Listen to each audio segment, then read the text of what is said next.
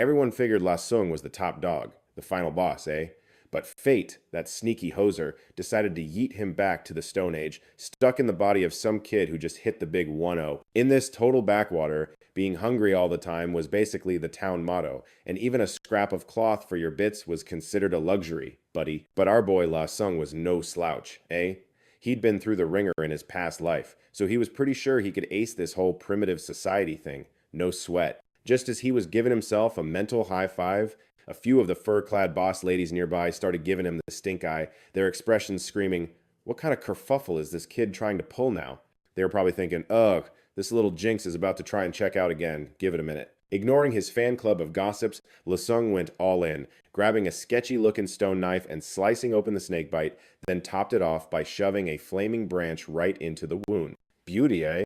A scream that could curdle a double-double ripped through the air as Lasung writhed in pain and then passed out cold. In his daze, he probably just managed to mumble, "Master, if you were yanking my chain about this, I swear I'm going to come back and haunt you." Turns out, high temperatures can zap snake venom. After a whole night on the brink, Lasung was somehow right as rain the next day, tougher than a $2 steak. One of the older ladies took pity on him and tossed him a piece of jerky, which he absolutely hoovered down. Seeing the kid could still put her away, the woman muttered something and got her crew ready to take off. Lasung immediately started flailing his arms, sending out desperate, universal, "More food, please," signals. But life isn't a fairy tale, eh? And the woman shot him down cold, 'cause for this tiny tribe, with just over 50 members, the grub they scrounged up each day was barely enough to get by. On top of that, they were stocking up for the harsh winter, so of course the good stuff went to the buff fellas who did all the heavy lifting. And if things really went south, the useless as folks like him would be the first to get the boot. Just thinking about it really got Lasung's goat. The weather was steadily getting colder, and Lasung knew he had to hustle for food and fast if he didn't want to become a human freezy. After racking his brain, he had a brilliant idea: go fishing. There was a small river less than 1,000 meters away, but the villagers apparently hated fish and, of course, had absolutely zero fishing gear. Lasung's current toolkit was a total joke. Aside from the stone knife he'd used for his surgery, all he had was the 3 or 4 meter long skin of his arch nemesis, the very snake that nearly sent him to the great beyond. He muttered a curse under his breath, then hauled himself up to find some materials, planning to gather vines to weave a fish trap. I mean, it made sense in this untouched, pristine ecosystem, eh? The river had to be absolutely loaded with fish. In a flash, he was back with a massive armful of vines and sat in front of the cave to show off his DIY skills. The other little kids saw this weird project and crowded around for a gawk. Their eyes were shining like high beams and their mouths were oohing and awing in some language he'd never heard.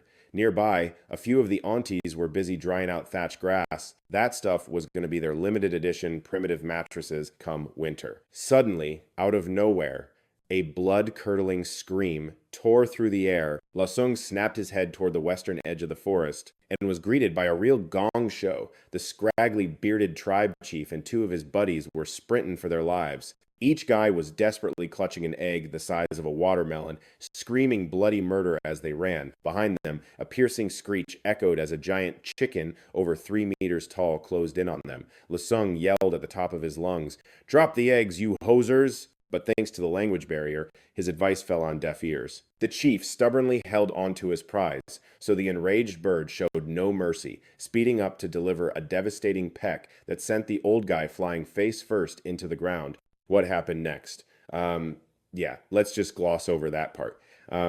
Seeing their boss get totally wrecked, the other 2 goons freaked out, immediately dropped their eggs, and bolted back into the forest, scrambling up trees like absolute monkeys. But the drama wasn't over yet, because Lasung's crew of little kids, a bunch of rookies who'd never seen a hunt before, took one look at the bloody mess and started wailing. The giant bird had just lost its prey when the kids' collective wailing acted like a dinner bell. It immediately whipped around and made a beeline for the cave like a feathered torpedo. The women in the cave totally freaked out, rushing to shove all the kids, Lasung included, deeper inside.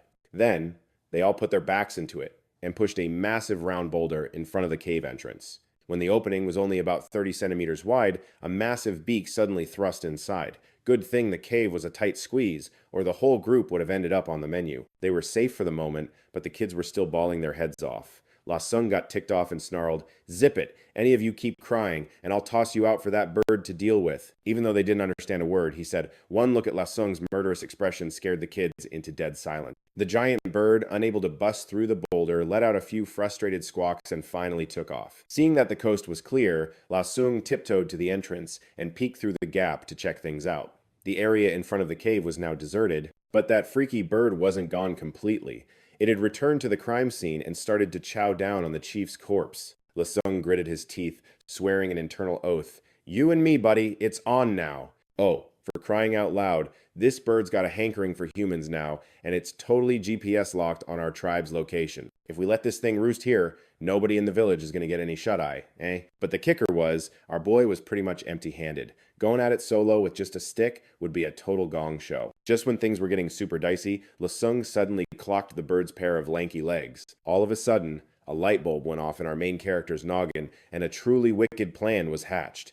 No sooner said than done, he got right to work crafting his gear. He grabbed 2 fist-sized rocks, then casually whipped off the fancy snakeskin belt from his waist. Then he tied the 2 rocks to each end of the leather strap. With his handmade weapon all set, Lasung grabbed the limited edition bola and slipped out through a crack in the cave. The folks inside were absolutely gobsmacked. They wanted to bolt out and stop him, but they were spooked the bird would swing by to say howdy, so the whole crew just stood inside the cave, anxiously watching the drama unfold. Meanwhile, our guy, Lasung, had already snuck behind a bush. He crouched down and crept forward, pulling up about 500 or 600 meters shy of the bird. At that moment, the monster bird was still busy hoovering up its meal, completely oblivious. It had no clue a legendary operator had it dead to rights. In the blink of an eye, Lasung slowly got to his feet, grabbed the middle of the snakeskin strap, and started whirling the bola. The 2 rocks began to make a whooshing sound. With all that centrifugal force, the whole strap went tighter than a guitar string. The giant bird finally clued in that something was up. It snapped its head up, let out a screech, and made a beeline right for him. The gap was closing in a heartbeat. The peanut gallery in the cave was screaming their lungs out. "Lasung, get out of there, bud."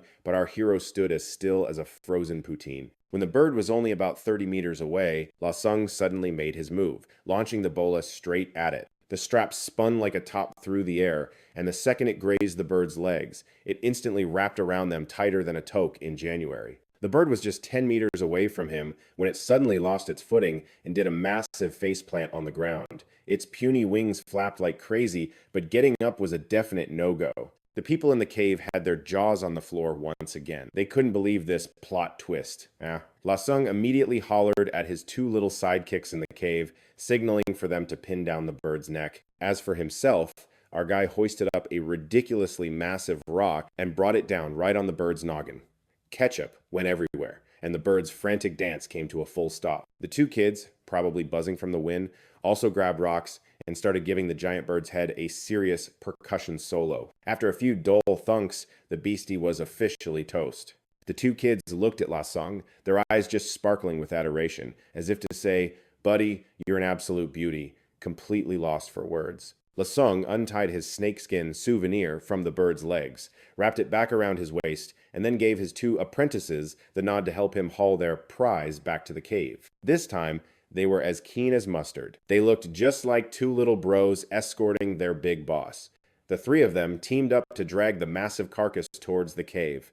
Seeing the 3 kids lugging back such a monstrous catch, the people in the cave couldn't just sit on the Chesterfield and watch anymore. They shouted as they shoved aside the boulder, blocking the entrance, and poured out to give him a hand. The 2 heroes who'd been hiding in a tree from afar also scrambled down. They had watched the entire live stream of Lasung taking on the giant bird all by his lonesome, and a massive wave of admiration just washed right over them. This was the first time in the tribe's history that they had hunted prey of this extra large size. Back at the cave, Lasung told the ladies to save the bird's feathers for him, and everyone could do whatever they wanted with the rest. The kerfuffle was over, and now it was time for him to get back to his unfinished weaving. About 1 hour later, 2 baskets were done. Lasung put some of the bird's guts into a basket as bait and headed straight for the riverbank. Along the way, a woman saw him and tagged along, worried her idol might get into a jam if he went alone. She thought to herself, a treasure of the tribe like him needs to be protected 24/7, eh? The 2 boys who had just signed on with Lasung saw their chief whip up another strange contraption and take off. so they immediately booked it to follow and be his escort. The team of 4 quickly made it to the riverbank. Lasung stood on the shore and scoped out the river, and the more he looked, the more a shiver ran down his spine. In just a few short minutes, he had already seen several live-action scenes of big fish eats little fish. Turns out this river had some real hosers in it, but you couldn't deny the ecosystem here was absolutely top-notch. The river water was crystal clear, you could see right to the bottom, and fish and shrimp were zipping around like it was a long weekend. After picking a prime spot, Lasung tossed a few pieces of innards into the basket. He gripped the rope, tied to the basket tightly, and slowly lowered it into the river. The aroma of the fresh bait spread out right away, and schools of fish within a 20-meter radius swarmed over, fighting to get into the basket to tear apart the tasty snack. Lasung gave the basket a mighty yank out of the water. Except for a few that were quick enough to bail, there were still 4 massive fish left inside. The fish still in the river weren't spooked at all. In fact, they swarmed underneath to scrap for the leftovers, making him feel like he was tossing timbits to the geese at the park. He couldn't help but let out a chuffed laugh. These fish were seriously gullible, eh? They couldn't even spot such a simple trap. The 2 kids and the woman with him were wide-eyed with pure amazement. You just plunk that weird thingamajig in the water and hoist it up to catch those legless underwater critters? But as for what they would do with them, they still couldn't figure it out for the life of them. The rising star, La Sung, just slapped down 4 fish with a thud, putting on a total. Seeing their hometown hero chowing down, the villagers' brains finally fired up. Oh, so you can eat this stuff, eh? The whole village quickly jumped on the bandwagon, everyone grabbing a piece. One woman's eyes lit up like the CN Tower, having a total brainwave. That lady was sharp as a tack, instantly realizing this was a new food goldmine. After her aha moment, she was practically begging Lasung to be her fishing mentor. But Boss's Sung played it cool as a cucumber and said no, turning to hand out performance targets to 3 other employees. The team-building retreat kicked off. The lady and one rookie were on fish, gutting duty. The other intern was in shipping and receiving, skewering the cleaned fish with grass, prepping the order for the tribe.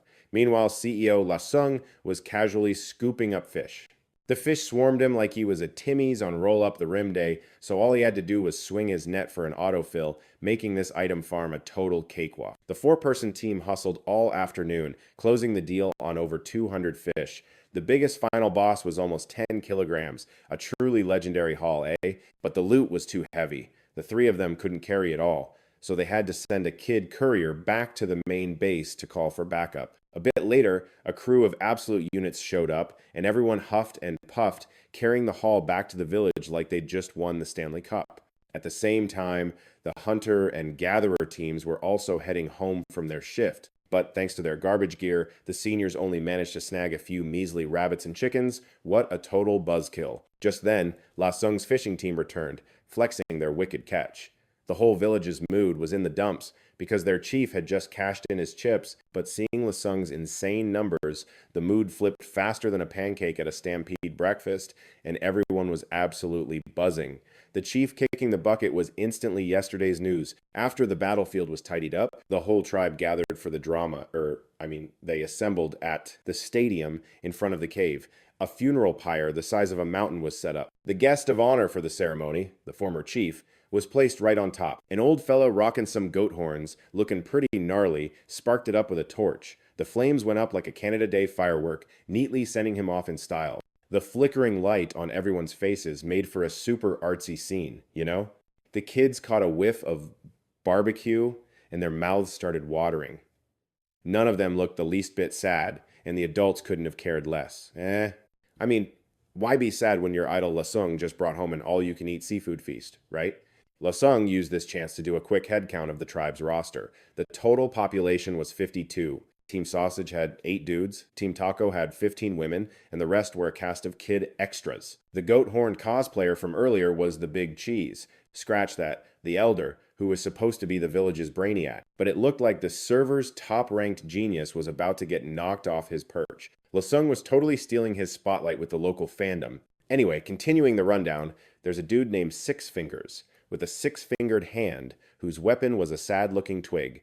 Rumor is his genetics are a bit off, so his face is always buffering. Next to 6 Fingers was a fashionista sporting a feather necklace. This dude looked pretty slick, but his taste in weapons was identical to his buddy's, also just a stick. What a letdown. Behind the fashionista was The Rock, showing off a bone necklace. His signature weapon was exactly what you'd expect, a rock.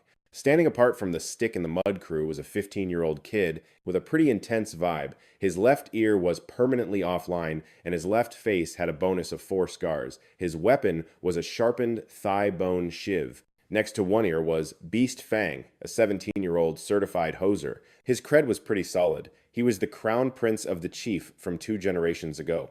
He was packing a pair of saber-toothed tiger fangs over a meter long, looking absolutely deadly. Then came Mighty, the tribe's resident strongman, with a totally jacked six-pack. This guy's weapon was simple but effective, a ginormous thigh bone. Last up was Willow, leaning on a staff, who was the crew's navigator and security detail for the gathering team. He had a wild passion for grinding stones to make new gadgets. The rumor is his biggest life dream is to successfully craft a stone pot. Dream big, eh? So basically, on this whole server, only Beast Fang, One Ear, and Mighty were the real heavy hitters carrying the team. After the chief's send-off was done, night fell. Under the elder's artistic direction, the whole village headed into the cave to start the grub handout segment. Since the entire village was a bunch of noobs at eating fish, Idol Sung got a special gig tonight as the food blogger, holding up a grilled fish to review it and give a masterclass on deboning. The villagers jumped right on that bandwagon, scarfing it down like it was their last meal. It was probably their first time being properly full, so everyone was totally stoked, feasting and having a real kitchen party. Seeing this, Lasung suddenly felt a shiver, he got all sentimental like he was watching a Heritage Minute. He silently vowed to carry this crew to the next level. After the big feed was over, the goat-horned elder grabbed some charcoal and started drawing some cave art on the wall, documenting Lasung's legendary moment. Meanwhile, Master Sung opened a workshop to teach the ladies how to weave baskets. He even upgraded the design to a slick new backpack. Now the ladies wouldn't have to haul around clumsy animal skins while gathering, and their productivity was about to go through the roof. The women's eyes lit up, looking at the new gear, fighting to try it on like it was the last toque at Roots on Boxing Day. They were never taking it off. The whole crew agreed to go forage for materials the next day to DIY their own. To pay for the class, the ladies gifted Lasung 2 limited edition deer hides. And just like that, Lasung became the tribe's first fashion icon with a slick animal hide outfit. But our guy was a good sport about it, only keeping one of the hides for himself. The other piece he tore up for the new moms with kids who were 2 or 3 years old. These mothers immediately used the hide to stitch together some duds for their little tykes. You gotta know that kids back then had super weak immune systems and there was absolutely zero medical care. Just a wee sniffle or a bit of a fever was enough to do them in, so this deer hide was a total game changer.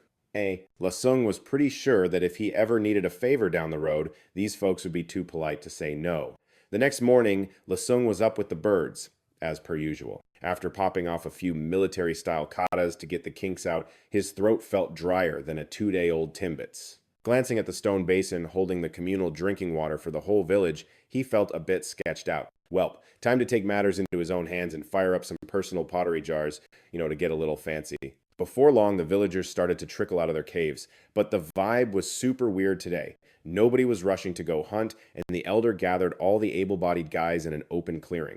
The elder was holding the wicked bright green feathered headdress that belonged to the old chief, and you just knew it was election time for the new head honcho. Lasung saw this and honestly couldn't have cared less. He turned and made a beeline for the riverbank. He wasn't even a teen yet, so what were the odds he could join this grassroots democratic election? Who would have thought that after just 2 steps? Dockney hollered for him to get back here and dragged him over to the elder. While he was standing there completely baffled, the elder gestured and spoke up. Turns out, the god of war Lasung had his skills recognized by, everyone. They were making a special exception to invite him to run for chief, which was totally wild.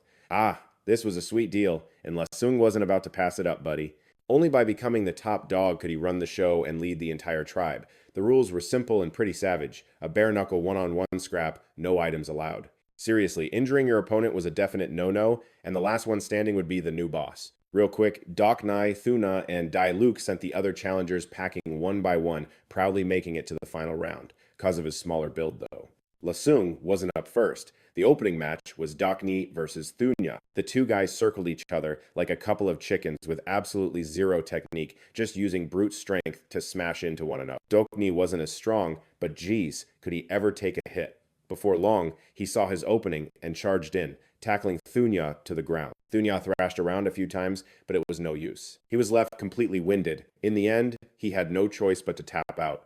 Doc Nee stared intensely at that green-feathered headdress in the elder's hand. He couldn't help but let out a massive victory roar. It was both a celebration of his win and a challenge to the final boss, Dailuk. Dailuk immediately stepped forward, standing at a solid 6'3". The guy was built like a moving tower, a real unit. For a second, Doc Nee was a bit intimidated, not even knowing where to start his attack, but he still puffed out his chest and roared. He charged in first, just to put on a show, but as soon as he got close, Dailuk's massive mitts grabbed him tight by the shoulders. Before he even knew what was going on, a massive roar exploded right next to his ear, and then Doc Nee went flying like a broken kite for a good 10 meters. Bam! He landed with his whole body flattened on the ground and couldn't get back up for the life of him. Dailuk excitedly pounded his chest and turned to accept the feathered headdress from the elder. The villagers roared with approval, acknowledging their new chief. Just then, a challenging voice cut through the noise. Hang on a minute. Right as the big ceremony was about to go down and Dailuk was preparing to put on the feathered crown to officially become the new leader, Lasung casually sauntered up in front of him and, in the blink of an eye, quick as anything, he yoinked the feathered crown right out of Dailuk's hands. A few feathers drifted down. Dailuk was totally cheesed off, pounding his chest and letting out an earth-shattering roar, but Lasung didn't even flinch. In fact, he just gripped the crown even tighter. He turned to the crowd and, using his limited tribal vocabulary, he declared, "You want this? Then you gotta beat me. I'll be the chief." The villagers around them immediately went absolutely nuts. Everyone started hooting and hollering, even though they didn't totally get it, but it looked like nobody was against this sudden plot twist. So, under the shocked stares of the entire tribe, Lasung and Dailuk stood in the center of the arena. Dailuk looked down at Lasung, who barely reached his chest, his eyes full of confidence and disdain, while his best buds were screaming their heads off, cheering for Lasung. Lasung didn't waste any time. He dashed straight for Dai. Luke planted his left foot on the giant's thigh, launched himself up with his right leg, and slammed a wicked knee right into Dailuk's chin. Before anyone could even process what the heck just happened, Dailuk was already on the ground, his eyes rolled back in his head. The entire village was completely gobsmacked. You gotta remember, Dailuk was the tribe's #1 warrior, so even if he lost, it shouldn't have been this sorry. Especially when the one who laid him out was a kid who wasn't even a teen. The elder was suddenly over the moon with excitement. He had a powerful gut feeling that this entire tribe was about to flourish, all thanks to the kid right in front of him. Before he could even give the signal, Lasung was already being tossed in the air by the ecstatic villagers, celebrating the arrival of their new leader, a bit of a reluctant king, eh? In just 2 days, this guy has already pulled off a whole whack of miracles. Honestly, the villagers pretty much saw it coming, eh? And the drama's about to pop off. The trembling elder picked up the fluffy crown that our boy just launched, glancing at Lasung super awkwardly. A family heirloom passed down for generations just got trashed like this. How's the new head honcho supposed to keep his street cred now? But little did the old-timer know, Lasung trashed it on purpose. Are you serious? Forcing him to wear some neon green feather duster thing on his head? Yeah, right. Totally not his vibe. Meanwhile, the giant Dailuk had got his mojo back. His face was all scrunched up, clearly cheesed off. Amidst the crowd's roars, he went full send and made a beeline for Lasung. Seeing the trouble coming, Lasung leaned back and dodged the attack, slicker than a greased-up goose. Waiting for the guy to get close, he instantly snagged his 2 fingers and then gave him a good yank back. Right after, a quick slide brought him behind Dailuk. He delivered a finishing move right to his tender bits, making the giant eat dirt, and the more he squirmed, the worse it got. Not even 2 minutes later, the tough guy Dailuk was already blubbering and begging for a timeout. Only then did Lasung dust off his hands, letting the big baby go, who was crying a river like it was the end of the world. Then he spun around and walked straight into the cave, looking like a total beauty. This time, the crowd went absolutely bananas, and the little kids were screaming like he'd just scored the winning goal in overtime. It was the first time the kids' team finally got to school. The grown-ups, the gals were all huddled up, just dying to know where to find those vines. Tonight, they absolutely had to get Boss Law to show them the ropes for weaving those couture baskets. Meanwhile, the old boys club stared at the cave with a can't-quite-place-it look, their gears turning, crunching all the numbers. And right at that moment, Lasung made his big comeback with a whole new look. Today's outfit was a simple deerskin getup, his long black hair pulled up high with a wicked-looking snakeskin tie. He looked fresh to death, while also giving off some serious rebel without a cause's vibes. Seriously, this character build was the result of some deep dive research. Rumor has it, this trend goes way back to the Shang and Zhou dynasties. The original farmers found their mops were getting in their eyes, so they came up with tying it back to keep it tidy. And just like that, It automatically became one of the signature symbols of the Han people, the people of the field. Amidst eyes sparkling like it was a meet and greet, he walked into the crowd to start the huddle and assign tasks. First up was shaking up the logistics crew. The entire tribe currently has 15 women who are all grown up. Among them are 6 ladies expecting, so that leaves 9 people, and if you toss in this old timer, you get a solid 10. But today, he only slotted in 8 of the women for foraging duty. Now that the ladies have the deluxe version of the 3-compartment bag, why would they need this old fella as a chaperone? Each of them gets a "don't mess with me" stick, so protecting themselves is a walk in the park. The 6 mama bears stay home to watch the crew of 2- and 3-year-old terrors. The older kids got put on weed duty. The last woman took 2 little apprentices with her to go fishing down by the river. Now, everyone has a target to hit, but this old guy was suddenly out of a job, so he was looking pretty down in the dumps. For the fella whose whole life's work was grinding one stone basin, he had already pegged him as the resident expert pottery maker.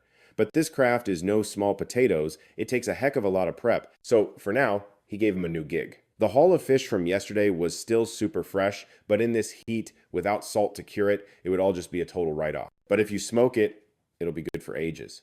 So La Sung showed him a few basic moves, and then handed the whole operation over to the old guy to handle. With that sorted, he went and found a decent empty spot in front of the cave and began the project of building a proper kiln. This kiln was designed with 3 whole levels. The bottom level was for ash and airflow. The main floor was the area to feed the fire, and the top floor was for showcasing the pottery. After a solid 3 or 4 hours of hard work, the kiln was finally starting to look like something, but you can't use it when it's still sopping wet, can you? So he called over the 2 fishing kids from yesterday, giving them the job of stacking firewood on each level and lighting a fire to cure it. At this rate, they could have the grand opening this afternoon. Once all the jobs were dished out, La Sung went for a chill solo mission to the riverbank to scout out some clay and lug back a big, smooth river rock to use as a workbench. He took the clay he dug up and pounded it, kneaded it, and worked it over till it was completely broken down. The method was, first, shape a round base, kind of like a pizza. After that, roll the clay into long snakes, coil them on top of each other in a circle, and then smooth out the seams till they're perfectly flat. Next thing you know, his first masterpiece was done, a little water jug with a small bottom and a flared top. Once he got into the groove, he banged out 4 more just like it, easy peasy. He carted them all out beside the cave to sun dry, putting the 2 little Kailine watchers on guard duty.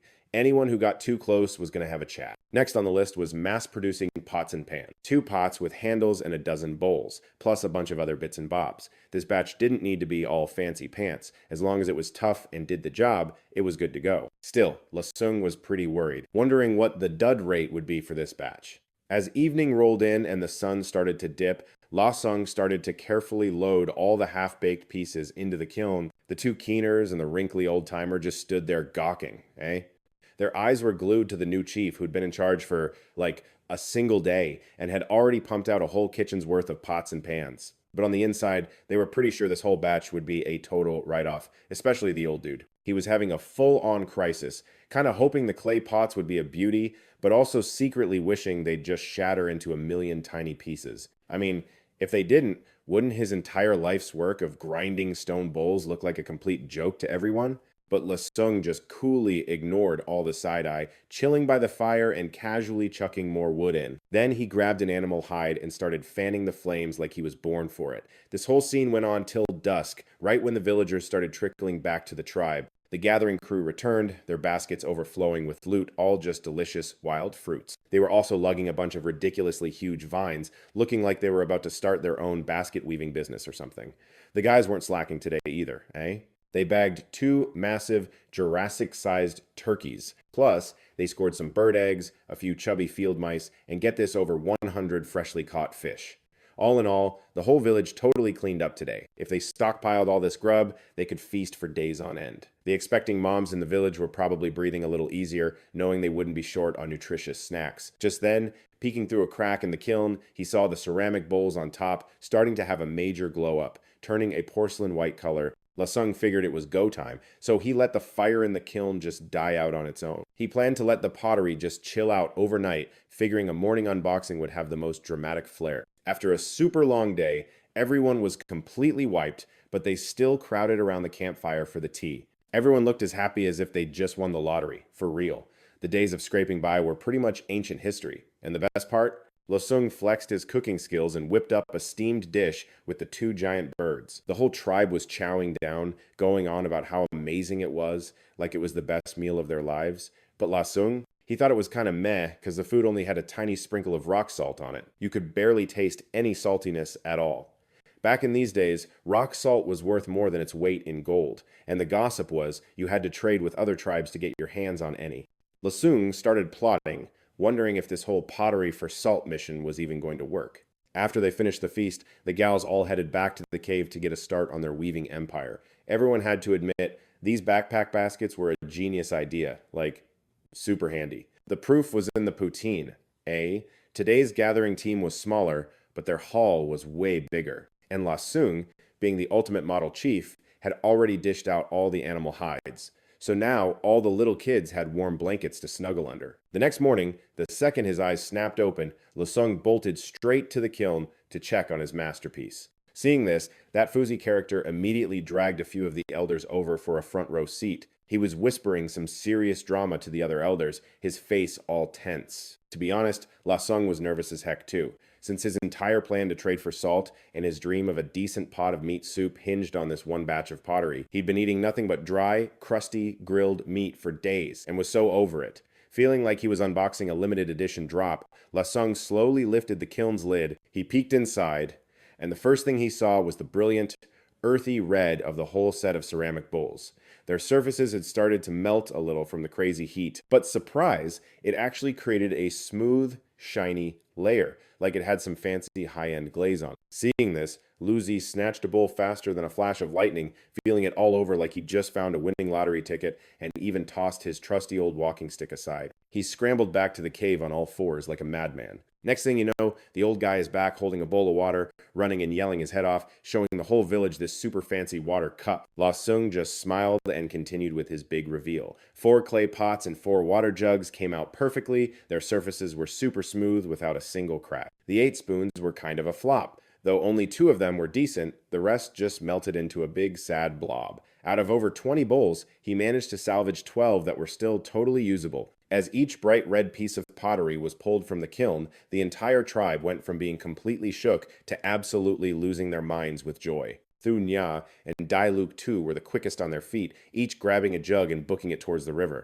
Before you could even blink, they were back, hauling 2 jugs filled right to the brim with water. The village elder, even though his heart was pounding, tried to play it cool and pointed, asking Lasung what in the world this stuff was. Before Lasung could even get a word in, his 2 followers from yesterday jumped in to spill the beans for him. This stuff is made from dirt after you give it a good bake, eh? But the only thing the old man really cared about was, can we trade it for salt? Lasung gave the elder a subtle nod, but unexpectedly, the elder just shot him a look of pure disbelief. It was a total, you're about to blow our entire budget kind of look. The old man pointed at the pile of pottery, then at the crowd of villagers, from the little kids to the seniors. Then, in their own language, he regretfully explained to Lasung just how ridiculously valuable this stuff was. It wasn't until Minbok came over to translate that Lasung was left completely speechless, like totally floored. Just 1 single bowl? That could be traded for a teenage guy or 2 girls. Never mind this entire collection of pots and jugs. In this era, anything that could hold water was as rare as a diamond. It was totally normal for someone to spend their entire life just to grind out 1 single stone basin. Getting more water containers was basically like winning the freaking jackpot. While the neighboring tribes were busy, downsizing the team to save on groceries, our boy Lasung was playing 4D chess. His logic was pretty straightforward, eh? More people means more hands for farming, and a bigger crew for any kerfuffles. Plus, it was time to hit refresh on the family tree, get that gene pool to legendary status. At the very least, they could avoid the whole everyone being born with 6 fingers situation. So, without wasting a second, Lasung kicked off the great population swap of the era. The starting lineup was stacked, the elder and 7 warriors from the hunting party. The trade goods were primo stuff, 1 water jug, 1 clay pot, and 3 ceramic bowls, all packed up nice and snug in a back basket. The deal was laid out like this. The water jug would get them 2 adult women, and the clay pot was worth 2 preteen boys. As for the 3 ceramic bowls, those were earmarked for salt. If the other crew was fresh out of salt, they'd just flash the fancy bowls to bring back some more beauties.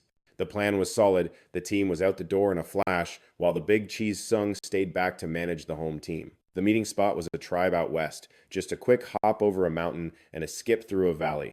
The gang basically teleported there, arriving in what felt like no time at all. Word on the trail was this tribe was a bit bigger than their Han crew, with about 80 to 90 folks. The two groups had a history of swapping stuff back in the day. Seeing the elder roll up with the goods, a bald-headed fella from the other side hustled out to say hi. After a bit of chit-chat, the elder whipped a ceramic bowl from the basket to start the product demo. This bowl's for trading salt, eh? The second the bald guy laid eyes on it, his peepers lit up like the northern lights. What kind of magic bowl was this? Slick as ice, inside and out. And get this, it was light as a dandelion puff compared to the clunky stone tubs his tribe was using. Absolutely chuffed, he had his people haul it away on the spot. A measly little pouch of salt was passed to the elder. The elder took one look at the bag of salt and shook his head so hard it's a wonder it stayed on. Sorry, but that's a bit of a low ball, buddy. We're going to need more. Oh, and speaking of more, we're also looking to trade for 2 adult women. And with that, he gave Datu the nod to heave out the massive water jug. The bald guy just stood there, gobsmacked for a solid 5 seconds.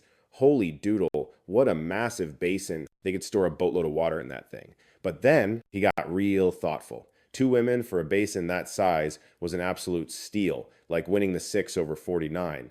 But it was harvest time, and losing workers meant losing food on the table. But then he just figured, what the heck? And agreed. I mean, one less mouth to feed means the grocery bill goes down, right? A total win-win. What a beaut of a deal. A minute later, 2 women, looking like they hadn't seen a square meal in a month of Sundays and wearing nothing but their skin, were brought forward. The kid's eyes were shut. He wasn't moving a muscle. You could just tell he was out of commission. I'll trade these 2 for your big stone basin. This little unit is a throw-in. The bald dude's face puckered up like he'd bitten a lemon, waving his hands frantically like he was shooing away a black fly. Just get on with it. The elder glanced at the 2 sorry-looking women, but kept a straight face, and then had Stone pull out the clay pot from his pack, plus the rest of the bowls. If you're interested, you can trade the kids for these. Chief C. Ding had just landed the huge jug, and now, seeing the smaller one, he was digging it too, but still gave it a hard no. Seeing the deal was about to go south, the elder had to unleash the secret weapon. Boss Sung had briefed him on that morning. The old-timer immediately fired up a live-action cooking show, making meat soup in the clay pot right then and there. Before long, the incredible smell of cooking meat was wafting all over the place, the ultimate flex. The folks on the other side were basically drooling on their feet, so you can turn meat into a soup like that, eh? Chief Shiding couldn't take it anymore and swiped the clay bowl right out of the elder's hand, which had a few pieces of piping hot stewed meat swimming in a fragrant broth. Shiding took a careful sip, and then, boom, he was frozen again. Take 2. Holy cow, this stuff was unbelievably good. The broth was rich and savory with a beautiful shimmer of fat, and the meat was so tender it just fell apart. One bite and he was in heaven. The kids? Yeah, take 'em. Take all of them. Now, Shi Ding was going for broke. With a big, dramatic wave of his hand, he even told his crew to bring out a gigantic bag of rock salt, enough to fill Dali's entire basket. Seeing what a killer deal they'd made, the elder was nodding like a bobblehead.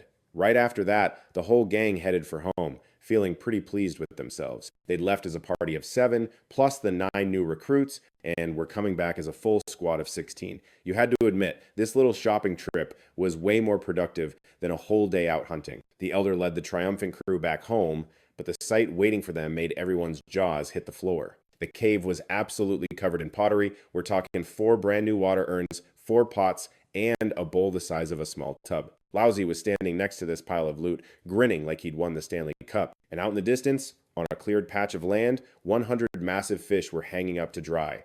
The women nearby were absolutely beaming. You could feel the good vibes from a mile away. It was meat, meat, and more meat.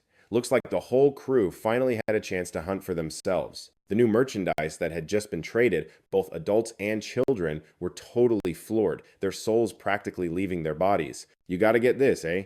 A single stone pot was enough to trade for 2 full-grown adults. But this crew had a whole boatload of them, probably enough to acquire their entire old tribe, no sweat. Those massive slabs of meat hanging around were definitely for chowing down on. Seemed like jumping ship to this tribe wasn't a bad call after all. The old elder hustled the new hires over to meet the big cheese, La Sung, a lineup of 8 completely buck-naked angels and 1 little angel to match. La Sung squinted, checking out the goods and circling them like a judge at the fall fair. Whoa, buddy, skinny as a rake like this? These guys are totally factory seconds. But no worries. Once you're on my team, you'll be swimming in meat just one winter and you'll have packed on the pounds, eh? Finally, the big boss's eyes landed on a woman holding her kid. The little fellow was lying completely still, his face red as a beet, and when Lasung touched his forehead, he flinched back. It was hot as a $2 pistol, so he quickly yanked the woman into the cave. First order of business was to grab an animal hide and wrap the mum and son up like a giant poutine curd. Then he had them sit by the fire. Meanwhile, Boss Lasung was pacing back and forth anxiously, totally stressed out. Holy smokes! Where am I supposed to find Tylenol in this day and age? How am I going to get his fever down? Suddenly, a light bulb went off in Lasung's head. Aha! Scraping therapy, my Nan's secret remedy. No sooner said than done, he got right down to it. First, he put a massive pot of fish soup on the go. Then he went to find a medical instrument, which was a shard of bone. The beak of that monster bird from before was half a meter long, after all, so he just had to snap off a small piece to use. The young mum looked completely baffled, having no idea what kind of hocus-pocus Dr. Lasung was about to pull. When she saw him touch her son and frown just a moment ago, her heart had already dropped into her boots. She was terrified Lasung would reject the damaged goods and send her son away for repairs somewhere far off. Just the thought of it made tears stream down her face. Right as the drama hit its peak, Lasung approached, brandishing his weapon, the beak shard. Give the little, I know how to save him. The woman was still speechless and confused, but her gut was telling her this new boss was 1,000,000 times better than her old one. So, shaken like a leaf, she handed her little treasure over to him. Lasung immediately used his sacred tool to scrape the little fella's body all over, leaving a heck of a lot of bright red marks. The kid, who'd been out like a light, scrunched up his face in pain and then started wailing his little lungs out. Seeing that, the mum's heart just about broke, and she tried to jump in to get her treasure back, but she was held back tight by two other women acting as security. In a flash, Lasung had treated the boy's whole body, handing a certified strawberry kid back to his mum. All done, he immediately ladled a bowl of the miracle fish soup and slowly fed it to the kid. The little guy must have been starving, because he started slurping it down the second it touched his lips. Lasung finally let out a big ol' sigh of relief, thinking to himself, all right, if he's eaten, there's still a chance, eh? As long as the kid broke a sweat soon, his little life would be saved. The mother was also relieved for the time being, even though she still had no clue what kind of ritual Shaman Lasung had just pulled off, but she was sure he didn't have any bad intentions for her son. Just as the weight was lifted from her shoulders, her stomach, which had been empty for 2 whole days, started protesting something fierce. Staring at the incredibly fragrant pot of fish soup, she was practically drooling buckets. Like a proper gent, Lasung immediately ladled her a bowl filled right to the brim, complete with a massive piece of fish. He handed her the bowl, then took over baby duty, holding the kid and wrapping him in the animal hide like a total pro. At that moment, the mind of the people's chief, Lasung, was going a mile a minute. Just a dumb old fever could take a life. The issue of basic necessities was fine on the food front, but what about clothing? To get enough animal hides to kit out the whole village, they needed to hunt a massive boss. But with their current set of crummy weapons, they didn't stand a snowball's chance in July. For the next few hunts, Lasung decided he had to get in on the action himself to personally find materials for crafting new toys, or at the very least, set up some top-notch traps. In his head, he secretly set a KPI for himself. Before winter hit, every single villager had to have a decent getup. After the whole village had eaten their fill, the little fellow woke up, soaked in sweat. Lasung handed the patient back to his mother, and even personally acted as a stylist, tying up the little guy's hair. While he was at it, he gave the kid the wicked name Ku Bing. The mother was over the moon and started calling him Ku Bing too. The new chief wasn't just a lifesaver, he even styled her son to join the boys. This gesture was basically a declaration saying, "Welcome to the team, buddy." Today, the rest of the newbies also got their hairstyles updated by the old elder, so everyone would be rocking the same look. Just one look and you could tell they were way cooler than the neighboring tribes. Their vibes were off the charts.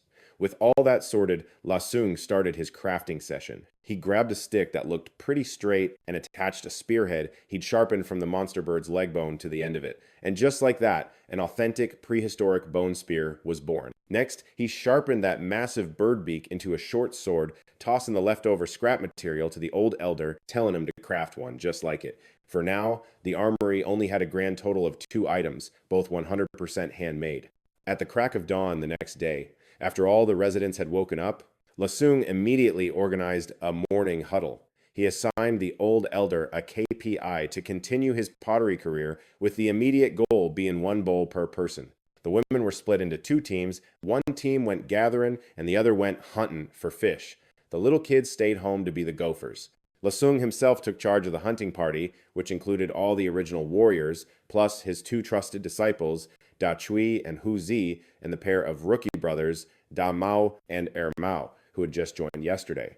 With a total of 11 hunters, the squad headed straight into the ancient forest under the brilliant morning Sunday. As soon as they hit the forest, the hunting party split up into a few groups, with the veterans being allowed to go solo. Lasung only brought along his four core disciples, Da Chui, Hu Zi, Da Mao, and Er Mao, each lugging a back basket with tools clumsily tied to it with grass ropes. This forest was a real piece of work. Full of trees, hard as a hockey puck, every single one stretching over 30 meters tall and more than a meter thick. Sung felt pretty useless. Not a single bit of iron gear, just a ground covered in chestnuts. And way out yonder, a few seriously massive birds were pecking around for a snack. Just chill. But the sketchiest part? The whole way, he was dead silent, just scoping the place out, his eyes darting everywhere. For a supposed top hunter of the Han crew, he didn't so much as lift a finger for any of the critters they saw. Turns out the big cheese had to scout the turf first. Meanwhile, his posse behind him was getting super antsy, ready to go full-on feral the second they spotted a fat pheasant snacking on some chestnuts. Lasung just straight up ghosted them, his brain already crunching the numbers. If this mountain had a complete food chain with tons of little snacks running around, then there had to be a massive, meat-loving final boss lurking around somewhere, you know? And what do you know? Sherlock Sung's reasoning was bang on. All it took was a quick peek at the tracks and the presents they left behind.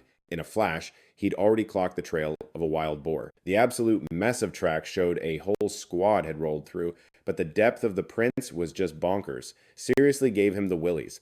A quick guess, put him at over 1,000 kilograms. This was a legit Canadian Shield-style jungle, no fooling. The whole crew crept along, real quiet-like, finally getting over this ridiculously steep ridge.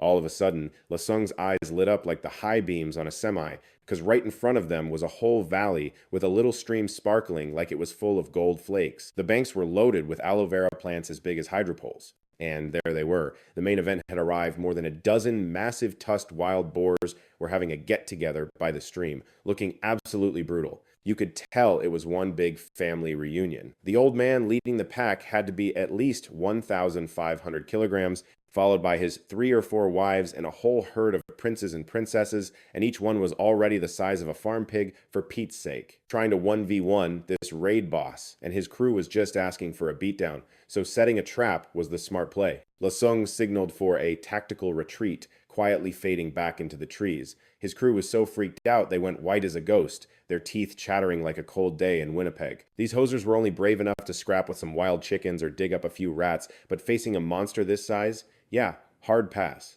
Lasung knew his squad couldn't carry their own weight, so he decided to go solo and just give her himself. He immediately put his crafting skills on display, weaving grass into some massive figure-6 snares right on the path. He tied the other end wicked tight to an old tree, making sure the second a hoof stepped in, the loop would snap shut automatically. The more it thrashed around, the tighter it would get, until it was totally stuck. This quick and dirty trap was the absolute perfect play for this mess.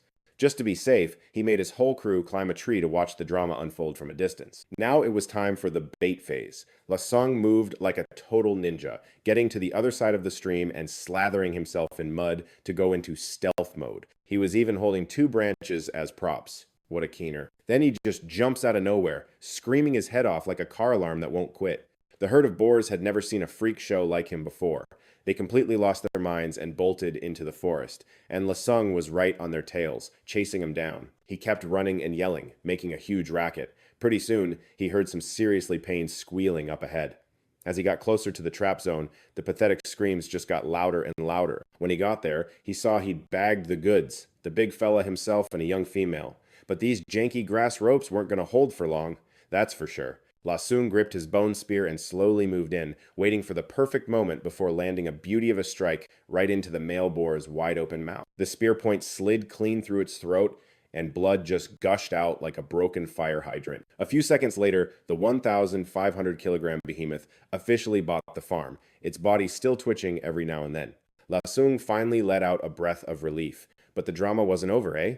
A whole new, massive problem just popped up. How are five scrawny kids supposed to lug this ridiculously huge carcass all the way back home? But as he glanced at the struggling female boar, a brilliant idea sparked in La Sung's mind, and he decided to go for it right away. He quickly used a grass rope to tie the female boar to a tree to get her to chill out, then muzzled her snout so she wouldn't try to take a chunk out of him. After that, he grabbed two more ropes and tied them to her front legs. Then he hitched the male boar's body to the female's back legs, basically turning her into a very unhappy tow truck. La Sung took the lead, holding the reins, while Da Chui and Huzi each grabbed a rope on her front legs, escorting her along like she was royalty or something. Just like that, the crew escorted the female boar, forcing her to drag her hubby all the way back to the village. Demao and Ermao brought up the rear with sticks, playing security, keeping an eye out, and giving the boar a little poke on the backside every so often to get a move on. And so, this completely bizarre convoy made its way through the whole dense forest. Finally, the tribe's cave came into view off in the distance. Some kid pulling weeds was the first one to see this absolutely legendary sight. He screamed his guts out, reporting the hot goss. Right away, the whole village came pouring out to see what the big deal was, but none of them dared to get too close. They'd never seen prey this friggin' huge before. La Sung yelled for the bald kid to go grab a crock and some salt.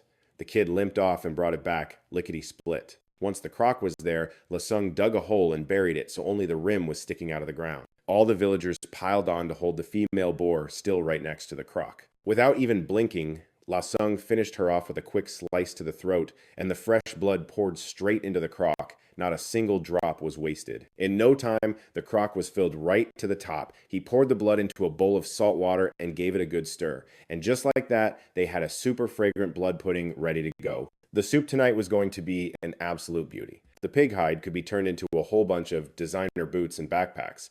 The hide from these two could probably make a dozen pairs easy. The layer of fat under the skin was wicked thick, like 4 fingers deep. If they rendered it down, they'd have enough lard to last a whole year. Basically, they used every single part of the animal, nose to tail, except for the lungs, which they used for fish bait. Everything else was on the menu. Even the huge bones were scraped totally clean and then ground down to make all sorts of hardware and weapons. The whole afternoon, the crew wrestled with 2 behemoth pigs that must have weighed a ton. They were beat, but holy smokes, the payoff was epic. An entire smoking rack was just dangling there, loaded with all sorts of cuts, big and small. They had this massive, steaming pot of blood sausage and tofu, plus 3 huge jars of pure white lard, eh? The kids were absolutely losing their minds, just cracking jokes and scarfing down pork rinds like there was no tomorrow. Even their hero, Ku Bing, was going to town on the stuff. Just as the sun was dipping and the old fella cracked open the pottery kiln, the villagers who'd been out all day started to wander back. The fishing crew absolutely killed it today, eh? Hauled in about 100 fish and packed a massive basket right to the brim. They even snagged 2 giant jars of fish roe as a bonus. And the hunting party? Oh, they weren't fooling around either. They brought back 3 wild chickens, 2 of those earth pythons, over a dozen bird eggs, a few chunky field mice, and even a basket of chestnuts just for kicks. But the real shocker came from the gathering team. Ku Bing's aunt was running the show today, and somehow they found this brand new thing you could eat a crazy sweet type of root. You just gotta peel off the gnarly outer bark, and you hit this layer of shiny, amber-colored sap. Get enough of it, and you can apparently turn it into white sugar.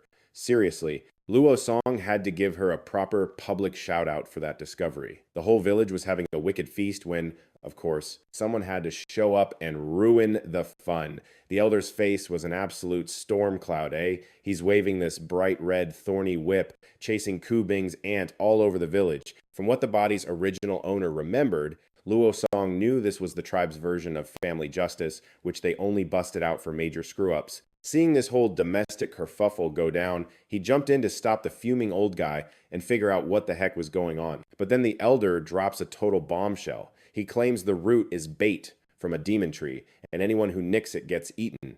Well, after hearing that, Luo Song immediately starts yelling for everyone to stop eating the root. Not because he believed the old fella, but he was worried this weird new grub might be poisonous or make everyone start seeing things, which would be a total gong show. Because of this whole mess, Luo Song barely got any sleep all night. He had to be on high alert for any weird twitch or anything. The result? A surprisingly chill night.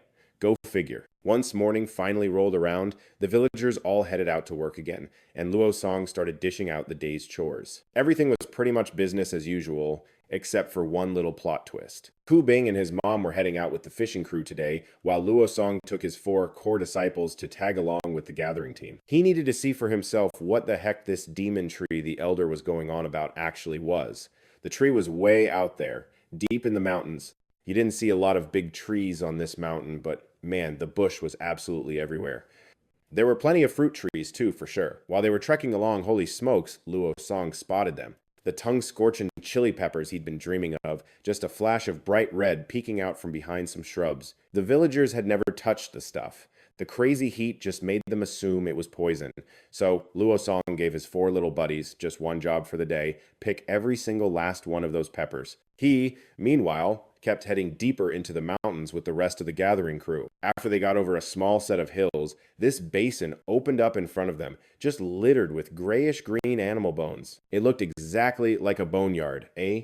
Right in the center of it all, this freaky-looking tree, about 60 meters tall, was just standing there. Its roots were all over the place, covering a 500 square meter area.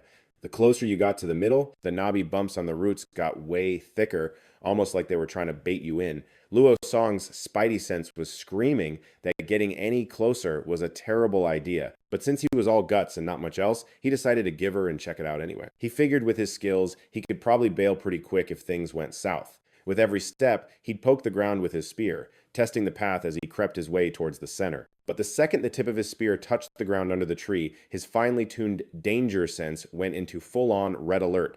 Trouble was close.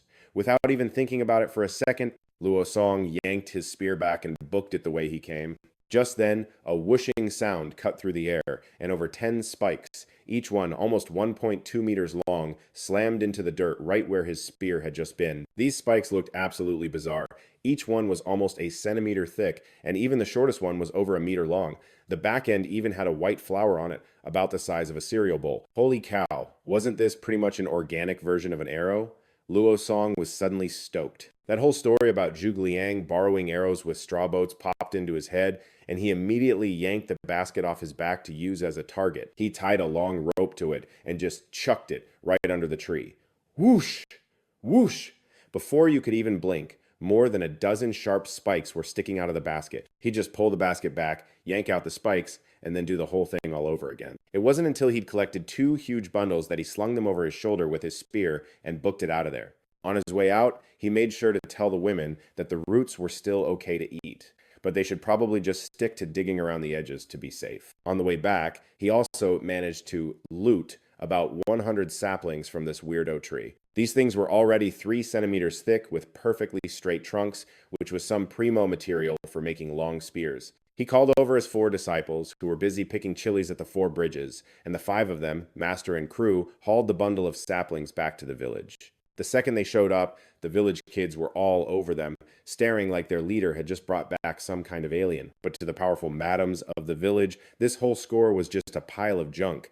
The peppers? Can't eat them. Totally useless. And the sticks were so dinky they wouldn't even scratch their prey. But none of their trash talk was going to get Luo Song down, eh? For the rest of the day, he was all in on his equipment upgrade project. Once he stripped the bark off the spikes, the wood underneath was super smooth and hard. Their diameter was only about as thick as a smoke. If you made them into arrows, they'd be like those legendary heavy bolts you hear about in stories. Their range might be a bit shorter, but their piercing power would be absolutely nuts.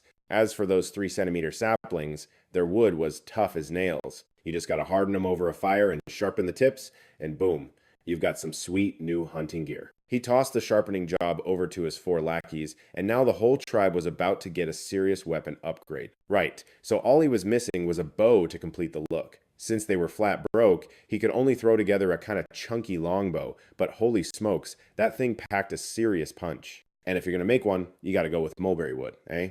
That's the good stuff. He'd already cased a spot for it back on the boar hunt. Now he just had to find a tree with the perfect vibe. But the thing really bugging La Sung was that aloe vera bush he'd randomly stumbled upon that day. The fibers from this aloe plant, twist them into rope and their beauty, and weaving them into fabric for clothes would be a total game changer. It wasn't as top shelf as hemp, but it was way better than their animal hide get-ups. Plus, the stuff was tough as nails. But more importantly, the juice from its leaves was basically a first aid kit in a plant, an anti-inflammatory, a detoxifier, and a fever killer. Without a second thought, Lasung booked it right back to the forest where they'd hunted the boar. Talk about a lucky break. He found two fallen fir trees just lying there, probably got bodied by some beast. Both of them were perfectly seasoned by the sun and wind, totally mint condition. So he burned a whole day prepping his toolkit of stone axes and knives, then another full day just grinding away, carving and splitting that wood like a champ. Finally, a 1.5 meter long longbow started to look like something. Lasung spent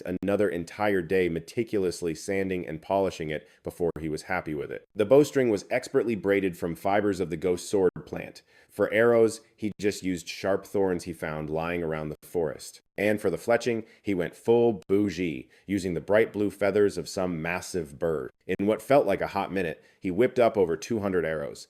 3 days later, as evening rolled in, Lasung called the entire tribe to an open field for a little show and tell. 30 meters away, a straw target was set up with a few freshly caught moles hanging off it. Lasung stepped up first to flex his spear-throwing skills, nailing it from 30 meters out with every single toss. Next up was his close combat spear routine, which left the villagers totally floored and cheering like they were at a hockey game. It was only then that they realized their chief had been secretly whipping up new weapons these past few days. Except for the little kids, Lasung handed out a spear to everyone. As for the hunting crew, each of them got a sweet deal with 3 spears. 2 were for yeeting from a distance, and the last one was for getting up close and personal. As for the teens, on top of pulling weeds, they now had daily spear-throwing practice to master. The pure white spears were slick and looked absolutely deadly. The villagers were totally geeking out over these flawless new weapons and didn't want to let them go. This was also the only ranged weapon they had, if you don't count chucking rocks like a bunch of hosers. Holding the white spears made everyone feel a whole lot more confident. Lasung was positive that it wouldn't be long before the whole village was taking down much bigger game. If the spears got everyone hyped, then the bow and arrow was basically a divine weapon sent from the heavens. From 100 paces away, he drew the bow for a test shot, and the arrow zipped through the air, sinking right into the moles. The entire village was completely frozen, their jaws on the floor. It turned into a total gong show with everyone pushing and shoving just to get a chance to touch the bow. But Lasung was just putting on a show for now. He had no plans to mass produce them yet. Simply because crafting the bow was a massive pain in the arse. After successfully teaching the long spear-making skills, Lasung jumped into a new project, crafting leather runners. After a ton of processing, 2 dark wild boar hides had become both flexible and tough, to make sure everyone got a pair of kicks. Aside from Lasung's own pair made from full boar hide, the rest of the villagers got boar hide soles, with the uppers patched together from the skins of smaller animals. As for little Kuben, his pair was custom made by the boss himself. They were knee-high boots lined with soft, smooth fur, and they were wicked warm. Ever since he got his new shoes, the little buddy ran all over the village, showing them off every single day. The tribe's measly supply of animal hides had now been completely used up by Lasung, down to the last scrap. Meanwhile, the weather was getting bone-chillingly cold, making the need for more hides more urgent than ever. If it wasn't for the hot soup they were slurping down every day, the whole village probably would have gotten sick from the cold. Right now, everyone in the village had 3 pottery bowls, and the storage cave was packed with other kinds of pottery. So, pottery making was put on the back burner for now. Lasung gave them a brand new task: firing bricks. Once they had enough bricks, they were going to build a massive kiln and maybe even use them to build walls and houses. The kids on weed-pulling duty were also just about to crush their quotas. 10 acres of open land outside the cave had been cleared, spotless, making it the perfect spot for building houses or farming. Too bad they didn't have any decent seeds yet, so for now, they could only plant chili peppers. The ghost sword plant was a pretty hardy species, so Lasung planned to grow it behind the mountain. 1 harvest a year would be more than enough. After laying out all his long-term plans, he got ready to head out on a much longer expedition. This time, the goal was to find 7 species of migrating herbivores. Basically, if it was furry, he was grabbing it, because the more hides, the better, eh? Lasung had already prepped all the gear for this trip ages ago, from weapons and dried rations to his personal stuff.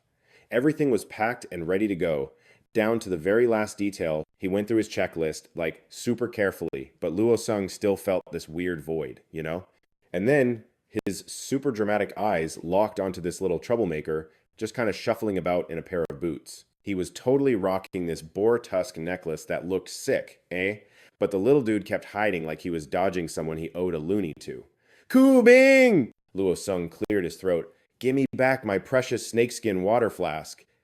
But the little keener stubbornly stayed put behind his mom, his hands tucked all sneaky like behind his back, clutching the flask for dear life. Wah, don't go, please don't go. So Luo Sung had to switch to full-on sweet talk mode, patting Ku Bing's head with a voice smoother than maple syrup. Be a good little buddy, my dear Ku Bing. Just wait for me at home, okay? I'm just heading out to hunt for some new skins for the fam. I'll be back in a jiffy. This kid was actually wicked smart, having been personally trained by Luo Sung, so he could already string together a few words. Ku Bing pouted, his chubby little face scrunching up with like maximum level drama, and finally gave back the water flask. Come back, or I'll get ya. Luo Sung just chuckled, pinching the kid's chubby cheek before passing the little terror back to his mom. His eyes scanned over all the people just like living out in the open. They already voted for me to be their chief, so I guess I gotta carry this whole team and make sure one day they'll have full bellies and like actual warm clothes, he thought to himself. Under the super dramatic goodbyes from the entire tribe, Luo Sung's silhouette slowly faded into the morning mist.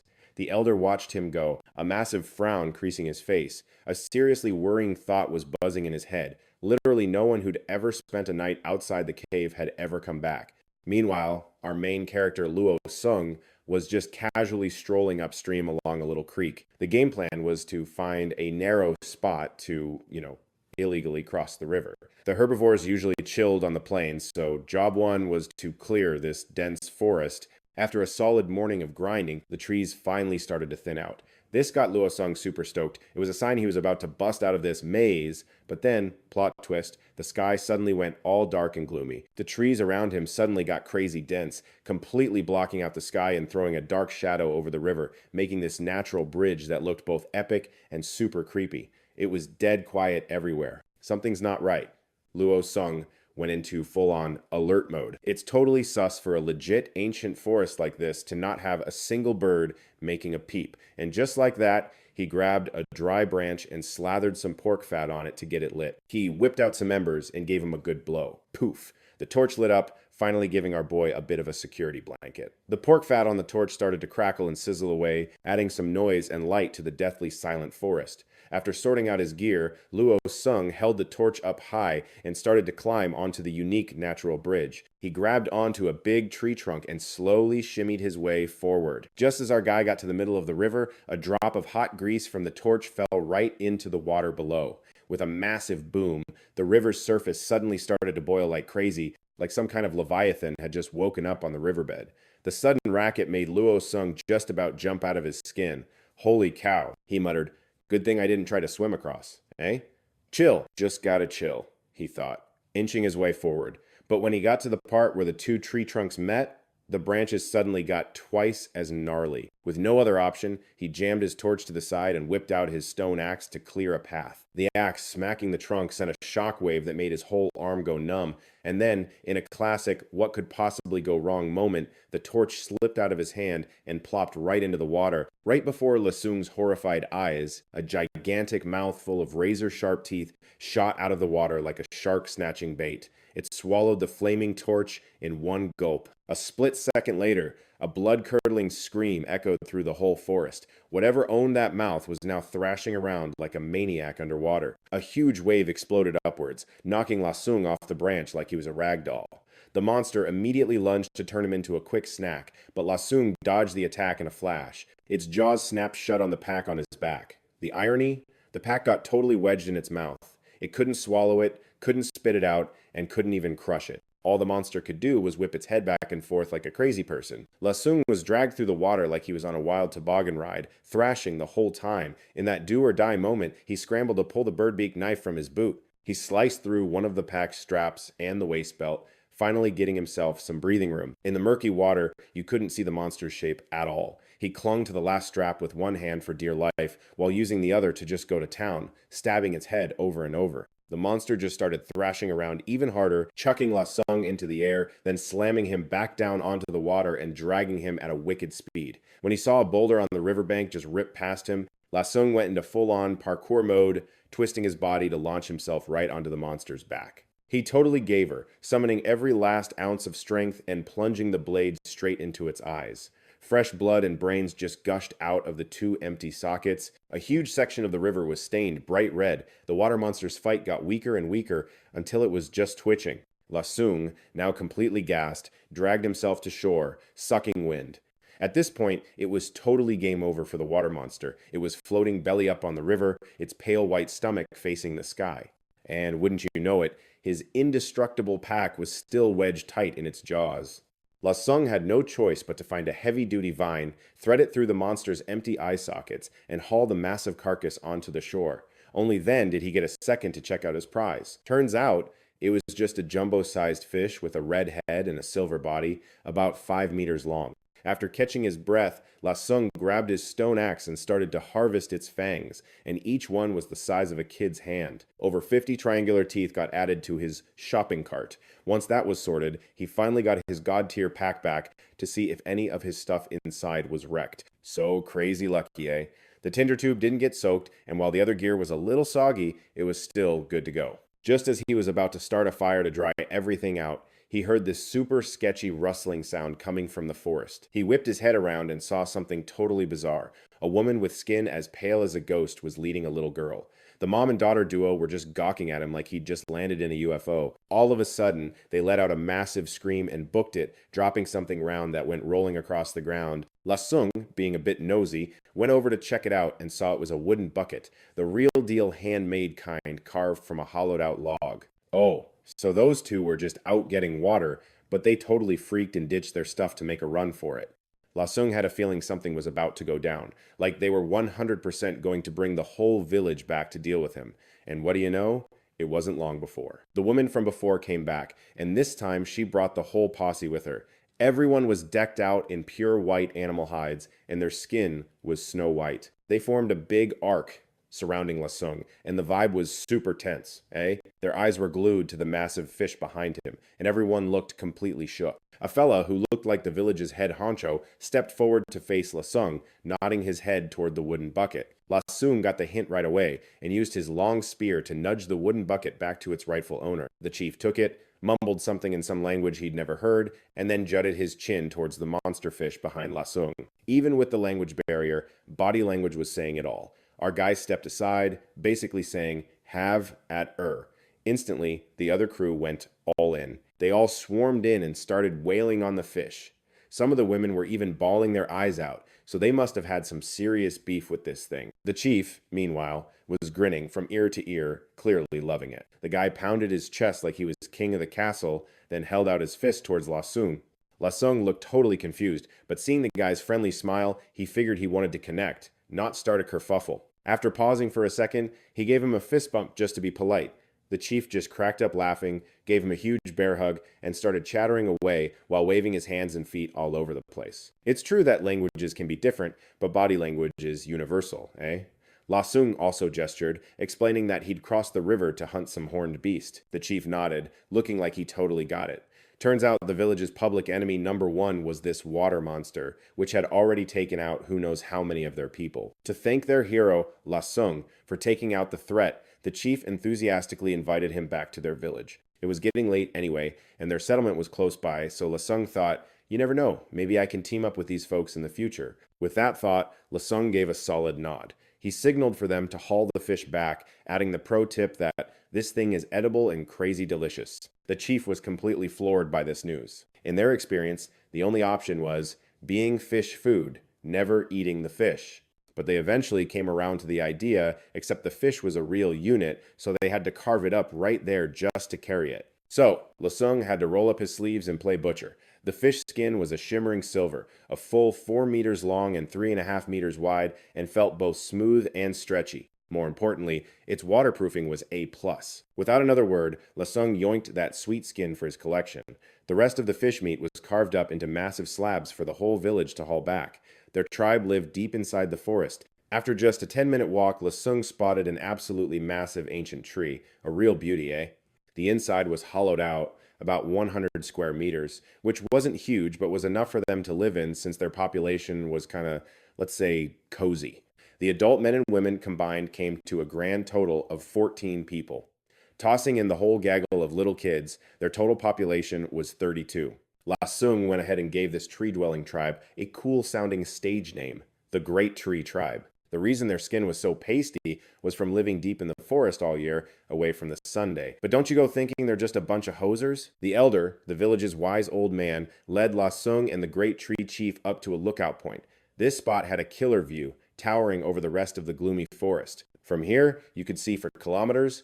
He pointed to the east and told La Sung, just keep heading that way to get out of the dark forest, and you'll see a mountain that looks like it's just chilling in the clouds. Up there's a beast with a pair of super sharp horns that looks totally fierce. Its fur is the exact color of the sky, and it runs like a bat out of hell, making it impossible to catch. Just from the description, La Sung immediately figured it was some kind of king-sized antelope. Trying to outrun it would be a total waste of time, but setting up a whole network of traps, now that was a whole nother story. La Sung looked confident, like it was no big deal, but the Great Tree Chief and the Elder were giving him some serious side-eye.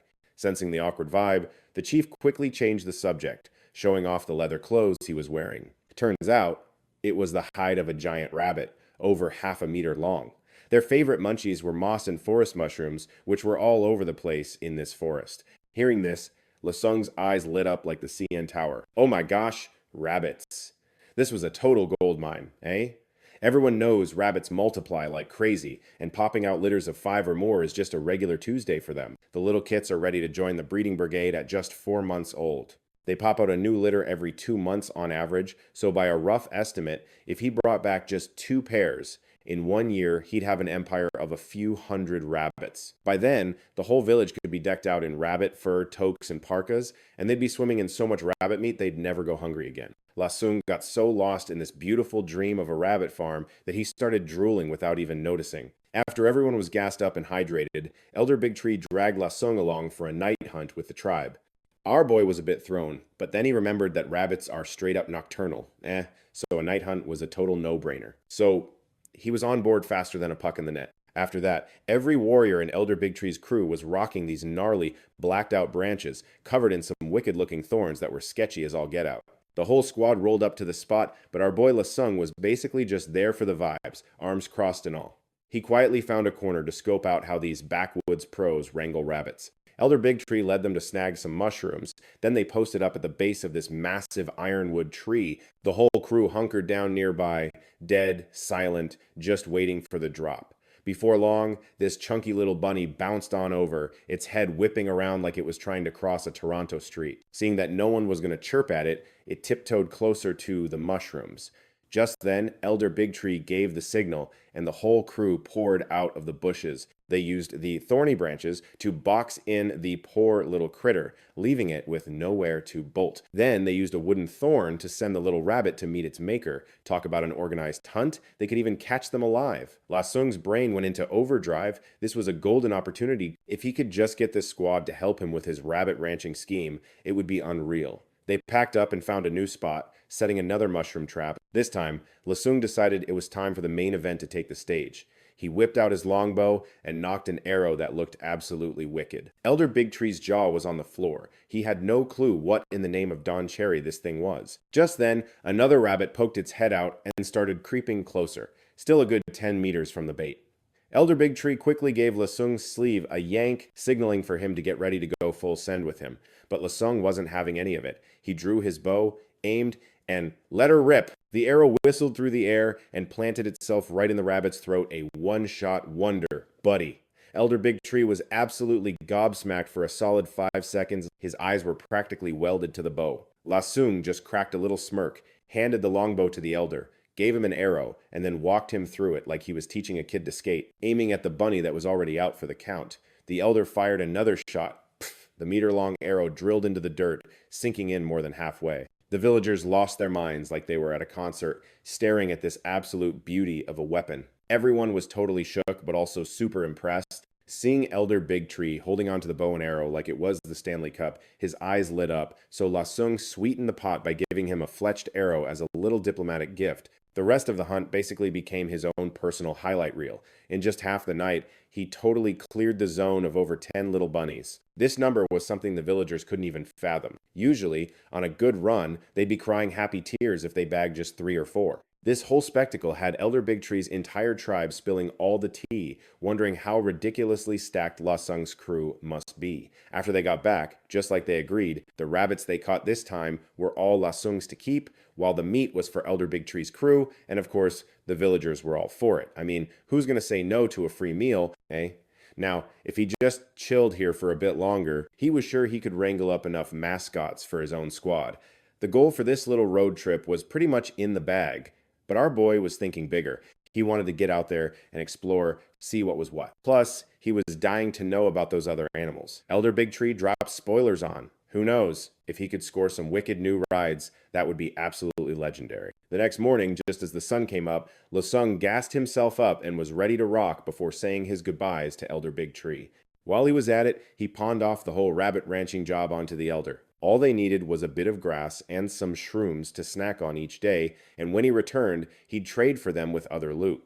Elder Big Tree was pretty bummed to see his hero take off. After all, with a walking, talking meat wagon like Lasung around, his tribe would be eating good and staying warm all winter. But the Elder got that the kid had bigger fish to fry, so he gave a nod, even though he was gutted. After saying his goodbyes to Elder Big Tree's tribe, Lasung walked on, basically leaving breadcrumbs by sticking branches in the ground. After hoofing it for 2 solid days, he finally broke out of the spooky forest, and suddenly things opened right up. It turned out to be this massive, endless grassland like the prairies. There were just a couple of lonely-looking trees here and there, and the ground was covered in tracks from what looked like a 4-legged buffet.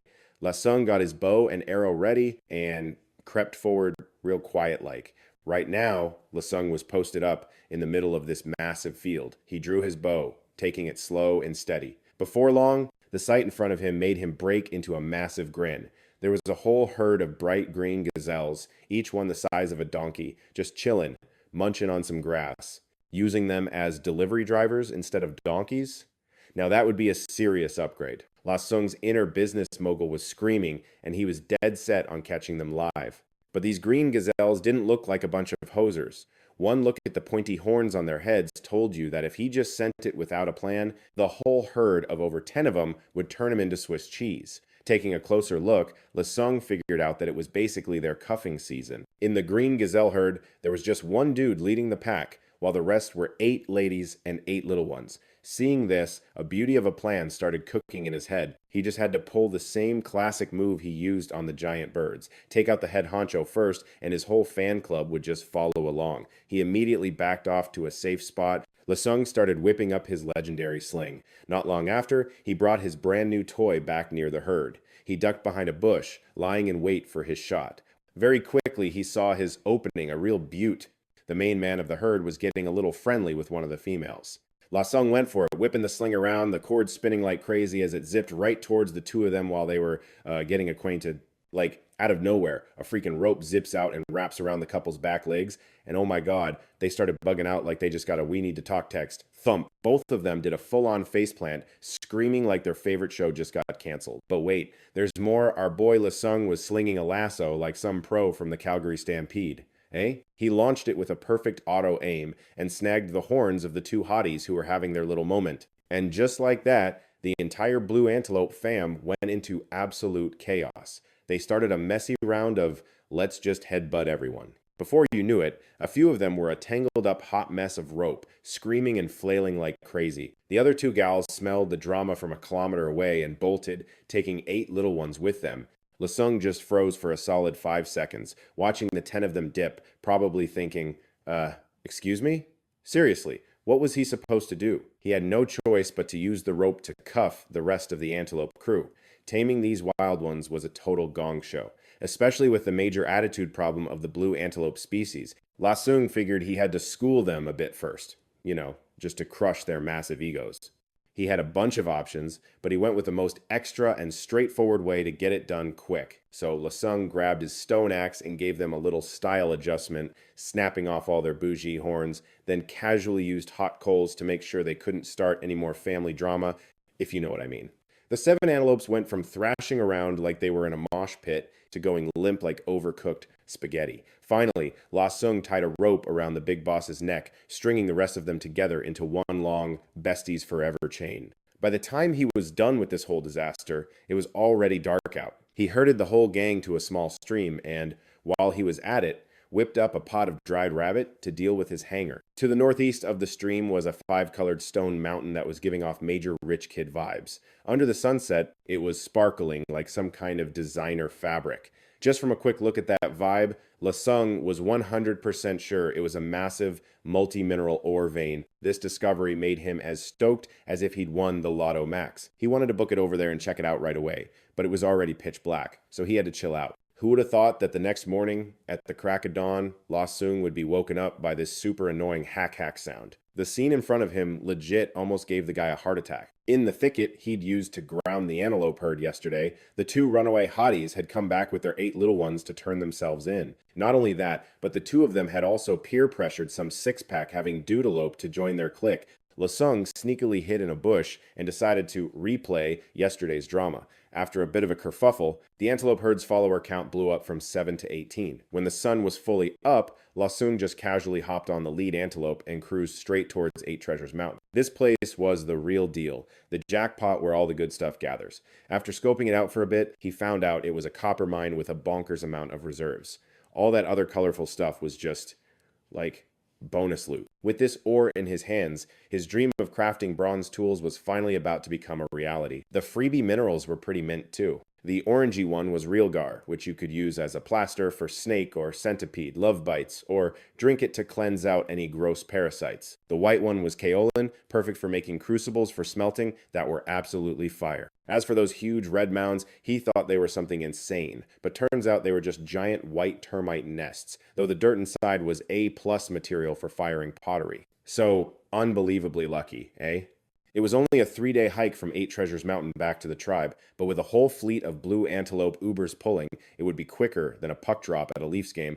All he had to do was go back and build a bridge. After planning out the future, Lasung was finally in the mood to just vibe and take in the scenery. To the east of Eight Treasures Mountain, a complicated river system formed a massive, sprawling wetland. At the foot of the mountain, the plants were thriving. It was a total 5-star resort for all the flora and fauna.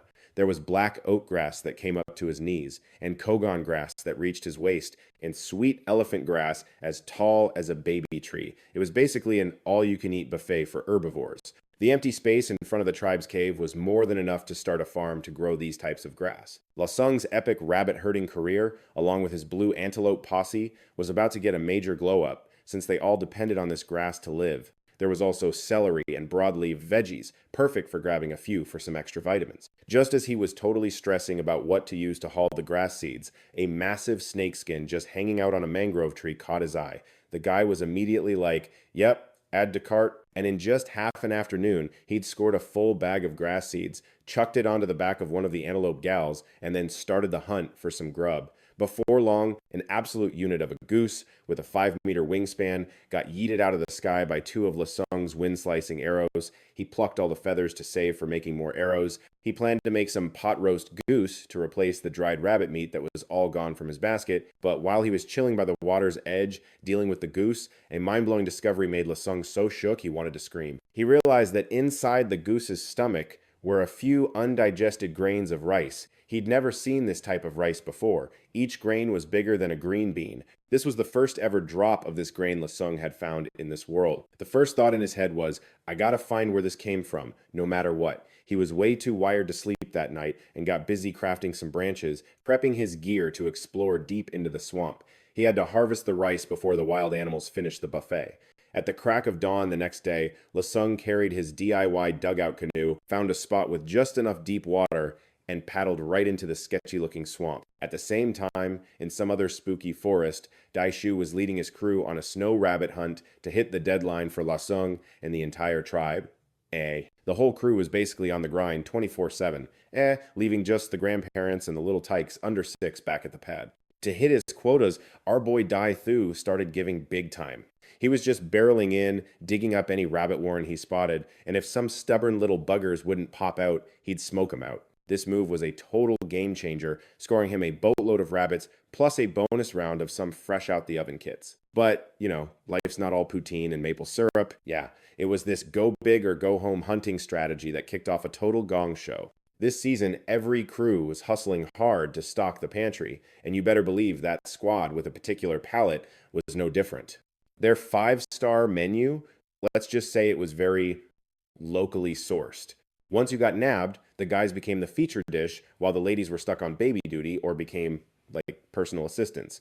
So on the exact day Lasung was trekking deep into the swamp, that crew with a craving for the long pork special got tipped off by the smoke from Daithu's rabbit roast. Their posse was stacked with absolute units. We're talking up to 40 dudes. And their gear was legit, eh? We're talking stone axes and wooden spears.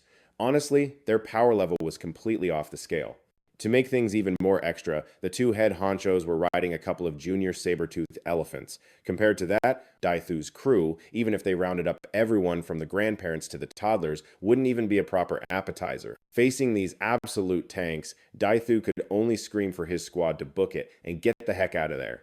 The other team was right on their tail. Luckily, he knew the area like the back of his hand and totally juked them through some sketchy trails to lose them. The other guys were left in the dust for a minute, but sadly, not everyone made it out. This poor little kiddo who was out grabbing mushrooms totally freaked, caught her foot on a root, and took a massive digger. Just as she was trying to get up, an axe just flies out of nowhere and plants itself right in her back. Right after, those hosers caught up and, without even blinking, turned her into a shish kebab with a spear. The brutes were hooting and hollering, gathering around to enjoy their freshly delivered meal right then and there. Daithu was grinding his teeth so hard you could hear it, but he had to suck it up, buttercup, and keep running. He knew for a fact that if his whole crew charged in, they'd just be serving themselves up as a side dish. Thanks to the poor girl's sacrifice, the chasers decided to take a snack break. Daithu booked it back to the village like his hair was on fire to give the elder the 411 on the emergency. The other team was way too OP. There was 0 point in trying to fight. The only play was to pack up their stuff and find a new spot. So, the elder decided to put Daithu in charge of leading the whole village on a trek to the East Black Forest to find Lasung. I mean, just from a glance at his gear, you could tell Lasung's crew were not the ones to mess with.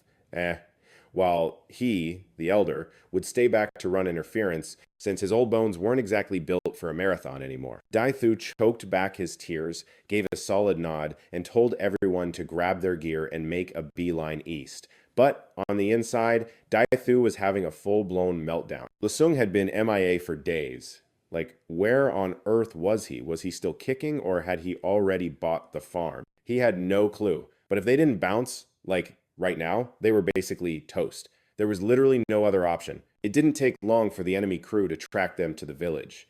The tree houses, built by, like, their great-great-great-grandparents, were now a total inferno. A blaze started by the elder himself, hoping to barbecue a few of the bad guys and buy his people a bit more time. After this whole kerfuffle, Daithu's crew, which used to be 32 strong, was now down to just 30 people. The whole gang, looking super bummed out, headed for the East Black Forest, running for their lives without even a coffee break. At first, Daithu wasn't even letting himself hope he'd find Lasung, but then he spotted some fresh branches stuck along the trail, and suddenly, hope was back on the menu. It only took them a day and a half to get to the edge of the East Black Forest. Just as they came out of the forest, it was late afternoon, and the whole sky was lit up, all brilliant red from the sunset. Daithu's people were totally gobsmacked by the view. This was the first time they had ever laid eyes on the world outside their hood, but Daithu was still looking pretty stressed. The trail of breadcrumbs Lasung left ended right here, and he had no clue where to look next. Just when he was about to lose it, he suddenly clocked the remains of a campfire by the creek. Getting closer for a squiz, he saw the mud was a mess of animal tracks, and smack dab in the middle was a footprint from Lasung's weirdly patterned kicks. Daithu let out a huge sigh of relief, knowing for sure his hero was somewhere close, so he told the crew to set up camp for the night. So while Daithu was busy leading the great escape, Lasung was still slogging through the swamp, his eyes scanning every centimeter of land like a high-tech drone. In this massive, foggy sea of reeds, finding wild rice was like looking for a needle in a haystack, eh? Then all of a sudden, his eyes lit up as a genius idea popped into his head. Waterbirds are obsessed with this rice, so if he could just find where they were all hanging out, he'd for sure find a lead. No sooner said than done, Sung got right on it. He paddled his dugout canoe, smacking a stick against the water as he went. Then, bam! Out of a nearby patch of reeds, a whole flock of spooked waterbirds just blasted into the sky. Lasung immediately changed direction, paddling like a maniac towards the flock. As he got closer, a patch of wild rice peeking out from behind the reeds slowly appeared. Lasung's eyes were bugging out like high beam. And buddy, he was stoked. That was it. the exact wild rice he'd been hunting for this whole time. He paddled with everything he had towards that shallow bank. Just as his boat was about to hit the shore, he suddenly heard some serious screaming from behind him. He whipped his head around and saw a few prehistoric guys in their birthday suits clinging to a log and getting tossed around by the current. They were screaming their lungs out and waving their arms like crazy in his direction, every last one of them looking absolutely terrified. Okay, so get this. You've got the swamp tribe, a population of like just over 50 people, tops. The whole village is out there giving her, stocking up on water chestnuts for the winter, when they get a massive whiff of some serious drama. Some dude they think is one of their own is just casually floating down the river on some mystery contraption, and the real kicker? This joker is floating right towards the forbidden zone, the one place the elders swear is a one-way trip to being absolutely hooped. So, the crew's boss, Lin Thao, being a total beauty, just starts screaming her face off to warn La Sung, "Hey buddy, turn her around. Turn back, right now." Problem was, the dude had zero idea what she was even saying in their dialect. He just stared back at these total strangers like a moose caught on the Trans, Canada. Seeing him completely zoned out, Lin Thao knew she had to make a move. So she just bolts. Goes full torpedo mode in the water, right for him. Okay, so seeing she wasn't about to shank him, La Sung chilled out a bit. The way she was blocking him, he totally got the vibe. She was warning him that place was a major death. Lin Thao was like, "Nuh-uh, genius." She pointed at him, then back at the forbidden zone. Then she put her hand in the water and did this dramatic sinking motion, basically miming, "You'll go down faster than a lead balloon if you go over there." La Sung finally got the hint and let out a huge sigh of relief. Seriously, he was super grateful for the heads up. But please, this dude came prepared, and there was no way he was chickening out now. So he just grabbed his paddle and without a single hesitation, full sent it straight for the reed beds.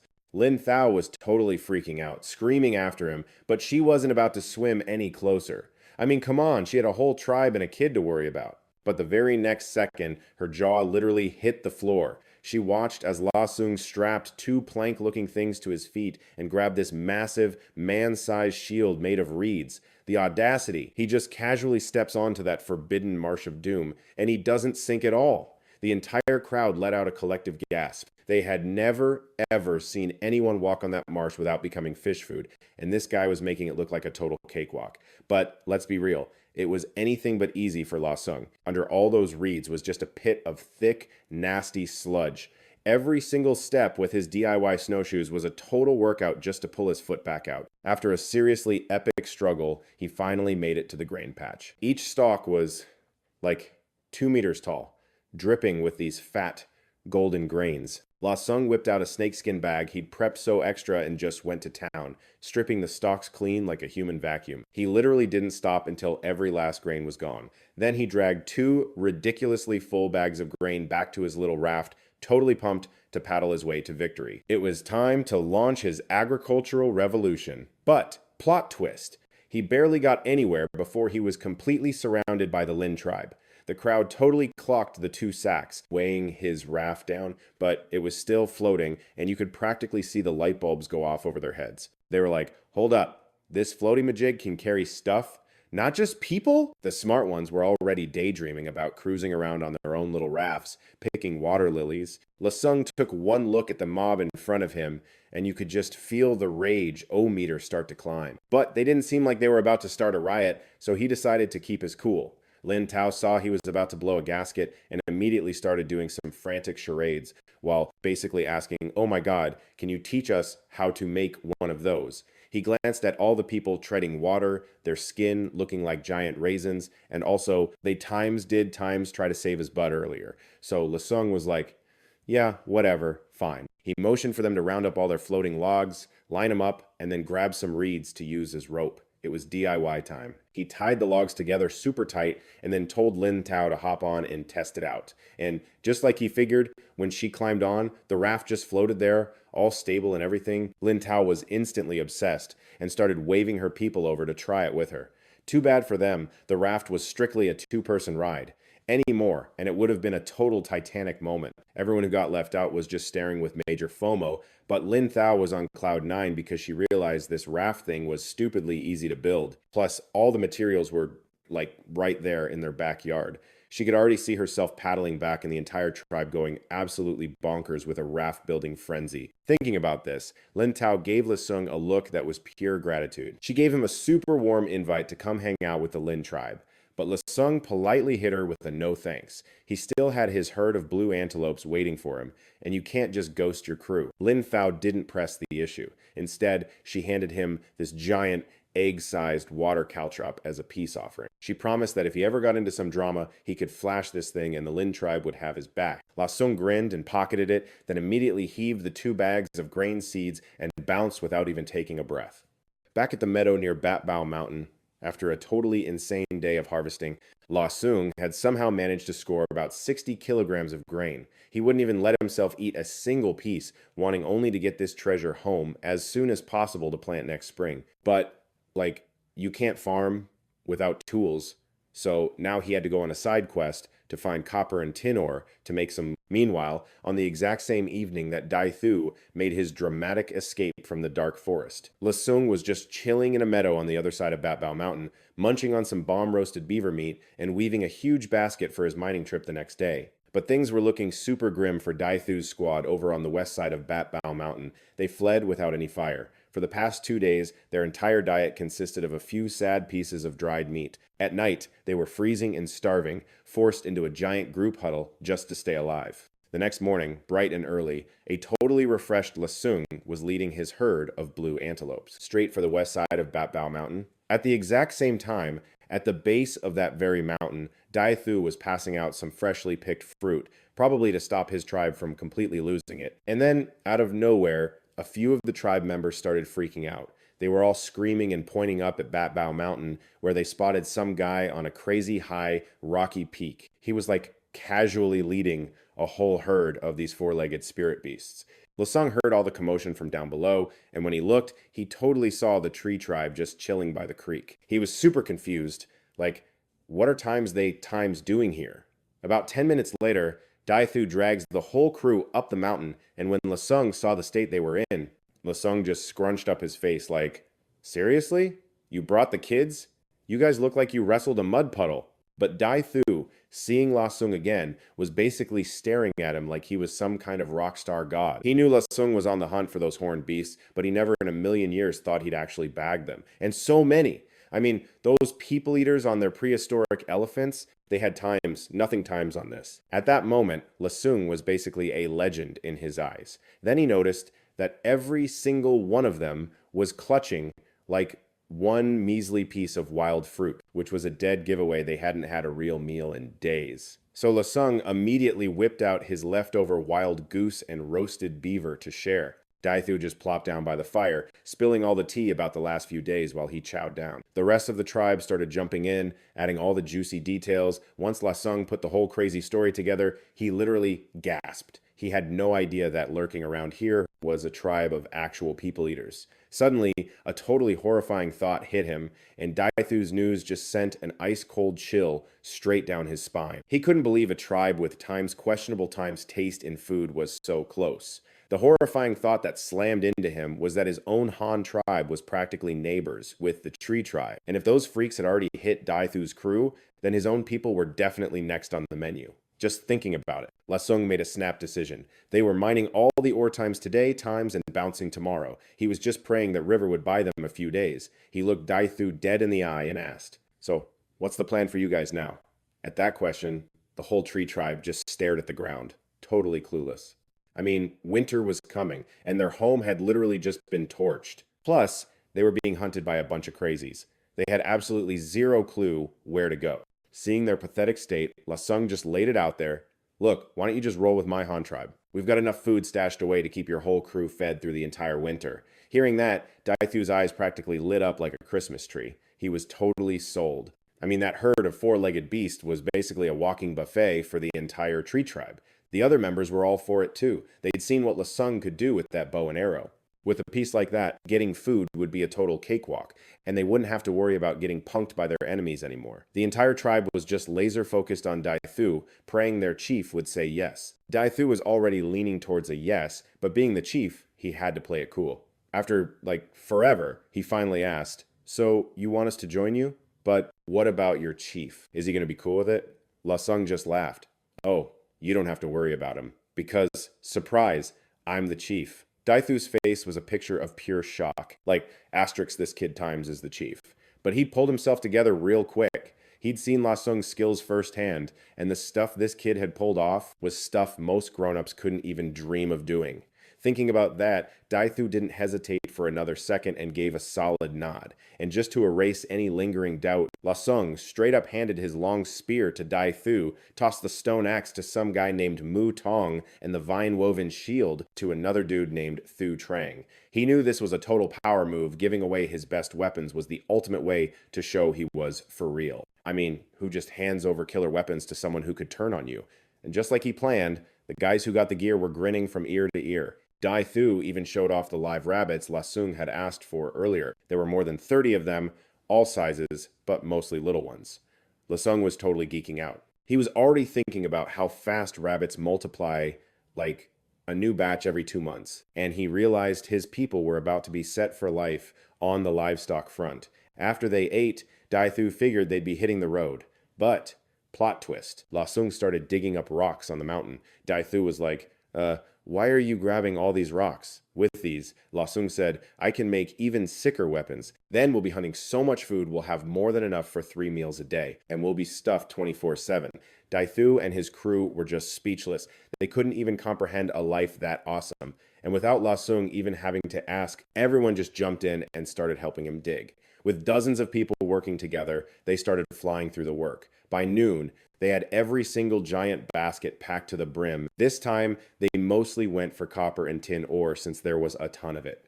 On top of that, they also stuffed baskets with red termite soil and kaolin clay. Apparently, that's the secret sauce for making pots and molds. So, once everything was packed, La Sung, our fearless leader, corralled his crew of like a few dozen people, and they bounced. They weren't exactly breaking any land speed records, okay?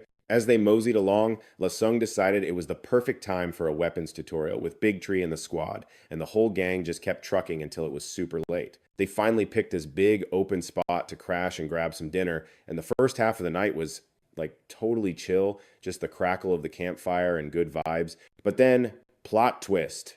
In the middle of the night, La Sung, who was trying to get some beauty sleep, felt the ground start shaking major bad vibes, like some kaiju was on the prowl. And oh my god, it clicked. He totally remembered the nightmare fuel creature Big Tree had been gossiping about, so he shot up, woke everyone up, and was like, "Kill the lights, people! Now!" Then we hear these two, like, super high-pitched, baby elephant-sounding squeals, and BAM! 2 massive shadows show up in the distance, followed by dozens of randos charging with torches and weapons. And their fashion choice? Necklaces made of actual human bones. So chic. The main dude, riding this elephant thing, just waves his hand, and his whole mob of savages rushes them like it's Black Friday. Okay, but La Sung? Total pro. Apparently, he's done this before because he was freakishly calm, and he starts barking orders, telling some guy named Mu Thun to take the group and book it north. Meanwhile, Big Tree, Mu Thong, and Juju got stuck on decoy duty with him. So it's just the 4 of them, but La Sung instantly cooked up a battle plan based on everyone's gear. True strategist king. The other team, led by 2 clowns on giant beasts, were kind of slow and clumsy, not gonna lie. And their weapons? Literally just stone axes and bone spears. So last season, their best throws could only make it like 50 or 60 meters, but La Sung's bow, he could nail a target from 100 meters out, making it a total mismatch. He was basically like, as long as we keep our distance, I can literally snipe every last one of these fools. But seeing those elephant riders stampeding, even Big Tree was starting to sweat. His hand holding the spear was doing this little shaky thing, but then he glanced at La Sung, who was cool as a cucumber, and was like, okay, get it together. La Sung was just silently counting down the distance, 200 meters. Then, bam, he draws his bow and lets one fly. A whoosh, and the dude in the front just face plants.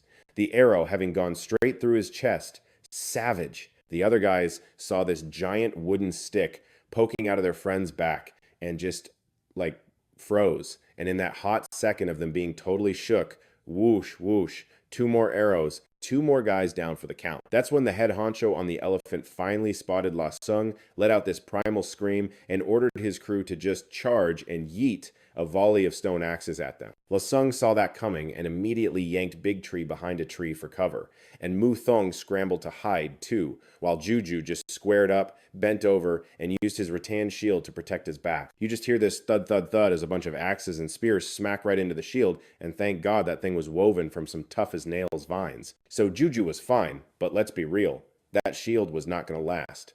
From behind the tree, Mu Thong sees all the stone axes just littered on the ground. So he just scoops up 2 of them and hurls them right back, and you won't believe it. 2 guys in the enemy mob get clocked and drop. Though we don't know if they're okay, Big Tree, the ex-leader, was not about to get shown up. He grabs a bone spear and just launches it, and boom, 1 guy gets pinned to the ground, instantly deleted, and Lasung immediately starts yelling. All right, guys, move it! Keep your distance and fight. And they just kept doing that. Rinse and repeat. The enemy crew, which started with 40 people, was now down to a pathetic 7, with the rest either taking a dirt nap or seriously messed up. Then, out of nowhere, Lasung tells his squad, who are literally running for their lives, to just stop. And about 80 meters away from the enemy, he stands there ready for a showdown. The elephant boss sees them stop and is like totally confused. I mean, his team is down to just a few guys and every single one of them is totally out of breath. He was so mad, he immediately starts whipping his elephant's back with his spear and just charges. Lasung just chills, fixes his breathing, and draws his bow. And when the guy gets to about 70 meters away, the arrow just flies. It went straight into the leader's right eye. Ah! He screams, tumbles off the elephant's back, and then get this, his own ride tramples his leg, smashing it into like ground beef. I mean, it was completely pulverized. The elephant felt something squishy underfoot, looked back, all confused, and then just froze, solid as if it had been struck by lightning. His little minions were just standing there, jaws on the floor, like, how did our boss just spontaneously combust? But their charge didn't stop, because, Lasung was like, counterattack, now! And in an instant, 3 thrown spears and an arrow are flying through the air, and 3 more enemies hit the deck, leaving only 3 survivors. Terrified, the last 3 quickly turned to bail. The remaining elephant rider tried to get his giant beast to turn around, but seeing it was too slow, he just leaped right off its back. Not even skipping a beat, Lasung yanked back his bow and let another one fly, and the dude caught an arrow to the chest before his face could even say hello to the dirt. After a few steps, he totally face-planted, right as Dai Thu and 2 others came charging in from the back. A stone axe came whistling through the air, doing a cleanup job on the last 2 stragglers. And just like that, the world's most chaotic game of tag in the jungle was officially over. Dai Thu and the other 3 were just standing there, jaws on the floor. Like, did the 4 of them seriously just take out a whole squad of 40 guys and 2 baby giant elephants? Now that their babysitters were gone, the 2 elephants just stood there looking totally clueless. Lasung, ever the leader, immediately started barking out new orders. Thu Tru was on stay here and look pretty duty. Mok Thong's mission, go round up the rest of our chaotic family. And Dai Thu got the glorious job of going with him to make sure anyone who was playing possum was taking a permanent nap. The 3 of them were all in and immediately split up to handle their business. Lasung went to collect his arrows, and they also scooped up all the good bone spears and stone axes. But then, plot twist, the 2 newly orphaned giant elephants started following him like he was their new mom. They even kept booping him in the back with their trunks. Ugh, so needy. It was obvious they were determined to be his new shadow. He shoved their trunks away and was like, yo, back off, stop following me. I can't afford you guys. You're literal giant elephants. When you're all grown up, you'll be like 15-ton beasts. Do you have any idea what your grocery bill would even look like? Just then, Dai Thu came back with a major frown, reporting they'd only found 36 bodies, meaning 4 were still MIA from the original 40. Lasung's stomach totally dropped, but trying to find them in this massive, creepy forest at night, yeah, hard pass. He decided to just table that drama for now. By sunrise, Thu Tru and Mok Thong had brought the whole crew back, and everyone crashed for a much-needed snack break. Lasung had Dai Thu pass out the leftover stone spears and axes to the whole squad. Now, pretty much everyone, except the actual toddlers, had something pointy for self-defense. The blue antelopes and bunnies were just chilling, eating their hay, when suddenly 2 giant, uninvited guests decided to crash the buffet. There was only enough food for 2 more meals, and poof, it was gone in 60 seconds flat. Lasung was seeing red, and he raised his fist, fully intending to kick out these 2 freeloaders, but the second his hand went up, one of the mastodons hit him with the saddest, most pathetic look ever. For real, its eyes were all glistening like it was about to start bawling. The other one even used its trunk to offer him a little bit of hay, basically saying, "Here, have some of our yummy food, just please don't kick us out." Seeing that, Lasung cracked a smile so fake it looked like he was in pain. He reluctantly took the hay and just stuffed it right back in its mouth. Then he caved and brought them 2 more giant bundles of hay. After that, he frantically signaled for everyone to pack up and book it. Once they were a safe distance away and saw the 2 elephants were still chowing down, Lasung let out a massive sigh of relief. They were finally free. The group trekked west all morning, eventually ending up right back at the spot of his legendary throwdown with that psycho lungfish. And of course, now they had a new crisis to deal with. How in the world were the blue antelopes loaded down with all this ore supposed to get across the river? Suddenly, a light bulb went off over his head, and he told everyone to start grabbing long branches right in front of their totally shocked faces. A full-on wooden raft started coming together. After they moved all the ore onto it, he had everyone else cross on a log bridge to unload it. In the end, all that was left on the first side was just him and the 18 blue antelopes. To keep them from totally freaking out, Lasung literally jumped into the water and personally escorted each one across. Once that whole ordeal was finally over, the squad kept moving along the riverbank. And let me tell you, it was a total vibe change from that dark, spooky forest. The west bank of this little river was a whole different world, with sunlight pouring through the leaves. It was dappling all over the ground and felt amazing. Daithu and the others, who had apparently never seen the sun before, completely lost their minds, running and jumping all over the place like maniacs. Along the way, they scared up a zillion pheasants just chilling on the ground. Lasung, ever the show-off, just casually raised his hand and nailed one with an arrow. By dusk, the group had scored some serious dinner. Meanwhile, Tuku Ben was with his mom by the river, packing up. The kid kept peeking north, which is where his mom said their fearless leader had disappeared. Ever since Lasung bounced, the kid had come down to the river with his mom to fish every single day, which was really just his excuse to wait for him.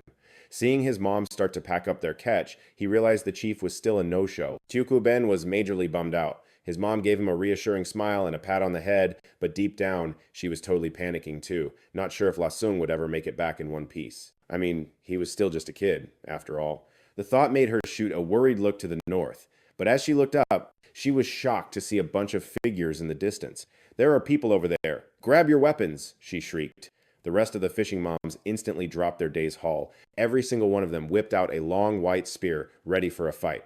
But Tuku Ben, with his eagle eyes, immediately recognized the person in the lead as their chief. He started jumping up and down like he'd just won the lottery, screaming, "Mom, the chief's back!" Lasung heard all the commotion from way off and got just as hyped, waving his arm and yelling back, "I'm back, people!" And just when you thought things couldn't get crazier, 2 massive roars echoed from across the river, making everyone whip their heads around. Lasung felt like 10,000 alpacas were having a rave in his brain. He could not believe that after all that, he still couldn't ditch these 2 giant elephants. He was silently begging, "Please, please, don't come over here." But you know how it is. The universe loves drama. With 2 epic splashes, the elephants cannonballed into the river. Less than 30 seconds later, they were standing right in his face, dripping everywhere. Apparently, these 2 had absolutely zero manners. The second they arrived, they blasted him with their trunks until he was completely drenched. Their message was basically, "You really thought you could ghost us?" Asung, looking like a drowned rat, wiped his face and said, "Look, if you want my 5-star snacks, you gotta work for it. I'm not running a charity." At that, the 2 elephants gave his head a little pat with their trunks, though who knows what that was supposed to mean. The women from the fishing team were totally freaking out over the 2 giant beasts, but when they saw them acting like besties with the chief, their terror flipped to total admiration. "Oh my god, our leader is insane. He can even tame monsters that huge." Cubing zoomed over in a blur and latched onto Lasung's leg with a massive hug, completely unfazed by the giant standing right there. He then announced to the whole world that the newcomers were all joining their tribe. After that, he led the whole crew back to the cave. Kubing scored a ride on an elephant's back, looking like a total king for the entire trip. On the way, the tree tribe and the fishing team were totally checking each other out. The fishing team's eyes were practically glued to the 18 blue antelopes, while Big Tree and his people were scoping out the Han tribe women, from their hairstyles and their cool leather boots to the fish baskets and white-shafted long spears every single one of them was carrying. Those white-shafted long spears were Big Tree's new obsession, and literally every woman had one. The jealousy was real. But then he remembered he was part of the Han tribe now, and a little thrill of excitement started bubbling up inside him. The cave entrance was just as wild. The entire tribe had shown up. The moment they spotted La Sung, they all screamed, "Chief!" Together. The sound totally snapped the tree tribe to attention, and when they saw the scene, their jaws just dropped. Honestly, Lasung himself was pretty impressed, too. The tree tribe trailed Lasung to the clearing outside the cave and were immediately stunned silent. There were beautiful pots and jars laid out everywhere, all stuff they had never seen in their lives. It made them so self-conscious they didn't even dare show off their own wooden buckets. The entrance to the cave was piled high with more fish than they could even count, and there was a bristly boar with over a dozen stab wounds that had to weigh over 1,000 pounds. It looked like the hunting party had seriously leveled up their spear game. Lasung couldn't stop the wave of pride from hitting him. Big Tree was finally getting the picture of how powerful the Han tribe really was, and he was sold on the fact that he'd never have to worry about being hangry again. The kids were all standing on a huge pile of grass nearby, staring down the newly arrived four-legged beasts. This was the grass they'd spent the last few days ripping up. Judging by the size of the mountain, it was enough to keep the blue spirit horse and the two giant elephants fed for the whole winter. Before he left, Lasung had put them on lawn duty. The kids had totally crushed it. Aside from a few new sprouts, all the nasty overgrown bushes were completely gone. Lasung quickly made an announcement. These four-legged beasts were all tamed by yours truly, and they'll be helping you all with chores from now on. Little Kubing stood right next to him, hanging on every word and chirping out the translation. Lasung was pleased and gave each kid 2 rabbit pelts as a reward. The kids immediately went nuts, cheering and running to find their moms to demand new clothes. In a nearby clearing, a huge pile of red bricks was stacked high. Luzai reported that they were firing 4 kilns worth a day, and he'd even invented a new tool for the kids. As he spoke, Luzai proudly showed it to Lasung. When he saw the tool, he was absolutely blown away. It was a simple wooden rake for gathering grass. This guy seriously had the potential to be an inventor. Lasung gassed him up a bit, then told him to put the brick making on pause tomorrow and instead fire a batch of pottery so the new members would have stuff to use. Speaking of pottery, a nearby elder jumped in. A few days ago, the Bald tribe from the west showed up to trade for pottery again. This time they paid with a massive haul of salt rocks, enough for the Han tribe to feast for a whole year and still have some left over. After getting the rundown from everyone, Lasung started to organize the zoo he'd brought back. The rabbits were put in a corner of the cave, fenced in with a ring of stones and clay. They'd be chilling there for the winter. Out of the more than 30 of them, 3 were already pregnant. The second they were in the pen, they started pulling out their own fur to make nests. The other rabbits, even at just a month or 2 old, were already as big as cantaloupes. Come springtime, they were going to turn into non-stop baby-making machines. As for the baby giant elephants, there were no problems there. They were just standing there, completely mesmerized by the pile of grass. The blue antelopes were tied to a tree near the cave's entrance. I'll totally throw together some grass huts for them tomorrow. And just like that, problem solved, dinner was ready. But first, Lasung, our fearless leader, insisted on throwing a massive welcome rager for the new kids. And about the whole man bun situation, the Tang tribe was so on board. Seriously, they thought the new do was way sleeker and more intimidating than their old shaggy bedhead look. They'd taken down this absolute unit of a wild boar today, so obviously a super rich blood stew was on the menu. There were also these giant pots of wild veggie and meat stew, plus the chickens Lasung bagged this afternoon were simmering with chestnuts. The smell was insane, and it was served with like a dozen freshly grilled fish. Everyone even got a sweet and sour fruit, a feast so epic it completely killed all the awkward drama between the OGs and the newbies. The whole meal was just a chaos of chatter and laughter. Afterwards, Lasung made the elders host a mandatory DIY leather boot making class for the new members, so everyone had to learn together. As for him, he just grabbed a piece of burnt charcoal. He started getting all artistic and moody, sketching on the cave wall. A map of our whole neighborhood started showing up. The cave, the stream, the forest, but with a bunch of stuff that totally doesn't exist yet. Turns out, Lasung was basically playing city planner with the land out front. We're talking nearly 900 acres. His big idea is that if we plant it all with rice, the tribe will be set for generations. But, plot twist, you can't just plant rice everywhere. The place is a dry, barren dust bowl right now, and rice needs super soggy paddy fields. Just the job of transforming this wasteland into rice paddies was a massive project on its own. Next on the drama list was housing. With the new members and all the new babies who've shown up recently, the Han tribe's population has exploded to 97 people. This cave is starting to feel seriously cramped. They absolutely had to get a solid plan together. First problem to tackle, developing those paddy fields. The simple plan was to build a little square-shaped town right in the middle of the open space. It would have the residential zone and pens for the animals. Warehouses, a metal shop, and a wood shop would all be inside this little town. The whole place was planned to provide housing for at least 5,000 people, with enough room to cram in 8,000 if we all get real friendly. He thinks the whole project can be done in stages over a few years.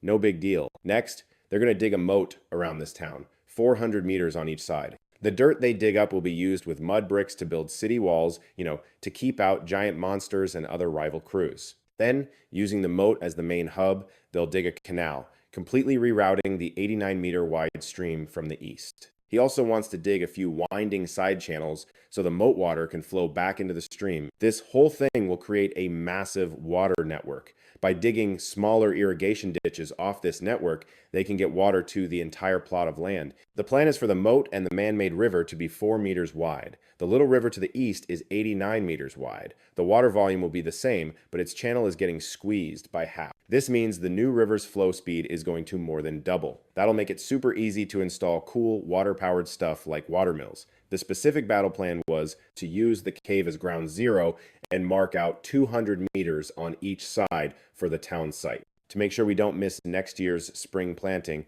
Phase 1 is digging the waterway from the Little River to the future moat. After crunching the numbers, the distance came out to 700 meters. The dirt they dig up will be fired directly into bricks, getting them ready to build the city later. Phase 2 is digging the actual city moat, but that wasn't a huge rush, since the cave is still big enough for now. Phase 3 is building the city wall. The design is for it to be 4 meters wide at the bottom. It'll be 2 meters wide at the top and 5 meters high, shaped like a trapezoid. Each side of the wall will have 4 gates, and it's all surrounded by a 4-meter deep and wide moat. In this era, that's basically impenetrable. The project for Phase 4 is the 700-meter-long canal. That dirt will be fired into smaller bricks for building houses and other stuff inside the city. This entire insane project is supposed to be finished within 3 years. If not, La Sung is literally going to run out of room for people in the cave. The next morning, once the whole tribe was assembled, he started dishing out the assignment. There was a ton to get done today, so all food gathering missions were officially canceled. The newbies still needed bowls, so Lucy once again got stuck with pottery firing duty. The kids kept cutting grass and had to bundle it up to La Sung's exact specs. To make storage and transport easier, Daku, Huzi, Demao, and Mao, plus 4 other guys, headed to the back mountain to chop down all the soul tree saplings to make long spears. The women were split into 2 squads. The bigger group went to that valley La Sung found to gather sword hemp. Mu Dun was in charge of transport, leading 6 blue spirit horses loaded with huge baskets, while the smaller team went into the forest to scrape bark off the bila tree. On the bark was the gunk secreted by the bila insect, which is apparently amazing for making wax. La Sung's planning to use this bug wax for casting bronze molds. All the other guys were sent off by him to chop wood. They started by taking down trees as thick as a leg. The trunks were saved for building livestock pens, and all the branches got split into firewood. La Sung's plan is to turn all of it into charcoal. The more the merrier when it came to smelting bronze. Lin Ma Lam was still on transport duty, and if he couldn't haul it all, the baby ancient elephant was his trusty sidekick. The rest of the tribe was totally clueless about these new arrangements. They were all stressing about stocking up for autumn, but La Sung was like, chill, we have enough food to last till next spring, especially since their recent fishing trip was a massive haul. I mean, literally every fish was pregnant, and if they kept that up, they'd basically wipe out the entire river population. So yeah, they needed to let the fish, have some privacy to repopulate. While the tribe was out doing their thing, La Sung was deep in his own little side quest. First, he used the firewood. They had to whip up some charcoal, then went and grabbed some kaolin clay. He dragged it back, mixed it with some dirt from a termite mound, and sculpted a few crucibles and stirring spoons for refining and mixing metals. Then he used a special heat-proof clay mix to make square molds. His master plan? To cast copper and tin plates as thin as chocolate bars. When the time came, he could just tweak the copper to tin ratio to create custom tools for different jobs. With the charcoal and molds ready to go, La Sung started building the furnace. He mixed regular clay with a bunch of crushed up pottery bits. He threw in some chopped dry grass, mashed it all into mud, and built a cylinder-shaped earth furnace over 40 centimeters wide. He made 4 of them, because firing them up all at once was a total time saver. Next up, He made some basic bellows out of snakeskin. Fuzi had absolutely no idea what Lasung was plotting, but he was buzzing with excitement, dying to see what insane new gadget their chief was about to invent. And just like that, with all the prep work done, the world's most primitive metalworking kit was officially born, just waiting for its debut tomorrow. Once the charcoal was burning perfectly and the furnaces were totally dry, it was go time. He also had them bring over several hundred poles that could be turned into spears. But honestly, the lumberjack crew was in a seriously pathetic state. They'd spent all day chopping and only brought down less than 10 fir trees, shattering 3 stone axes in the process. La Sung, cool as a cucumber, just told them they had to do it all again tomorrow. But he promised that whoever crushed it would get some brand new gear. Everyone was completely baffled. Like, they just didn't get it. The stone axe was already the sickest tool they had ever laid eyes on. What could possibly be better than a stone axe? This just made them even more hyped. After dinner, everyone kicked back for some downtime. La Sung, however, was posted up by the fire, starting to melt wax. Once the wax got hard, he used a bone knife to carve it into the shapes of a bunch of different tools. Then he slathered these wax models in clay, leaving just one tiny hole. Once the clay was bone dry, he heated it over the fire and poured out all the melted wax, leaving behind a perfect hollow clay mold.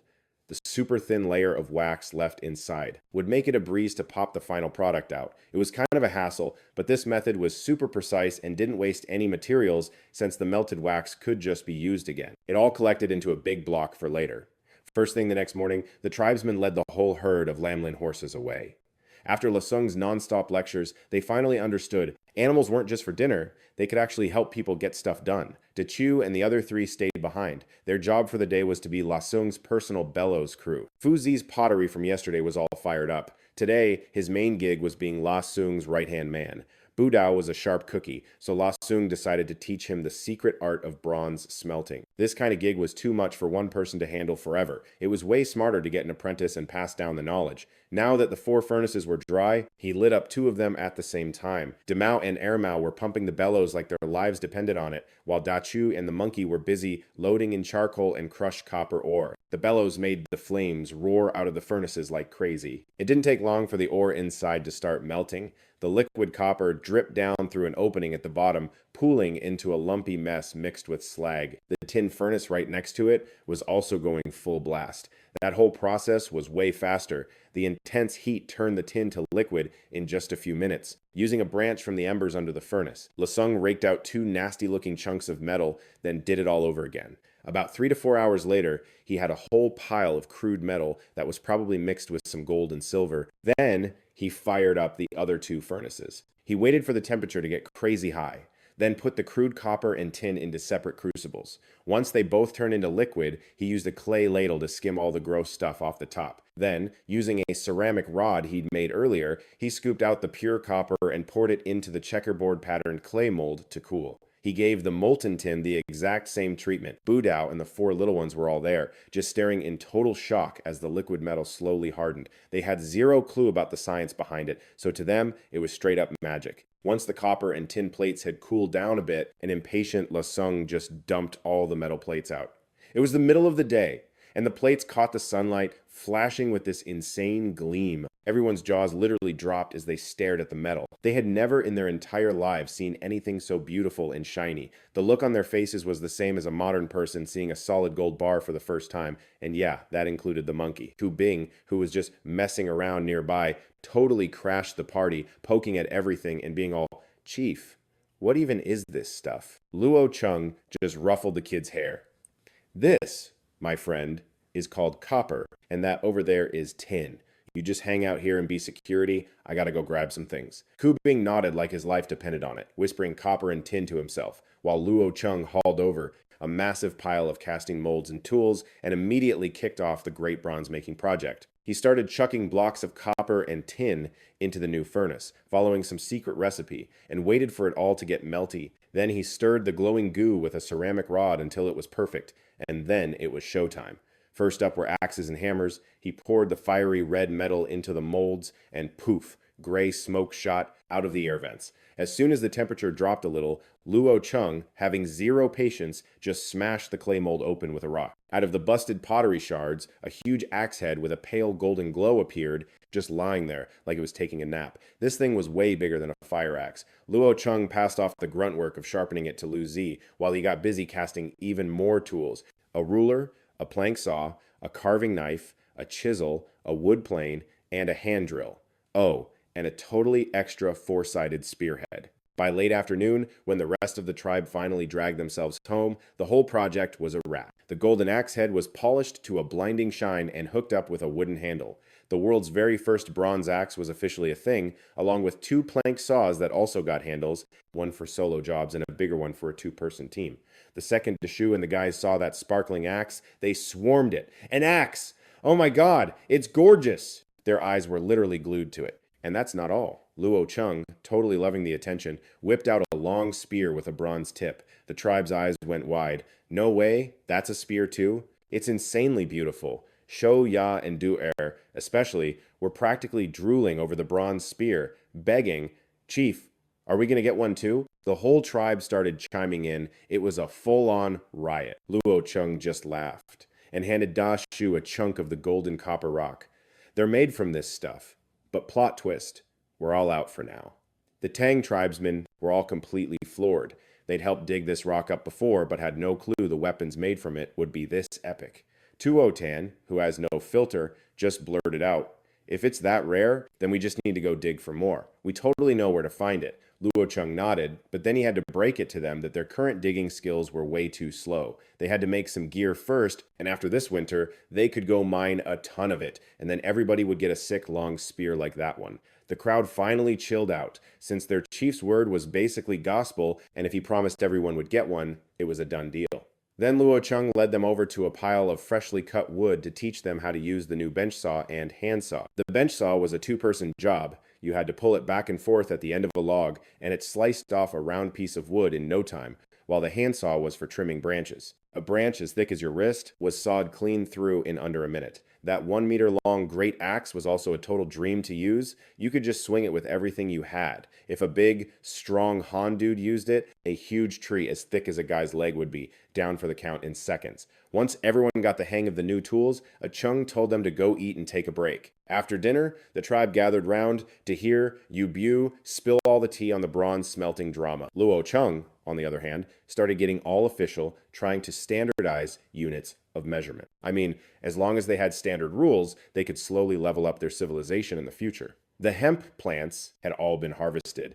The women were in their crafting era, totally focused on weaving ropes. The kids were sprawled on the ground outside the rabbit hutch, obsessively watching the mama rabbits give birth. All three pregnant does had their litters, and get this, each one had like 6 or 7 kits. The rabbit population of 30 had pretty much doubled overnight. With his years of pottery XP, helping carve wax molds was also no big deal. Yu Bu, this round-headed bronze shovel can be used for digging rivers or farming. With the sample Luo Cheng had whipped up, it was a piece of cake for Yu Bu to copy it. When Luo Cheng finally finished his own checklist, he started working on the most important item of all. He planned to make the plow in 2 sizes, large and small, with the large one being for the terror elephant and the small one for the Ma Ling. They were multi-purpose, perfect for both plowing fields and digging rivers. The next day, one group of women sat splitting hemp fibers while another crew cleared the ground. Luo Cheng had just marked out a zone and told them to clear it because they were about to start building pens. The whole bronze smelting operation was now run by Yu Bu and his 4 apprentices.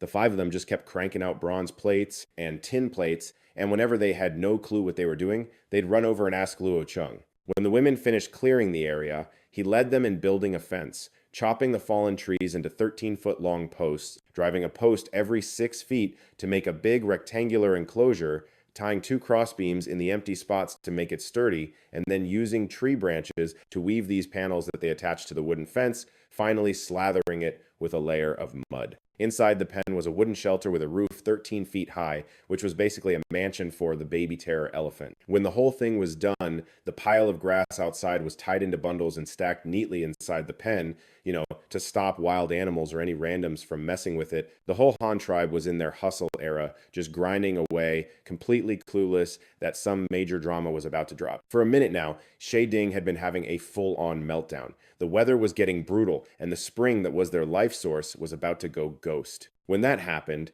they'd have to trek a whole 3 kilometers to a dinky little river. This whole situation meant they needed a boatload of containers for the water. That's the real tea on why Shiding personally went to negotiate with the Han tribe, trying to score more of their pottery. Too bad for him, he got totally shut down.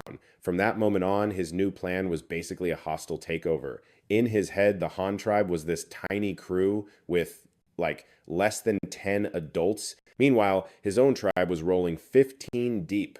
On top of that, after he left the Han's turf, he went all DIY and crafted these wicked, sharp, stone-tipped spears. He was so sure he could crush the Han tribe. He figured snatching their pottery and all their snacks would be a total cakewalk. So that morning, Shiding rounded up all his boys, each armed with a bunch of long spears, and they straight up stormed the Han tribe's territory. The master plan was to ambush the Han hunting party, then just waltz into their camp and loot the place blind.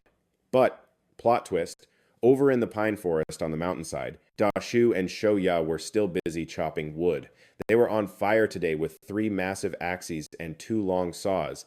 They could take down a perfectly round log in about half an hour. And get this, that was just one of their teams.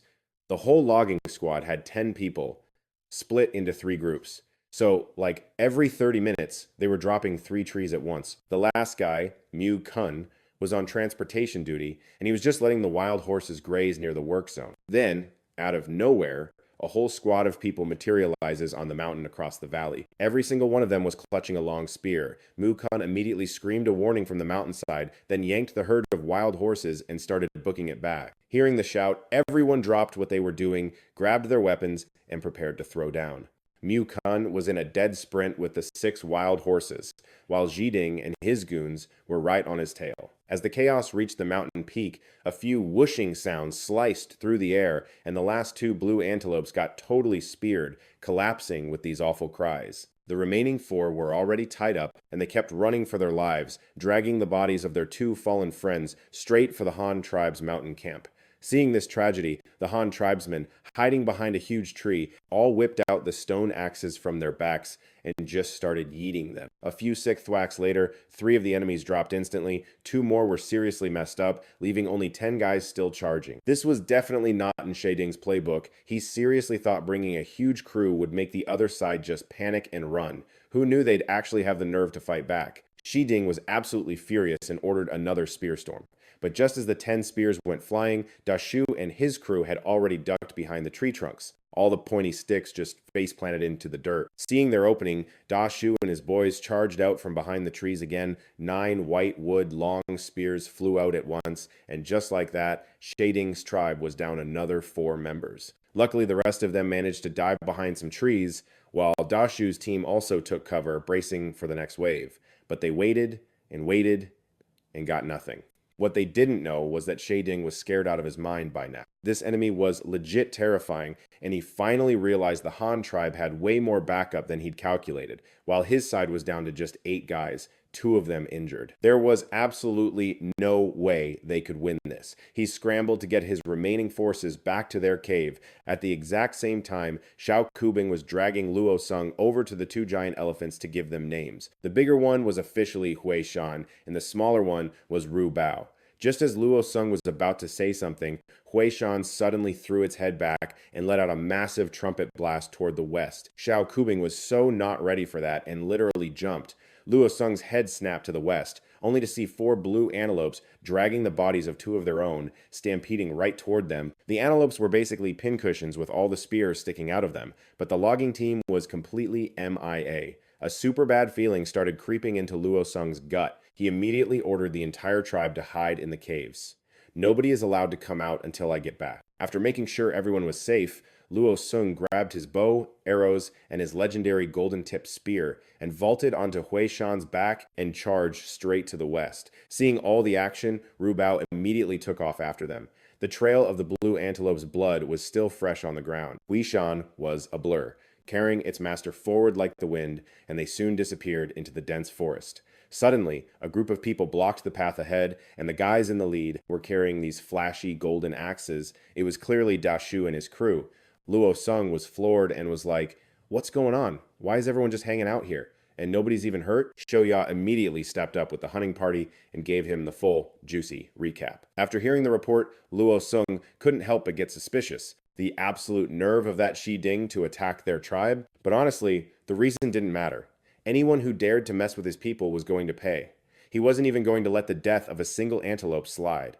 Luo Sung raised his spear, so with his posse of lumberjacks, he rolled up on Xie Ding's crew. It took them till like 2 in the afternoon to finally get there, and get this, the whole place was a total ghost town. They'd blocked the entrance with this huge rock, but left a tiny crack, and you could totally see a bunch of eyeballs peeking out, and guess who was one of them? Shiding himself. Major cringe. The dude was literally shaking in his boots, terrified of a comeback, and whelp, his nightmare just came true. His rival was right on his doorstep, and he did not come to play. I mean, the guy had a freaking glowing gold spear and was riding some kind of long-nosed monster that was taller than a person. At that moment, Jae Ding was having some serious regrets, like, oops, maybe I shouldn't have messed with a guy who has a battle lizard. He totally would have kept his mouth shut if he'd known.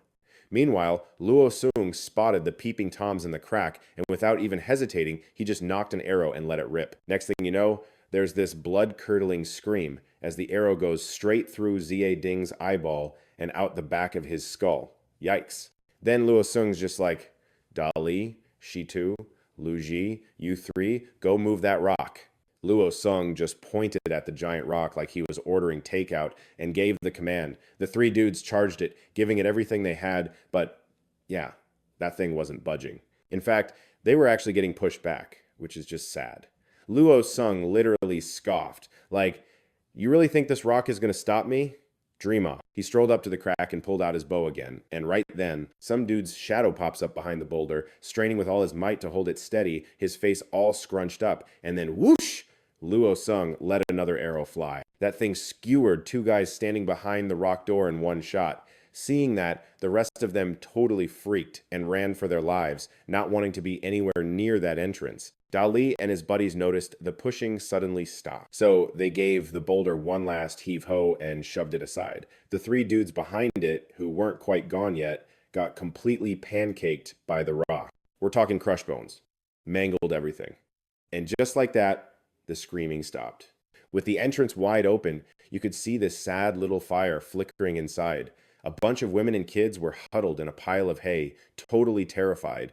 Only 5 guys were left standing, and 3 of them were trying to look tough with their long spears. 2 other wounded guys were moaning in the hay pile. Then Luo Sung strolled in, spear over his shoulder like a total boss, with Deshu and a few of his golden axe crew right behind him, and those 3 guys with the rock spears? Yeah, they saw the vibe of the new arrivals, and their knees started knocking like crazy, and they just started begging for their lives. Luo Sung was like, what the heck?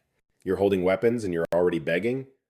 Then he just casually swung his Kangfeng spear. All 3 of their spears just clattered to the floor. Then some injured dude in the back thought he was being slick and picked up a rock, ready to be a hero. But the spear flashed swish, and suddenly it was sticking out of the guy's chest. And cue everyone dropping to their knees.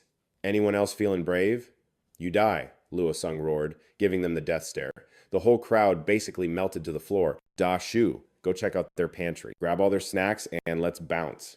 His eyes scanned the new prisoners. Hey, your own chief started this mess, so don't go blaming me for being harsh. He shouldn't have poked the bear. I totally wouldn't have even bothered. See, Luo Sung's original plan was to just take over, but he spun the whole thing to make their dead chief the bad guy so nobody would hate him. Turns out he needn't have bothered. They had 0 loyalty. Like, they could not have cared less about their chief being dead. They were just freaking out about their jerky stash being raided. The women just watched in horror as Da Shu and his boys started hauling away all their dried meat. They were literally on the verge of tears, begging Luo Sung, please sir, don't take our food. We'll totally starve this winter. Luo Sung just gave them this ice-cold look. Join my tribe, and you'll have all the food you can eat. Plus, nobody freezes to death on my watch. Anyone who wants in, follow me. Get behind me now. The words were barely out of his mouth before one person shot up and scrambled behind him. Then came a second, a third, a fourth, and pretty soon, the floodgates opened. The only one left was that super injured guy who wasn't moving anyway. Looking at him, you could tell he was a goner. And Luo Sung wasn't about to play doctor. He just led his new recruits right out of the cave. And then he told his monster to torch the place. A second later, the whole cave went up in flames, and just like that, Shading and his entire tribe were basically erased from history. Back at the Han tribe, getting the new people settled in was surprisingly chill. Turns out, a few of their own people had done business with Shading's crew before, so it wasn't a total stranger danger situation. In no time, everyone was basically one big, chaotic family. And Luo Sung wasn't kidding about the food either. The Han tribe's pantry was stacked, and with all the loot from the raid, feeding 200 people through the winter was going to be a piece of cake. The only problem was the cave was now packed to the gills. But hey, winter's coming, so more bodies means more body heat, right? But what really blew everyone's minds was that the Han tribe had actual pet monsters, especially giant beasts like Ru Bao and Hui Shan. That gave them a whole new level of respect for the Han tribe's power. For real. Now, they were super proud to be part of the Han tribe. Lately, the women were on a total rope-making binge, with huge bundles piling up, while the guys just kept on chopping down trees. The big logs were being saved for construction, and the branches were getting tossed in the kiln for firewood. And Luo Sung wasn't just sitting around looking pretty. Either he was busy making all the woodworking tools they'd ever need. So, of course, he just had to forge another 50 bronze shovels. With the tools finally ready, it was go time for phase 1 of the canal project, and you'll never guess what they used for a measuring tape, a super long hemp rope the girls wove. Low tech, but it works. Now, they were super proud to be part of the Han tribe. Lately, the women were on a total rope-making binge, with huge bundles piling up, while the guys just kept on chopping down trees. This whole mapping thing was to find the perfect, most aesthetic route for the canal. Next on the agenda, building a brick kiln, obviously. The canal project had barely started and was already making a colossal mess of dirt and rock, so Lasung was like, okay, new plan to tackle digging the canal and making mud bricks at the same time. Total chaos, right? He was aiming for those trendy blue bricks, which, for your information, are super thirsty and need a ton of water. So, to make getting water a breeze, the kiln got prime real estate right on the riverbank. I mean, talk about waterfront property. They'd already made a bunch of red bricks before, so they just recycled those to build the new kiln. Sustainable kings. Building this giant tube of a kiln was an all-hands-on-deck disaster that took a solid 5 days to finish, making the brick molds took even longer. And with that, the prep work was basically over. And right on cue, like he planned the dramatic entrance, the mega plow La Sung had been slaving over was finally revealed. Get this. It had a 2-meter wide wooden frame with 4 huge bronze blades underneath. An absolute unit. Just by dragging this monster, they could tear up a 2-meter wide strip of land, like 40 centimeters deep, all in one shot. And as for who had the biceps for the job, well, obviously it was going to be Nuke Bao and Hoi Sun, duh. So the two of them, with their plows side by side, just ripped through the ground, carving out a 4-meter wide channel like it was nothing. In less than a couple of hours, believe it or not, those two jocks had already dug a trench 700 meters long and 40 centimeters deep. La Sung was totally losing his mind with excitement. At this rate, he was thinking the whole city building thing might not even take 3 years. Talk about ambitious. The work crew jumped right on it, scooping all that dirt from the canal into molds, packing it down to make adobe bricks, and just leaving them out to air dry. La Sung's grand plan was to wait until winter to actually fire the bricks. His logic? Everyone would be bored with nothing to do then. Plus, hanging out by a giant oven in the winter would be super cozy. A pretty sweet gig, right? But, of course, a new problem just had to pop up. Drama alert. See, because these bricks were for the times outside times of the rammed earth walls, they were absolutely massive. Lugging around all that wet mud and these ridiculously heavy bricks was turning into a total workout and a huge waste of time. So, La Sung immediately decided to build some simple wheelbarrows. And since this was a brand new project, his top priority was finding some assistants, to train them up to be the tribe's official woodworking crew. The most obvious choice was Mak Thong, the Han tribe's resident woodworking prodigy. Get this, back when he was with the Tang tribe, he figured out how to use hot coals to hollow out a log into a barrel. A total genius. Then there was this other guy, Mak Don, who was like super simple and honest. He didn't say much, but his work was always on point. So next, tapping into those weird memories of horse-drawn carriages from his past life, La Sung added his own little upgrades. The three of them grinded all day, and bam, the very first pushcart was born. It was immediately snatched up by the construction crew, and let me tell you, the rest of the tribe was totally obsessed with this new gadget. I mean, compared to hauling everything on their backs, it was a total game changer. But our boy La Sung wasn't sold. Not yet. He noticed that every time the cart tried to turn, it wobbled like a baby deer on ice. It was totally going to fall apart any second. So, having pinpointed the fatal flaw, Lasung immediately went into upgrade mode. The big fix was just to make the axle longer. He broke it all down for his two new apprentices, and from then on, the three of them divided and conquered. This upgrade went way faster than building the first one from scratch. Like 2 hours later, the wheelbarrow 2 rolled off the assembly line. This time, it was perfectly stable, no wobble whatsoever. Everyone's productivity basically exploded. So, version 2 became the official model for mass production. The first order was for 30 carts. Right now, they had more than 10 adults on the labor squad, guys and girls included. These things were basically just for hauling dirt, so they were going to need a whole fleet of them eventually. For the next little while, the woodworking trio was cranking them out at a rate of 3 carts every 2 days, keeping the construction team constantly supplied with new wheels. Phase 1 of the canal project was now moving at, like, light speed. Even the brick making, which had totally hit a wall, suddenly picked up the pace, all thanks to the wheelbarrow brigade.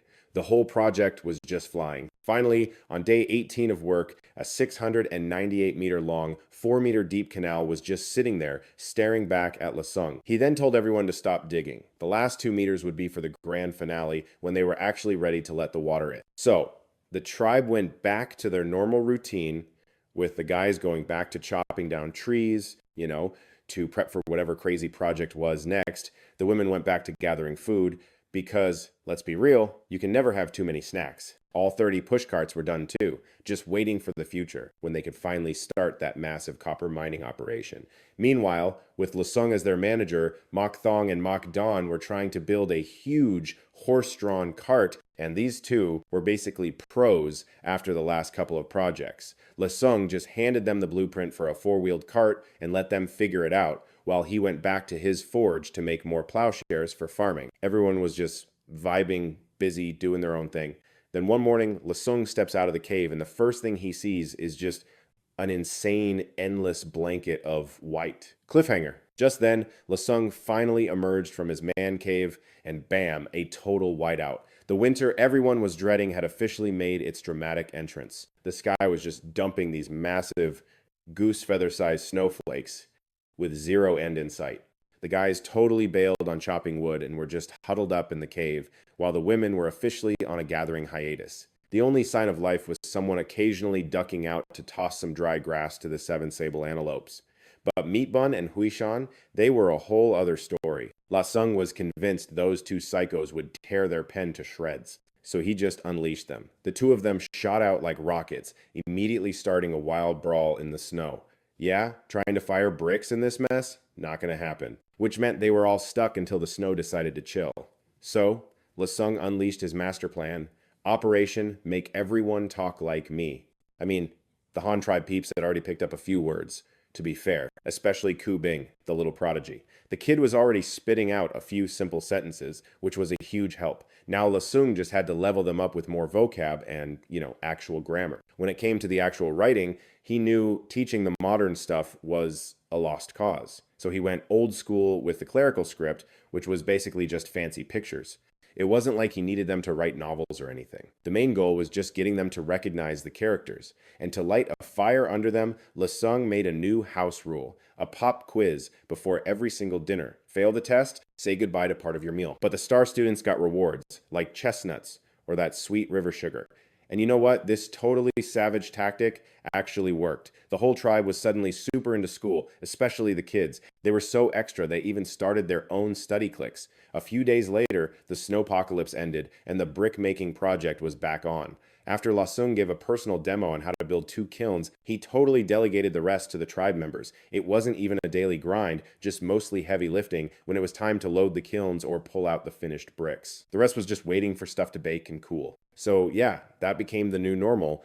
A little bit of school, and every few days, hauling a fresh batch of super basic, but like meaningful bricks. In their downtime, everyone got really into making jewelry to flex on each other. And plot twist, it was mostly the guys crafting these intense animal bone necklaces. They were also rocking all kinds of feathers. Lasung was just watching this, completely baffled.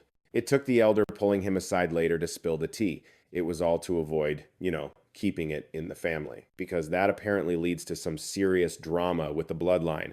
So a bunch of tribes get together in the spring for a massive matchmaking festival. If a girl vibes with a guy, she literally just follows him home to his tribe. The whole selection process came down to the guy's skills, how stacked his tribe was, and if they had enough food to go around. And you could apparently tell all of that just by checking out their bone jewelry. For example, if you're casually carrying a huge thigh bone as a weapon, it's a major flex that your tribe takes down big, scary monsters for fun, which obviously also meant the tribe was rolling in food. Hearing all this, La Sung was like, okay, that actually makes sense, and you could just see the gears start turning in his head.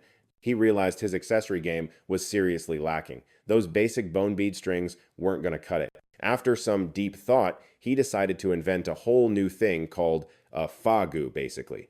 A hair crown. Usually, a fagu would be made of gold, silver, jade, or leather. The key was that everyone's was different.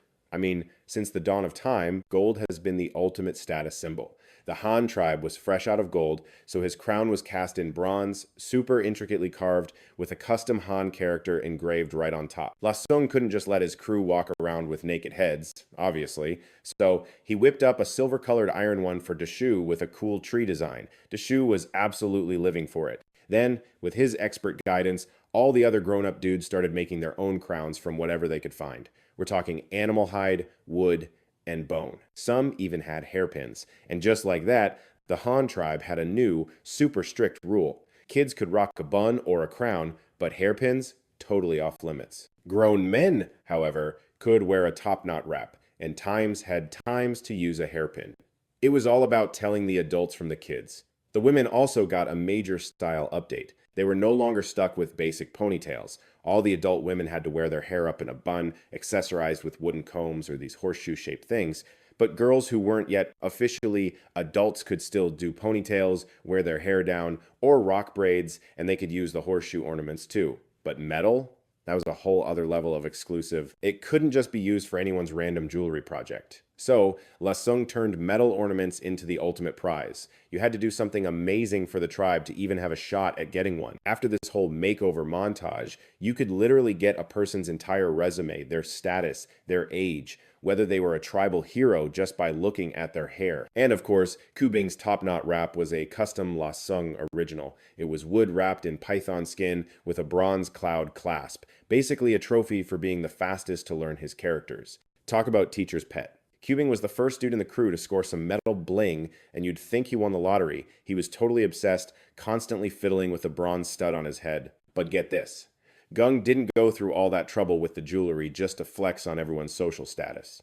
The real tea is it was all for the big upcoming mixer, and not to find his one true love or whatever. Now, it was to network with other crews and see if they could cut some deals. See, the Han tribe used to get all their salt from the Bald Head crew, but the Bald Head tribe totally ghosted. So before they could find their own salt hookup, Luo Sung needed a new supplier. And you gotta know, the Han tribe's pottery was basically designer level stuff, a super hot commodity. He wasn't just looking to trade pots for salt, he was on a major recruitment drive. I mean, if they were banking on their current squad of less than 200 people to grow the tribe, they'd be waiting forever. Like, they wouldn't even be able to fill one of his planned cities. But let's be real, not every crew was living the high life like the Han tribe, totally chill about food and having the time to map out their 5-year plan. Take the Black Rat crew to the east, for example.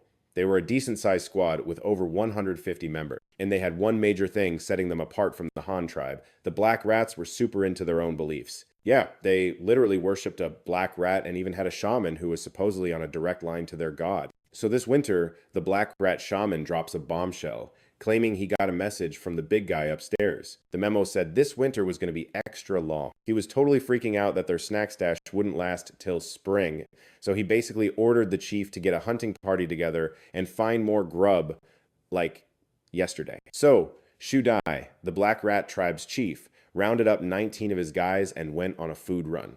It wasn't long before they spotted something totally weird. On the west side of the forest, near their turf, this huge column of black smoke would just appear every few days. Definitely not natural. But like, since when did anyone live out west? Ages ago, they tried to explore the west side.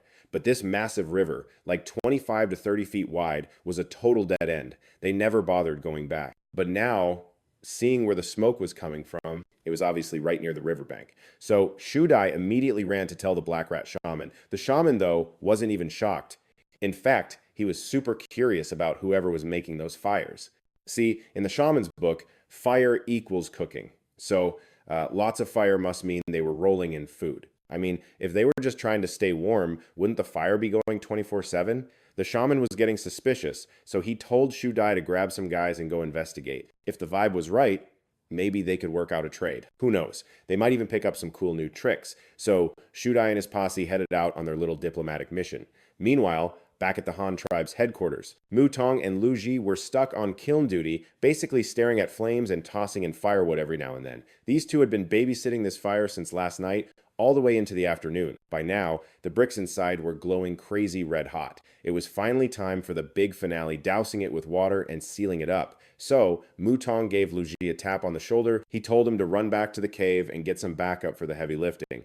Lu Ji just nodded, scrambled up the hill, and took off for the cave, not even glancing back. And the second Mutong was all by himself. Rubao's roar suddenly ripped through the air, followed by the sound of it totally freaking out and stampeding, and then people screaming. Mutong shot up out of that underground kiln entrance like a rocket. The second his head cleared the ground, he saw over a dozen spears fly right past Rubao's face, scaring the poor thing so bad it made a beeline straight for the cave. Luo Sung was literally just rallying the troops to go deal with the kiln. The moment he stepped out of the cave, he saw Rubao getting chased. Shudai was just about to order his guys to go after it when he spotted Luo Sung marching out with his entire squad and just froze. "Oh, hell no! Who the heck messes with our Rubao? Get your weapons!" The second their chief gave the order, the whole tribe let out a battle cry as 70 dudes stormed out, armed to the teeth, and totally surrounded Shudai and his little group. Shudai's jaw hit the floor. Every single person staring him down looked like they just walked out of a nightmare. Their leader was some young guy with an ice-cold stare, decked out in a golden crown and matching armor, and holding a white-handled golden spear aimed right at his face. The crew behind him was even more extra, with everyone flashing shiny bronze weapons. Dali, Shitu, and Luji were posted up right behind Luo Sung, looking like his personal bodyguards. Each of them was flexing a bronze battle axe, and even the guys who didn't get the fancy metal gear had matching long, white-handled spears. Like, forget whether they could actually fight. Just the sheer vibe they were giving off was enough to make Shudai shake in his boots, too terrified to even breathe. And Rubao, seeing its dad had everything under control, trotted right back to hide behind Luo Sung. It let out this super smug roar at Shudai. Luo Sung just gently patted its trunk, telling it to chill, then looked at Shudai and was like, "This elephant's with us. Why'd you jump it?" Shudai was completely floored. Seeing how tight Luo Sung was with this absolute unit of a beast, he just couldn't wrap his head around the fact that a neighboring crew could actually tame a monster that huge. But just when he thought things couldn't get any crazier, Stinky Evil Mountain, a beast a full size larger than Flesh Pouch, trotted over to see what all the drama was about. It just stood there next to its buddy, giving the surrounded crew a curious look. Rat Chief and his posse were so freaked out they nearly had a collective meltdown. Oh great, another one. Seeing them losing their minds, Luo Sung just frowned, totally unimpressed. He nodded to the elder next to him to go play bouncer. "Who are you guys? And who said you could crash our party?" The elder stepped up, using a whole lot of hand gestures to translate Luo Sung's vibe check for Rat Chief. He also made sure to drop who his boss was. The second the elder finished, Rat Chief started apologizing, like his life depended on it. He swore he had no idea the big guy already had a crew. He just wanted to hunt it to survive the winter, and then the waterworks started as he spilled his entire tragic backstory. Luo Sung was like, "Wait, all this drama was because you guys wanted to barter for some food? Look, if you've actually got something I want, maybe we can make a deal. So, what's on the table?" Rat Chief paused, then nervously offered, how about a stone bowl? I mean, my tribe has a few of them, and they're like super essential, totally rare, hard to find. This time, before Luo Sung could even react, the elder totally cut him off. "Stone bowls? Honey, we have countless stone bowls. You want one? Trade us something real for it. Salt, people, we're not picky." And with that, it was Rat Chief's turn to have his jaw hit the floor. This crew had times many bowls, and they were just trading them away. Seeing Rat Chief's total disbelief, the elder sent a few kids to go grab the goods, and in less than 2 minutes, they were back. The kids hauled out a water vat, a pot, and a bunch of bowls. Some little troublemakers even brought out bowls of meat soup and started obnoxiously slurping it down right at the entrance. The absolute flex. That whole scene left Rat Chief speechless. He'd never smelled anything that amazing in his life. Luo Sung, ever the showman, ordered someone to ladle him a bowl. How are you supposed to get how awesome pottery is if you don't even try the soup? Rat Chief gingerly took the bowl, copied the kids, and took a sip. Instantly, a wave of warmth shot from his throat straight to his stomach. A second later, his whole body was toasty. It was one of Luo Sung's special cold buster soups, not much meat, but simmered with pork bones and spicy peppers. A few sips of that stuff on a chilly day was pure magic. At that point, Rat Chief was completely sold. He was ready to trade his own people for a clay pot. Also, what's salt? He'd literally never heard of it. The elder repeated the going rate. 1 clay pot for 2 kids, or 1 adult woman. A price Rat Chief could totally get behind. But, slight problem, he hadn't brought any women or kids with him. Still, he was desperate to take a pot home. He licked his lips and asked, "So, can I maybe take the pot now and, pay you later? I'll totally bring the people next time, I swear." Hearing that, Luo Sung's face went sour. Credit? Not happening.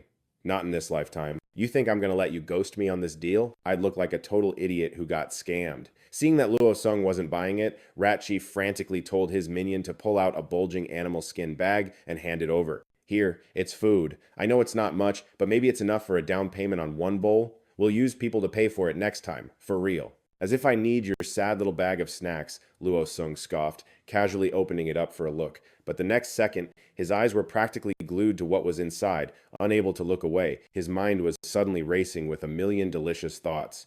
Peanuts. Salted peanuts. Fried peanuts. Peanut butter! This was a straight-up treasure. Besides being super nutritious, the real prize was that you could press it for oil. If he planted a whole field of these, he'd never have to worry about cooking oil again. Plus, with oil, he could make soap, candles, even things that go boom. Calling peanuts a strategic resource wasn't even an exaggeration. Luo Sung fought to keep his poker face, trying to act casual.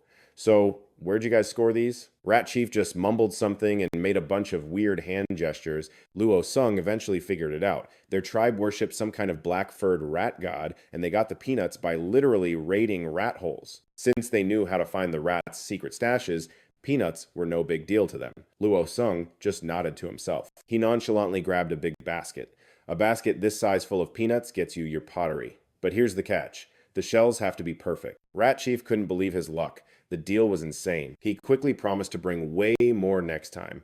In the end, Rat Chief walked away with his big basket, a clay pot, a ceramic bowl, and a spoon that Luo Sung tossed in as a freebie. Watching them leave, he suddenly felt a pang of regret, like maybe he'd been a little too generous. After all, a whole other tribe had just tried to jump them at their front door. Luckily, it was a small crew. If they had shown up for a real fight, even if the Han tribe won, it would have been a mess with a lot of people getting hurt. Luo Sung had been thinking about a defense plan before this whole mess, but you can't just build a massive wall overnight.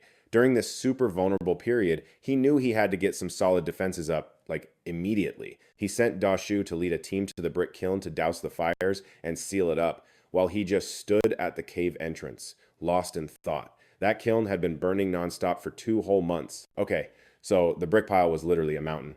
But the real times wall couldn't start till spring, so were these things just gonna, chill and get dusty? And then, bam, a totally genius defense plan just hits La Sung. So, the next morning, he gets all the grown-ups together and drops the bomb. They're building 3 walls to completely block off the cave. They'd leave a gate, 6.5 feet wide on the east side. And get this, the main gate would be this gnarly 10-foot tall spiky thing with 4 rows of long spears just jutting out. This basic wall was basically just stacked mud bricks. But here's the hack. In this insane cold, they just had to splash some water on it and boom, instant frozen wall.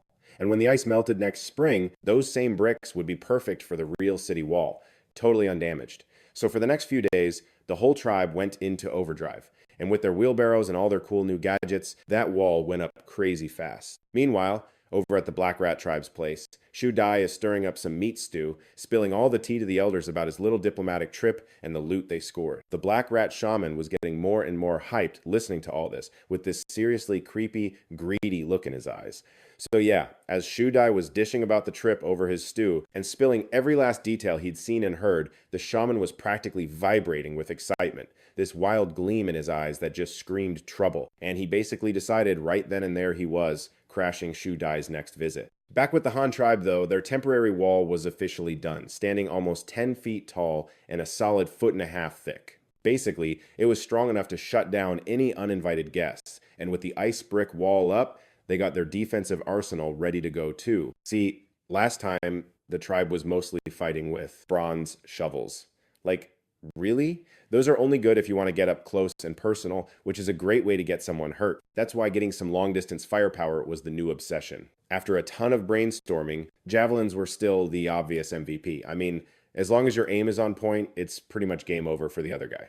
This way, they could totally thin out the enemy herd before they even got near the gate. Before, the Han tribe's javelins were all wood, which meant they had, like, zero piercing power and snapped all the time. But now, La Sung was sitting on several hundred pounds of metal. We're talking copper and tin, so all he had to do was slap some metal tips on those wooden shafts.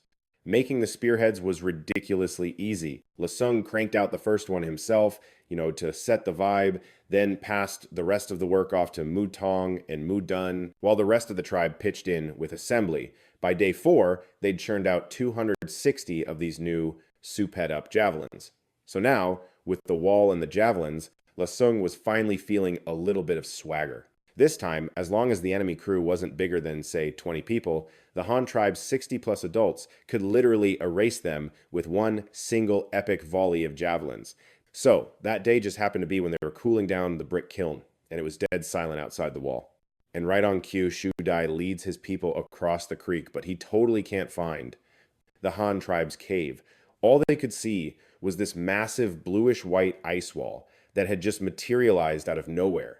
Like, a few days ago, it was an empty field. Shu Dai immediately sprinted up to the wall. He's thinking, this wall was times not times here a few days ago. Did it just, grow out of the ground? The shaman, Shu Wu, who was lagging behind, rushed to catch up. Staring at the huge, bluish bricks in the wall, he just had to say it. This is an actual miracle. Meanwhile, outside the wall, Ru Bao was just minding its own business when the noise caught its ear. It darted behind the barricade at the gate and poked its head out to see what was up. The second it saw the same losers who jabbed it with spears last time, it just let out this massive roar. That's when Shu Dai finally spotted the gate in the wall, with its wooden frame covered in sharp spears. He had no clue what it was, but he could definitely imagine some poor schmuck getting skewered on those things. He couldn't help but mumble about how messed up, but also kinda awesome it was. Meanwhile, the woman and the kid with him were whispering why didn't the Han tribe eat that four-legged thing from before? That's so much good meat. They're just letting walk around. Just then, La Sung heard Ru Bao's roar and rolled out of the cave with a dozen or so of his crew, and in each of their hands was one of those brand new upgraded javelins. Shu Dai immediately started backpedaling, explaining they were just there to trade for some pottery, and he even shoved the woman and kid forward as proof. La Sung just nodded and told his guys to move the barricade. The second they walked through that gate, Shu Dai's crew was completely shell-shocked. Over by the animal pen were 30 identical wheelbarrows, all lined up in a perfect, neat row. Closer to the cave, there were 50 bronze shovels and over 200 javelins with these shiny golden tips just gleaming. And at the cave entrance, the gate to the livestock pen was wide open, and the blue antelope inside spotted the strangers and totally freaked out. Ba ba ba! Shu Dai's people jumped out of their skins. Why were there so many of these things? And were they seriously keeping them times inside Asterisk? And as they went deeper into the cave, the shock just kept coming. There were people everywhere, just as many as the entire Black Rat tribe. All the Han tribe members were giving Shu Dai's group some serious side-eye, while Shu Dai's eyes were practically popping out of his head at the sight of over 80 clay pots sitting around the fire pit. That was an insane amount. You could probably trade their whole tribe for that, I'm not even kidding. Then the women from the Black Rat tribe started noticing how the Han women all had these glowing, healthy-looking faces. Okay, so these guys had clearly never missed a meal in their lives. They were all decked out in animal hides, but the shaman, Shu Wu, was the only one with a few brain cells to rub together. He was just zoning out, staring at the hundreds of Han squiggles carved into the cliff. Seeing the old dude was intrigued, Luo Sung was like, all right, let's make a deal. This time, Shu Dai brought 7 women, 6 tween boys between 11 and 12, and 4 whole baskets of peanuts, hoping to trade them for 10 clay pots and 4 ceramic bowls. When Shu Dai got the pottery, he was absolutely losing his mind. Finally, our tribe can have some real hot soup for once. But the teenagers who got traded, they were basically throwing a party, dreaming of a future Han tribe style, where being hungry wasn't a thing. The excitement was real. As soon as the deal was sealed, Shu Wu scrambled over to Luo Sung, dying to know about the Han characters. He had this gut feeling they were the key to some next level secrets. Seeing his interest, Luo Sung grabbed a stick and basically gave him the whole TED talk. Shu Wu had a total light bulb moment like, oh, these are just fancy texts. If everyone learned them, they could literally just write stuff down and everyone would get the memo. Luo Sung just let him cook, seeing him so deep in thought. I mean, the Han crew only learned this stuff because I bribed them with candy, so finding someone this into it was a total unicorn. A light bulb went off in Luo Sung's head, time for some talent scouting. Even though the old guy was from another tribe, he invited Shu Wu and Shu Da for a sleepover. Shu Wu was totally down for it since he had, like, a million questions. To really roll out the red carpet, Luo Sung even announced a pop-up lunch party, but since they were short on sleeping space, he decided it was time to evict the bunnies from the cave. After finding the perfect spot, Luo Sung was like, all right, crew, let's build this thing. He ordered up 4 green brick walls and a paved dirt floor and threw down a layer of hay for that rustic chic vibe. The women moved over 50 fluffy bunnies to their new digs. Shu Wu was confused, asking, dude, why aren't you eating these? They're walking snacks. Before Luo Sung could even get a word in, Shu, like the ultimate hype man, jumped in to spill the tea. He explained how their 30 rabbits turned into over 50, and that raising them was a total breeze compared to hunting. The Black Rat tribe was shook. Their minds were blown. They totally got the whole farming vibe. They just never pictured such a wild way to build a pantry. Shu Wu, though, was getting super sus about all these Han tribe miracles. He cornered Luo Sung and whispered, spill it. Did your gods slide into your DMs or what? Luo Sung was blunt. Nah, fam, my tribe doesn't do gods. I was just born with this big brain energy. Hearing that, the whole look in Shu Wu's eyes shifted. Wait, are times you times the god? Shaking off that seriously weird vibe, Luo Sung led them on a tour of the future rice fields he was planning. He announced with a straight face, next year, we're going to be swimming in food. Shuda was giving him major side-eye. Even if your tribe is bigger, there's no way your crew can eat all that. Luo Sung just smirked, I'm going to build an empire and have other tribes join our squad, so we're going to get bigger and bigger. Shuda was so not convinced. Yeah, right. Like any tribe is just going to bend the knee to you guys. Luo Sung just let out a little laugh and called Dashu over to spill the tea about those people-eating freaks from the Senling tribe. The deets were so gnarly that Shu Da was sweating bullets. He couldn't process that such a terrifying tribe was real. Phew, dodged a major bullet there. Seeing his opening, Luo Sung decided to drop a major truth bomb, saying that Cannibal Crew lived right across the river and they had over 50 crazy strong dudes. They always roll at least that deep, plus they have some freaky long-nosed monster as huge as Hui Shan, and they're probably not too far from you guys. So, watch your back. After dropping that little nugget, Luo Sung gave Shuda a little good luck with that pat on the shoulder and strolled back to the city wall. Shu Wu and Shuda were totally bugging out. A whole cannibal tribe hiding in their backyard. The chill guest vibe was officially dead. They immediately ran to Luo Sung to be like, we gotta bounce. They had to peace out and prep their defenses, like yesterday. Luo Sung didn't try to stop them and even hooked them up with 10 huge fish for the trip. Before they dipped, he told Shu Wu they could hit him up if things got real. Shu Wu and Shu Da were so shook they couldn't even speak, just bowing and saying thank you on repeat. Then they grabbed their people and got out of there. With that drama gone, things finally chilled out in the Han tribe. Then, on the day before the third full moon of winter, it just dumped snow, day and night, without stopping. The snow piled up like a foot high, so brick making was on pause. That day, Luo Sung was just vibing on some hay in the animal pen, peeling chestnuts, while Ru Bao and Hui Shan were totally plotting on either side of him, yoinking a few nuts whenever he wasn't looking. But then, Hui Shan suddenly went on high alert, its massive ears twitching like crazy. Luo Sung instantly got that uh-oh feeling. He froze mid-chestnut. Not even a minute later, the whole ground started shaking like crazy. Luo Sung shot out of there and scrambled up the west wall to see what was up. Out in the western woods, an insane hunting party of like a bajillion terrifying beasts was chasing down a bunch of plant eaters in the snow. Leading the chaos were herds of wild buffalo he'd never seen and some seriously enormous moose. Thrown into the mix were dozens of funky-looking horses and camels that forgot their humps, and trailing the predators, it wasn't just giant birds, but a whole stampede of wild boars. So the real muscle was this pack of over 200 gray wolves. La Sung was hiding behind a wall, barely breathing, just watching it all go down. Meanwhile, Hoi Sun and Nuke Bao were right there with him, basically eating popcorn and enjoying the premium level drama. And just then, the posse chasing them was literally right on their tails. The head buffalo was leading her squad of over 100, just stampeding toward the northeast. The alpha wolf let out this insane howl, and boom, over 100 wolves charged out to totally box in the buffalo clique. The llamas were suddenly booking it like crazy, and their leader completely ditched the buffalo herd. Over 60 moose were hot on their tail, which made the lead buffalo absolutely lose her mind. I mean, if it wasn't for the buffalo squad's protection, they would have been total goners ages ago.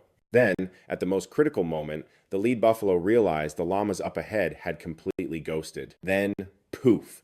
Over 20 of the moose just vanished too. Right as she was about to close the gap, the lead buffalo saw this massive ravine and her fur stood straight. So the lead buffaloes were officially ticked off, forced to line up and aim their horns forward like some kind of angry mob. Meanwhile, the wolf pack was creeping closer, their little circle of doom slowly tightening. But right when the ultimate showdown was about to pop off, this massive fart just ripped through the air, leaving both the buffaloes and wolves totally confused. Hundreds of eyes simultaneously snapped toward the western city wall. All they saw was the Golden Crown squad smacking some poor meatbag on the head. "You cheap piece of junk food, you just got us all killed."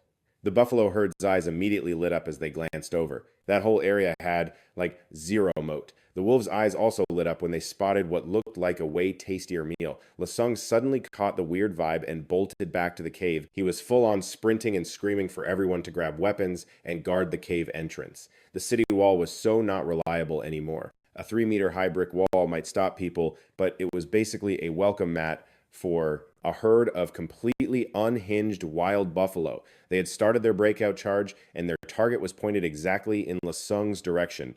The alpha wolf ordered his pack to give chase, while the wild boars launched the first pathetic counterattack. Even though they were outnumbered, the terror birds were just chilling on the sidelines, waiting for the perfect moment to stir up some drama. The wild buffalo, over 2 meters tall and weighing more than a ton, charged all at once. Their half-meter long horns tore right through the wild boars, basically unzipping them.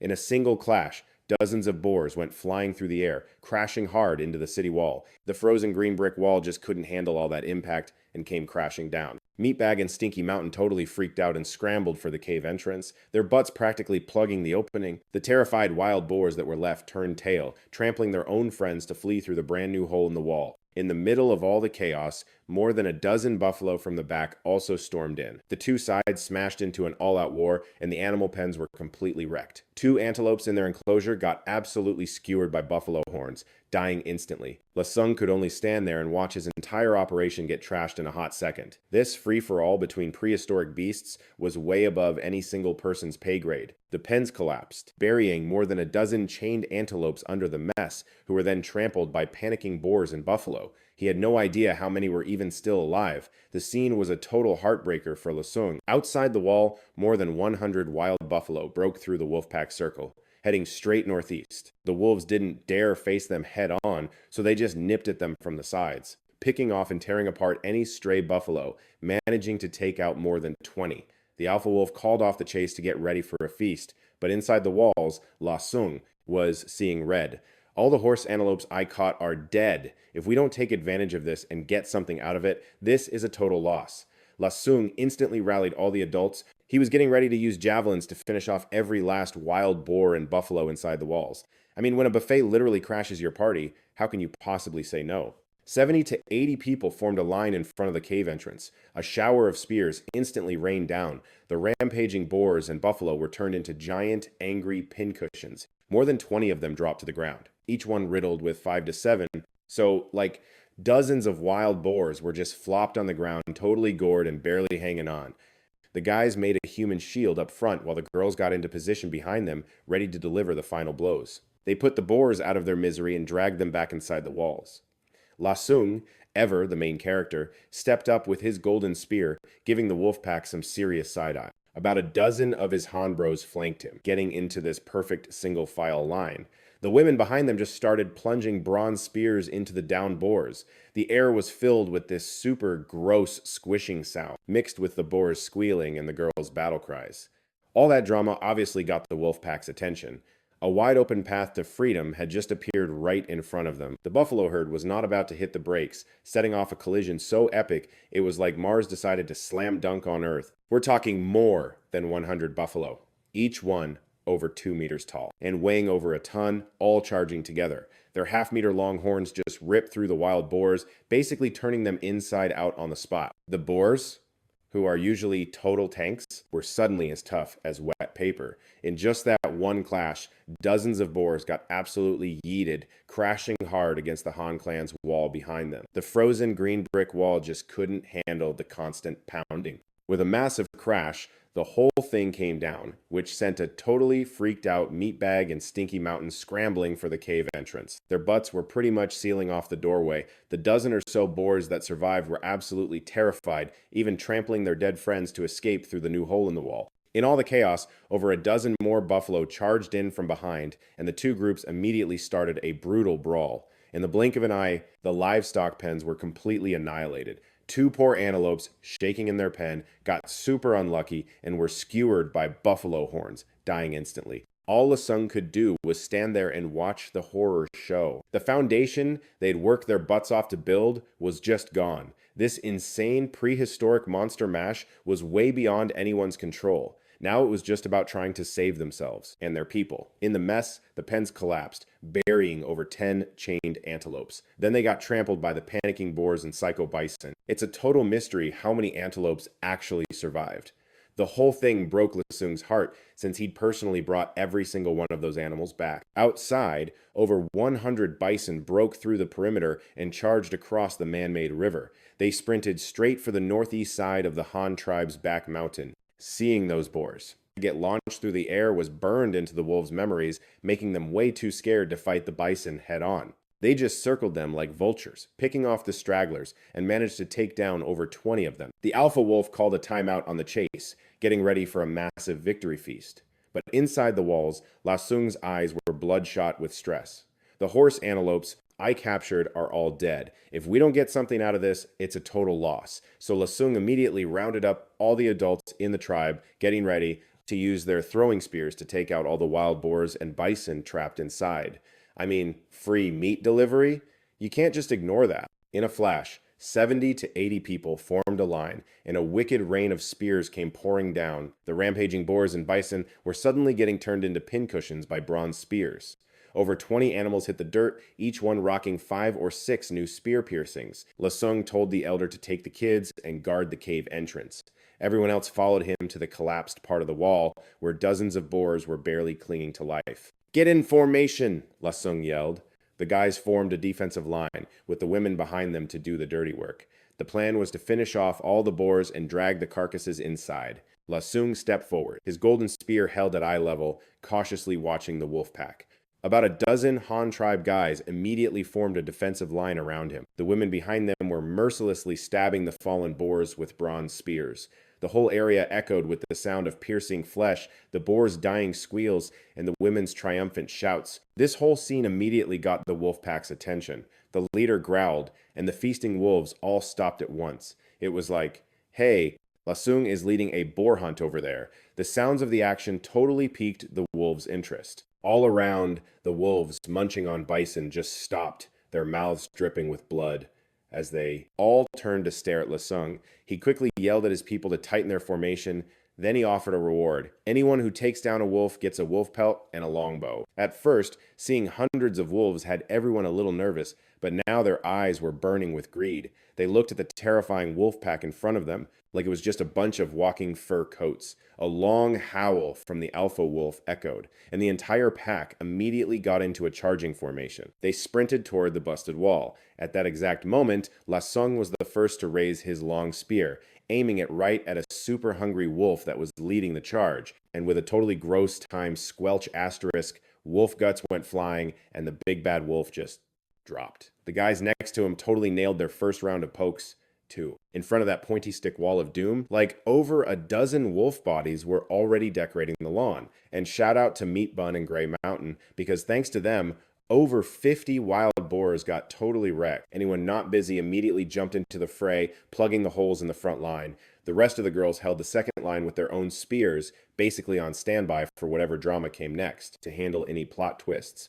The whole showdown was over in a flash. And get this, in front of their spear squad, the wolf body count hit at least 40, and plot twist. The front line was now like double the girls. On the main stage, the Han tribe was finally chilling. But you know those gray wolves. They were way too extra to just give up. In some shady corner, the alpha wolf was whispering orders to another clique, telling them to sneak around the side of the wall. They were totally planning a sucker punch. But this little scheme didn't get past La Sung, who was basically stalking the alpha wolf's every move. He felt the vibe was off, So he scrambled up the wall next to them. From his new perch, he got a bird's eye view of all the chaos. Over on the main front, right by the busted wall, over 50 wolf bodies were stacked up, making a gnarly new barricade.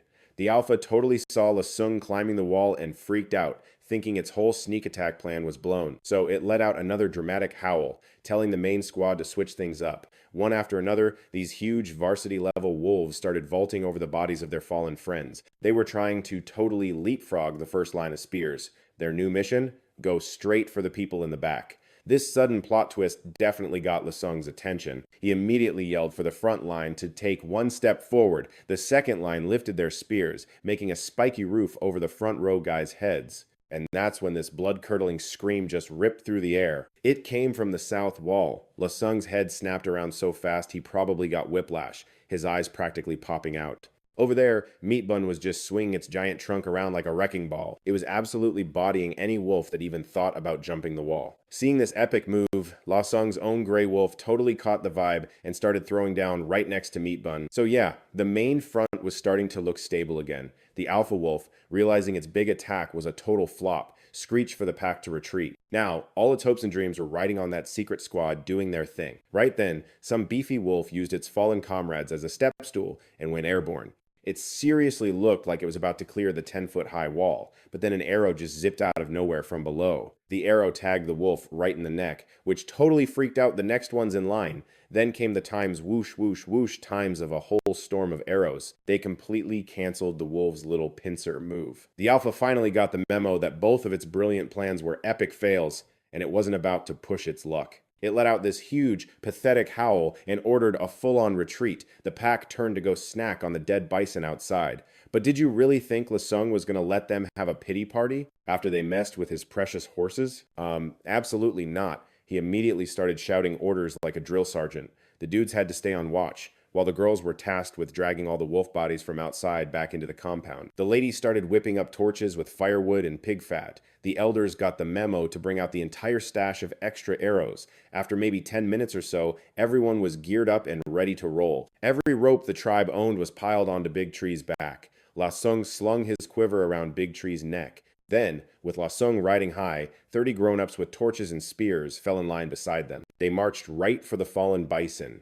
As they got close to one of the carcasses, La Sung, from more than 30 yards out, started picking off a few lingering wolves with his arrows like it was nothing. You better believe the other wolves didn't stick around. They bounced immediately. La Sung saw his chance, leading his crew to claim a bison.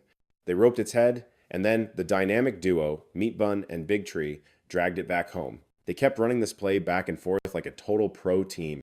On their way out of the gate, they'd even drag a massive bundle of firewood with them. The wolf pack, having already gotten a taste of their bronze spears and arrows, and seeing every single person carrying a torch, could only sit there and watch in misery as the humans yoinked their dinner. Even some giant vultures trying to crash the party from a distance got sniped by La Sung's arrows. Literally everything became a trophy for the Han tribe. The wolves were completely out of options and could only turn their desperate eyes to the animals that had fallen into the ditch. But before they could even make a play, a huge wall of fire just exploded along the banks of the fake river. The wolves' last tiny spark of hope was snuffed out, and they had no choice but to slink back into the forest, completely defeated. Meanwhile, back at the river, La Sung and his squad were checking out their loot by torchlight. The 700-yard-long trench was packed with 36 grass camels, 28 massive deer, and 47 bison of all sizes. On top of all that, there were like 7 or 8 wolves that got totally stomped in the chaos and a terror bird with a busted leg.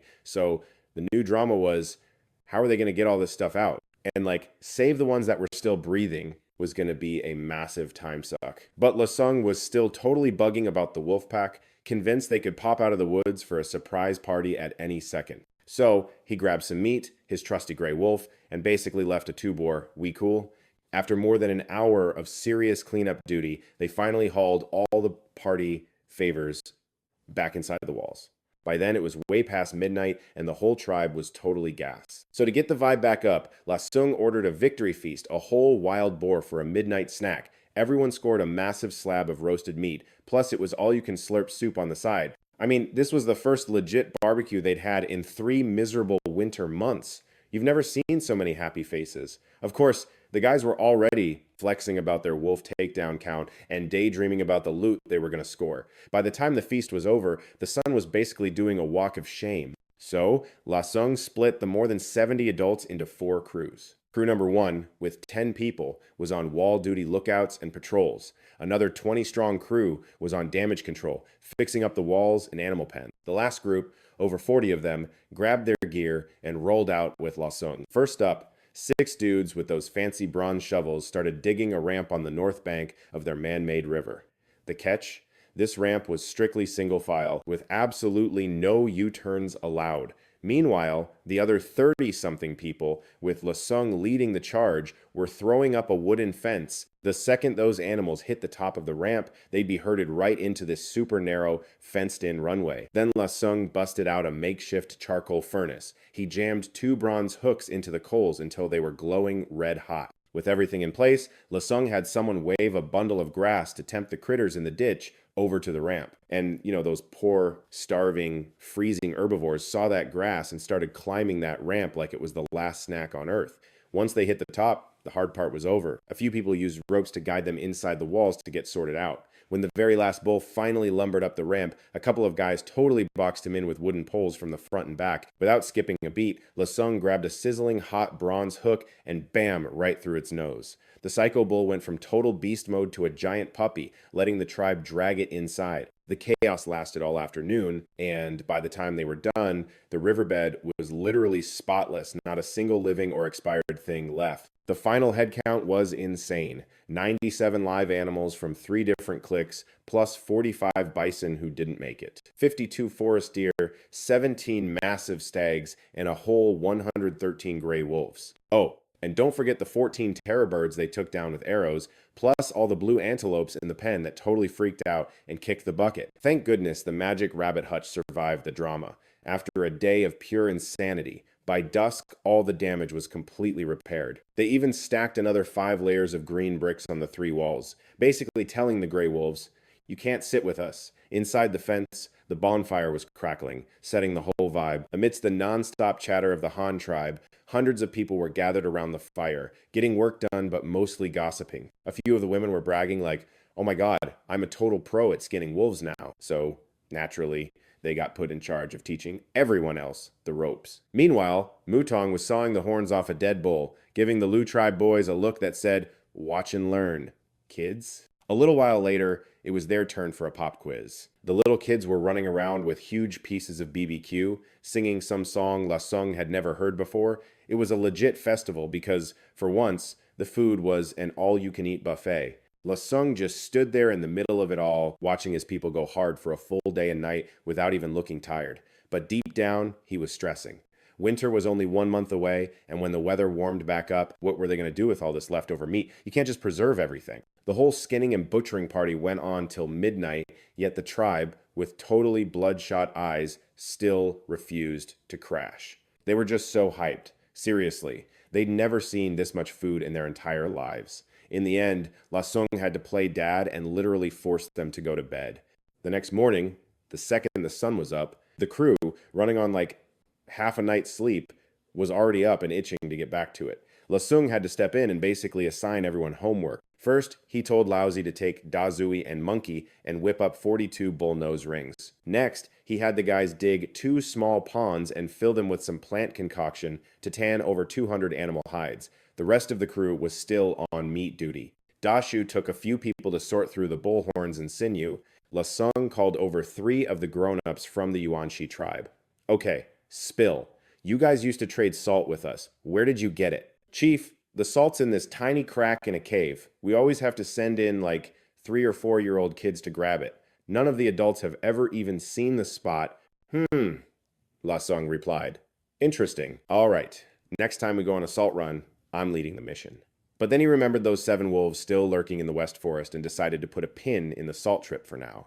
At least he knew where the hookup was, so he wasn't stressing about running out anymore. He had someone bring out all their reserve salt and started teaching everyone how to make jerky and sausages. Meanwhile, back at the other tribe, Zida and Ziwu were sprinting home. They were taking Lasung's warning, super seriously. The 2 head honchos had a major powwow and finally decided that Zida would take 20 people. The posse was heading west to see if Lasung was spilling tea or just making stuff up. Ziwu stayed behind in the tribe, ordering the women to build a defensive fence, totally copying the Han tribe style with wooden stakes and stone spears. A huge gate blocked the entrance, and the tribe was using the pottery they'd traded for to cook meat soup, whispering among themselves as they ate. To be able to make such high-quality stone bowls, how powerful is that tribe even? Ugh, I wish we could get traded into the Han tribe. All this gossip got back to Ziwu, but he didn't even get mad. He just closed his eyes, Lasung's words echoing relentlessly in his mind. Every time he closed his eyes, his brain replayed the promise that joining the Han tribe meant endless food, more livestock than they could even handle, and a totally safe place to live. That voice just kept getting louder in Ziwu's head, making him dizzy. Suddenly, he snapped his eyes wide open, an excited look on his face. No, our tribe is just as big as the Han tribe. Why should we have to join them? Didn't the Han leader say he could give the Mud Warriors endless food? Let's just wait and see. Maybe he's all talk. Just then, Zida returned with the hunting party, dangling a necklace made of human bones as he walked into the tent. Shaman, look at this.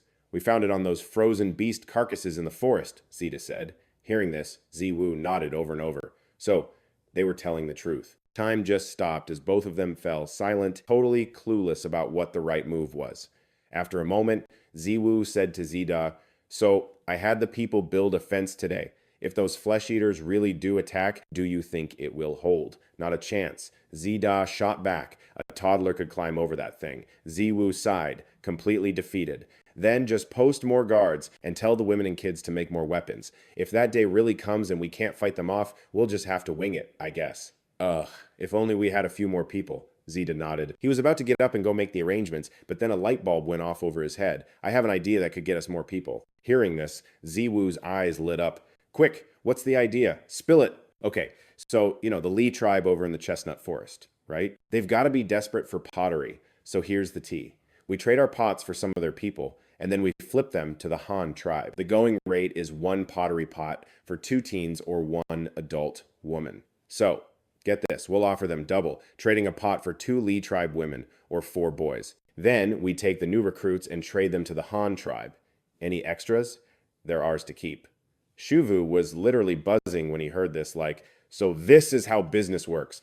You're an actual genius. Even that try-hard Luo Song from across the river could never cook up a scheme this good. And just like that, history was made. The world's first hustler was born. Let's do this, Shuvu said, totally on board. You grab some guys and head to the Lee tribe, right now. Use the pottery we have to get the ball rolling. Shudai was all for it and rushed off to get ready.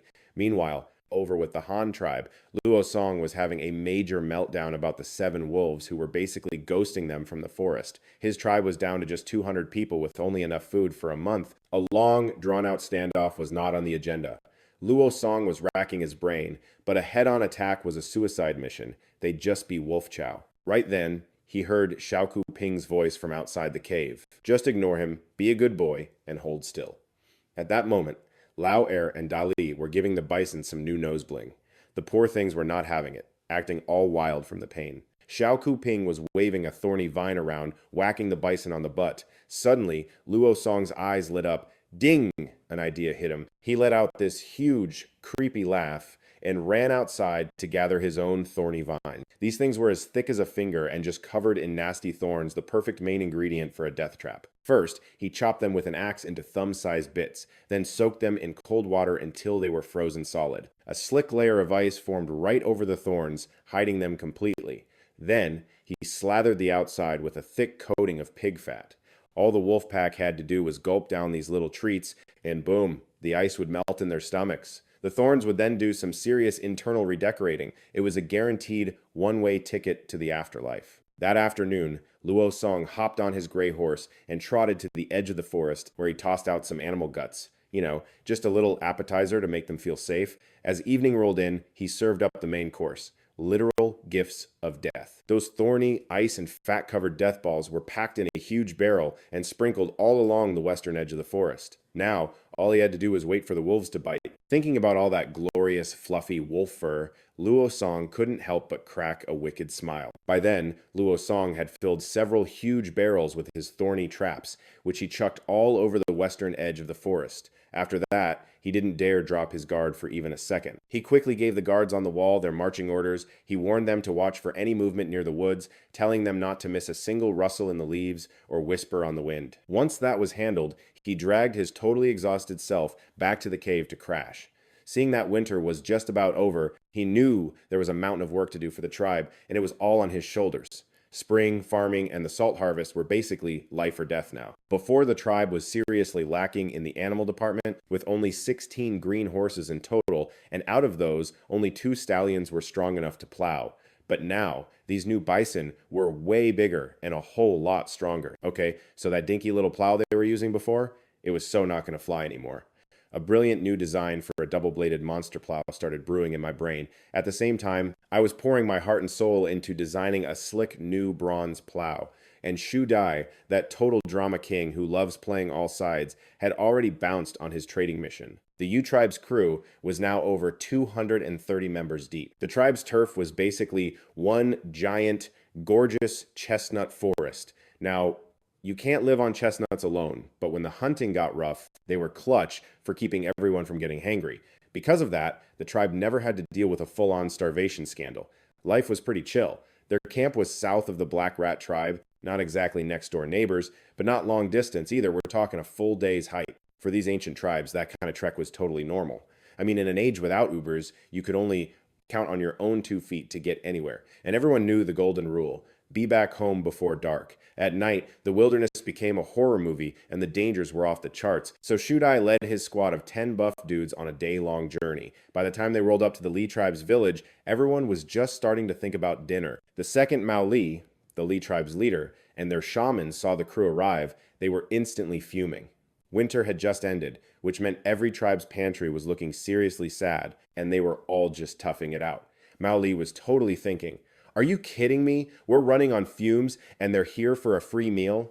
His face soured immediately. His vibe was screaming, "Get out," and even his smile was fake. Shu Dai totally read the room and knew he was crashing their pity party, so he just flashed this huge, unbothered grin. He quickly clarified he wasn't there to mooch, and even had his sidekick hustle out their own stash of food. Only then did Mao Li's death glare soften a little. So Mao Li gave them the grand tour of the tribe's digs, which was basically 10 of these hobbit hole-style houses dug into the earth. They were half buried, with a dome on top made of branches all slathered in a thick layer of mud, leaving a little smoke hole at the peak. The second Shu Dai stepped inside, his eyes were glued to the central fire pit, where he saw the locals roasting chestnuts and jerky, and you could practically see a light bulb go off in his head. He had just turned to start his sales pitch about his amazing pottery when he was hit with Mao Li's majorly sour face, who was clearly thinking, "This guy just walked in and is already eyeing our food." Total red flag. But Shu Dai, completely unbothered by the attitude, just casually waved his guy forward with their own pot and dried meat, and they all just plopped down by the fire, and then they just started cooking their own dinner. When Mao Li saw they actually brought their own food, and in some seriously fancy pottery, he finally dropped the resting grump face. His attention was totally locked on that pot, and when he heard that using it to cook could keep them warm times and times make their food last longer, Mao Li was suddenly all ears. Shu Dai could have given the best speech in the world, and it wouldn't have mattered. But right then, the tribe's pantry was looking seriously empty, so saving food was a huge deal.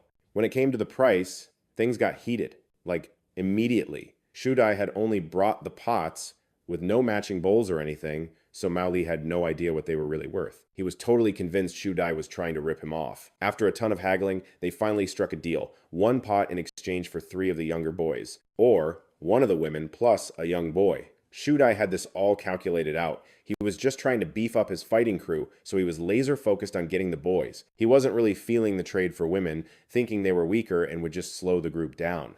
These boys were only about 10 to 11 years old, but by their tribe's standards, they were basically a year or 2 away from being considered adults. A little training, and they'd be ready to throw down.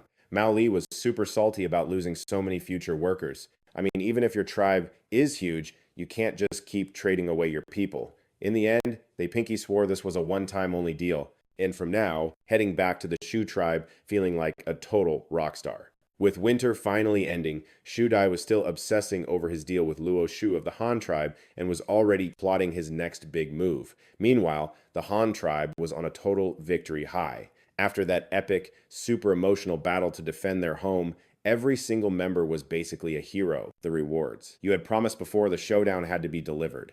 Super plush wolf pelts, perfect for staying cozy, were handed out to all the adult men and women of the tribe. And even though there wasn't a ton of bronze bling to go around, you was not stingy. The guys were hooked up with custom-made bronze buttons, engraved with this sick image of a totally majestic and fierce wolf's head. They were tiny, but they were a huge deal, like a medal of honor for their battle cred. Everyone was obsessed, and nobody ever took them off. The women who fought got these stunning bronze bells, and everyone was just over the moon. But the one thing that made the tribe absolutely lose their minds was that every single one of them got a longbow. They had all seen how overpowered those things were. In the last battle, they caused some serious damage. With longbows, they could snipe from a distance, which was a whole lot safer. Plus, they could carry way more arrows than those clunky old javelins. Their whole fighting style just got a major glow up. Although, before the battle, you had laid down the rule that you had to take out more than 5 wolves to get a bow. But in reality, they only managed to bag a little over 70. With so many people and so few wolves, the math just wasn't mathing. So you just used it as an excuse to deck out the entire tribe with longbows. The new model was made from cedar wood, which is this super hard but amazingly flexible wood. The bowstring was made from tough as nails hemp fibers that could handle insane tension. The whole bow was about 5 feet 9 inches long, a perfect match for the height and strength of most of the tribe. And let me tell you, its power was no joke. The tribe already had the wood and the tools. At first, everyone thought mass producing them would be a breeze, but the second they actually started, the problems started popping up. The first disaster was logging. The wood for these bows had super strict standards. The cedar had to be perfectly straight with a perfect sapwood to heartwood ratio of 1:2. Heartwood is a total drama queen. It's stiff, breaks easily, and has a short lifespan. And to make things worse, the tribe only had one giant, clumsy wood saw. It took 2 people just to pull the thing. It was completely useless for any kind of detail work. A small handsaw was fine for trimming branches, but trying to cut a round log with it was a complete nightmare. Lasung was totally stressing about it until he had a flashback to this U-shaped bow saw he'd seen as a kid. The wooden frame pulls the blade super tight, making it perfect for sawing planks or beams.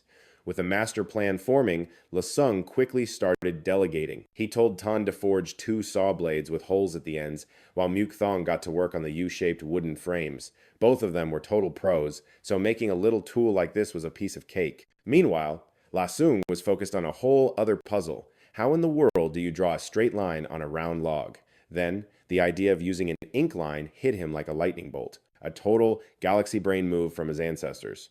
2 points make a straight line like duh. So simple, but so effective.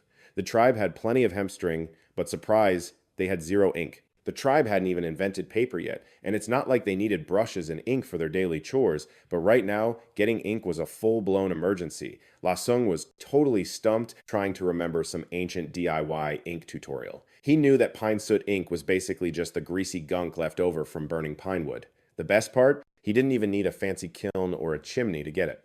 A way simpler hack would totally work. He whipped up a small stove with green bricks, lit a fire with some pine branches, and poof, thick black smoke started pouring out everywhere. In like 5 minutes, the green bricks were totally coated in black soot. He carefully scraped off the black powder, threw in some water, and gave it a good mix. And just like that, he had a whole bowl of thick, gloopy ink. Next, he dunked the hemp string right in it. Once the string was completely soaked, he yanked it out, and boom, a simple ink line was born. Who needs a proper reel when you can just use your hands, right? Lasung and Dai Thu went to town, getting their hands completely black as they marked out these perfect straight lines. Just then, Noom and Muk Thong came sprinting over, holding their brand new, freshly made U-shaped saw. They had these totally hopeful looks on their faces as they handed it to Lasung for the big reveal. He just casually grabbed a handful of snow to scrub his ink-stained hands before taking the saw, which was almost 70 centimeters long. He saw the bronze blade was locked in tight on the frame, totally stable. When he cranked the hemp string, the blade went perfectly taut and straight. He lined it up on the ink mark he'd drawn on the log, and with just one gentle pull, sawdust went flying everywhere. The ink line was instantly gone, swallowed up by the new cut as the blade just sailed straight through the wood. One try, and the results were, like, shockingly good. Lasung immediately demanded 20 more, just like it. But wait, the drama, did they even have enough bronze? Noom did some quick finger counting and nodded, promising they were totally set. Apparently, the saw blades barely used any bronze. Lasung just waved his hand like, whatever, just make them, don't be cheap. The tribe needed bronze for literally everything if they were going to level up tools, weapons, kitchen stuff, you name it. They couldn't be short on any of it. I mean, right now, they didn't even have a single bronze pot. With early spring, farming, and the salt harvest right around the corner, they had to get that copper mine running again like yesterday. And thinking about the mine gave Lasung another brilliant idea. A boat. And I mean a proper times boat. Because getting the tribe to the copper mine was a total nightmare. They had to hike upstream along this tiny river for nearly half a day. Using pack animals was not only a total drag, but it wiped them out. Plus, some parts of the path were just completely impossible, so it wasn't even that much faster. But if they could just load everything onto a boat from the Han tribe's camp and float downstream, the trip would only take a few hours. Plus, a boat could carry way more cargo. This boat he was designing had these slightly raised ends and a square bottom, a totally custom design for these inland rivers. The river's depth was all over the place, so a flat-bottomed boat that barely dipped into the water was the perfect fit. In the super shallow parts, the boat would just glide right over, steady as ever. It would absolutely never hit the bottom. Both its safety and handling would be top-notch. Based on how wide the river was, he decided the boat should be 3 meters wide and 8 meters long. The length to width ratio was on point, which meant it would be super stable, and even the tribe's newbies could handle it no problem. The boat's hull was going to be reinforced with 2 keelsons and 7 U-shaped ribs made from pine wood to make sure it was crazy strong and would last forever. The planks would be made from fir wood, and the outer bark would be used to make longbows. Talk about a zero-waste king. They wouldn't even have to make extra oars. Their existing bronze shovels could totally double as paddles, weapons, and tools. A 3-for-1 deal. Everyone saw him hustling all day with these bizarre new inventions and was dying of curiosity. Only the people from the Han tribe kind of knew what the tea was. That's because they had seen him use a bunch of branches to make a basic little wooden boat before. The idea was basically the same as this flat-bottomed boat, just with way better wood for the ribs, planks, and body. That afternoon, while he was hyping up the tribe members and telling them what to do, a lookout suddenly screamed, "Chief, more than 20 people are coming from the east." "I'm pretty sure they're from the nomadic tribe. They're coming right this way." Feeling a little sus, you scramble up the wall to see what's up, and you spot Shudai rushing over with 10 adults and 10 teenage boys in tow. You can't help but be like, wait a sec, Shudai's tribe only has like 150 people. So where on earth did they find all these guys? The people who were traded from Shudai's tribe before hear the commotion and think another trade is going down. They all run out, totally hyped, hoping to see their families. Trailing behind Shudai are a bunch of people from the Lee tribe. The teens are completely clueless. All they know is their chief traded them for 5 clay pots. Even though they have no idea what's happening, they're not making a fuss and just quietly follow the crowd. Shudai finally gets to the gate, looks up at the insane wall, and then tries to peek through the fence, obviously shook. The moment he clocks the hundreds of livestock, the mountains of jerky, and the endless sea of animal pelts, his eyes practically bug out of his skull. Seriously, if you weren't rocking that golden crown, he would have bet his last loincloth he'd stumbled into the wrong zip code. He gulps, totally flustered, and sputters. Is this the Han tribe? I'm, Shudai, here for the, pottery trade. You casually peek past the gate, sizing him up. And, okay, Shudai's little posse doesn't exactly scream imminent danger. Still, rules are rules, and they've got to check their pointy sticks at the door. Shudai gestures to the gaggle of teens and goes, "Oh, great leader of the Han tribe, I've come to barter for some pottery, and these are my people. We're totally just here for the pots this time, promise." You signal someone to grab the merchandise, giving them the ultimate side-eye. Shudai is so busy sweating bullets, he probably only catches half of what you say. Meanwhile, his crew is completely clueless, just staring at everything with their mouths hanging open like a bunch of slack-jawed tourists. I mean, let's be real, you're secretly hoping he brings the whole village next time. Once these kids hit their growth spurt, they'll be prime labor. This whole pottery for people deal is an absolute bargain. On cue, Huya and Da hustle out with 5 clay pots. The terms are ridiculously simple: 10 boys for 5 pots. As the sun dips below the horizon, the vibe gets a little spooky when the silhouettes of a wolf pack start creeping around the perimeter. Luo Sung, playing the gracious host, offers to let Shudai and his crew crash for the night. Then he practically yanks Shudai into the cave and bellows for everyone to hear that they're firing up the grill to welcome their new guests. The 10 kids from the Lee tribe, who are still trying to process the fact that they were just traded for kitchenware, suddenly get a look at how loaded the Han tribe is. We're talking massive herds of animals and more meat than a Texas barbecue. Their minds are completely blown. They're spotting bison taller than a grown man, freakishly huge deer, and what look like freaking mammoths. The initial shock quickly turns into giddy excitement. Suddenly, getting traded doesn't seem so bad after all. Luo Sung tells the elders to start the official onboarding process. Get them cleaned up, hook them up with some fresh hides, teach them the alphabet, and find them some bunks. Job number 1 is to learn the Han lingo and script, and, just generally get with the program. He caps it off by telling them to eat till they pop, because his tribe is rolling in food. The kids are absolutely ecstatic. I mean, back in the Lee tribe, they were basically in a permanent state of starvation. Kids were throwing hands over crumbs, and if you weren't tough, you didn't eat. But here, it's an all-you-can-eat buffet. The incredible smell and giant chunks of stew have them inhaling bowl after bowl, like they're in a competitive eating contest. Finally, Luo Sung can't watch the carnage anymore and has to step in, probably thinking to himself, okay, I can't have them literally eating themselves into a coma on their first night. Like, yeah, the Han tribe has a stocked pantry, but they're not about to let the new guys waste it all in one go. There'd be plenty of time for food comas later. After dinner finally wraps up, the cave is suddenly packed like a clown car. The night watch crew crashes in the adobe hut inside the walls, and they make some room for Shudai's group. But while everyone else is zonked out, Shudai is wide awake. He's up on the wall, keeping watch with Luo Sung, and just staring at the rows of wolf pelts. You can practically see the gears turning as he compares this place to his home tribe and realizes the difference isn't just big, it's astronomical. Like, the Han tribe took down times many gray wolves. Their crew is clearly on a whole nother level. Meanwhile, his people are busting their butts 24/7 just to add a few new faces to the roster. And these guys,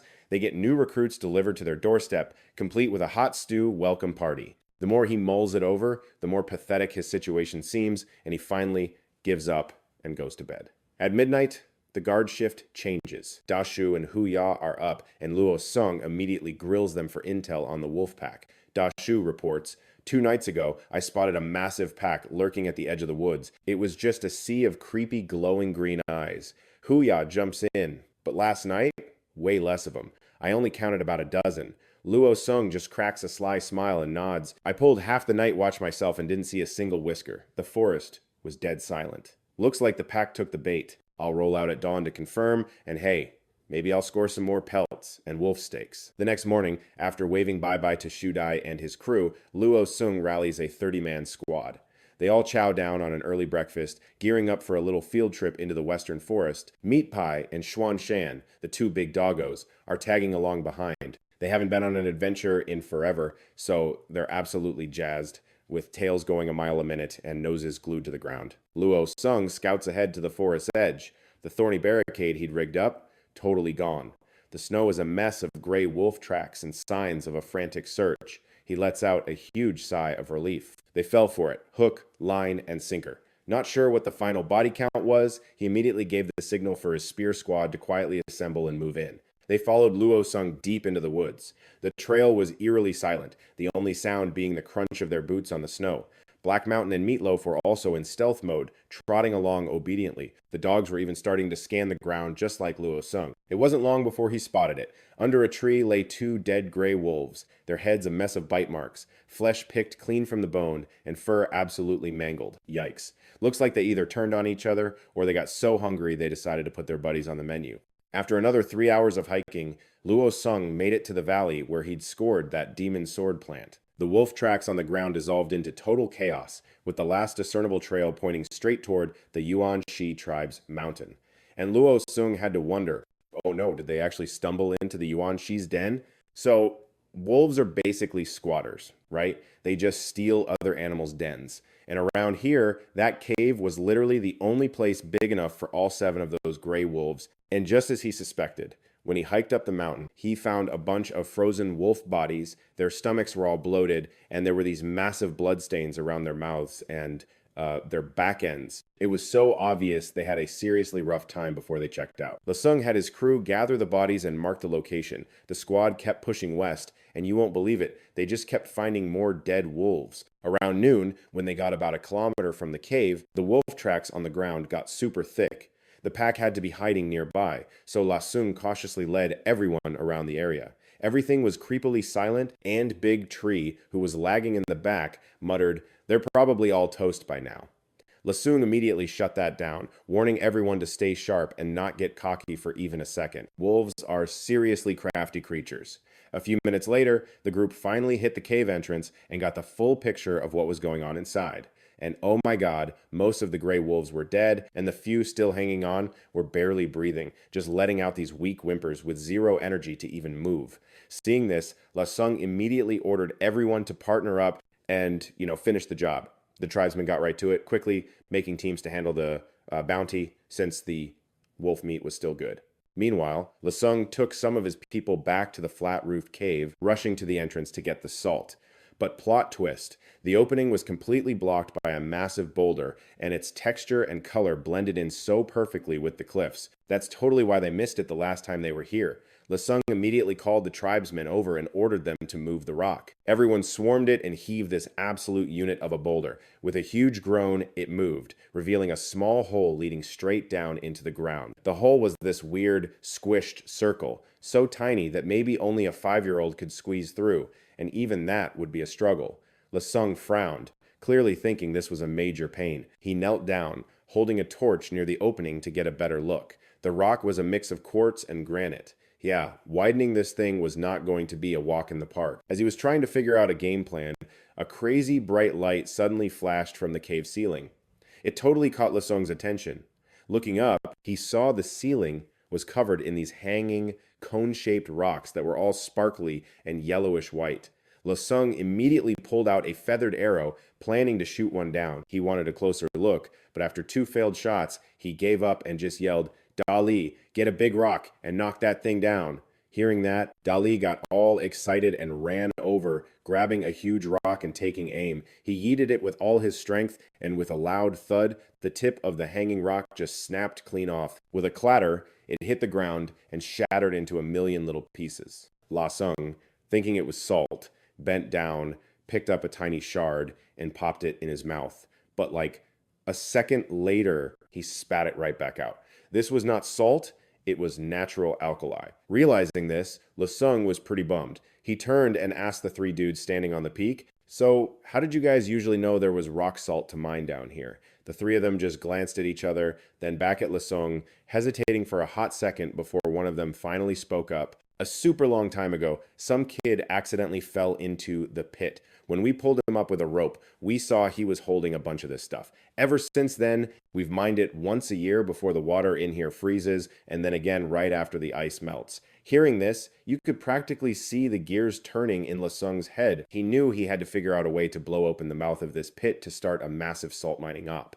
Just then, Mutong came running up, yelling, "Chief, we've dealt with all the gray wolves!" There were 78 of them total, but 8 pups survived. What's the move? The mention of wolf pups immediately made Lasung's eyes light up. Without saying a word, he beelined it over to check them out. When he got there, he saw a few poor little pups huddled against their dead mom, whimpering because they were starving. Lasung's heart just completely melted, and he ordered his tribe to bring the pups back to be raised. But then, a thought popped into his head, and the more he thought about it, the more uneasy he got. The wolf pack that ran off before had at least 100 wolves, but now there were only 78. So where did the rest of them go? And just as he was wondering, a sound echoed from the west, the totally desperate cry of a wild animal. The sound was enough to make your hair stand on end. Lasung immediately went on high alert, signaling his boys in the tribe to hold the cave entrance. As for him, he grabbed his bow and a long spear and just booked it towards the sound. He ran for a bit to a sun-facing hill about half a mile away. Okay, So the scene unfolding in front of him basically made La Sung's soul want to leave his body. We're talking 27 gray wolves ganging up on this poor giant thunder beast, and it was total chaos, which looked like some kind of prehistoric rhino. Its body was covered in this thick, armor-plated hide, and it was terrifyingly huge, probably weighing a few hundred pounds. By then, it was already a total mess from the wolf pack's bites, with blood literally gushing from all the soft spots like its inner thighs and belly. Its dull gray eyes suddenly flashed when it saw La Sung, giving him a look that was 100% a desperate plea, basically begging him for a rescue.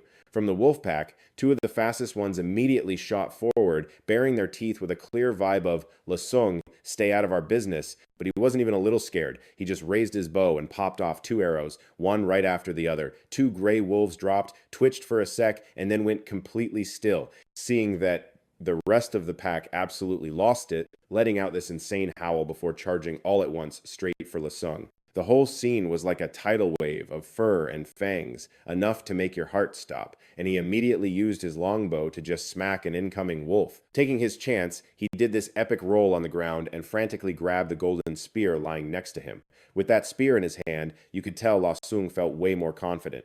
I mean, the guy apparently learned how to fight in a past life, so he started whipping the spear around like a total whirlwind, fighting his way closer to the Thunder Beast. Even though it was seriously hurt, the beast totally knew how to return a favor, using its massive body to shield La Sung from any sneak attacks. After a seriously brutal fight, he had a bunch of wounds and was bleeding all over, but luckily, they were just scrapes and scratches. Looking at the wolf pack, there were only 6 left. The ones that survived were totally terrified, having lost all their nerve to fight, and were just trying to bail. But La Sung's eyes were all red and crazy with battle rage, so there was no way he was letting them go. He raised that golden spear and just yeeted it with all his strength. With a solid thud, the spear pinned a wolf right to the snow. Then he just picked his longbow back up, fired 2 more arrows, and took down 2 more. Just as he was about to chase the last ones, this weak roar came from behind him, almost like it was trying to call his name.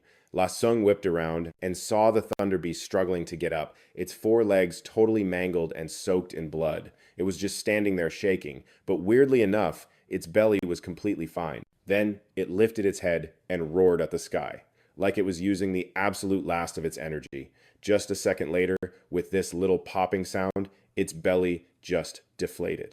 And right there, he saw a baby thunder beast had just been born. The mom didn't even care about her insane injuries. She just gently started licking the newborn clean with this super loving look in her eyes. After she was done, she lifted her head and looked right at La Sung, her bloodshot eyes totally welling up with tears. She used the giant horn on her face to gently nudge the baby towards him, then knelt down on her 2 front legs. The message was crystal clear without a single word. She knew she was on her way out and wanted to trust La Sung with her kid. He said he suddenly felt his eyes start to burn, and he almost started crying. "Don't you worry," he said. "I'll 100% take care of it." After saying that, La Sung took off his ripped-up animal skin shirt and carefully wrapped the baby thunder beast in it. His body was completely exhausted and covered in cuts, and he staggered back toward the cave. He hadn't gotten very far when he heard the mother beast collapse behind him. She had closed her eyes for the very last time. When he finally made it back to the cave, our tribe members were standing guard deep inside the entrance, holding spears with these super alert faces.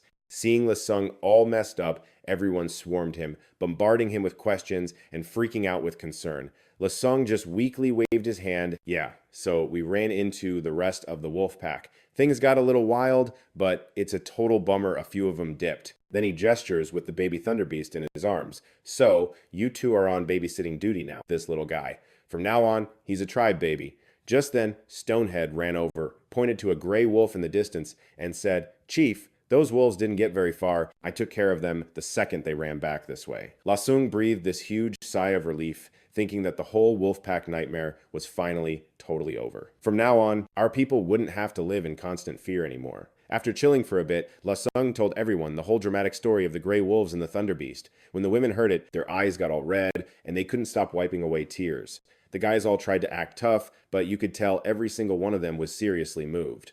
Right then and there, La Sung decided to bury the mother thunder beast on the mountainside. From now on, that spot would be called Child Handover Hill. All the women nodded like, totally. The next job felt way simpler, since they now had a pretty good idea where that salt mine was. La Sung packed a small bag of these natural alkaline crystals, then ordered everyone to seal up the cave entrance super tight with rocks, to keep other wild animals from trying to claim it. He led 10 people to the Chutlong camp to drag the wolves' den back. They also grabbed a bunch of branches and rocks to cover the mother thunder beast's body for now, planning to bring bronze shovels tomorrow to dig a real grave for it. When everyone met up at the cave entrance, they chopped down some branches to make two sketchy-looking wooden rafts, and it took a crazy amount of work to haul over 100 gray wolves back to the tribe. From that day on, the story of the mother thunder beast giving her baby to us went totally viral in the tribe. The women told it to the kids, and all the little ones would huddle up to see the baby thunder beast, their eyes just full of sympathy. Herbivores are just built different. With this insane will to live, newborns can stand up and eat almost right after they're born, and they're eating grass after just 1 or 2 months. So, get this. Rhinos are one thing, but this baby thunderbeast decided to make its grand entrance almost a whole month early, its eyes still sealed shut at barely half a day old. And to top it off, the weather that night was absolutely brutal, so it had to crash in a cave with 8 wolf pups. Talk about a weird first slumber party. La Sung, trying to be the hero, went out and found 2 nursing mama cows, thinking, problem solved. But plot twist, neither side was having it. The wolf pups were just too tiny. They literally couldn't reach the milk bar. The baby thunderbeast was just conked out, and the mama cows were like, not our kids, not our problem. Totally fed up, Lasung had to rally like a dozen of the older guys for backup. So picture this. They're trying to milk these cows, who are just screaming their heads off in the pen. The whole crew struggled for half the night, but their little stunt actually paid off. The babies got their fresh milk and managed to pull through, especially the little thunder beast, who got personal bottle service from Lasung. Ku Ben was on milk duty, just pouring it right in. After it was all gone, the baby thunder beast went from snoozing like an angel to snoring like a freight train, and Ku Ben was absolutely living for it. He literally spent the whole night cuddling it. The next morning, the plan was a go, and Lasung led a crew of 20 to Jiaokan Hill. They dug this massive pit, held a funeral for the mama thunderbeast, and piled a bunch of stones on her grave. From that day on, the spot basically became a famous landmark on Jiaokan Hill. Anyway, during the last miserable month of winter, even though the tribe looked all peaceful, everyone was still grinding away. A week goes by, and bam, the wolf pups start opening their eyes. 2 weeks later, those 8 little troublemakers were already chowing down on meat soup and cooked food. All day long, they were just tearing around the yard outside the cave like 1-month-old puppies on a sugar high. Meanwhile, the baby thunderbeast was having its own glow-up, with that pale pink color starting to fade, turning into this gorgeous, pure, milky white. A tiny little bump even popped up on its nose where a horn was supposed to be. And oh my gosh, it started standing on its own, wobbling over to the mama cow for a snack. At first, the cow was so not into it, but I guess it remembered all those traumatic milking sessions and just reluctantly gave in. And just like that, it became the baby thunderbeast's official nanny. By the 3rd week, the whole vibe in the tribe got way more chaotic. Ku Ben was parading the baby thunderbeast around inside the walls, screaming, "Run, run, run faster! Go chase those dogs!" Lasung, who was watching this whole disaster from the sidelines, couldn't help but say something. He was like, the name run, run, is just awful. Hearing that, Ku Ben slammed the brakes on the little beast and shot back, "Fine, genius. What should we call it then?"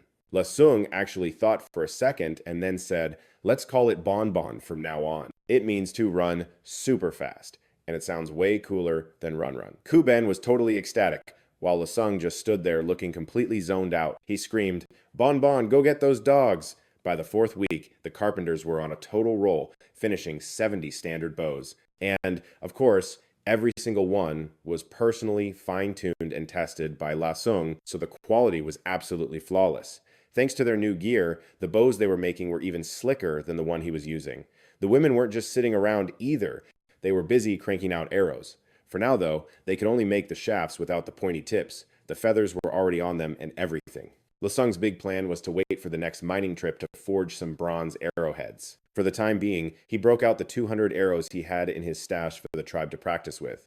One morning that week, all the adults in the tribe got together, each of them holding a longbow, all lined up in 3 rows for training. Lasung stood up front and yelled, "First row, aim for the haystack 100 meters away," and instantly, arrows just went everywhere. But since it was their first practice, it was a total hot mess. Some arrows hit the haystack, some shot off into the stratosphere, and some people couldn't even get their shot off with the arrows just pathetically dropping right at their feet. Lasung was torn between laughing and being totally exasperated, and had to go around correcting them one by one. As winter was finally ending, Shudai showed up again to trade, this time bringing 3 women and 6 young boys, all from the Lee tribe. The boys who'd been traded before were totally shocked and psyched to see people from their old neighborhood. Lasung knew deep down that this whole trading arrangement was probably on its last legs. I mean, clay pots aren't exactly a subscription service, and eventually, everyone would have enough of them, so it seemed like they needed a new business plan for the tribe to keep growing. A little while later, the big boat building project was also finished. Staring at the absolutely massive wooden boat, the tribe was freaking out with joy. Even though they hadn't seen if the thing could even float, everyone who helped build it was bursting with pride. And right at that moment, Dali just casually lifts the side of the boat with both hands. He grunted and strained, throwing all his muscle into it, but the boat just laughed at him. He scratched his head, totally stumped, and was like, "Yo, chief, what's the plan here? This thing is huge." And the river's like a mile away. Sung just gave him this little smirk, pointed to the bone-dry ditch nearby, and said, "We just got to get it over there." Dai Luke's eyes practically bugged out of his head. "But it's just a pit of dirt. There's no water there. How is that even possible?" But Lasung just flashed another one of his know-it-all grins and kept quiet. He just motioned for the crew, grabbed a shovel, and pointed to some carts and baskets. "Just trust me, let's roll." So, winter was finally ditching us, and things were heating up. Perfect timing for a little hydro engineering. Lasung rounded up his crew of about 30 guys, armed them with tools, and marched them down to the end of his pet project, the massive ditch. This whole production basically dragged the entire tribe out of hibernation. They all crowded around, ready for the drama like it was a season finale. Of course, the little ankle biters were causing chaos, chasing after some wolf pups that were barely a month old. While everyone was gossiping and laughing up front, Ku Ben showed up, dragging a milk-drunk and totally lazy Bon Bon. Meanwhile, Thit Bao and Hoi Sun, the resident troublemakers, had already vanished into thin air, and the only clue they were even around was the sound of elephants freaking out in the distance. Guess they decided to have their own spring break party. Anyway, back at the ditch, you could see it. The canal on one side, the actual river on the other, separated by this measly 6.5-foot wall of dirt. The mission, should they choose to accept it, was to tear that wall down. Without wasting a second, everyone got their assignments, and one crew immediately leaped into the trench. They started digging like their lives depended on it. A human conveyor belt formed, with people on top loading the dirt into baskets and others hauling it away. The whole crew was hustling hard, and just in one morning, that wall of dirt was down to a flimsy foot. Water started to ooze through the bottom, and La Sung, seeing things were about to get real, yelled for everyone to get the heck out of the ditch. As soon as they were all clear, Lasung strapped a rope around his waist like a total action hero and told his crew to hang on for dear life. He grabbed his shovel and jumped back in. This last part was a solo mission too risky for anyone else. Lasung gripped that shovel, ready for the final boss, and started wailing on that dirt wall. After like a dozen solid hits, the trickle turned into a stream. And then, in the blink of an eye, kaboom! A freaking wall of water exploded through like a monster, literally launching Lasung backward. The tribe collectively freaked out, screaming and yanking on that rope with everything they had to pull him to safety. One second he was airborne, the next he was back on the bank. Meanwhile, the water was just raging harder and harder, and in no time, that little hole was blasted into a 3-foot wide gateway to a water park from hell. Everyone just stood there, jaws on the floor, watching this insane current. The water was creating these crazy, fast whirlpools, and get this, it was sweeping up a boatload of fish with it. The wolf pups saw the watery apocalypse, yelped, and scattered like their tails were on fire. Even Ku, Ben, and Bonbon were spooked, diving for cover behind Lasung. After a bit, the chaos calmed down, and boom, the river and the canal were officially an item. The sharp-witted ladies didn't miss a beat. They grabbed baskets and started happily scooping up a free fish buffet. And to think, just a minute ago, the big drama was how to move a stupid boat. Now everyone was just staring, completely blown away. Ah Sung let out a laugh and was like, "So, what do you guys think? I brought the river to you. Problem solved, right? No more long hauls for water." You could literally hear the collective gasp as it finally clicked for everyone. First, Lasung had them stop gathering food, which totally freaked them out. Then he put them on ditch digging and brick making duty. Nobody got it. Then the ditch started trapping random animals, and the gossip was that it was just a giant, elaborate trap. But seeing that water rush in, they finally understood his master plan. And plot twist, this was only phase one. The real endgame was to dig even more canals for farming. La Sung's ultimate goal was to make sure the tribe was set for life. No more stressing about their next meal. And he wasn't just talk. Spring was here, and the Water River Project was a massive success, right on time for the new season, and that's when it hit me. We couldn't put off planting any longer. By noon, the whole tribe was buzzing with a new kind of energy. Everyone came together for a massive party to celebrate the whole river-moving thing. After we were all stuffed, I grabbed some rope and dragged a crew over to the future farmland. We all got to work mapping out the rice paddies. Turns out, growing rice is super technical. Like, the fields have to be flooded all the time. You need a constant water supply, which is a whole thing. And you have to be smart about using the space, which led to the million-dollar question, how much of this stuff do we actually need to plant to feed everyone? Like, how big of a farm are we talking about? The wild rice here was on steroids. The grains were almost double the size of what I was used to. Back in my old life, a pound of rice was like 26,000 grains, but here you only got about 12,000. I started thinking about our limited seed stash and began to sweat a little. My entire farming experience consisted of keeping a tomato plant alive for like a week. I was a total fraud when it came to growing rice. Was I really going to bet the farm literally and just toss all the seeds out there? If this whole thing flopped and we got zero rice, I'd be the village idiot for sure. So after agonizing over it, I decided to play it safe and only use half the seeds, around 264,000 of them. But now the question was, how much rice can you even plant on 1 acre? Especially with these monster grains, I did some quick, probably wrong math in my head and settled on 64 acres. It wasn't a huge area, but it definitely wasn't a little vegetable patch either. If this piece of land is 400 meters long, then a width of about 107 meters should work. That's basically the size of 6 soccer fields. Once all the planning was done, the farmland was laid out perfectly along the south side of the river. This plot by the fence was about 300 meters away from the little river. Soon after, everyone started digging the irrigation ditches. The ditches were laid out in a super neat grid.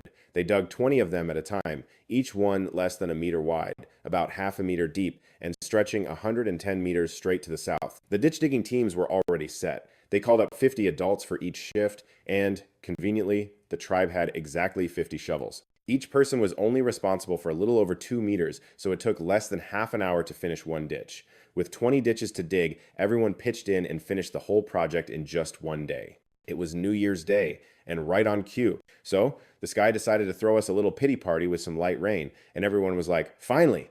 That nightmare winter was officially canceled. Meanwhile, the other tribes, oh, they were times, definitely times, not just chilling. They were doing a post-winter damage report, and let me tell you, the tea was tragic. Like, it's one thing to ignore your problems, but seeing the receipts, it sent a shiver down their spines. Some crews got hit way harder than others. For the smaller cliques, the ones with less than 100 people, losing 10 members was somehow considered a times light times L. Most of the ones who didn't make it were kids and the grown-up guys. This winter was, like, brutally long. A ton of tribes completely ran out of snacks and couldn't survive till spring.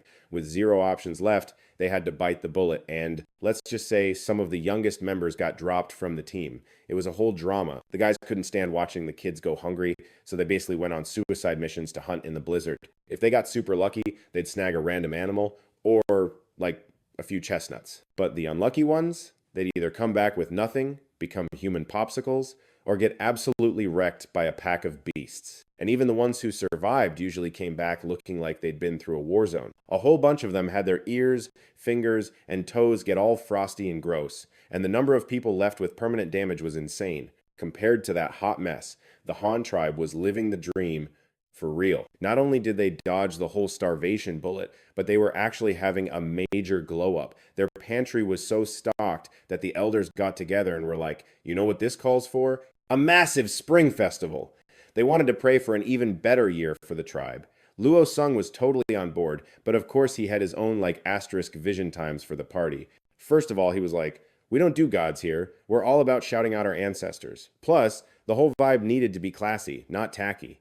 So he literally sketched out a whole design concept. He personally gave Mutong and Mudu a DIY tutorial on building a giant drum. Then he got the ladies of the tribe to sew a flag out of animal hide and stitch a huge Han character on it. Talk about branding. The whole squad pulled up. The Han tribe kicked off the first official ceremony in their entire history. The second that big drum started booming, everyone just busted out dancing. Their moves were a total vibe, full of happiness for how good things were and major hopes for the future. Everyone was convinced that with Luo Sung in charge, their tribe was just going to keep leveling up. But after the party was over, it was back to the grind for everyone. Their resources were still kind of limited, like they only had 2 of those double plow thingies. So he picked out 2 of the chillest looking bulls and personally hooked them up to get the fields ready. Except, plot twist, these bulls were still totally wild and super untamed. They had like 0 clue how to walk a straight line. So, with no other choice, he had to literally lead them by the nose himself, patiently showing them the ropes. Some other person had to stand in the back to keep the plow from going rogue and make sure it was digging deep enough. And just like that, every time those 2 bronze plows went in, they flipped over a strip of dirt about half a meter wide and like a foot deep. The efficiency was actually pretty sick. At this speed, the whole rice paddy would be done in 3 days, max. After that, they just had to level it out and turn it into a giant puddle. All that was left was to plant the rice seeds. You could literally watch the ground turn from that pale green top layer into this soft, dark brown dirt. So satisfying. A bunch of the new kids who joined over the winter followed behind them with these wicker baskets. They all lined up and started meticulously picking out grass roots and other junk from the dirt. As for fertilizer, Luo Sung thought about it and was like, nah, let's skip it for now. First off, they hadn't prepped any. And second, since this was brand new farmland, it was already packed with enough nutrients for one harvest anyway. Work smarter, not harder. It took a solid 3 days, but finally all the plowing and tilling was done. Luo Sung looked up at the sky, getting a little stressed because the mornings and nights were still super chilly. He was worried that if they planted the seeds now, they'd just freeze overnight. Bummer. But it's not like they were just going to sit around. Those grass seeds they collected before, it was their time to shine. All those wheat grains and other seeds were going to be munchies for the tribe's animals. Out to the west, the Han tribe had already called dibs on a spot for a pasture. Everyone grabbed a bag of grass seeds, spread out along the edge of the field, and just started scattering them everywhere. They didn't even have to worry if the seeds would make it because the ground had just gone through a whole thing. All that spring rain kept the ground damp, so the grass seeds started growing the second they hit the dirt. Soon, you'd see all these little green sprouts popping up. It still wasn't rice planting time, though. But the tribe wasn't stressing about food or clothes. So, what do you do with all that free time? Sung had this genius idea and was like, let's make shoes for everyone. He got all the women of the tribe together and gave them a personal masterclass in weaving straw sandals. The process was actually super easy. You just crisscross some straw into a foot shape and then tie it up with a couple of skinny strings. Once that first pair of straw sandals was made, it was like a switch flipped and the whole tribe started cranking them out. Riding that high, they decided to do a massive spring cleanup before the entire squad mobbed the riverbank. It was a total scene. Some people were splashing around, others were breaking in their fresh new kicks, and the rest were washing animal hides. A few of the guys who didn't care about the cold got extra brave and started weaving their own grass skirts to rock. And apparently, in this dude's memory, wearing a grass skirt in spring and summer was just like a totally normal fashion choice. So get this, some people were just letting it all hang out totally naked. You thought it was a vibe and decided to DIY a grass skirt, but you'd barely even tied the knot when Thitbo and Huyen Son came charging in like they'd found a free buffet. They basically face planted into your new outfit, shredded it, and then scarfed it down. You were so torn between being ticked off and finding it hilarious, which meant you had to awkwardly squeeze back into your animal hide fit. Then, out of nowhere, Elder Hot High runs up yelling, "Chief, the salt situation is critical!" And bam, instant mood killer. Your stomach just dropped. Any chill you had completely evaporated. Suddenly, it was crisis mode again. Okay, salt is literally everything to us. We got to figure this out. Now you started brainstorming like your life depended on it, and all you could think of was to tell everyone to just live off the salted meat for a while. It was loaded with salt, enough to tide them over. The elder just scowled. So what? We're just not going to go find more salt? Rumor has it there's rock salt in the West Mountain caves. You shook your head. Hard pass. That stuff's in a crawl space only a kid could get into, and I am not sending kids on a death-defying mission. Anyway, chill out. I have a way to make some mountain busting gear. I'm just missing the key ingredients. I need to take a trip to Eight Treasures Mountain to mine some stuff. And so the tribe was stuck eating salted meat for the foreseeable future. The whole tribe pulled together in a mad dash to plow 20 acres of fields near the irrigation river. After all that backbreaking work, a whopping 64 acres of fields were good to go. The big mining trip was finally on the calendar. A whole crew of hyped up guys hoisted the boat together and hauled it all the way to the west end of the river. So picture this. The boat was about 10 feet wide in a river that was only 13 feet across, so it looked comically huge. The tribe was just standing on the bank, watching it bob around, muttering, "Is that thing actually going to hold anyone? Like, won't it just immediately go under?"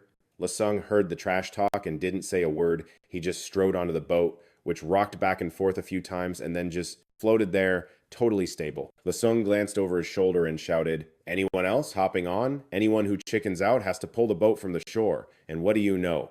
That seemed to give everyone a sudden shot of courage. Next thing you know, a few guys splashed their way on board. Everything was a go. The elite squad of 26 dudes was finally heading out. And let me tell you, these guys were all jacked and loaded for bear. Each dude was kitted out with a spear, a longbow, a bronze shovel, and a quiver holding 50 arrows. Daithu and 4 of his buddies were also carrying these short bronze axes.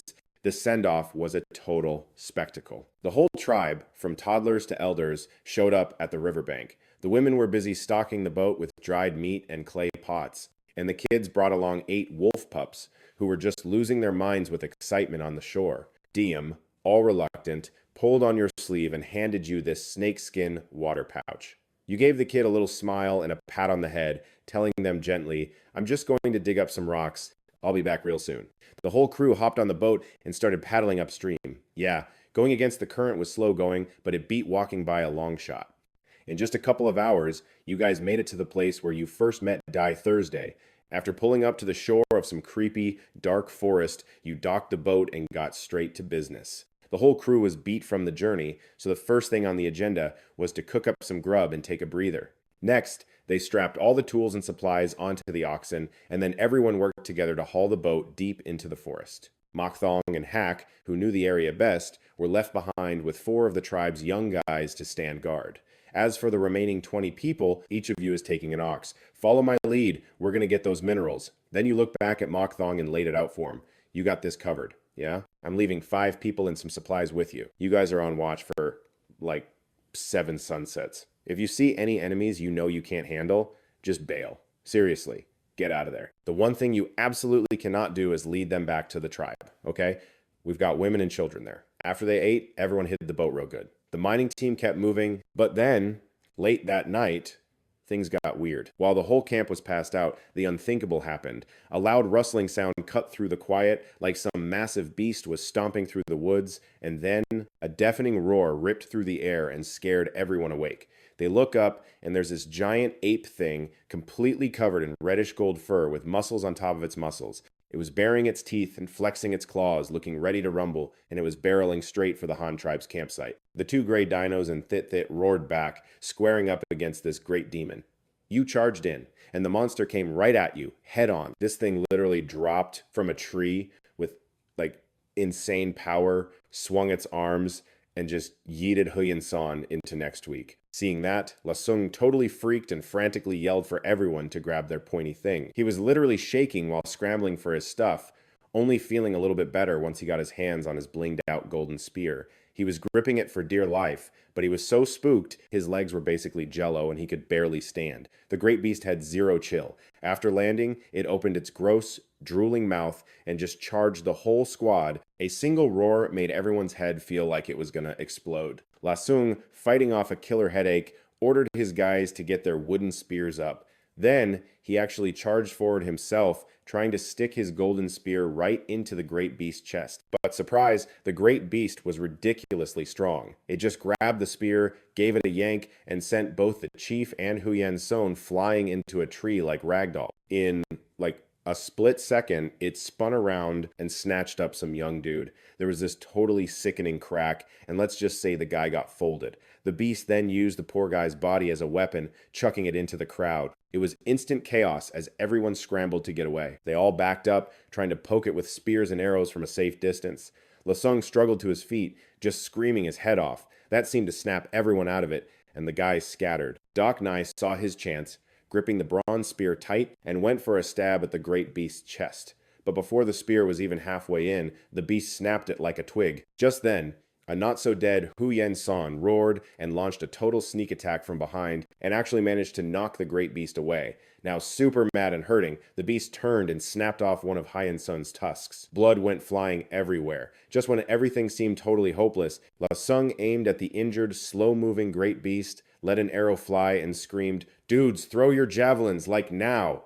Fired up, everyone immediately jumped back into action. 7 javelins from all directions turned the great beast into a pincushion. It struggled for a hot second, coughed up some gross stuff, then just collapsed, totally still. That brutal fight really cost the Han tribe, though. 2 of the young guys were gone for good, Doc Nee's chest was all clawed up, Dai Luke had a concussion and lost 3 huge fangs, and tons of others had minor scrapes. Before they could even catch a breath, they heard a bunch of loud shouting from far away. Lasung's heart just sank. This was so not good. A huge enemy group was coming, and everyone had to brace for round 2. That giant ape thing was probably the war pet of the People Eater tribe. He turned and yelled, "Dai Thu, take 5 guys, and all of you carry the wounded and injured, and get to Bat Bao Mountain right now. Find a spot to camp. If you run out of food, the ox is dinner." Dai Thu's face just fell, his eyes getting all watery as he was like, "Chief, what about you? Where are you going? Don't even worry about it. We're staying back to be the decoy and buy you guys time to get away." Dai Thu looked like he wanted to argue, but one death glare from Lasung shut him up, and he reluctantly led the others off. Then, Lasung turned to the guys who were left and said in a low voice, "Grab your bows and arrows and follow me. Each of you, grab a torch from the fire and throw it out in front of us. That way, we'll have a spotlight to aim when the enemy shows up." Everyone did what he said. The torches lit up a small patch of ground while they all hid in the shadows, waiting and totally tense. Don't make a peep. When they get close, wait for me to give the signal, then fire 1 round. I don't care if you hit anything, just run for your lives. Right after. Our whole goal is to make them chase us. The enemy got closer and closer. In the dim firelight, you could see the figures were naked, covered in freaky markings, and wearing necklaces made of human bones. They looked absolutely terrifying. The leader of the cannibal hunting party spotted the great beast's body, and his face went white as a sheet. "Everyone, get over here! They took out our master!" Even though Lasung couldn't understand a word, he knew the vibe was bad. Seizing the perfect moment, he screamed the order to fire, and 10 arrows zipped through the air, hitting their marks. The enemies panicked for a second before they started screaming in rage. Lasung and his crew booked it, leading the angry mob south on purpose. He ran for a while, leading them right near the Thudai tribe's village. At that exact moment, the Thudai people were just calmly making breakfast. A woman who went to the stream to get water suddenly saw a group of weird, armed guys sneaking toward them. She was so freaked out she almost dropped her clay pot. She scrambled back to her tribe, screaming, "We've got enemies!" Hearing her, Thudai immediately ordered the men to get their stone spears ready. The women started moving rocks to the back line, but the cannibal tribe could not have cared less. Once they were close enough, they started chucking stone axes. The Thudai tribe had absolutely no shields, so everyone panicked and tried to run. The whole scene turned into a chaotic mess in an instant. The cannibals started throwing their bone javelins, and several of the Hak Thu tribe members went down immediately. Thudai's eyes were red with panic as he frantically signaled a counterattack. "Hurry! Throw your javelins! Don't let them get past the fence!" But their stone javelins were way too basic and had no range. Their volley of javelins was a complete and total fail. The cannibals took the opportunity to charge forward and just tear down the barricade.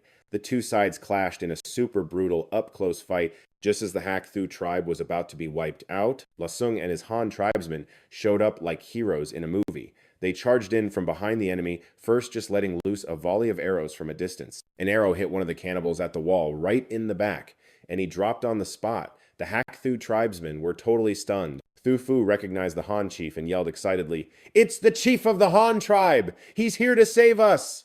The Han tribe, from their sweet high ground spot, unleashed a total arrow apocalypse, completely blindsiding the cannibal crew. A few solid waves of pointy doom later, and their team was getting seriously wrecked. Lasung screamed, "Hold your fire! Spears up! Let's go!" And his crew descended like a pack of absolute beasts, smashing right into the enemy lines. The whole vibe flipped in like a second. The cannibal tribe was totally toast. Their whole squad got deleted. With the fight basically over, the rat chief scrambled over to La Sung, shaking his hand like his life depended on it. Dude, Han tribe leader, you saved our butts. Thank you for wrecking those guys. Wait, how did you even know this place was a death trap? Lasung was internally freaking out, but kept a total poker face. Oh, just a little cross-country road trip for supplies. We were cutting through that sketchy black forest north of your turf when we bumped into the cannibal tribe. They sent some giant fuzzy red ape after us, which, we took care of. After that, they started heading your way. We were literally on our way to give you a heads up, but they beat us to it. So, yeah, that's why we crashed the party.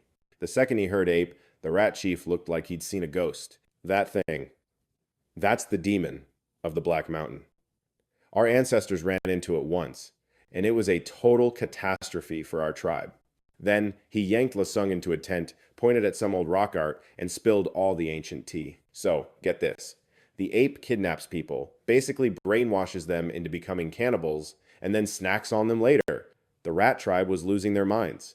The rat chief was practically begging, Han tribe leader, please, you gotta help us. Show us how to take down that monster ape. Lasung just shook his head with this little smirk. Dude, I have no idea. We just hide behind our ridiculously strong brick walls. This last time, we only won because we had the high ground. The rat chief and Rat Fu exchanged a look that screamed, we are so screwed. The chief nervously piped up, so, Han tribe leader, you think maybe our rat tribe could build a wall like yours? Lasung actually laughed. Yeah, in your dreams. Not even we can just whip up a massive, indestructible wall. That stuff takes forever. It takes a ton of people and even more food. But if you joined us and helped build, there'd be plenty of room for all of us inside. We team up, we'll have so much food we won't know what to do with it. And the absolute best weapons. The Rat Chief and Rat Fu had a quick huddle, and it was pretty obvious that joining the Han tribe was the ultimate upgrade, total safety, and epic gear. They went back to Lasung with serious faces. Han tribe leader, we're in. We'll join, just promise you'll treat our people right. Lasung was totally stoked. Obviously, welcome to the Han tribe, you're one of us now, and I've got your back. All right, next up, after we get the Black Rat tribe moved in, you're going to lead your crew and keep up the mining operation. After they linked up with Da Shu, the injured guy started healing up, and everyone jumped right back into the grind. The 8 treasures mine was an absolute jackpot. They dug up tons of copper, tin, and amber, plus some lime and carbon sulfide. The big brain plan was to use that carbon sulfide to make acid for a new salt mine project. Once they were done mining, the trip back was surprisingly chill. They got to the riverbank and found Mu Tong and the boat crew waiting. The wooden boat was loaded down with so much ore it was practically sinking. The boat was sitting super low in the water. They crammed a few more rowers on board and just flew down the river. Before they knew it, they could see their tribe waiting on the shore along with the brand new members from the Black Rat tribe. All eyes were on La Sung. When the tribe saw La Sung rolling in with a boat full of treasure, they absolutely erupted, cheering like crazy from the riverbank. The guys immediately rushed over to help unload all the awesome loot. But La Sung's expression soured a little because he just realized the tribe's population had, exploded. Suddenly, figuring out where everyone was going to sleep was a massive headache. The old cave was already packed. There was no way it could fit all these new people. They were basically out of options. So everyone just had to pitch tents on whatever open space they could find inside the walls.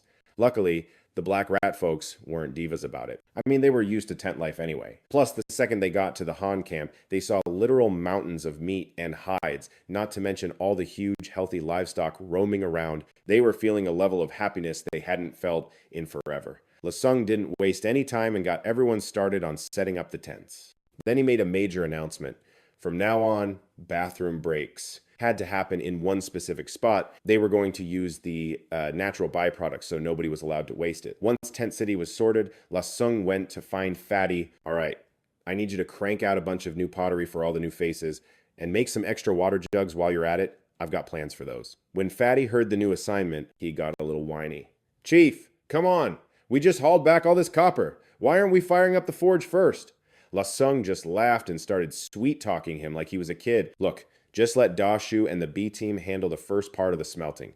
You're my expert. You'll come in for the final, most important step. For now, I need you on pottery duty. You're the best potter we have. Seriously, the stuff the other guys make is just not it. And just like that, Fatty's bad mood completely evaporated. He got all pumped up and promised to make the most epic pottery ever. So, like, everyone pitched in and worked their tails off, and by sundown, bam, this basic looking tent just popped up out of nowhere.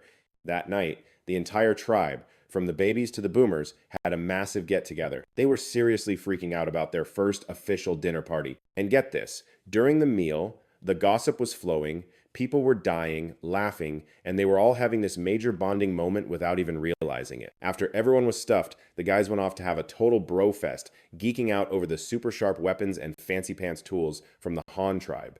But the ladies? Oh, they were not just sitting pretty. They were in their own little clique, swapping all the hot tips on weaving grass sandals and rattan totes. The new kids were just standing there, trying to play it cool while soaking it all in, even picking up a few Han buzzwords.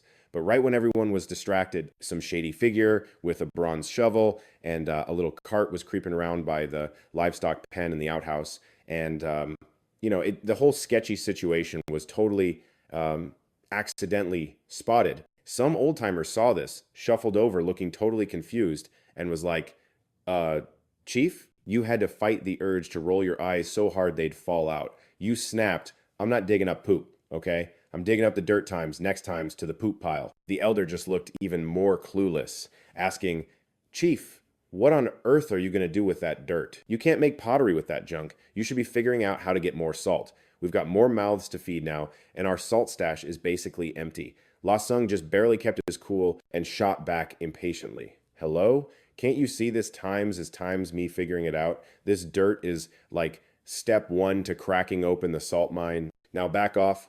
I know what I'm doing. The elder just stood there, frozen, his eyes screaming, I don't believe you.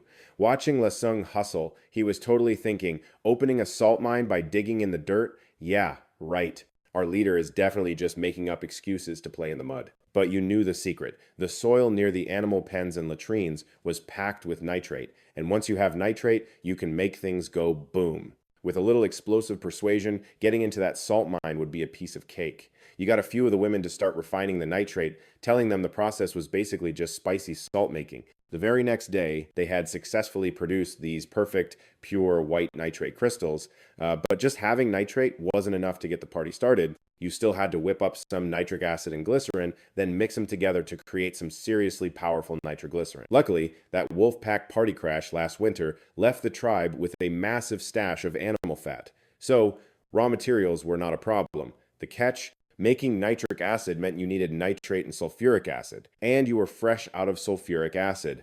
That's when La Sung's eyes landed on the pie ore. It was go time. You picked out a nice flat piece of real estate near the charcoal burning spot and got down to business. First, you stacked up a huge pile of firewood, then you started arranging the pie ore all over it in a grid, like a weird game of Jenga, until it formed a little hill. You buried the firewood inside, leaving just a couple of little holes at the bottom to get the fire started. Next, you tucked the whole thing in with a blanket of dry straw and finished it off by plastering it with a layer of wet mud.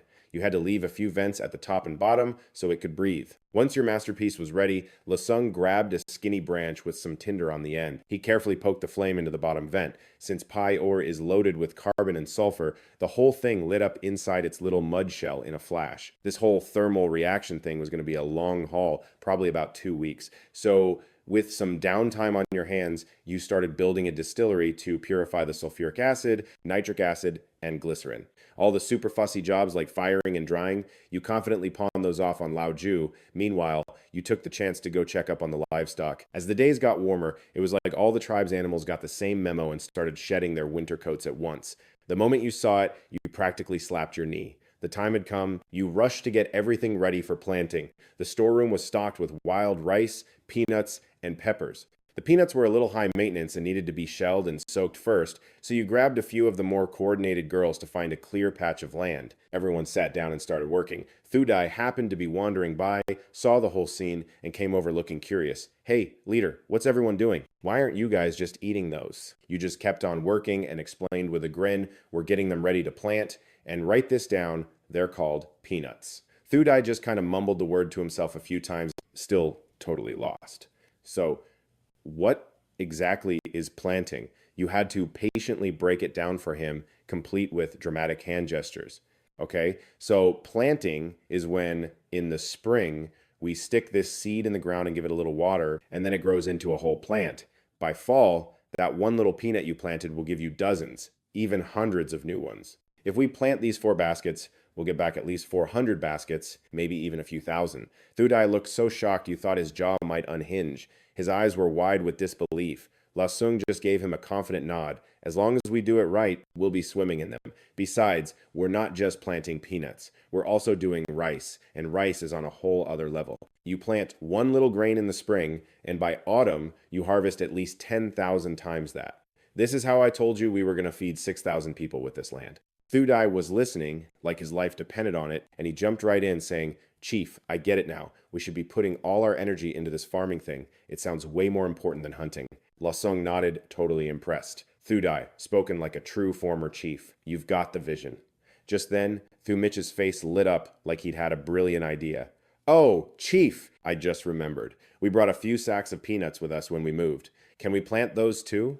We've got plenty of food right now, so I say we should just plant all of them." Hearing that, a huge grin spread across Lasung's face. This was perfect. You immediately told them to go sort through those peanuts, making sure they only picked out the perfect, whole ones. Thumitch nodded enthusiastically, grabbing his cane and shuffling off to round up the other elders and get things organized. Thudai just watched him go, his eyes practically sparkling with dreams of a peanut-filled future. Lasung, ever the eager beaver, was all like, "Boss, what about me? What's my glorious mission?" You just smirked and said, "You, grab a few of your boys and meet me in the fields." And just like that, Thudai got hyped and sprinted off to round up a crew. So that afternoon, you basically went full-on conqueror mode, claiming 100 acres for peanuts and another 36 for chili peppers just south of the rice paddies. The grand total for your little farming empire? A whopping 200 acres. The next morning, Thudai and the crew were totally geeking out, figuring out how to strap these new bronze plows onto the oxen. Some Prohan ladies were leading the way, and Thudai was in the back, acting like he was steering a starship. Watching the dirt flip over like a bunch of muddy ocean waves was blowing Thudai's mind.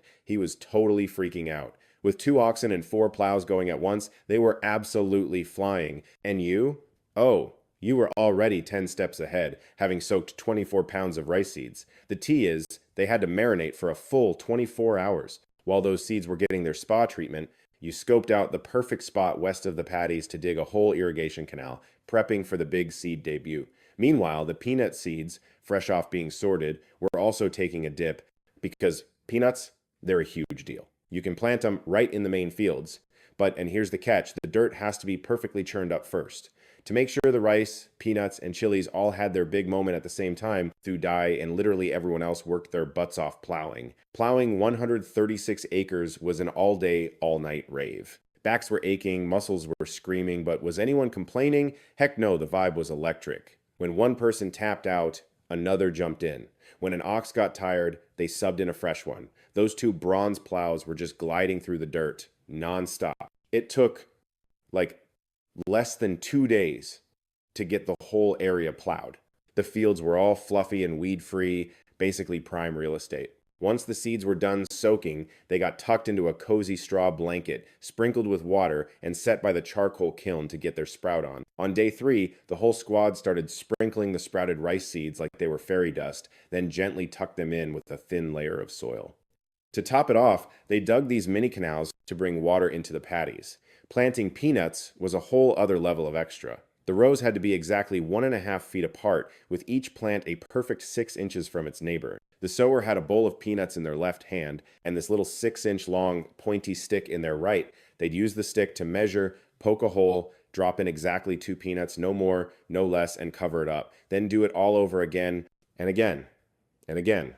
Finally, the whole field got a massive drink of water. The chili peppers were basically a copy-paste job of the peanuts, with rows about 1.5 feet apart. Each plant was spaced a foot away, poke a hole, drop seeds, cover with dirt, add water. The whole crew had it down to a science. We're talking nearly 200 Han clansmen going hard in the fields, including the ridiculously strong Lasung, of course. 140 acres of land, and they were done in half a day.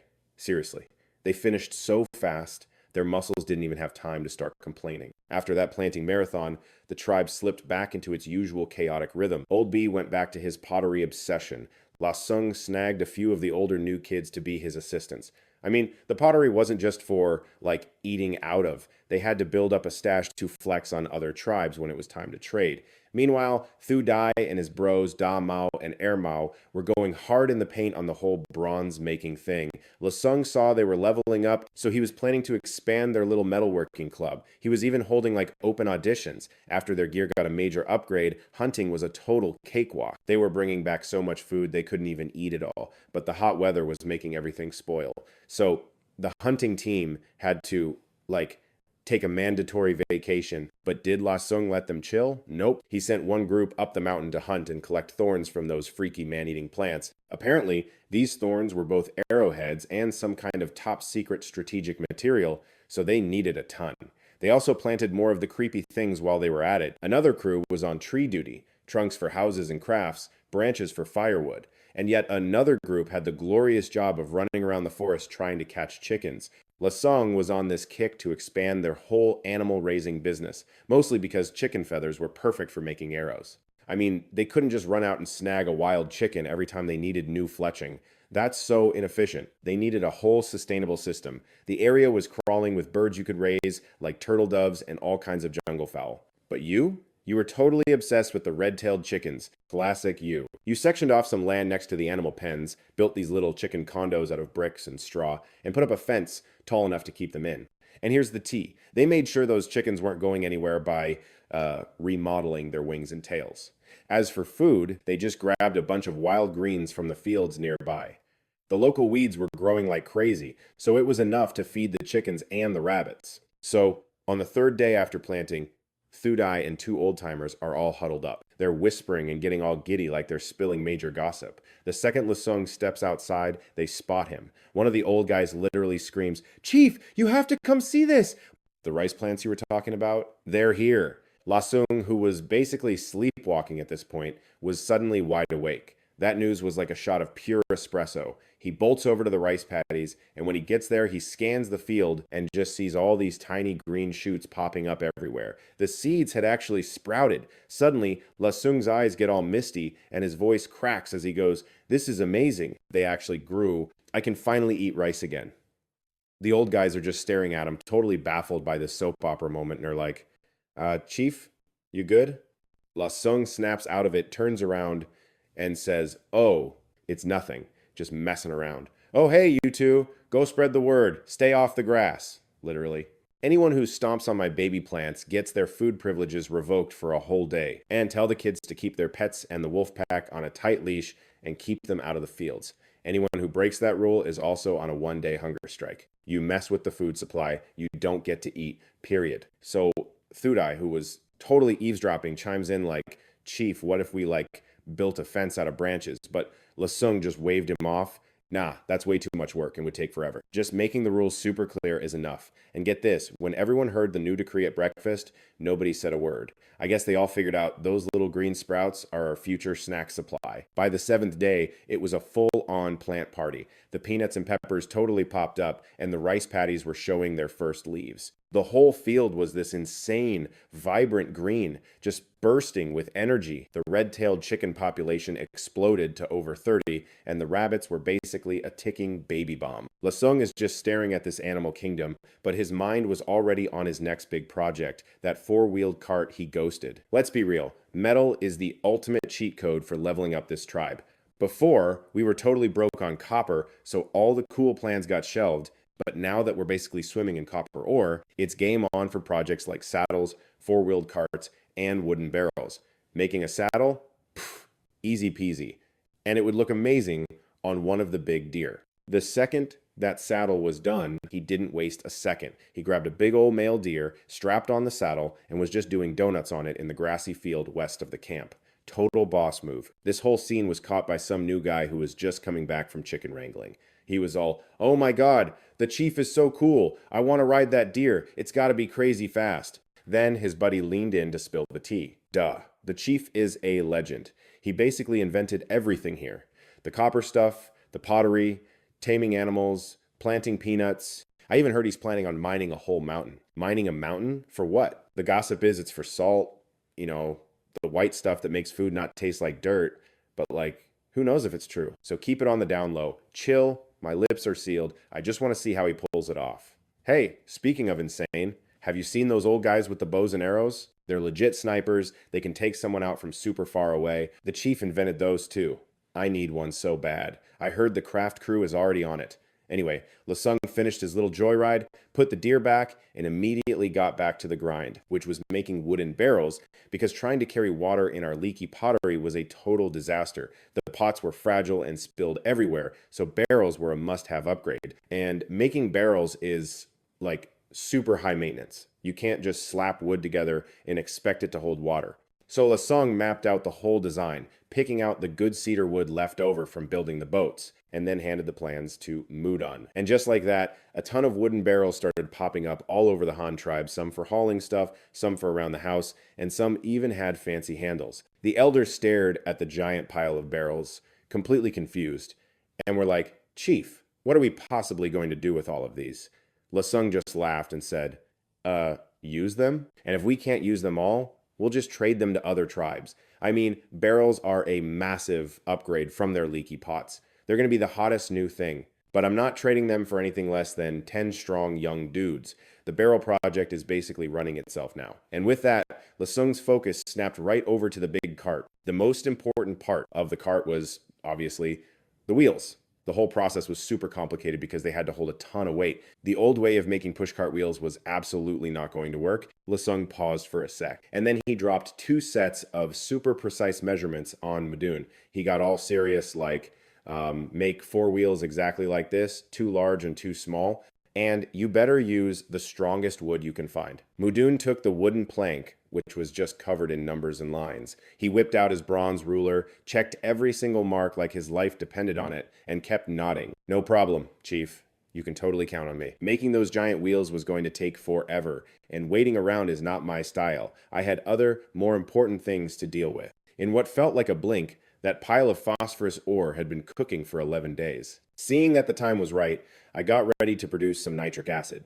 To avoid, a catastrophic boom, I decided to set up my lab in a super remote part of our territory and finish the last few sketchy steps by myself. After 2 straight days of nonstop work, I had 2 massive barrels of sulfuric acid and about 100 pounds of iron oxide crystals. These little crystals were actual, legit iron powder, which was about to be our ticket to making real iron stuff. With sulfuric acid in the bag, making nitric acid was practically on easy mode. I pulled out the new distillation gear and poured in the purified potassium nitrate and the sulfuric acid the women had prepped. Mixed it all into the pot, and in no time, boom, nitric acid was ready. Staring at the finished nitric acid and concentrated glycerin, I still couldn't relax. Nitroglycerin is ridiculously dangerous. The tiniest little bump or a small temperature change could make it instantly explode. For safety's sake, it's way better to mix it right before you need it. So now, all the ingredients were ready. All I had to do was wait for the perfect moment. I turned and told the old master to cast a new batch of arrowheads with a 5:2 ratio of copper to tin, a custom-made super round arrowhead. The idea was to trigger this thing from way far away with a bow, which is times much smarter and less likely to blow us all up. So bright and early the next day, Leo, totally owning the center of the camp, basically screamed, "Ladies, you're on guard duty. Dudes, grab your stuff and let's roll. We're gonna get this salt." And just like that, everyone was totally hyped. It was total chaos as everyone scrambled. Of course, Zia heard the commotion and sprinted over, her eyes literally sparkling with FOMO, like, "Leo, can I please come? I have to see this go down." But Caden, that little schemer, was a total blur. He zipped over and basically attached himself to Leo's leg, putting on the waterworks. "Leo, I want to go too. I swear, I'll be good." Leo glanced down at Caden, probably thinking it over for a hot second before caving. "Fine, you two can tag along. The elders are staying behind to hold down the fort." The old-timers were cool with it. They agreed way times too fast. You could tell they were dying of curiosity. But, responsibilities. The second Caden got the green light, he literally bounced off the walls and ran to grab his best friends forever, Bon Bon. And just like that, a squad of more than 50 people was on the move, heading for the infamous Sha Clan cave. Bao and Xuan, looking like total bosses, took point, clearing the way for the rest of us. Everyone was armed with bronze shovels and bows, dragging along these poor oxen, loaded down with a mountain of baskets and barrels. And then there was Caden, living his best life, riding on his horse, Bonbon. His little head was on a swivel, just taking it all in with this look of total wonder. Meanwhile, Leo was gingerly carrying 2 flasks of his. Let's call it Special Project Juice. And the whole crew just kept marching until like 1 or 2 in the afternoon, when finally times rolled up to the super sketchy Xia Clan cave. Leo threw up a hand, basically calling for a timeout to refuel. The crew dumped their stuff and scarfed down some basic snacks. An hour later, Leo was back up, clapping his hands like, "All right, break's over, people, let's do this." A couple of the beefiest guys flexed at the cave entrance and, with some ridiculous group chant, started heaving these massive boulders out of the way. Dali scratched his head, looking totally clueless. Dude, this salt cave is tiny. How are we even going to crack this thing open? This rock is insanely hard. We wouldn't even touch it to make a bowl. Leo gave the cave entrance a serious side eye, his voice dropping to a whisper. "With my little science experiment. Now, everyone, get out." After a dramatic pause, he grabbed a shovel, all set to start digging. He shoved a torch at Shu and pointed. "You, take this. Put it right at the entrance. I'm going to go find the perfect vantage point." Shu just grabbed the torch and, not saying a single word, just marched over to the cave and stood there like a statue.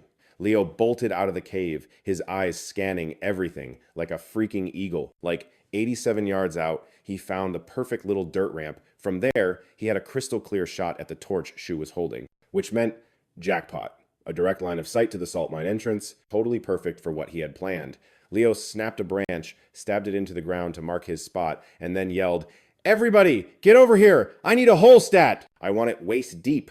All the dirt you dig up goes on the cave side, make a wall, and pack it down super tight with your shovels." Getting their orders, they just started digging like their lives depended on it.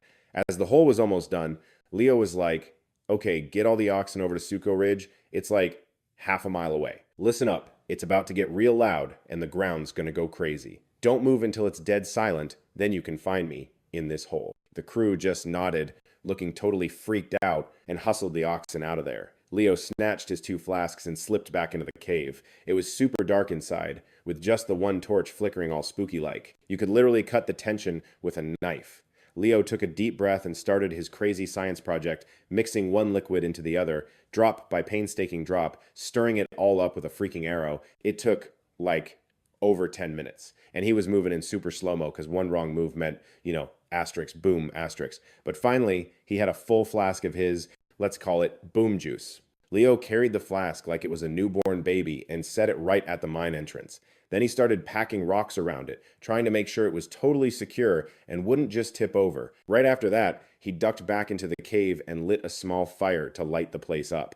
The glow basically put a giant spotlight on his target for him. With that all set, he full-on sprinted to his hiding spot, his heart pounding like a drum solo and sweat just pouring down his face. But even with all that pressure, his eyes were totally locked on that clay flask, perfectly outlined by the fire. He was chilling about 87 yards from the entrance, and the salt was another 38 yards deep inside, which meant the big kaboom would be a cool 125 yards away. Usually, a shot like that is a piece of cake for him, but today, this one arrow was literally everything. Leo was trying so hard to get his heart to chill out, just telling himself to be cool. He saw everyone was clear, took a breath, drew his bow, and aimed. Then, with a loud twang times from the bowstring, that arrow yeeted itself across the sky like a shooting star on a mission.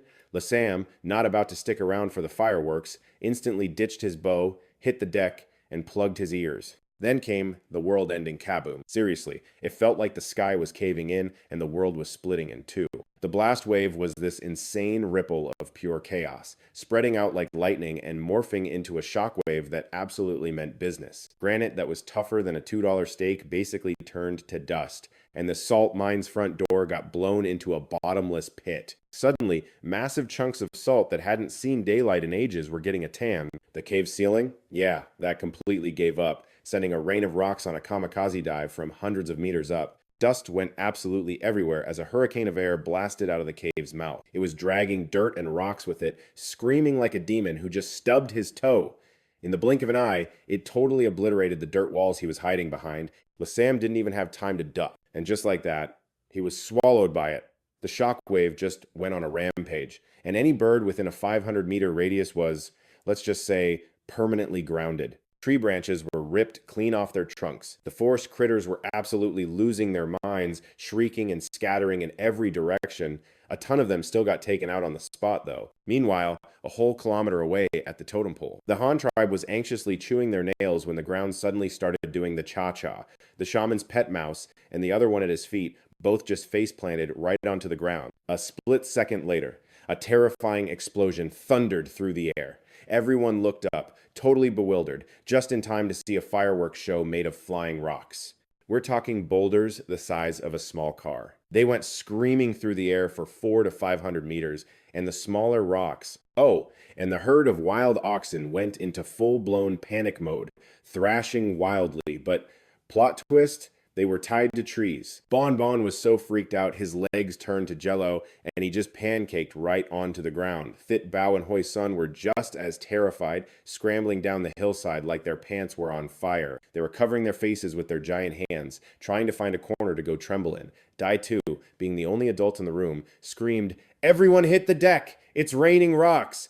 That finally snapped them out of it, and they all dropped. Thudai was just frozen solid, his face a perfect picture of disbelief, like his brain was still trying to buffer the scene. Then, a nasty gust of wind from the shockwave kicked up a ton of dirt and sand. It brewed up a legit sandstorm that blacked out the sun and just blasted everything in sight. A few minutes later, way over in the Han tribe's territory, the elders also heard the massive boom, and right after that, they saw flocks of birds just peace out into the sky. The elders started pumping their fists and yelling, "That's our chief! He actually did it! He blew up the mountain!" The women and kids who stayed behind heard it and went wild. Heck yeah, we're getting salt again.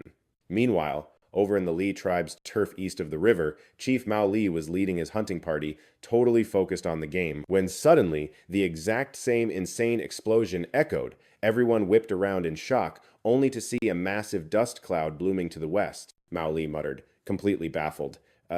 What is going on over there? Did we make the sky god mad or something?" A tribesman stammered, shaking. "I'm pretty sure that came from across the river." Li finally got his act together. "We should bounce and go ask the shaman. He's got the hookup with the spirits. Maybe he can spill the tea on what just happened." With that, he grabbed their haul and hustled the crew back home. In a forest over 10 kilometers south of all the drama, a group of more than 50 people was on the move. This was the Yu tribe, a bunch of nomads who never stayed put. Their whole gig was bouncing between the various tribes, basically acting as the ancient world's gossip column and party planning committee. Their leader was Fuck, a buff young guy around 20 years old. He was holding a pretty basic-looking map that showed all the rivers and mountains. Suddenly, a massive Kea boom, like thunder on steroids, ripped through the air. The whole group just froze in their tracks, completely stunned. They all just stared at each other as Fuch's expression went from chill to majorly concerned. He threw up a hand, signaling everyone to halt. He carefully cupped his ear to listen, his sharp eyes scanning everything. A tribesman cried out, totally alarmed, "Fuch, that did not sound normal. You think some monster is throwing a tantrum?"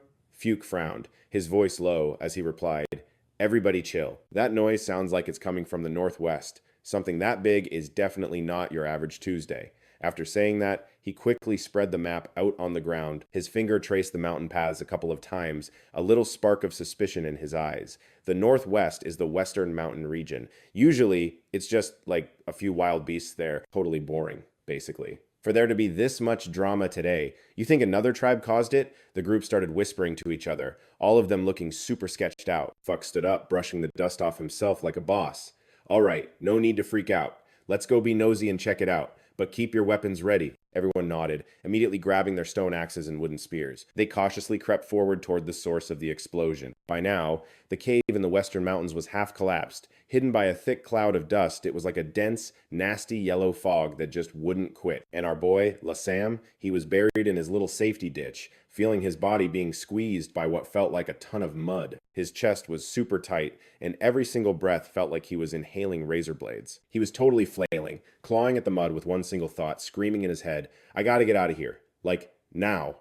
An entire lifetime seemed to pass. Then, panicked yells from outside. "Chief! Chief! Where are you? Yo, it was Thudari and the crew." A jolt of energy shot through Lasung, and he shoved upwards with everything he had. He dug like a man possessed, just launching dirt left and right with both hands. With a final, desperate grunt, he clawed his way out. He sucked in a huge gulp of fresh air and croaked out, "I'm over here," his voice all scratchy from the dust. The second they heard him, Thudari and a few others came sprinting. When they saw the absolute state he was in, they looked like they were about to cry. Without even thinking, they dropped their bronze shovels and started brushing the dirt off him with their bare hands. They were all muttering, "Chief, we found you! You scared us half to death! That explosion just now nearly gave us a heart attack." Lasung could finally breathe again. With his crew's help, he got up, dusted himself off, and just laughed. I'm good. Then, like nothing happened, he led the squad to go check out the salt mine. They crept towards the cave, and whoa! The entrance wasn't a little opening anymore. It was a massive crater as big as a few houses, with walls showing off layers of pure white salt. The sun made it sparkle like a mountain of silver, and everyone was just completely floored, totally speechless for a hot minute. Lasung, though, he was all business. He snapped everyone back to reality, telling them to start mining. At his command, they shook off the daze and got hyped. Some dudes were leading oxen with wooden barrels, while others hauled giant baskets to the edge. Guys with bronze shovels were carefully chipping off huge blocks of salt from the crater walls, placing them gently into the containers. A couple of the smarter guys in the tribe sat off to the side. They were weaving ropes from vines to make carrying the salt easier. Total life hack. While everyone was in the zone, Lasung caught a glimpse of some shapes huddled in the cave. His stomach totally dropped. As he got closer, his face went dark. It was the bodies of several children, their little frames covered in raggedy clothes. They were curled up in a dark corner, and you could just tell they had died in a whole lot of pain and fear. Lasung's eyes got red, and he looked sick. He turned and gave a quiet order. Find some dry wood. We're going to give these kids a proper send-off. A few of the guys just nodded grimly and went to find firewood. Pretty soon, a pyre was roaring inside the cave. The flickering flames lit up everyone's super somber faces. Lasung led the way, gently putting the bodies on the pyre while saying a silent prayer. He was asking for a blessing for these poor kids he never even got to meet. The fire blazed, and a plume of smoke rose into the air as the bodies turned to ash. It felt like it was carrying their souls away. When it was done, Lasung took a deep breath, shook off the heavy vibe, and yelled, "All right, one last push. Let's get this salt and head back to the tribe." Everyone let out a huge cheer, and suddenly they were moving even faster. After a mad rush, the barrels and baskets were totally full. Lasung noticed the sky getting dark and waved his arm. "All right, let's pack it up. We made a killer haul. When we get back, I'm throwing a massive party." Hearing that, the whole crew erupted in cheers. They started the long walk home, leading the oxen loaded down with salt. But they hadn't even gotten that far when a rustling in the southern forest started getting louder and louder. Lasung was instantly on edge. He threw up a hand for everyone to stop, pulling out his bow and arrow and hissing, "Everyone, zip it! Get ready!" The whole place went dead silent. Everyone gripped their weapons and got into a defensive stance, their eyes glued to the forest. Then, out of nowhere, a bunch of strangers in animal skins, holding some janky-looking weapons, stepped out. The guy out front was Fork, the leader of some nomadic tribe. He held up both hands like, "We're cool," and said, "We're just nomads passing through. We heard a crazy loud noise from over here, so we came to see what the deal was." Lasung didn't relax one bit. He kept his arrow aimed and asked coldly, "Nomads? Don't know them. What do you people really want?" Fork started explaining super fast, "No, really, we're a nomadic trading party. We don't have a permanent spot, we just travel between tribes, passing on messages and stuff. We also help set up meetings. We just happened to be in the area when all that craziness went down, you know? Just curious.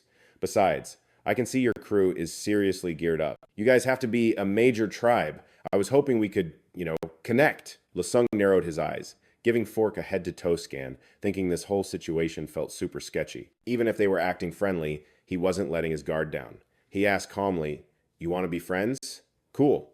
So, what are you bringing to the table?" Fork just scratched his head and laughed. "To the table? Dude, we know all the fresh gossip between the tribes, and we've got the intel on where to find all the best resources. We could spill all that tea for you guys. Look, if you guys get into a jam later, we'll totally try to help." But La Shung just scoffed. He was like, "Talk is cheap, and without receipts, it's literally worthless." Fuke glanced around like a light bulb just went off. "Oh right, the other day we heard the hottest goss about a massive spring festival, the annual blowout for all the tribes around here. It's when everyone gets together to trade their stuff and flex their skills. This intel is super valuable to you guys, right?" La Shung's ears practically shot up. He knew if his tribe was going to have a major glow-up, networking with outsiders for resources was a total must. This Spring Fest was obviously a golden ticket, but he had to play it cool. It's just some rumor about a party. Who even knows if it's real? And if it is, why are you spilling the tea to us? You're definitely scheming. Fuke let out this super awkward laugh, rubbing his hands together. Okay, fine. I'll be 100 with you. We've been wandering all over, and our snack supply is at 0. We're so hungry, it's tragic. If you could just spot us a little food, I'll give you the full scoop on the Spring Festival. La Shung's brow furrowed as he eyed the cattle loaded down with salt, looking seriously conflicted. We're not exactly rolling in extra food right now either. We just wrapped this insane salt harvesting mission, everyone's completely drained, and we're banking on this food to even get home. Fuchs stared him down, not budging, and pleaded, just a little bit, come on. A few pieces of jerky or a handful of greens, just to get us through this disaster. When we get back to our turf, I swear we'll pay you back double. La Shung thought about it for a hot second, but ultimately he shook his head. The timing is just terrible. How about this? You guys just roll with us back to our village. Once we're there, we'll hook you up with good drinks and food, and then you can spill the deets on the festival. Fuchs' eyes totally lit up when he heard that. That's clutch. Thanks, generous chief. We are sticking with you like glue. And just like that, the two crews started heading for the Han tribe's territory together. The sky started getting moody, and night just dropped like a black velvet blanket. The Han tribesmen lit the torches they were carrying. In a heartbeat, the whole procession looked like a glittering fire dragon slithering through the dark. The nomads were gawking at the blazing torches, all of them looking totally blown away and curious. Fuck slid in closer and asked, all nosy, Chief, your torches are seriously lit. How do you guys even make them? We're usually just tripping over ourselves in the dark, and it's the worst. La Shung smirked and held up a torch to break it down. It's not rocket science. You just get a big stick, wrap it up tight with cloth and grass, then soak it in a ton of oil or grease and set it on fire. Fuck was nodding like a bobblehead. That's a killer idea. I'm making my people do that as soon as we're back. They were vibing the whole way, and before they knew it, they'd rolled up to the Han tribe's village. When the nomads stepped inside, they were completely shook by what they saw. Huge, thick walls surrounded the whole camp, with banners flapping dramatically up top. The place was super organized, and both the people and their animals were thriving. The whole village was buzzing with this crazy energy. Fu couldn't stop gushing, "Your tribe is massive, and so decked out. This is, no joke, the most impressive setup I've ever seen." La Shung gave a little smile and told his people to find the nomads a place to crash, then had them bring out some hot food. Everyone gathered around, chowing down on all the meat they could handle, and chugging wine from these huge bowls. The vibe was amazing and super welcoming. After like 3 rounds of drinks, Fuke put his bowl down, cleared his throat, and was like, "Chief, thanks a million for putting us up. I gotta hold up my end of the deal." The Spring Festival is going down in half a month at the spot where the big river to the east forks. About 20 or 30 of the local tribes will all be there. It gets pretty rowdy. La Shung gave a slight nod, mentally bookmarking the festival info. He then asked, "So, any tips for showing up? Like, what are the rules for trading in the different contests? Give me the full rundown." Fook wiped his mouth and started explaining, "Super chill. There are a few things to know. To even get in the door, you have to bring your tribe's most extra item as like your entry ticket. If you don't have one, you're not getting into the festival. End of story. Trading is mostly just swapping stuff, where you both have to agree it's a fair deal. The competitions are stuff like hunting, archery, and even a crafting showdown. The winning tribe gets a huge prize, and their street cred just explodes." La Shung listened intently, already scheming about what his tribe needed to prep. Just then, Fook seemed to get his courage up and asked kinda shyly, "Chief, your tribe is so successful, and you have like so many animals. I was wondering if you could maybe spare us 1 cow. We'll 100% pay you back later. We'd be stoked to work for your tribe." At those words, La Shung's face went from 0 to 100 real quick. A cow is a hard no. Our tribe's entire glow-up depends on our livestock, and right now we need every person and animal we've got. If you guys are that hard up for food, I can spot you some, but it's gotta be a trade. We can negotiate other things, but a cow is absolutely not on the table. Fuck's face just fell. He was so bummed, but he immediately plastered on a smile. "Chief, what do you think we even have that's worth a trade?" La Shung thought for a sec and then said, "Our tribe has all kinds of pottery, arrowheads, and a ton of other gear. If you need something, just bring the right supplies for a trade, and hey, if you've got some super rare loot, we're totally open to making a deal." Fu was nodding like a bobblehead. "Got it, you bet." After chow time, everyone crashed. But Fu was in bed doing the toss and turn tango, totally wide awake. The more he stewed on it, the more he realized the Han tribe was basically sitting on a gold mine. The whole cow situation was living rent-free in his head. After mulling it over, he bounced up to find Luo Song, tapping on his door like a mouse. Chief, you still up? I've got something I gotta run by you. Luo Song cracked the door open, looking totally wrecked. What is it this late? Fu put on his most earnest face and said, Chief, I've had an epiphany. So our tribe might not have a ton of assets, but we are the absolute kings of odd jobs. Like, we're amazing at scouting resources, networking with other tribes, and being glorified errand boys. So could you pretty please reconsider the cow deal? You name your terms, and as long as it's something we can pull off, we will go all out. Luo Song crossed his arms, sizing Fu up, thinking to himself, the two tribe must be connected to everyone and their mother, with resources all over the place. It'd be awesome if we could tap into that. He thought for a second before saying, real slow. All right, if you're going to be this extra about it, I'll give it to you straight. Right now, my tribe is having a major wardrobe crisis. The weather's heating up, we've got more people, and we're running out of clothes. If you can hook us up with enough animal hides and linen for new outfits, or even just point us to a jackpot of materials, then we can talk about you getting the cow. Fu's face totally lit up. He puffed out his chest and promised, Don't you worry, Chief. Leave it to us. We're bouncing between tribes all day, every day, so we know all the hot spots for hides and linen around here. Give me 3 days, tops, and I swear I'll find stuff that'll blow your mind. Luo Song let out a little chuckle. I hope you're not all talk. Pull it off, and you can take the cow. If not, don't ever bring this up again.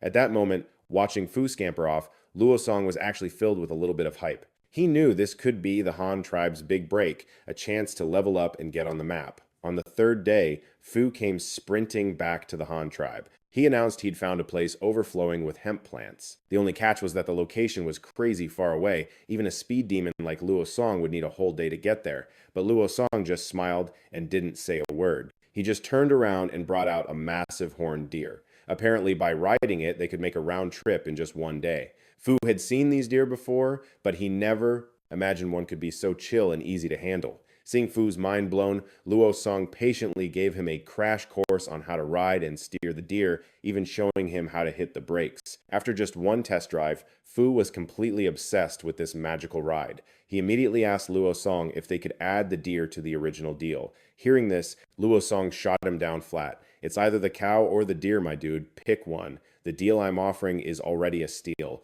FU knew better than to push it. On the inside, though, he was already buzzing about their next big collab.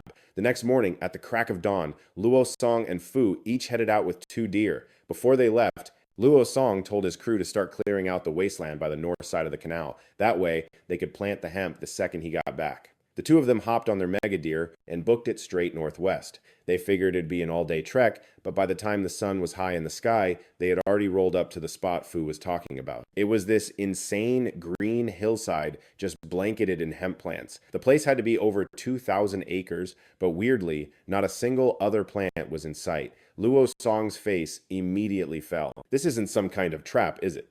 A huge field this perfect was obviously man-made. If we get caught, we are going to get so wrecked. He whipped his head around to look at Fu. Chief of the Han tribe, isn't this the plant you were looking for? Fu said, pointing to the endless sea of hemp. Luo Song nodded grimly. Yeah, this is the stuff I need, but it obviously belongs to somebody else. Are there any other tribes around here? Fu replied, well, I've heard rumors of a tribe called the Bian, but they're super hostile to outsiders, so we never came this way. Luo Song was so mad. Are you kidding me? Did you do this on purpose? Are you trying to get me jumped? But since they'd come all this way, they couldn't just leave with nothing. The only play was a classic smash and grab. Harvest a ton and then make a run for it. With that genius plan in mind, Luo Song grabbed a huge basket from his deer and started cutting down plants like a maniac. Seeing this, Fu grabbed a bone knife and enthusiastically joined the crime spree. But just as the two were getting in the zone, a Times tap-tap-tapping Times sound echoed from all around, making Luo Song freeze. Oh, crap! We're so dead! We've been caught red-handed. Before they could even process what was happening, they were completely boxed in. A quick scan revealed at least 30 or 40 people, and they were all big, beefy dudes. Luo, Song, and Fu didn't say a word. They just jumped onto their deer and yelled in unison as they tried to charge down the hill and escape.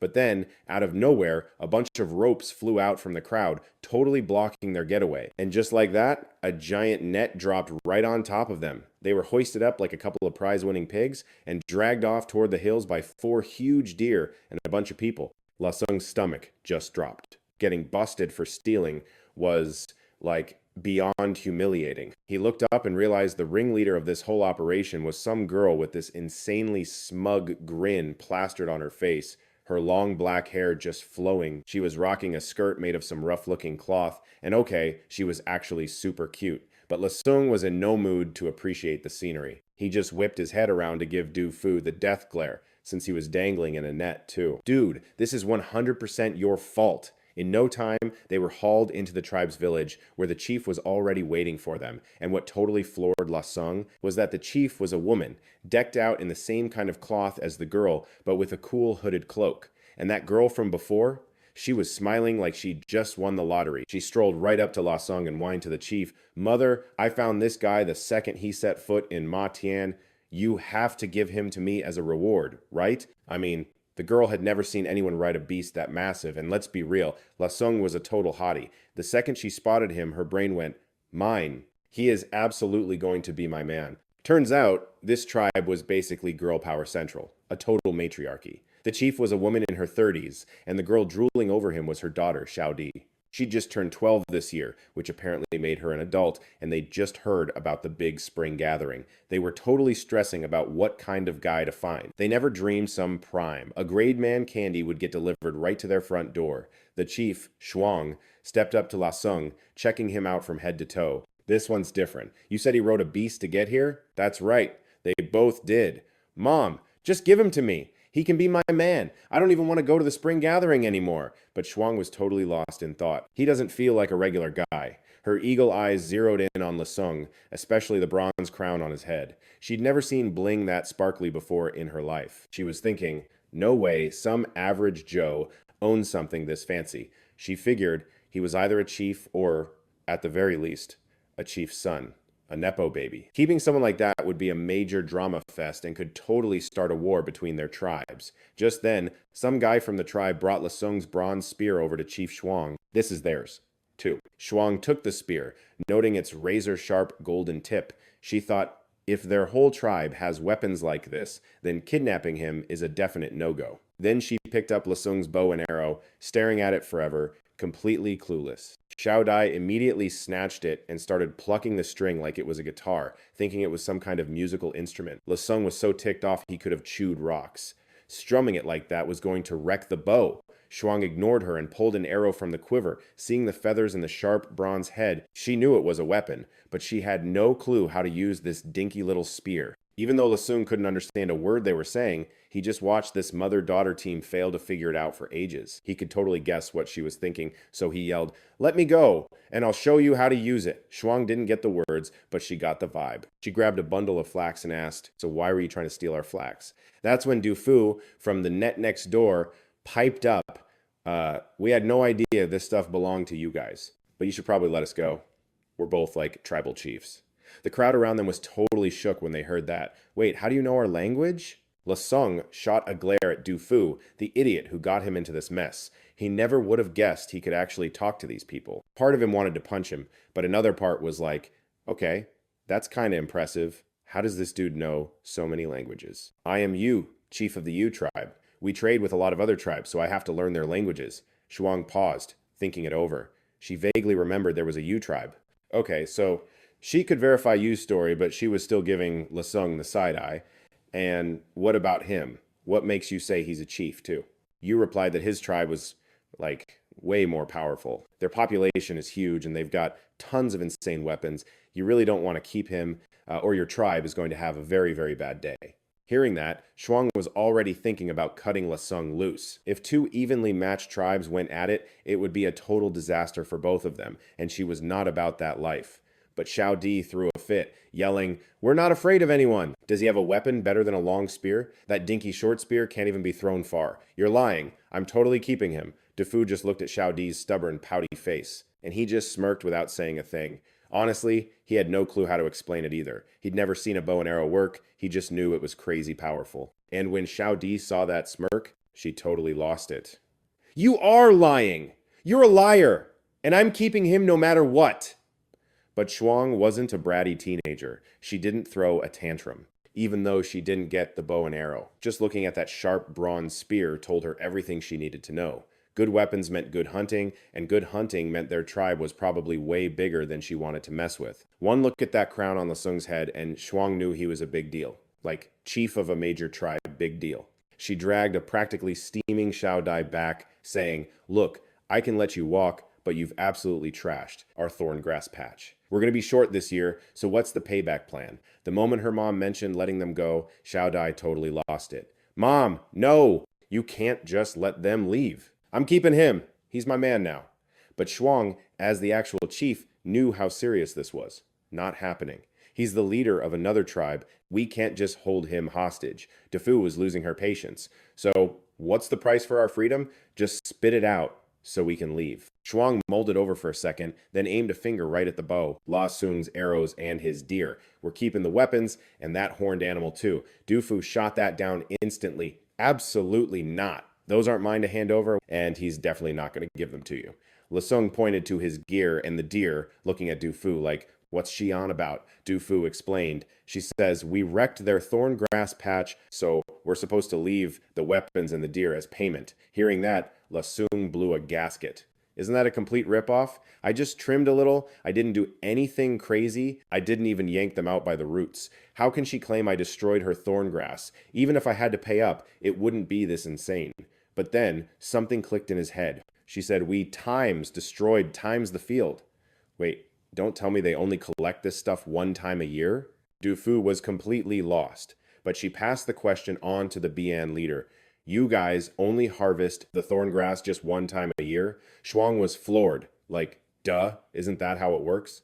The second La Sung saw their confused looks. He knew they had no clue about the plant's potential. He confidently told DuFu to translate, "I'm not giving you my weapons or my deer. In fact, I'm going to keep on harvesting your thorn grass, but I can teach them how to get 5 harvests a year from it." The Bian tribe was completely stunned. You can harvest thorn grass 5 times a year? Wouldn't that mean the total haul would be 5 times bigger? A technique like that is worth a fortune. You have to understand, the Bian tribe doesn't just use the grass for themselves, they use the linen and rope to trade with other tribes, swapping it for food or even new tribe members. So the size of their thorn grass harvest basically decides the entire future of the Bian tribe. If what Lasung was saying was actually true, the Bian tribe would basically have an endless supply of thorn grass. The offer was way too good to pass up. Shuang's eyes lit up, and with a quick wave, she signaled her people to set them free. A few of them scrambled to untie Lasung and DuFu. Lasung got to his feet, coolly adjusted his animal skin kilt, and pointed from Shuang to his weapons, silently demanding them back first. Shuang hesitated for a beat, but one look at his determined stare and that undeniable air of command, and she quickly told Xiao Dai to return his things. Of course, Xiao Di, who was still pouting about losing her future husband, wasn't going to make it easy. She snorted, "Fine, I'll give it back. But you have to show me how to use it first." Lasung just nodded, picked up the longbow, knocked an arrow, and scanned the clearing for a target. Suddenly, his eyes locked on a wild boar tangled in a net. It was still alive, maybe 100 feet away. He drew back the bowstring, gave it a half-second glance, and let the arrow fly. With a 6 times thwump asterisk, the sharp bronze arrowhead tore straight through the boar's side and out the other, embedding itself in the wooden post behind it. The boar let out a horrifying squeal. As blood gushed from the wound, it twitched for a few seconds and then went completely still. The Bian tribe was in total shock, literally trembling at what they just saw. They couldn't get over how powerful that bow was. Suddenly, they were really times glad their chief had agreed to let him go. If the Han tribe ever attacked, they wouldn't stand a chance. But Xiao Dai wasn't fazed by the dead boar in the slightest. In fact, she was cheering. So that's times how you use it, that's totally awesome. Shuang, on the other hand, was horrified. She had no idea the weapon was that deadly. If that arrow had hit a person instead of a boar, she couldn't even finish the thought. And that was just a single arrow. La Sung's quiver was packed with dozens more arrows than she had men in her entire tribe. A cold chill ran down Shuang's spine.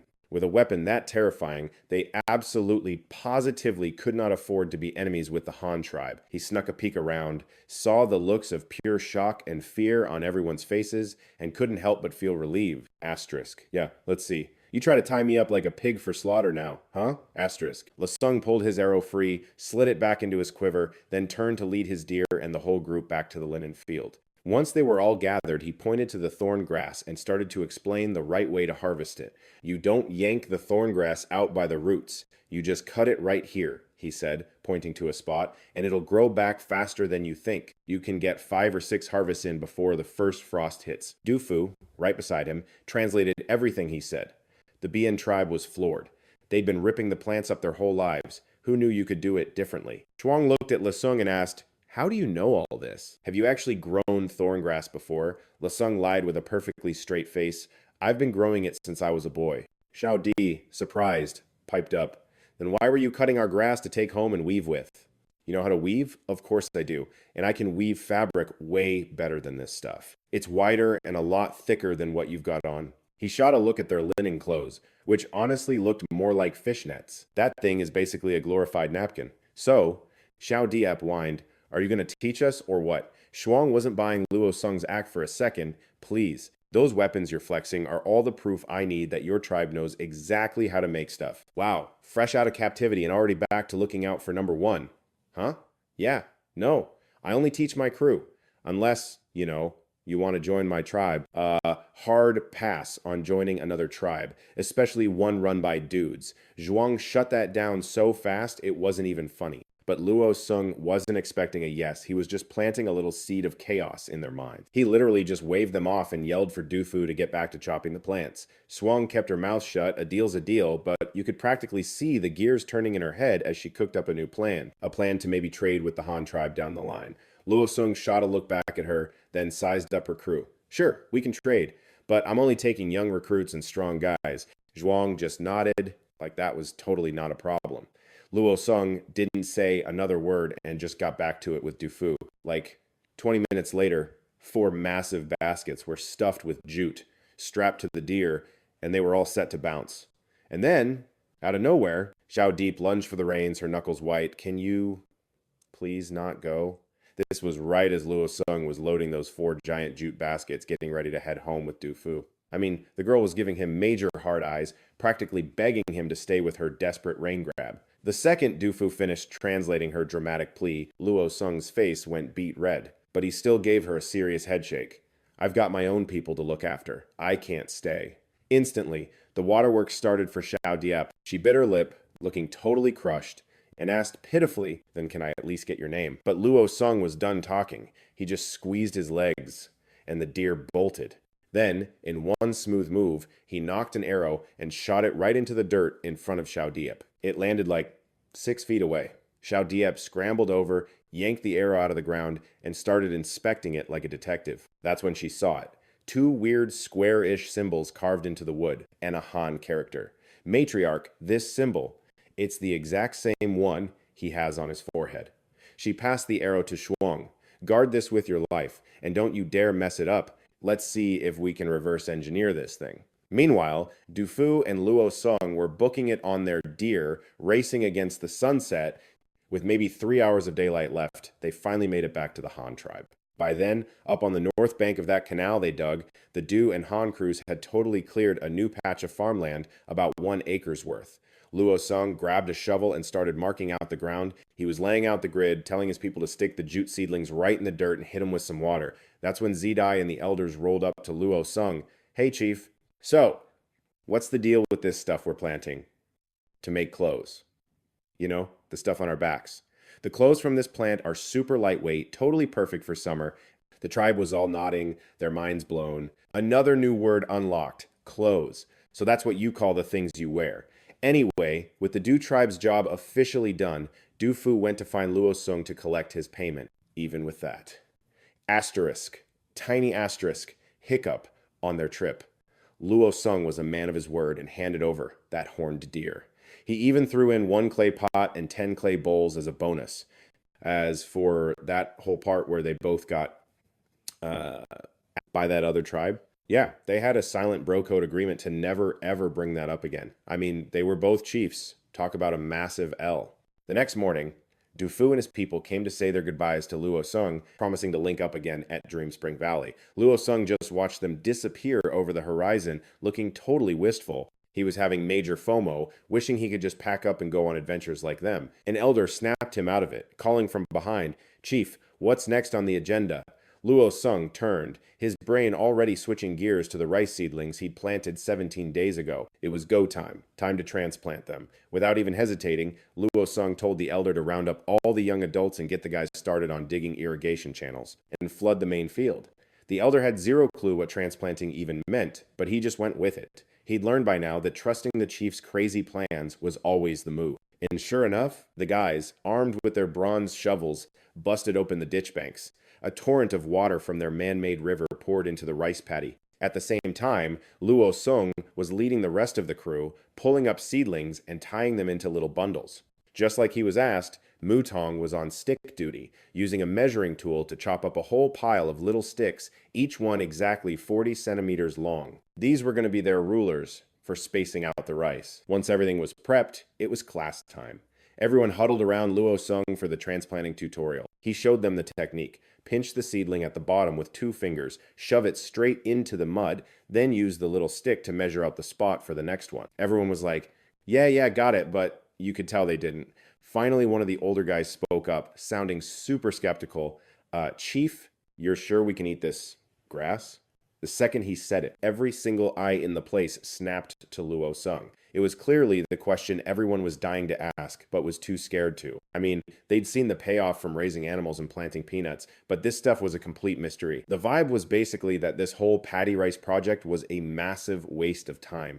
But Luo Sung didn't blow up. He just patiently explained that, yeah, they were right. You can't just chow down on the grass itself. We eat the seeds. And with that mic drop, Luo Sung had someone bring out the last 25 pounds of rice grains for a little show and tell. These, he announced, are the grains this plant makes. They're called paddy. Once you shuck this stuff, it becomes the rice we eat. It's basically a rock right now, so you have to cook it. Seeing a sea of blank stares, Lasung was like, all right, field trip back to the village, stat. He used the leftover paddy to whip up a sample batch for everyone. The elder and Shuda, claiming their backs were too old for farm work, conveniently tagged along to supervise the cooking. Yeah, right. Lasung found a massive jar and used a log to basically beat the shells off the paddy. Before you knew it, the husks were gone, revealing brown rice. He then gave it a quick rinse in a clay pot, for hygiene. He went with a classic 1-to-2 rice to water ratio and popped the pot on the fire. Shuda, ever the critic, peered in at the sad little layer of rice and asked, Chief, you really think that snack-sized portion is going to feed anybody? Hearing that, Lasung just smirked and shot back, O ye of little faith, this stuff blows up when you cook it. The water vanishes, and you're left with this fluffy, poofed-up magic that gets way bigger. The elder and Shuda literally gasped in unison. A food that expands, their minds were blown. Of course, all the little kids swarmed in to see what all the drama was about, and then the pot started smelling so ridiculously good that the kids were basically creating puddles of drool. Even Lasung was getting hyped. That smell was pure nostalgia. It had been way too long since he'd had a decent carb. While the rice was doing its thing, hundreds of tribespeople, fresh from planting, followed their noses straight to the pot, sniffing the air like cartoon characters. And then, the grand finale. A pot of perfectly fluffy, amazing, smelling white rice was served. Lasung announced, bowls out. People, single file line. The supply was super limited, so it was samples only. The first few lucky ones in line got their scoops and basically inhaled it. You could hear them humming, going on about how amazing it smelled and how it got all sweet when you chewed it. The gossip spread down the line, and everyone in the back started getting major FOMO. Suddenly it was all, hurry up, dude! The whole tribe was just a chorus of people scraping their bowls clean. I mean, these guys live on jerky, so tasting something this soft, chewy, and sweet was a total game changer. It was a whole new world of flavor. After that, the Lasung Hate Club officially disbanded. In fact, bringing back rice basically made him a tribal celebrity. His approval rating shot through the roof. With the rice drama settled, Lasung went full-on project manager. The guys were on chopping wood, catching chickens, hunting, smelting copper, making pottery, and woodworking. The women were assigned to firing bricks, fishing, raising livestock, and refining rock salt. The whole salt refining thing was basically a repeat of his nitrate recipe. First, get the gross stuff out of the mineral salt, then boil it in clean water. Finally, let the water piece out and voila, salt crystals. This fancy white salt wasn't just for them, it was their new export product. He was dead serious about the upcoming spring fair. This was their big break. So they had to crank out more salt and pottery. He figured everyone needs that stuff, so it was a guaranteed sell. The next problem, they needed a serious ride to haul all their precious cargo to these far-flung markets. Their whole business plan depended on it. So Lasung calls up Mutong for a progress report on the four-wheeler. Mutong, a man of action, doesn't even talk. He just grabs over a dozen guys from the woodshop and they roll out this four-wheeled beast right in front of Lasung. Lasung was floored. He never knew his boy Mutong was this much of a genius. He'd only asked for a dinky two-wheeled cart, but this was practically a convertible carriage. It had a massive cargo bed and everything, just no roof. All they had to do was throw an animal hide canopy on top and it'd be a legit luxury vehicle. And get this, it even had a bench seat up front for two people. All it needed was a couple of oxen hooked up and someone in the driver's seat. Lasung was gushing, telling Mutong how awesome he was, and then gave him a few notes for version 2.0. Mutong was totally stoked and got his crew right back on it. This time, with Lasung acting as creative director, the first ever ox cart in human history was finished in just 3 days. For real. This thing was a masterpiece. Exactly what Lasung had pictured. It was sleek, classy, and super functional. And the fuel economy was insane. Just one bale of hay per 100 kilometers. Before you knew it, the first month of spring was almost toast, and what a month it was. The Han tribe's productivity was off the charts. They plowed fields, planted crops, mined ore, made salt, won a battle, and even acquired the Shu tribe. Talk about a glow up. They even scored some hemp seeds from the border tribe. Life was getting better every single day, but there was one tiny issue.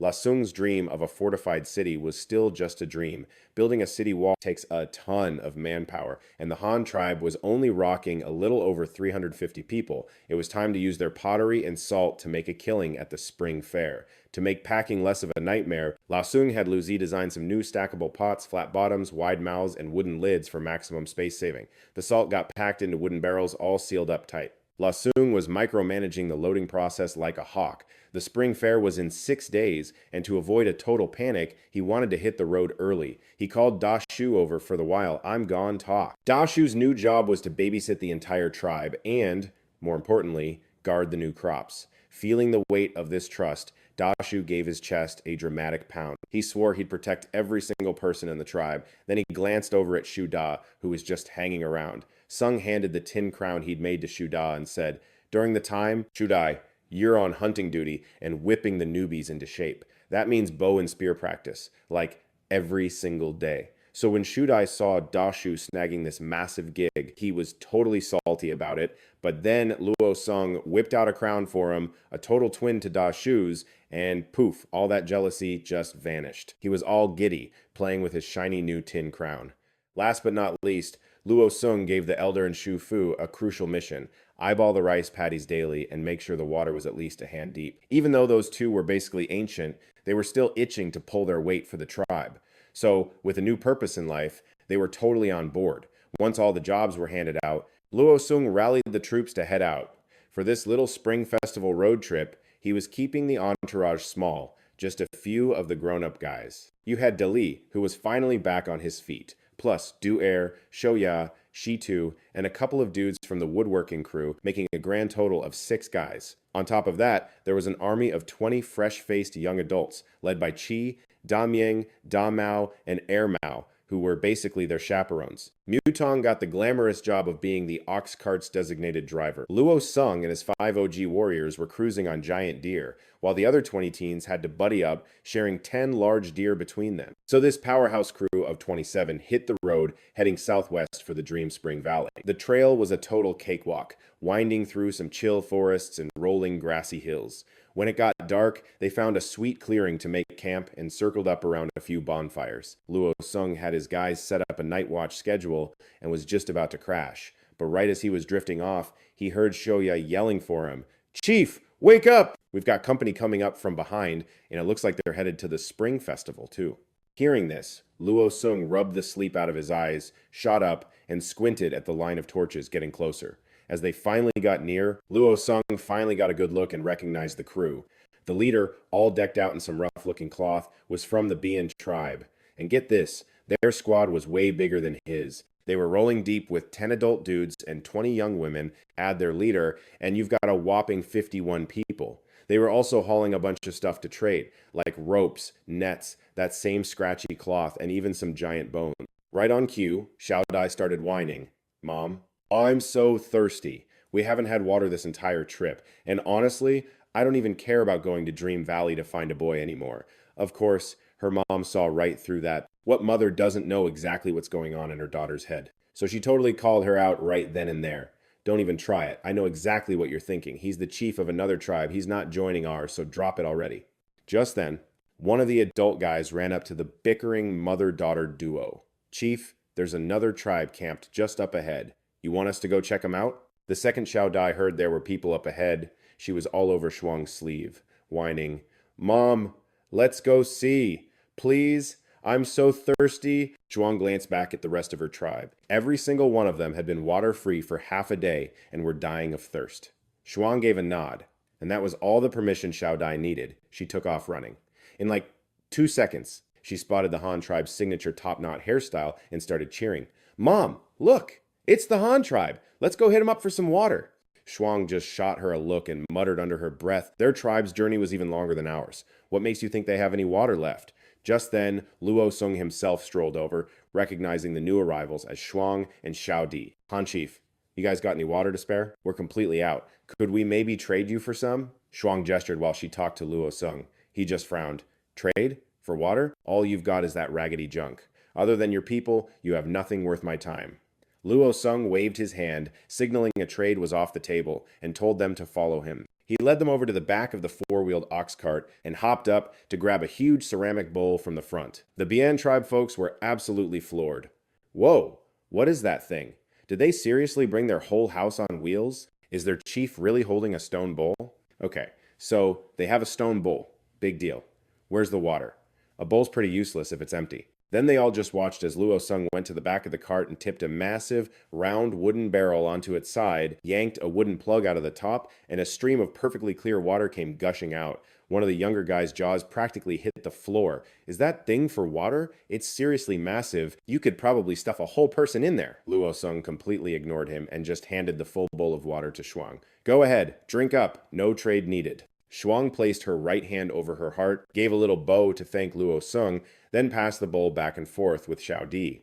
That bowl of water was gone in seconds, and seeing the massive crowd still waiting behind them, Luo Sung just handed the bowl to Dam Yang to start dishing out water to everyone else. Shuang asked, Han Chief, you guys headed to the Spring Festival too? Maybe our tribes could, travel together? Luo Sung knew exactly what she was up to. She was just trying to leech off his portable water supply. He thought about it for a hot second and decided, why not? If his hunch was right, those young dudes she brought along were probably on the trading block too. And just like that, the Bian tribe crashed the Han tribe's campfire party. Some of them passed out, while the rest just stared at the Han people and all their cool gear, whispering and pointing. The next morning, just as the sun was coming up, the amazing smell of roasting meat started drifting through the camp. Breakfast was served, Han tribe style, a feast of rabbits and ground squirrels that the night watch had picked off with their bows. The Bian tribe was basically drooling over the incredible smell, whipped out his jerky for a little BBQ action.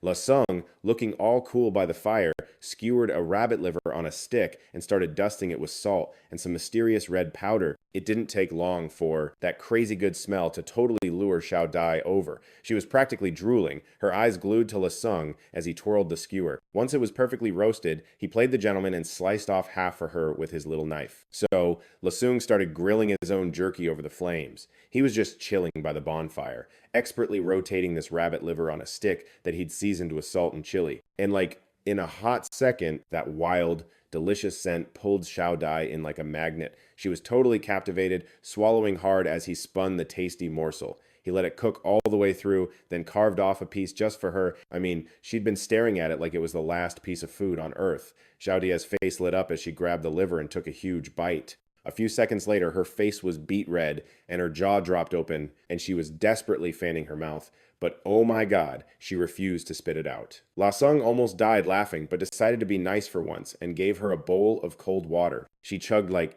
2 massive gulps before she could even breathe again. What even is this flavor? It's totally insane, but I'm kinda obsessed. La Sung explained it was chili, and that feeling was called spicy. Then Xiao Dai pointed to a bag of white crystal-looking stuff and was like, Okay, so what's with the white powder? So Lasung put a little pinch of salt in her palm. That's white salt. It's salty, obviously, and it'll make you strong so you don't get wiped out on long trips. Plus, you'll have way more energy for, you know, work. Shouty licked it and her eyes went wide. She totally freaked out and sprinted back to her mom. She knew this stuff was a game changer for their tribe. Just as Shuang was about to say something, Xiao Di shoved a little salt right in her mouth. The taste made her cringe, but she choked it down. She immediately grabbed Xiao Di's hand, demanding, "Where did you get this? Did that Han tribe chief give it to you? He has, like, a mountain of it." And with that, Xiao Di literally dragged her mom over to La Sung. And get this, nobody saw the sneaky little smirk on La Sung's face. Heh heh, got him. Hook, line, and sinker. He played it all casual and handed the snakeskin pouch of white salt to Shuang. She took it, dipped her finger in for a taste, and then made this little clicking sound, totally savoring that pure, salty goodness. She was practically buzzing with excitement. "Chief of the Han, where did you find this white salt? Can you, like, trade some with us?" And he's all cool, like, "Oh, our tribe? We make it ourselves. Sure, we can trade. How about one bowl of white salt for one dude?" Shuang actually had to think about it for a second. I mean, those guys were basically on the trading block anyway. She agreed instantly, but then tried to trade 20 guys all at once, probably hoping La Sung would sweeten the deal with extra salt. He pretended to think it over and then nodded. Then La Sung led her to the back of his ox cart, and when he pulled back the animal skin cover, the entire Bian tribe just shut up. The cart wasn't just loaded with pottery, there were these massive wooden barrels too. With all that stuff and all of it in containers, they could have traded a single tiny thing for a whole person. The Han tribe was ridiculously loaded, but when Lasung times deliberately times popped the lids off those barrels, everyone completely lost their minds. Oh my god, were all those giant barrels filled with white salt? Shuang couldn't even process it. Salt was super expensive and rare, let alone primo white salt like this, and the Han tribe had tons of it. Right then and there, her whole we're an independent tribe thing started to look real shaky. I mean, hooking up with a tribe as rich as the Han was definitely something to think about, and that's when Lasung spotted a bunch of big wooden buckets on their cart filled with their own crusty, natural salt. Suddenly, all the people who were totally against merging with another tribe started having second thought. If it was the Han tribe, a group that was obviously rolling in it, well, that changed the entire conversation. Yeah, suddenly it wasn't such a crazy idea. Lasung scooped out a heaping bowl of salt from his barrel, probably weighing like 3 pounds. Using that much salt to trade for one person was his absolute final offer. He wasn't going a pinch higher. Then Lasung was like, "You guys got to bring your own bags, though." That totally snapped her out of her daze. She immediately told Zhao Di to go grab some animal skin bags from their people. They ended up filling 2 huge sacks, so heavy that it took the 2 strongest guys in their tribe just to carry them. And just like that, the 20 dudes from her tribe were officially on his team now. His crew just jumped from 27 people to 47. La Sung was seriously hyped about it. He hadn't even made it to the big spring meetup and he'd already scored a massive win. This was like a super good omen for the rest of the trip.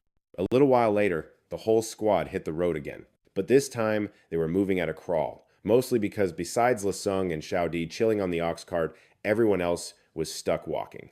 The 20 new guys who just joined had to share the reindeer with Lasung's original 20 dudes. They kept heading southwest like this for another 2 days. Then, on day 3, La Sung's crew runs into another party, and who's in it but Du Fu, also cruising on a huge reindeer. Next to him were his 2 little sons, maybe 3 or 4 years old. With La Sung were all his own people, plus this other tribe they were traveling with, called the Serpent Tribe. The Serpent crew was 31 people deep, 10 adult warriors, 10 teen boys, and 10 teen girls. Their leader was this super old dude with white hair and a crazy long beard, probably the most extra person Lasung had seen since he got here. This guy was literally being pulled on a sled big enough for 4 people, was like totally chilling with this massive snake. The second Dufuk spotted Lasung. He practically lost his mind and ran over, all like, "Chief Han, I can't believe you guys are here already. Let me intro you. This is Exathu from the Snake Tribe. Apparently, the snake he's wearing is their divine snake. And this thing is supposed to be, like, totally magical. Like, even if a super venomous snake bites you, one little nibble from this divine snake and poof, you're cured. I got bit by a nasty snake when I was a kid, and my dad had to drag me to this snake for the antidote. Du Fuc was totally puffing his chest out, bragging to Lasung. I guess he's tight with the snake tribe or whatever. But Lasung was giving him major side-eye, not buying the whole magic snake story for a second. Still, if it actually times could times cure snake bites, maybe it wasn't a complete lie. Lasung remembered hearing stories about these ancient wandering healers, and how some of them basically raised their own pharmacy of venomous snakes to, like, heal people. So, staring down this totally ancient era doctor, Lasung figured he should probably be polite, so he puts his hand over his heart and gives Xathu this little nod. Xathu nods back, but the old guy's eyes were completely locked on Lasung's ox cart. I mean, the dude had clearly never seen a ride that slick before. His little sled thing looked like a go-kart next to Lasung's limo-level cart. So, the whole squad, like all four groups making almost 160 people, kept moving. Du Fuc was practically drooling over the dozen-ish riders on horseback with Lasung, just green with envy. He was totally daydreaming about his tribe having sweet deer mounts too.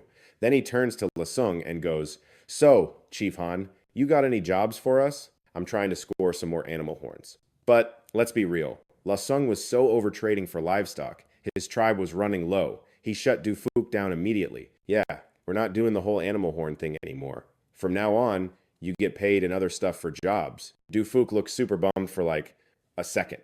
But the little schemer already had a plan B. I mean, the guy just wanted a ride, that's all it was. It doesn't times have times to be a deer.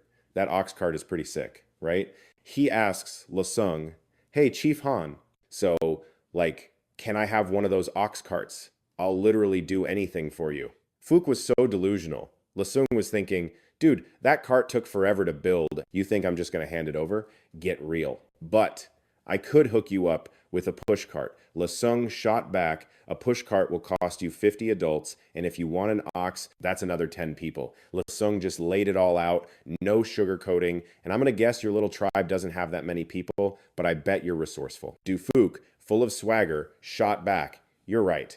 I can get you at least 100 people, but I want the big four-wheeler plus 2 oxen to pull it." Lasung didn't even argue back right away. He was just trying to figure out where Du Fuc got all this nerve. The leader of a tiny 50-person tribe claiming he can rustle up over 100 adults? If he was talking about snatching people, Lasung wanted zero part of that drama. Du Fuc quickly backpedaled. No, it's not like that. The people I'm talking about are all wild people." The term wild people literally stopped Lasung in his tracks. He was thinking, in my book, asterisk, you guys, times are the wild ones. There's a level below this. Seeing Lasung's total confusion, Du Fuc started explaining. "So these wild people are basically loners, mostly folks with disabilities who got ditched by their tribes, or total outcasts who got kicked out for messing up." Lasung thought about it for a hot second and was like, deal. His tribe had tons of work and plenty of room. The disabled folks could totally work with the crafters, and the troublemakers could be put on grunt duty. Lasung wasn't even worried about them acting up.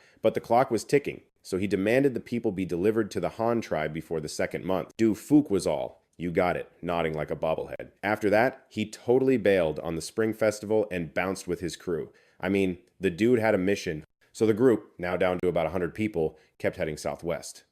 Later that night, as they were going over this little hill, Lasung and Dak Ni spotted something.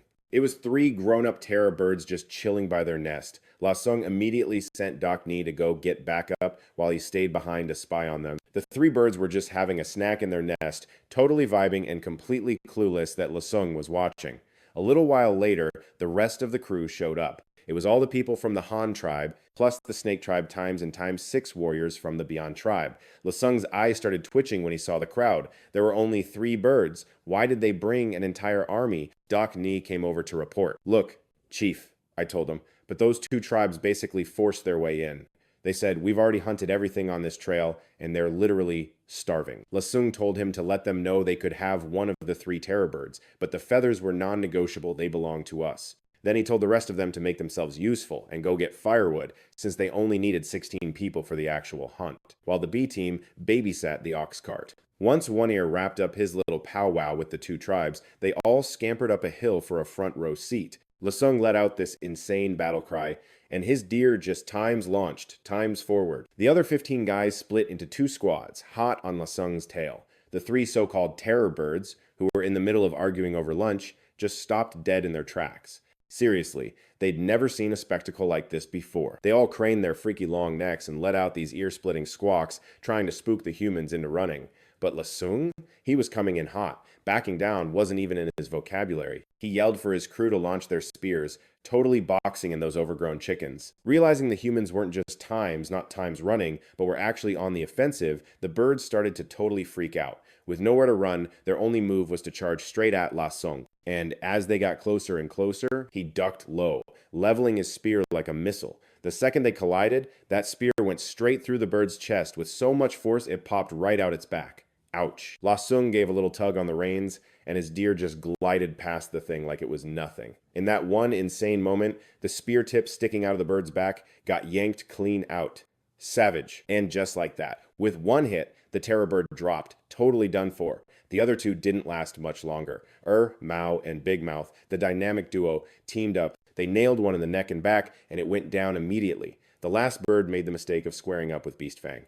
It went in for a peck, but Beast Fang just casually lifted his spear a little. And bam, parried the attack and took it out instantly. Meanwhile, Little Deep, watching from the cheap seats on the ox cart, literally jumped to her feet, screaming, "Mom, the Han tribe leader is like asterisk so times strong." Swang was thinking the exact same thing. The Han tribe didn't just have a hottie for a leader, they were loaded and had a whole squad of buff warriors. A tribe like that? Yeah, you definitely wanted to get in on that. Swang's wheels were turning. She turned to her daughter and asked, "So, Deep, what's the verdict on the Han tribe leader? If I gave you the green light to be with him, would you go for it?" Little Deep was totally caught off guard for a second. Then she nodded so fast her head almost fell off, but then she was like, "Wait, but don't the guys in our tribe always have to marry into our times family? I mean, I like him and all, but I've never even considered marrying into the Han tribe. Besides, she couldn't imagine leaving her mom." Swang sighed. The guy was a chief. He wasn't exactly going to pack up and move in with them. All they could do was table the discussion for later and really think it through. When Lasung and his crew dragged the 3 giant bird carcasses back, they decided to call it a day and set up camp. The Han tribe called dibs on the feathers, but the meat was for everybody. As they were all roasting dinner over the fire, Little Deep could not stop making eyes at Lasung. And our boy, being completely clueless, was starting to feel super awkward. He had to bounce and get some air. The night breeze was chill, the sky was packed with stars. Honestly, the vibe was pretty amazing. Lasung glanced southwest towards Dream Valley. Just up ahead was this big, rolling hill, and he could just barely make out what looked like a million fireflies blinking on the other side. Right on cue, she too sidled up next to Lasung, followed his gaze, and muttered, "Dream Valley, it's a pretty magical place. They've got scorpions that glow in the dark, and even the trees light up. At night, the lake glows, too. Perfect spot for young folks to, you know."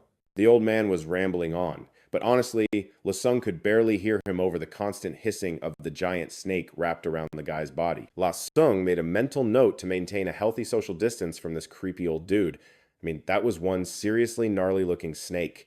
Anyway, the next morning, the whole crew hit the road again. With she two leading the way, they pushed on without a break and finally hit the edge of Dream Valley around 2 in the afternoon. The place was shaped like a massive claw, which was kind of cool. Right in the center was this freshwater lake, probably 3,000 to 4,000 acres, and it was surrounded by flowers everywhere. And get this, swarms of butterflies the size of your hand were just floating around. The most common tree was some kind of willow La Sung had never seen in his life. The leaves were pure white with just a hint of pink, and a billion branches were swaying in the breeze like a girl's long hair. It was the kind of thing that made all the young dudes' hearts do a little flutter. Faced with a scene straight out of a fairy tale, the girls couldn't help themselves. They immediately started running through the flowers and chasing butterflies, and making gorgeous flower crowns. Of course, the guys? They were just standing there gawking like a bunch of morons. La Sung strolled over and booted them in the butt. "What are you guys staring at? Never seen a girl before? Get to work and unload the cart." Of course, he was totally thinking to himself that in a place this beautiful, finding cute girls probably wouldn't be an issue. The guys just laughed sheepishly, scratching their heads as they finally started setting up camp. They tied up their horses by the willows where the grass was super green and lush, letting them munch out for a couple of days. About a dozen guys hauled over a huge rock and started setting up a display with all their pottery and fancy white salt. The weaving tribe claimed the spot right next to the Han tribe. They strung up some nets between 2 trees to make hammocks and laid out their homemade sandals and ropes for their little pop-up shop. Turns out this one crew was basically running a 5-star clinic. So naturally, that afternoon, it became a total scene, with every other tribe crashing the party one after another. The locals were bugging out. They'd never seen a get-together get this out of hand. So get this, the Tong tribe rolls up looking totally shredded in rocking outfits made of, like, actual leaves. They were absolute pros at climbing, especially on vines. I swear they didn't even touch the ground the entire day. Then the Chow tribe shows up with the hookup raisins and brown sugar. Apparently, they'd already figured out how to dry grapes and press juice for sugar, but get this, they were carrying these massive turtle shells on their backs. I'm not kidding. They looked exactly like a real-life Ninja Turtle squad. Then the Exoa tribe struts in, each one holding a three-pronged spear like they owned the place, and they were total beasts at spearfishing. Meanwhile, the Quan tribe was decked out in wild chicken feathers, but let's just say they had zero rhythm. Turns out their one talent was snatching wild chickens. And the party just kept growing. More tribes started pouring in until, by sunset, the whole place was mobbed with about 20 tribes and nearly 1,000 people. All the young people in the valley were totally speechless, and then everyone just gasped at the exact same time. At that moment, the entire valley... Hey, what's up, fam? Part 2 is officially dropping. And for real, go watch Part 1 or you're gonna be so lost. So boom, the whole valley just lights up like some kind of trippy dream. And get this, all the flowers just burst open, shooting out this insane multicolored light. The tall white willow trees, they were glowing even harder than in the daytime, looking like freaking LED strips just vibing in the wind.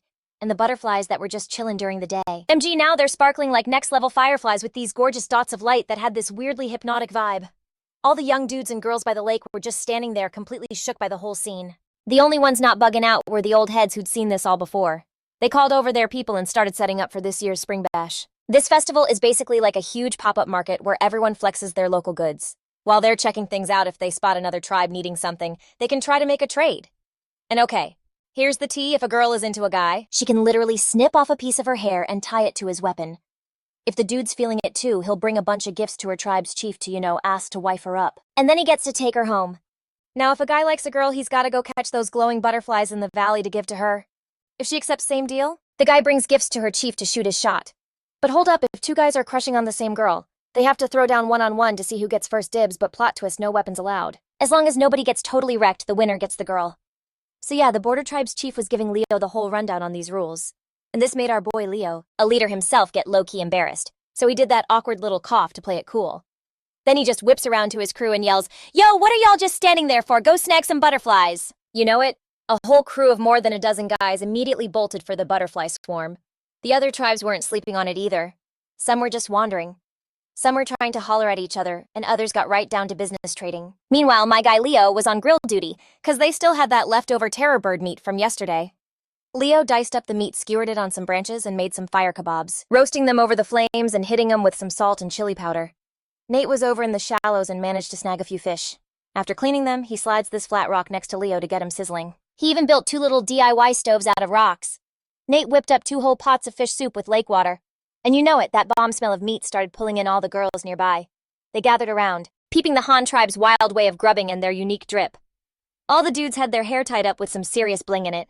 The whole crew looked super clean and hyped. And some people were curiously checking out the Han tribe's gear, having never seen so many stone pots in their life. Then the guys chasing butterflies had a major aha moment. It looked like they didn't even need to catch butterflies anymore. The girls were already sliding into their DMs. I mean, their campsite, so the whole thirsty crew came running back cheering like they'd won the lottery. But for real, what was reeling the girls in wasn't just the Han tribe's bomb food. That ox cart big as a whole house was a serious flex. Plus, they had over a dozen deer and cattle just chilling by the willow tree. You gotta get this. If a tribe can raise that many animals and not even eat them, it means they're crazy powerful and are never going hungry. Like, who wouldn't want to marry into a tribe that's that loaded? The girls were all huddled up, totally scoping out the Han tribe dudes' physiques and their weapons. Then this one girl from the T tribe looks around and just strolls right up to Big Mouth. She snips off a lock of her hair and ties it right onto his bronze spear. And Big Mouth, he just stands there grinning like a total doofus. His boys behind him literally had to give him a shove. And he immediately runs over to hug the girl, his face turning bright red, just completely frozen. But this girl was not shy at all. She gives Big Mouth a quick peck on the cheek, and then zips back to her tribe's spot.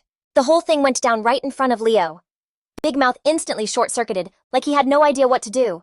Next to him, Mo was getting impatient like, "Dude, what are you spacing out for? Go propose already!" Big Mouth finally rebooted, but then he started bugging cause he didn't have a gift ready at all. But quick-thinking Mo immediately was like, "You go hit up the boss man, he'll figure something out." Big Mouth thought that was a solid plan and just sprints over to Leo for help. Leo looks at his stressed out face, and with a total troll face picks up a little clay cup, fills it halfway with white salt, and hands it over. Take this. I guarantee you're bringing that girl home. And Big Mouth. My dude was so hyped when he heard that. He grabs that half cup of salt and just books it over to the T-Tribe's stall. First, he does the whole polite hand on the chest thing, and gives a super respectful bow to the T-Tribe's chief. Then he presents the half cup of salt. The chief looks at the little cup, probably thinking to himself, isn't this just a cup kind of small, but A for effort, I guess. But when he saw the weird white grains inside, he was totally stumped. He had zero clue what it was. He takes the cup, gives it a good sniff, and gets nothing. Then he just points at the cup and asks, Yo, what even is this stuff? What's it for? Even though Big Mouth didn't understand a word, so the Snake Tribe chief is giving him this major side-eye, right? Total skeptic. So our guy just points at the bowl, drops a single bomb white salt, then dips a finger in and tastes it like it's no big deal. And you know the chief had to copy him. He pops a tiny bit in his mouth and boom, a literal flavor bomb of pure salt just goes off on his tongue. The Snake Tribe chief looked like he was about to pass out. His eyes were bugging out of his head. It was hilarious. Somehow my man chokes down the saltpocalypse. The second he can breathe, he's all up in his face like, yo, how much more of this magic dust y'all got? We trading or what? And Big Mouth is just standing there buffering like his brain just blue-screened. Dude had zero clue what was happening. He sees the Snake Tribe chief looking all stressed and antsy and thinks, oh, Snappy's mad. So he just points at the girl like, this the problem, the Snake Tribe chief. Totally freezes for a sec like, oh yeah, that's why you're here. Then he gives this solid nod and just brings the girl over. Big Mouth is all smiles, grabbing her hand like he just won the lottery. He's literally giggling, then bounces with the girl and a couple of the kids. Meanwhile, the Snake Tribe chief spins around, hands that half bowl of precious salt to one of his dudes and is like, guard this with your life, bro. Okay, so scene change. Leo and Oak roll up to the Sun Tribe's spot and get this. It's all set up super nice with a bunch of pottery and you guessed it, a big old pot of that fire white salt. The Timber Tribe chief is playing it cool, not walking right up. Nah, he's lurking in the crowd, scoping out the Sun Tribe. He's thinking, never seen these noobs around here before. But then as he's scanning the scene, he spots two guys he totally recognizes. One's got this gnarly scar slashing across his face and ear. The other is Fang rocking two tiger fangs. On a necklace. Like, you don't forget faces like that. But he's bugging cause their chief looks like he's barely old enough to vote. And you other chiefs in the crowd were stopping to peep the scene too. You got the Sinew Tribe, for example. These guys make soup, but instead of pots, they use animal skins. For real, they make a little leather pouch dump in water and food. And then they just drop in hot rocks to boil it. Talk about old school, right? Anyway, the Sinew Tribe chief is totally mesmerized by the Sun Tribe's fish kebabs. But what really caught his eye was that pottery pot you could stick right on a fire. The Jade Tribe, who makes rock candy from grape juice, needed one of those bad boys too. Then you had the Mushroom Tribe, who were the experts on all things fungus and rock turtle shells on their backs for shields, which is kinda sick. The Burrow Tribe were pro diggers, and all the Tooth Tribe warriors had these earrings. Made from animal teeth, obviously. And the Flying Stone Tribe, don't mess with them. They had insane aim with rocks. Basically, all these chiefs were flocking to the Sun Tribe's setup. As for the other crews, like the Bear Tiger Mark Lotus Fire Song and Thorn Tribes, their bosses were still stuck at their own booths. But still a couple of their people crept over to see what was up. A whole squad was just watching the Sun Tribe warriors cook, and they were getting super curious seeing them sprinkle this weird colored sand all over the food. They'd shake it on the fish and meat, and the little grains would just vanish. It was blowing their minds. They were all whispering to each other like, bro, what is that? After staring forever, someone finally cracked. The chief with the tooth earrings couldn't handle the suspense. He points right at the pot of white salt and asks, yo, what is that? Can you even eat it? Leo just grins and hands him a fresh-off-the-grill meat skewer. Then he points to the pot and just says, white salt. The chief grabs the meat, mumbling white salt to himself as he chomps down, and bam! That savory, salty goodness hits him with the smoky grill flavor, and his taste buds just went to heaven. He's like, whoa, this meat is fire. But he knew something was different. So he takes another bite, really trying to figure it out. Leo, smooth as ever, puts a little pinch of the white salt in the chief's hand, motioning for him to try it, then grabs another handful to pass around to the other chiefs who were watching. The first chief just tosses the salt in his mouth and his whole face scrunches up from how salty it is. But when he didn't like drop dead or anything, the other chiefs were like, bet, and tried it too. Whoa! The second it hits their tongues, it's just a pure straight-up salt explosion. A few of them were just shook. They've had salty stuff before, but pure white salt like this was a total game changer. A couple of the chiefs are literally gulping and they all ask at once, so what's the deal? What do you want for this white salt? Leo just side-eyes his bag and doesn't even mess around. He grabs a small clay bowl, fills that sucker to the top with white salt, and makes it clear this much for one young dude. A few of the chiefs just froze like, hold up, that's kind of pricey. But then they thought about it. For salt this pure, who even knows how the Sun Tribe is making this stuff? If it's that hard to get, then yeah, trading a guy for it actually starts to make sense. So Chief Horn decides to shoot his shot and haggle with Leo. He grabs a bigger bowl from nearby, fills it up, and is basically like, how about this much for one guy? Leo takes the big bowl and just pours the salt right back into his own little bowl. He piles it up super high like a little mountain and goes, this much for one boy, final offer. I'm already giving you more than what I first offered. LOL, this totally made Chief Horn feel like he was a master negotiator and didn't get played. He's staring at that pot of white salt thinking, oh yeah, I'm definitely buying more. His tribe had over 200 people and this time he came with like 17 dudes trailing him. He's looking all serious, totally clenching his jaw, throws up both hands and is like, I bet I'll trade you 10 of my guys for that salt. Mason just gives him this chill nod and says, cool, but you gotta bring your own bags, dude. I ain't got anything for you to carry it in. So Chief Horn just whips around, mutters something to his boy, and this dude just bolts. And like bam, he's back in a flash with 10 fresh recruits rocking these sick beast tooth earrings and holding 2 empty sacks. So Mason, our boy, is personally scooping this stuff bowl by bowl and dumping it in their bags. The 10 new guys are all lined up behind him single file, and everyone's watching that pot of salt get lower and lower. All the other chiefs are like totally losing their minds, and they all start scrambling forward to get their trade in first. Some were offering up 20 people, and even the tiny tribes were throwing in 5. This whole scene was making Mason so freaking happy. He was probably thinking, LMAO, we are about to be so rich. But my dude Mason, he keeps his cool, just leans over and whispers some secret plan to Fang. Fang just nods like, I got you. Next thing you know, Fang is pointing out a few of the OG warriors, then has a couple guys roll out 2 huge wooden barrels of more salt. Then Oak rolls up with 10 of his boys all strapped with bronze spears to run security for Mason and the stall. So like one year got his crew of 10 dudes to play bouncer for the ox cart and all the animals while Beastly, Hairstone, and Steak were on welcome committee duty for the newbies. They were using ropes to give them all updos or something. Newbies right then and there kinda like giving them the team jersey, so everyone knows who they're with now. When the chiefs saw the first pot was officially empty, they started tweaking out yelling at their own people to hurry up. But right then they see these 2 massive wooden barrels get rolled out, and suddenly there's even more guards with spears flexing on them. Mason then pushed the half-full salt barrel right to the front of the stall, grabs a hammer, cracks open the wooden lid, and boom, more of the good stuff inside. All the chiefs are just gawking at this perfect round wooden barrel completely shook. This was the first time any of them had ever seen a container this big and fancy, and it even had a lid that sealed up tight, high-tech for real. They were all thinking, yo, this thing is legit.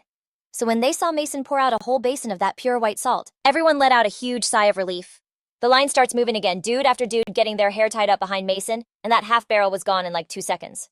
So Mason just cracks open another full barrel and kept the deals coming. The crowd was getting insane. More and more people were mobbing Mason's stall, even the chiefs who were playing it too cool for school earlier.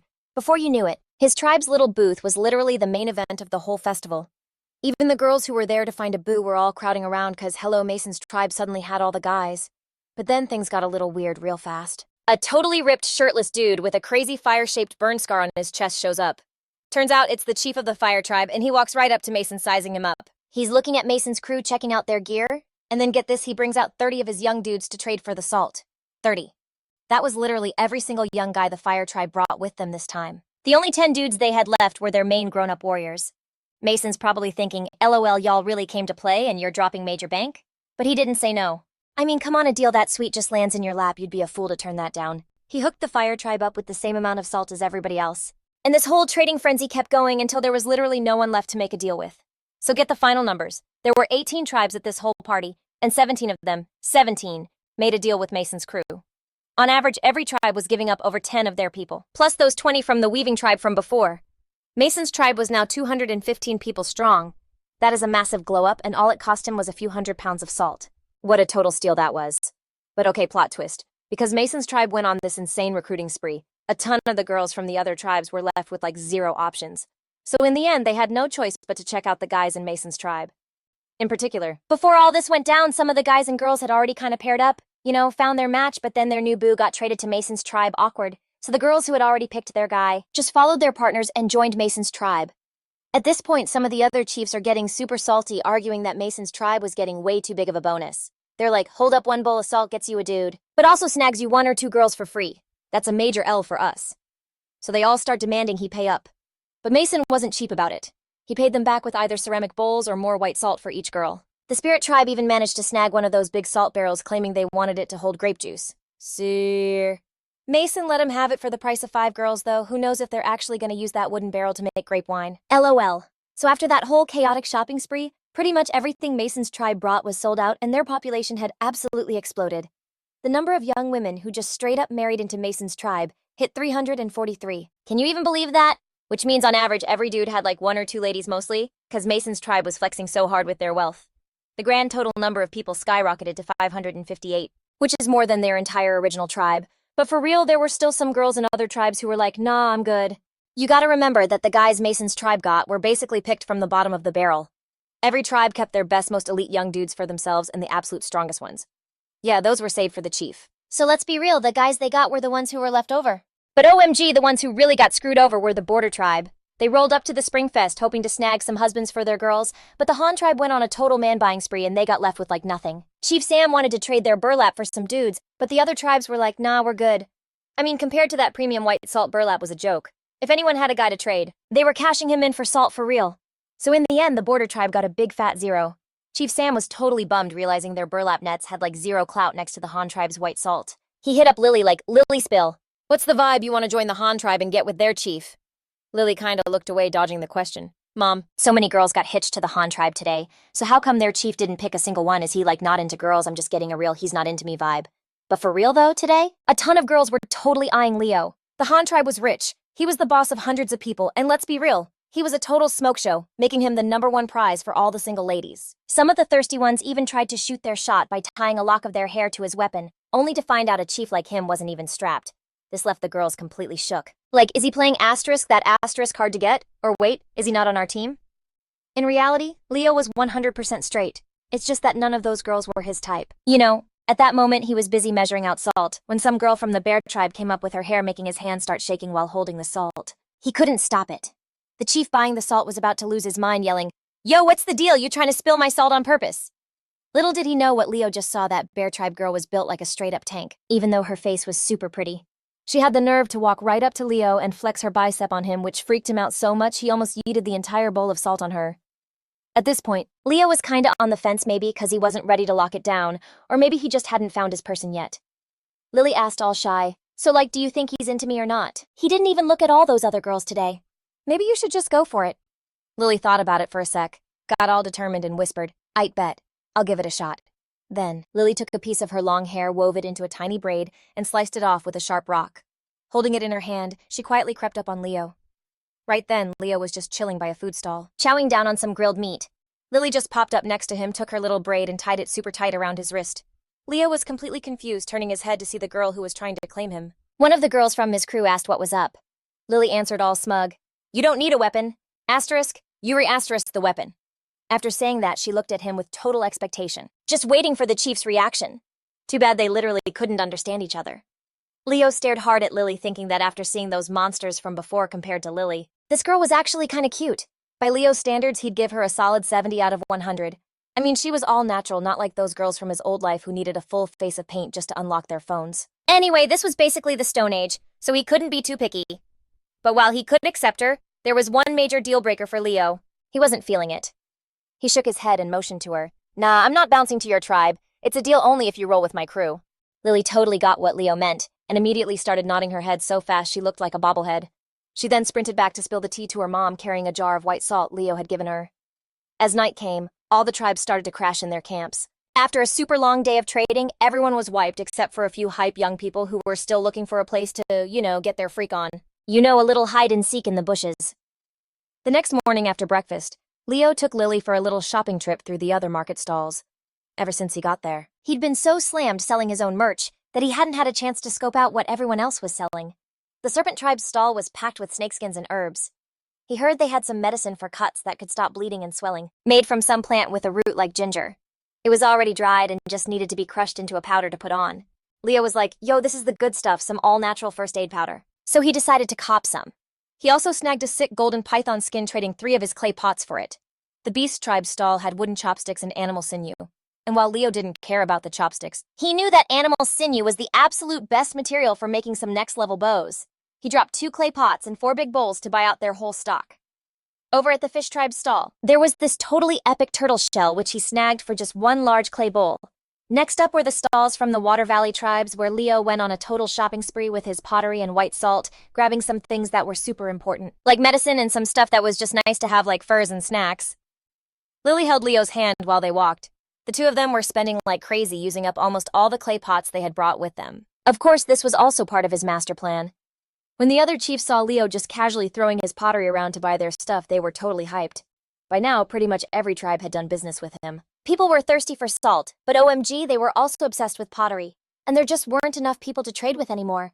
So seeing all the Sun Clan's fire pottery, everyone was low-key salty. Now, get this, Leo rolls up with his own pottery, and even though it wasn't a ton, every single tribe got a little something.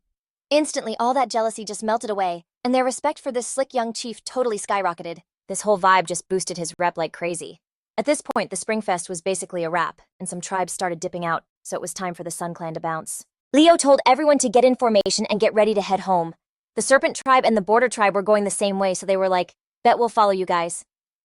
The 558 teens were split into 20 different squads, for now each one led by a kid from the Sun Clan.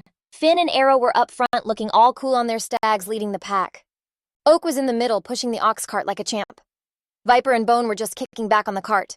The Border and Serpent tribes trailed right behind them in the middle, and holding down the back Leo and Axel also riding stags.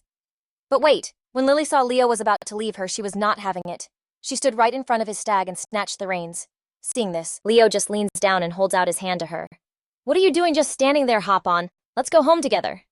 Girl, when I tell you, Lily heard that, she happily grabbed his hand and let him pull her right up in front of him. So the two of them are riding on one stag at the very back of the whole crew. The spring breeze smelling all sweet like flowers was blowing past, making Lily's long hair whip right across Leo's face. And when he saw her smooth bare back, with her little crop top on Leo, a dude who's lived 2 whole lives felt his heart do a little backflip. To keep his mind off it, he started teaching Lily how to speak the common tongue like a total gentleman. He'd point out everything they saw on the road and say it in the common tongue, then have Lily say it back to learn. That night at the camp, Axel rolls up with a whole pig's leg. Nearby, Lily was busy pulling up some grass to feed the stag.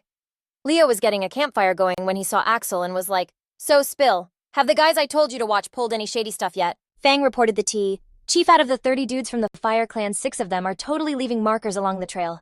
This was all going according to Leo's master plan. Just then, Fang came over to give Leo the full scoop. Those 30 boys from the Fire Clan they traded for on the way, they were all leaving little breadcrumbs. And yep, this was exactly what Leo thought would happen. He knew something was sus about the Fire Clan's chief from the jump. I mean, out of all the tribes, he was the only one who traded away all his tribe's kids.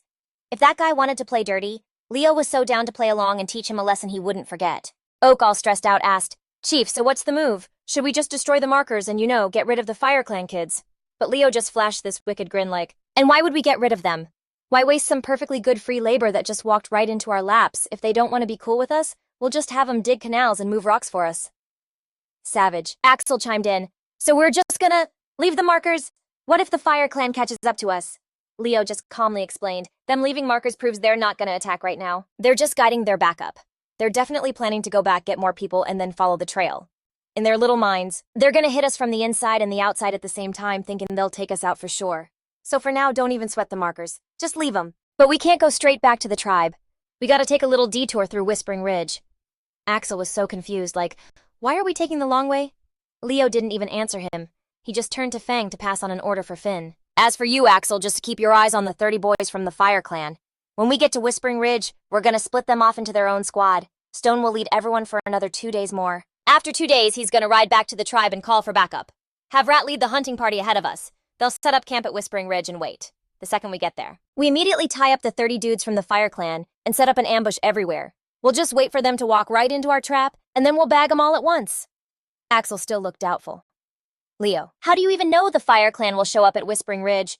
Why wouldn't they just go straight for our tribe?" Fang, who already caught the vibe, turned to explain to Axel. "Bro, you're so dense. Don't we have someone leaving markers for them? If we take the marker dropper to Whispering Ridge, then obviously the people following the markers will go there too." It was like a light bulb went off for Axel. "Oh, I get it. Your plan is actually brilliant." Leo kept giving orders. "All right, remember to keep this on the DL. Absolutely no loose lips. Only tell the squad leaders. And at night, nobody better be sleeping too hard. The squads need to set up a rotating watch." Everyone was like, "We got it." After all that, Leo just picked up a stone, sat back down by the fire, and went back to roasting meat with Lily like nothing happened. The next morning, the Sun Clan crew hit the road again.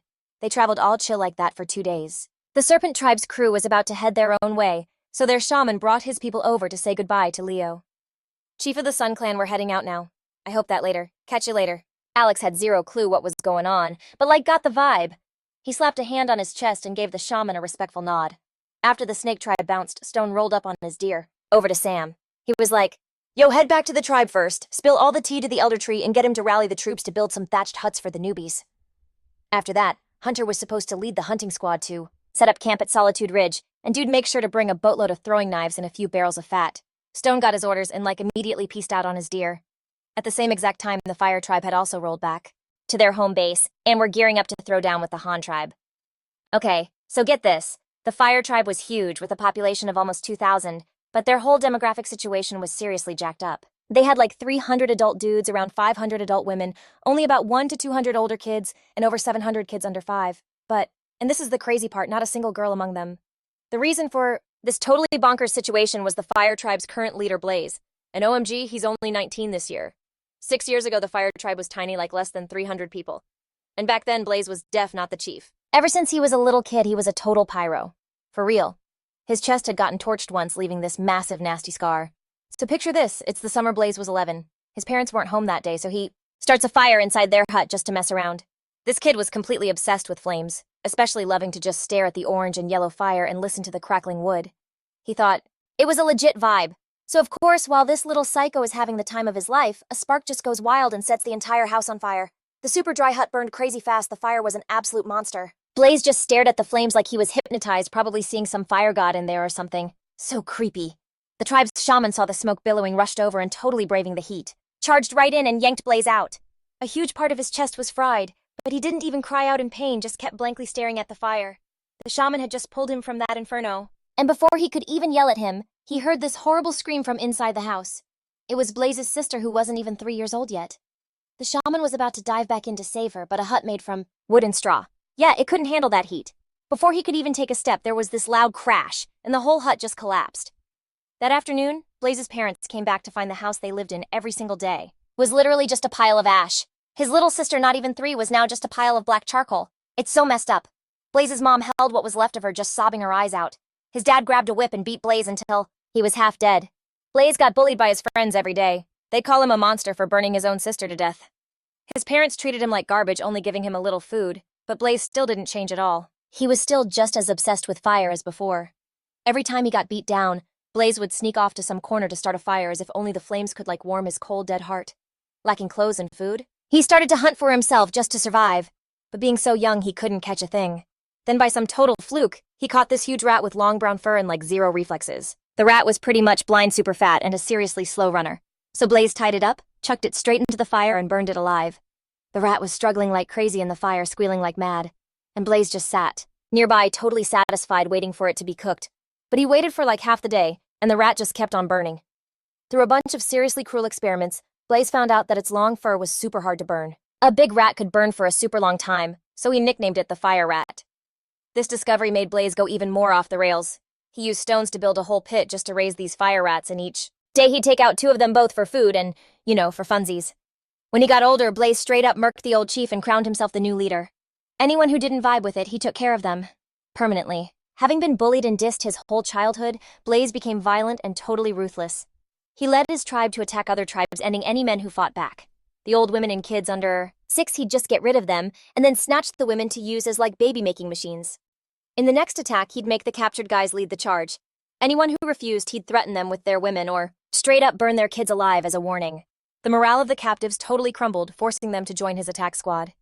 After conquering a ton of tribes through this whole trial, by fire they saw all the loot and the women. Their minds gradually got all twisted and messed up, and they started following Blaze on their own. The stubborn ones who wouldn't give in were all burned alive by him, which is why the fire tribe under Blaze blew up so fast. The warriors multiplied, and the captured women at one point numbered over 1,000, all locked up in this dark, gross cave. The women were forced to have kids. If they had a boy, they were let go. If they had a girl, she was immediately gone. His reasoning was that girls couldn't produce heirs for the tribe, so raising them was just a waste of food. How sick is that? Some were captured when they were really young and died because they just couldn't take the abuse. Some died from the disgusting conditions in the cave, or because they got super weak from having babies over and over and then just passed away. In this era, there was no medical care, and tons of them died from blood loss during tough births. The death rate for the women was insanely high, from over 1,000 now. Only about 500 were left. Of those 500, more than half were pregnant. They were given 0 breaks, and eventually they all died from being pushed to have way too many kids. Some who did give birth then tried to make a run for it. But if you got caught, OMG, it was game over. Leah would literally light them up in front of everyone as a warning. So yeah, the other girls were scared stiff, basically trapped as baby-making machines. So messed up. So get this, the fire tribe's whole population was seriously messed up. They had 700 boys under 5, all born in the last couple of years, and that's not even counting the hundreds of baby girls they, got rid of. So spring ends, and Leo rolls back to the fire tribe, with 10 of his boys plotting to grab more fighters and gear to go after the Han tribe. That spring festival apparently gave him some majorly bad ideas.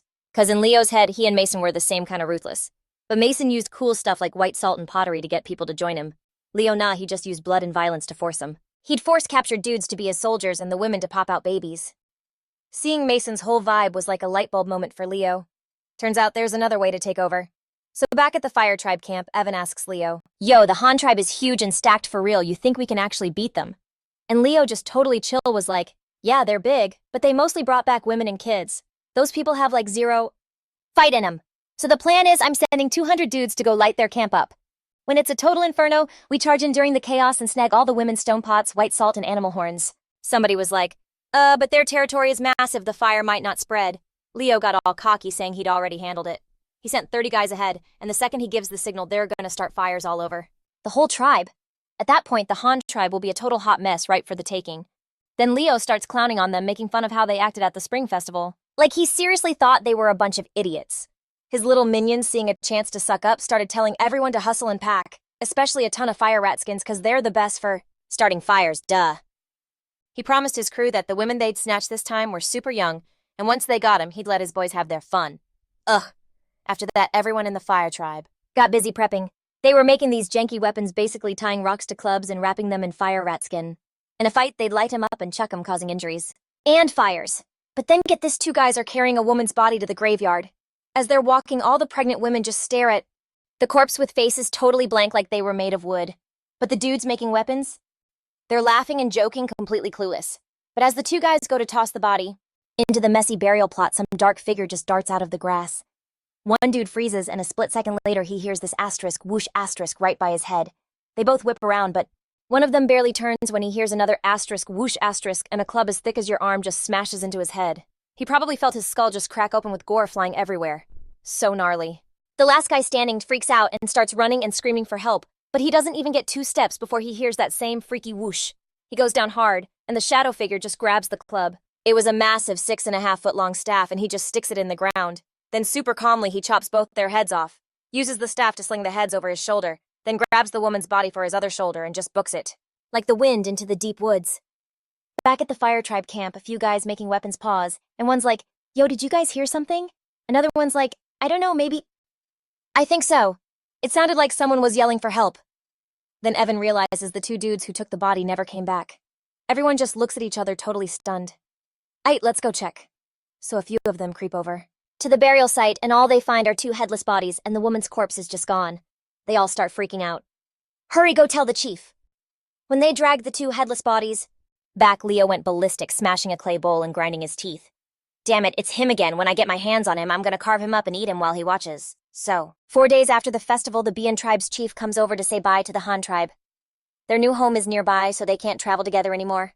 Mason's just standing off to the side, holding his Keelan's reins, quietly watching Lily and the Bian chief have a big goodbye hug. Finally, the chief says bye to Mason and leads his tribe away. Lily walks over to Mason, holding his hand, and just watches her tribe fade into the distance with tears silently rolling down her face. "Ah." Mason gives her hand a little squeeze and says, "Whenever you miss them, I'll take you back to the Bian tribe for a visit." Hearing that, Lily gets so excited, she wraps her arms around Mason's neck and gives him a sweet little kiss on the cheek. "You're so good to me." After that, the crew hits the road again, traveling till evening. They finally get to the bottom of the Thaco Hills. Titan and Radek ride their Kylans up to Mason. He just nods at them and is like, "Start from the rear." They both nod and ride off. Lily, who's sitting in front of Mason, thought the whole thing was kind of sus and had to ask, "Who are those guys in the silver helmets? What are they doing?" But he didn't. Answer just guided the Keelan over to the Beast King's tomb and stopped.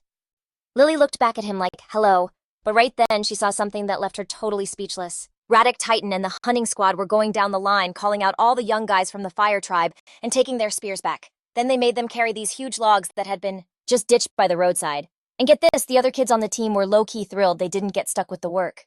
But OMG, they had no idea what was about to drop. A few of the teens lugging these logs finally show up to the spot where the team was supposed to be, only to find like 100 grown men and women just posted up with spears, bows, and ropes, giving them the ultimate death stare. Yeah, you better believe the fire tribe kids carrying the wood knew the vibe was seriously off. They straight up dropped the logs and tried to dip, but the hunting party had already boxed them in, just wailing on them with the butt ends of their spears. They wanted to throw hands, but their weapons were already jacked, and they had just been hauling those crazy heavy logs. For real, they were totally gassed, so how were they even supposed to fight? After getting properly rocked, they were slammed to the ground and tied up one by one. In all the chaos, this one beefy teen from the fire tribe almost bounced, but Brute just decks him right in the face. I'm talking 3 of his teeth went flying and his mouth was a whole mess. He got pinned down, roughed up some more, and then tied up. Lily covered her mouth, totally shook by the whole scene. She was in complete disbelief, girl. She turns and asks Mason, "Yo, why are we bagging these guys?" He didn't even answer, just pulled the reins and spun his ride around. On the path they just came down, Mason started pointing out all these spots for Lily to see. On the trees next to the road in the grass, all these little markings. And these weren't just random doodles, they all had one thing in common. They all pointed in the direction the Han tribe was marching. Lily's jaw literally hit the floor when she realized they were trail markers. Mason laid it all out. They were planning on leading their whole tribe to come wipe us out, snatch our women, and jack our pottery and salt. Lily was horrified, like you could see the color just drain from her face. She'd never seen or even heard of drama this intense before. A whole tribe coming to unalive people. Steal everything and maybe even snatch asterisk her asterisk? Kyle, totally bugging out, was like, "So what's the move? Should we go get the main squad? The elder will totally know what to do." But Mason just shook his head. "Nah. Don't need 'em. You head back to the tribe. I'm staying here to handle them." But Lily was not having it. She shook her head like, "I'm not leaving. Wherever you are, that's where I'm at. I want to stay with you." So now, seeing that the fire tribe was about to roll up and attack, Lily was still dead set on not bouncing back to the Han tribe early. She was determined to stay right there with Mason and face whatever was coming. And when he saw that ride-or-die look in her eyes, he felt this major wave of emotion hit him. Mason couldn't help but see the girl in front of him in a whole new light. You know? He gave a little nod like he was thinking to himself, it might actually be good for her to see how this all goes down as long as she stays out of the fight. Just then, Brute rolls up with 2 women following him. They spread out an animal hide, and on it was a pile of these little black stones.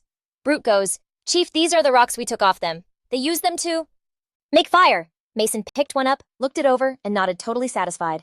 "Good looks. Now bring all those prisoners over here, and get a few more fires going. Grab a bucket of water, some of that good white salt, and a piece of meat." Brute was like, "I'm on it, stat." So Mason was getting ready to grill the captured kids, while on the flip side, the main crew from the Han tribe didn't even stop at Stork Peak Ridge. They just kept it moving straight east, marching day and night to get back home. The teens in that group were completely wrecked. They'd been walking for over 5 days and still weren't even on Han tribe turf. Now they had to march all night, and the kids started to complain. All they did every single day was walk and more walking. So they all started bugging their squad leaders like, "How much farther?" The leaders just kept saying they were almost there, like half a day's trip left tops. That's why the chief decided we gotta push through the night. They also promised that the tribe had a whole feast waiting for them, and they'd get a massive late-night meal when they got there. To hype everyone up, the squad leaders started spilling all the tea about the Han tribe, how they raise tons of wild animals, they never run out of food, they're catching fish every single day, everyone gets their own pottery set, and as for salt, they could use as much of that fancy white salt as they wanted. Hearing all that, the teens were grinning from ear to ear, totally pumped for the Han tribe their leaders were talking about. It was like their exhaustion just vanished. Meanwhile, back at the Stork Peak Ridge camp, 30 fire tribe teens were forced to kneel in a line in front of Mason, hands tied behind their backs. Each one of them had a hunter standing right behind them, one hand holding their shoulder down, while the other was yanking their hair, forcing them to look up at Mason. Goliath had already set up everything he asked for, including a few bonfires. Next to them was a little wooden bucket full of salt water with a few gnarly thorny branches sticking out of it. A nearby fire was heating up a bronze shovel, for digging. Mason told Lily to look away. Then he started to interrogate the line of kneeling kids. "Okay, so there are 30 of you in total, and among you, 6 of you left at trail markers. You were probably split into teams of 5, right? Who are the team leads?" The kids got their hair yanked, making them look right at Mason. Some of them had no idea what he was saying, while others totally got it but stayed quiet. Their faces were pointed at him, but their eyes were darting around, too scared to actually meet his gaze. They just couldn't do it. Then Fang, who was standing nearby, spoke up. "Chief, I know who the 6 of them are." Mason nodded. "Perfect. Separate those 6 from the rest." Fang stepped right up and started pointing them out one by one. So boom, the warriors just shoved these 6 little traitors forward, the ones who were leaving breadcrumbs for their friends. The second their buddies got pointed out, they knew the gig was up. They were so busted, and even worse, they realized they'd been getting watched for a hot minute. With zero hope left, they just dropped their heads and knelt, wondering how Aiden was going to deal with them, but they were pretty sure they were about to get wrecked. Aiden's just staring down the 6 of them, and get this one is the clown who tried to make a run for it and got absolutely laid out by Beast. This dude's mouth is all bloody, and he's kneeling there looking like he's glued to the dirt. Aiden asks, "Y'all brought all this flint? 'Cause you were planning a little bonfire, weren't you, so spill? What did your chief say? Start talking and you live, stay quiet, and well, you don't. But, surprise, surprise, total crickets. Not one of them opened their mouths like they were all way too chicken to be the first one to snitch. Their fear of the fire tribe's chief was next level, 'cause betraying him meant getting a little too toasty, if you know what I mean. They had all seen their chief's idea of a fire punishment way too many times, and the agony was like legit. They'd seriously rather have Aiden just end it for them right then and there. Seeing this, Aiden didn't say much else. He just gave Fang the nod to drag out the kid with the busted-up face. Two warriors gripped him up good, and then Aiden raises this red-hot bronze shovel right up to the guy's chest. The heat was so intense you could feel the drama. The kid's eyes went wide as dinner plates and sweat just started pouring down his face. Aiden leans in and says, "Talk and I'll let you walk. Stay silent and I'm gonna cook you well done, but you'll be awake for the whole BBQ." He waved that spicy metal stick in front of the dude's chest, and a few little hairs that got too close just went asterisk poof asterisk into smoke, stinking up the place like burnt hair. The teenager started struggling like crazy, trying to get away from that glowing hot thing, but he was held tight. He looked at Aiden shaking like a leaf in a hurricane, and Aiden just glared back, moving the shovel even closer. Then you hear it. Asterisk. Asterisk. A sound like someone throwing calamari on the grill filled the air, and the smell of a cookout got real personal. The teenager squeezed his eyes shut and just screamed, "I'll talk. You're literally grilling me." Aiden pulls the shovel back and cusses, "Damn it, why couldn't you have just said that 5 minutes ago? You always gotta make me do extra." The other 29 teenagers were just staring, totally shook. Sweat was pouring off them, and when the night wind blew, they all started shivering like crazy. Even Aiden's own warriors were stunned for a second. Then they just couldn't hold it in and burst out laughing. Aiden shot them a death glare, and the whole crew immediately shut up, still shaking from trying not to laugh. They let the kid go, and he just collapses in a puddle of his own sweat, looking like he just got out of a pool. He looks down at his chest all confused like, why am I not a charcoal briquette? Then he turns and sees Aiden just casually chilling by the fire, holding a perfect golden brown piece of roasted meat, sprinkling some salt and chili on it. The absolute audacity. Aiden dangles the freshly grilled meat right in the kid's face. The teenager just stares at it, his brain totally short-circuiting for like 2 seconds before he completely caved. "I'll talk for real. The chief told us to leave signs and wait for him to roll up with the squad. When he gets here, he's gonna send up a smoke signal from way out. Once we see the smoke, we're supposed to torch the houses, and while you guys are freaking out, he'll lead his boys in for the final takedown. How many sunsets from your tribe to Dream Valley? It's 2 days. But to get all the way here, bro, I have no idea." The guy thought about it, but he seemed like he couldn't do the math since the path ain't exactly a straight line. Aiden just nodded. "All right, bet. Take 'em away. Tie their hands and hang 'em from the trees, feet just dangling. 1 bowl of salt water a day and a real meal once every 3 days. Get a few guys on rotation to babysit." Fang and the crew were like, say less, and just hauled the whole sorry group into the forest. Aiden turned, holding that piece of grilled meat, and went to find Lily for dinner, already processing all the new tea he just got. So it takes the fire tribe 2 days to hike to Dream Valley, and since they don't even know which way Dream Valley is, and they don't have a map, there's no way they can go straight to Lone Falls Ridge. So to attack this place, they have to trek 2 days back to their base to grab their crew and supplies. Then another 2 days just to get to Dream Valley, and only then can they follow the trail of breadcrumbs to find Lone Falls Ridge. This whole mission is going to take 5 days at the absolute minimum. All in all, they need at least 9 days to even show up. Tonight's the 5th day since the spring festival, which means the earliest the fire tribe can even think about attacking Lone Falls Ridge is in 4 days, probably in the late afternoon. At that point, they'll send up their little smoke signal, waiting for this side to go up in flames before they make their move. Knowing their entire game plan, Aiden was thinking, yo, if I somehow still lose this, I'm the biggest idiot on the planet. When they light their signal, I'll light my own fire and set up a little surprise party for them on the mountainside. Now that he had it all figured out, he was in a way better mood, and happily brought the grilled meat over to Lily. After everyone ate dinner, Beast led Aiden to a grass hut they'd set up. Looking at Aiden and Lily's backs as they walked away, he let out this sly, totally wicked laugh and said, "Hey, Chief, you know how to make babies. Or nah, 'cause if you don't, I can totally teach you. I've got 5 kids already, I'm basically a pro." Aiden just yelled, "Get lost! For that, you're on guard duty all night, no sleeping." Hearing Beast dare to school him on that, Aiden was so mad. He's thinking to himself, "Bruh, I've literally lived 2 whole lives. You really think I need a tutorial from you?" Beast just goes, "You got it, Chief. I'll make sure no one comes anywhere near you." He said it all seriously, but his face still had this massive trollish grin as he ran off. Aiden was so heated he almost chucked a rock at him. He just turned and went into the hut, which was actually pretty clean inside with the floor all covered in everything. Dry grass, and on top of that were these 2 horse hides. And get this, Lily was just laying there totally blushing. The hut was pitch black like no fire, no lamps, nada. So Leo couldn't see a thing and just kind of plopped down. Right next to Lily. Then you hear this little rustle. OMG, Lily grabs his hand, rests her head on his arm, and snuggles right up to him. So there's Leo in this dark hut holding her with his eyes bugging out, just staring at the ceiling, his mind totally elsewhere. Then suddenly he realizes something is off. He's like, hold up. Why are you in your birthday suit? And Lily, all shy, stammers, my mom said this is how we, make a baby. Her voice was so quiet like a mosquito, and her little hand starts tracing patterns on his chest. Leo was just shook thinking, damn, my future mother-in-law is the ultimate wing mom. So then he totally panics and is like, whoa, pump the brakes, don't move, I'm basically still a kid. Lily just asks, Chief, you don't like me. And when he shut her down, her hand just froze. He was holding it so tight, and you could just tell she felt so rejected, her voice all choked up. In the dark, Leo could feel the poor girl trembling, and then boom, warm tears started streaming down his arm. He immediately leaned over and pulled her into a super tight hug, comforting her like, no, it's not that I don't like you, it's just, we're way too young for this. I don't want you having a baby so soon, it's not good. For your body. But even with that, Lily was still totally confused.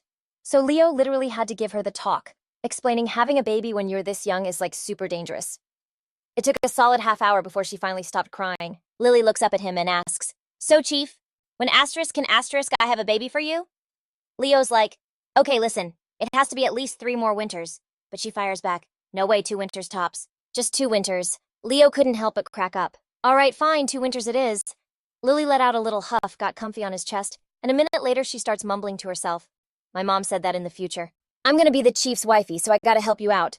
For the Han tribe, I'm gonna plant so many hemp trees and weave all the hemp cloth for you, for us, and for literally everyone in the tribe. I'm like a pro at weaving, my mom taught me everything.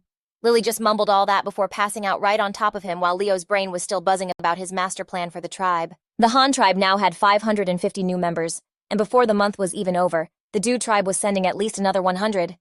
The Han tribe's population was about to hit 4 digits, and with their old, super chill management style, it was so not gonna cut it anymore. The Han tribe needed a major glow-up.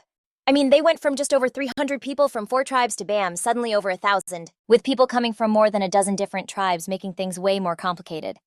What the Han tribe desperately needed was to lay down some law, like a rule against hooking up with your relatives, and a system for splitting up families. On top of that, they needed to give everyone job titles, create some kind of class system to keep things from being a total mess, and most importantly, build a legit army. All this thinking was giving our boy Leo a massive headache, but he just shook his head and was like, nope, future Leo's problem. Any big changes would have to wait until he got back. For now, he just had to win this battle. He cracked his neck, pulled up the animal hide, covering both of them up, and fell into a deep sleep. The next morning, right as the sun was coming up, Lily, who was dead asleep on top of Leo, felt someone playing with her hair. The back of her neck felt all warm and wet like someone was kissing it, but Leo was obviously passed out next to her. So who the heck was it? Lily slowly turned around and was shocked to see a long, wet trunk just waving over her. Ah, Chief! There's a monster! Lily shrieked, yanking him up and hiding behind him, shaking him like a Polaroid picture. Leo rubbed his sleepy eyes and saw Chubby just standing at the hut's entrance, looking all innocent and licking its trunk. He turned to Lily and was like, chill, this is the Han tribe's elephant. He's a vegetarian, he doesn't bite. Lily peeked out from behind him, nodding but still totally sketched out. But just then, Leo felt something moving behind him. He whipped around and saw that the hut wall had been completely torn open, and a long trunk was ripping grass from the roof and stuffing it in its mouth. He slapped his forehead like, are you kidding me? You see grass and you just lose all self-control? Huh? You already ate my skirt and now you're eating the house. As he and Lily got outside, Chubby and Ash were already having his hut for breakfast. These two were eating more and more as they got bigger, and it was giving Leo a serious migraine. When Lily saw that they really only ate grass, she finally calmed down and started curiously walking around them. While she was checking out his 2 giant pets, Leo went to find Brutus, who was on guard duty. Brutus, listen up. Today, have our people build a ton more grass huts on the ridge by the waterfall. Make them look like shelters. We just need a whole bunch of them. They don't even have to be livable. When you light the fires, make sure it looks like a whole sea of flames from the bottom of the mountain. Brutus just scratched his head, grunted like he got it, and took off to find people to get it done. Under Leo's command, everyone started setting up the ultimate decoy to absolutely destroy the enemy. Meanwhile, several dozen kilometers to the northeast, this dude Vulcan from the Fire Tribe was leading a squad of almost 100 guys on the move. The group was just under 100, with over 50 of them from the Du tribe, and the other 30-something guys being a bunch of nomads they picked up from random places. They had also just taken in an old woman and 5 kids for a grand total of 6 females. Word is they'd all been kicked out of their own tribes. Then some guy named Darian asked, yo, big bro, you sure this is the right way to the Earth tribe's turf? Like, for real, didn't the Fire tribe totally smoke 'em? Vulcan shot back. Nah, bet. There are definitely survivors. I saw signs they were still around. There. So everyone kept trudging for like over an hour, and they finally hit the bottom of this cliff. The whole place was torched, and the ground was just littered with burial mounds. Looked like there were at least 40 or 50 of them. And get this, smack in the middle of all the graves, there's this fresh mound with two branches sticking out, showing off two super fresh human heads. The other mounds had the same kind of vibe, and if you really looked, there were 9 in total, though 7 of them were completely crusty and dried out. Who even knows how old those were? Duke just points at the graves like, "See, I knew you were still kicking." Then he turns to a totally empty spot and just yells, "Bloodbane, get out here! I know you're still kicking my dude!" The words were barely out of his mouth when you hear this rustle in the trees, and this guy who was like 6'1" just drops to the ground. He was rocking a tiger skin loincloth, and his chest was all ripped with this insane scar that was several feet long. With long hair all in his face, he was giving off major psycho vibes, and the only thing that didn't fit his whole wild man look was the 7-foot wooden staff in his hand. "That thing is the super special ancestral weapon of the Earth Tribe's chief." He asks in this super raspy voice, "Yo, why are you looking for me? I'm solo now, I got nothing to trade with you." Duke was like, "But you still got yourself, bro. There's this clan that's recruiting. You're young and all alone. Why not just join them? Bloodbane shot him down hard. Nah, I'm not going anywhere. My wife, my kid, and my whole crew are all laying here. I have to absolutely wreck the entire fire tribe to make them pay." Duke didn't even flinch and kept trying to talk him into it. "But you're just one guy. No matter how much of a beast you are, how many can you really take down? The clan I'm talking about has hundreds of people and some seriously lethal weapons. You could join them first. And if you can convince the whole squad to back your revenge plot, then you'll actually have a real shot at deleting the fire tribe." Bloodbane was totally stunned. Duke was spitting facts. By himself, he was just a hitman, wiping out a whole tribe. That takes a whole army. He asks Duke, "So where is this clan with hundreds of people, and how sick are their weapons? Can they even handle the fire tribe's fire kites?" Duke just says, "Where are they? I'm not telling. If you want to go, you gotta roll with me. I'm still using you guys for a trade with them." He was brutally honest, but Bloodbane didn't even care. He knew Duke's people never did anything for free. So Duke kept going, gassing up the Han clan's bows, their long spears, their pottery, and their super white salt. Bloodbane was a little shook. He thought for a second and his whole vibe started to change. "Even if I go, I have to bring my kinsmen back first. I can't just dip on them." Duke saw he wasn't budging and got so annoyed, probably thinking, then what was the point of my whole epic speech? But out loud, he just said, "Look, I'm only grabbing a few people. If you want to be quick about it."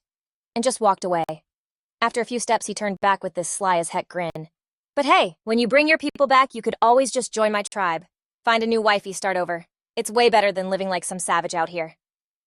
Watching Duke leave, Bloodbane stood there alone in the cemetery, his fists clenched so tight. As much as he wanted to join the clan, Duke was hyping up, he just couldn't abandon his people. He glanced at the 2 fresh heads, quietly lifted his staff, and set off on a new hunt. It wasn't long before he got to the spot the fire tribe had bailed from last time. He climbed up a tree to get a bird's eye view, and he immediately spotted something super sus. The fire tribe was gathering up like 260 warriors. Every single guy was carrying a bunch of fire rat skin bags packed with stone axes. The women and kids were being forced into a cave, and the entrance was being guarded by almost 50 dudes. Bloodbane knew exactly what the fire tribe was planning. Some other clan was about to get the same treatment his people did. After a quick thought, he decided to tail them. He had a 2-part plan. 1, find a chance to off a few of them for some sweet revenge. 2, figure out who their target was. Once they got close, he'd cut ahead and warn the clan they were about to attack. He was gonna totally ruin the fire tribe's party. Flame led his massive army on, completely clueless that his biggest hater was silently stalking them, getting ready to send him home with a big fat L. Driven by pure, unadulterated hatred, Bloodbane tailed the fire tribe for days. By the time they were a day's walk from Lonely Falls Ridge, he'd had enough. Damn it, who is the fire tribe even trying to run up on that they're traveling this far? Whatever revenge comes first. At midnight, Bloodbane hid out in the woods, lying in wait for his targets. His method was simple and brutal as always. 2 guys taking a leak in the forest didn't even get a chance to scream before his staff caved their skulls in, splattering their brains everywhere. Job done, he bounced like he always did. Before long, the night guards found them, stumbling on 2 headless bodies. Flame was absolutely livid and roared, "That psycho dared to follow us this far, the absolute nerve." He immediately woke up the whole tribe in the middle of the night and they searched with torches, but Bloodbane was long gone. He was not about to get caught. The warriors came back with nothing, which just made Flame even more enraged. The unlucky dude who had to deliver the news got the full force of his anger. He was beaten to a pulp and then literally burned alive as a human torch. Usually Flame wouldn't get this crazy, even when he was mad. It's just that he never in a million years imagined the Han clan would be this far away. After traveling for so many days, they still weren't there and he was so over it. He bellowed, "How much farther?" A subordinate shaking was like, "Chief, not much farther, just one more day's trek. There's this mountain slope there. I was too chicken to go up, scared I'd get spotted." Flame just muttered through gritted teeth, "Just one more day." But get this over at the Han clan. Lance was definitely not just chilling. So our boy Leo was just chilling with his crew at Lonely Falls Ridge, vibing and testing out their bows. He steps up to the line, pulls back his longbow like a total pro, and lets an arrow fly down the mountain. And this thing *** sailed ***. It landed like a whole 350 meters away, no cap. Lily's just standing there giving him the side eye like, bro, what are you even doing? So he breaks it down for her. Okay, so peep this when the bad guys run past that spot where the arrow landed. That's when they're in our playground and it's go time. Then my dude pops off a few more arrows, making this like a straight up you shall not pass line, a total kill zone. And then get this, the Beastfang clan rolls up with bronze shovels and these super creepy whitewashed scarecrows. They start planting them right where the arrows hit. Anyone else would just be like, oh, weird flex, but okay, thinking it's some random ritual, not a trap. By noon, all 117 of his homies on Lonely Falls Ridge were hyped and ready to throw down. Leo is playing it smart, no cavalry. He just had his archers mix in with the foot soldiers. Low-key, he was probably wishing they had some sick bows. You know, for shooting from horseback like a crossbow or something. Then they'd be stacked with archers. But just then my man Bloodbane, who was totally stalking the Fire Tribe, spots something sus. See, the Fire Tribe normally only eats like 2 meals a day, right? Breakfast and dinner. But today they stopped for a lunch break. At noon, Bloodbane was like, oh heck no. He knew they were there. The Fire Tribe was about to pop off.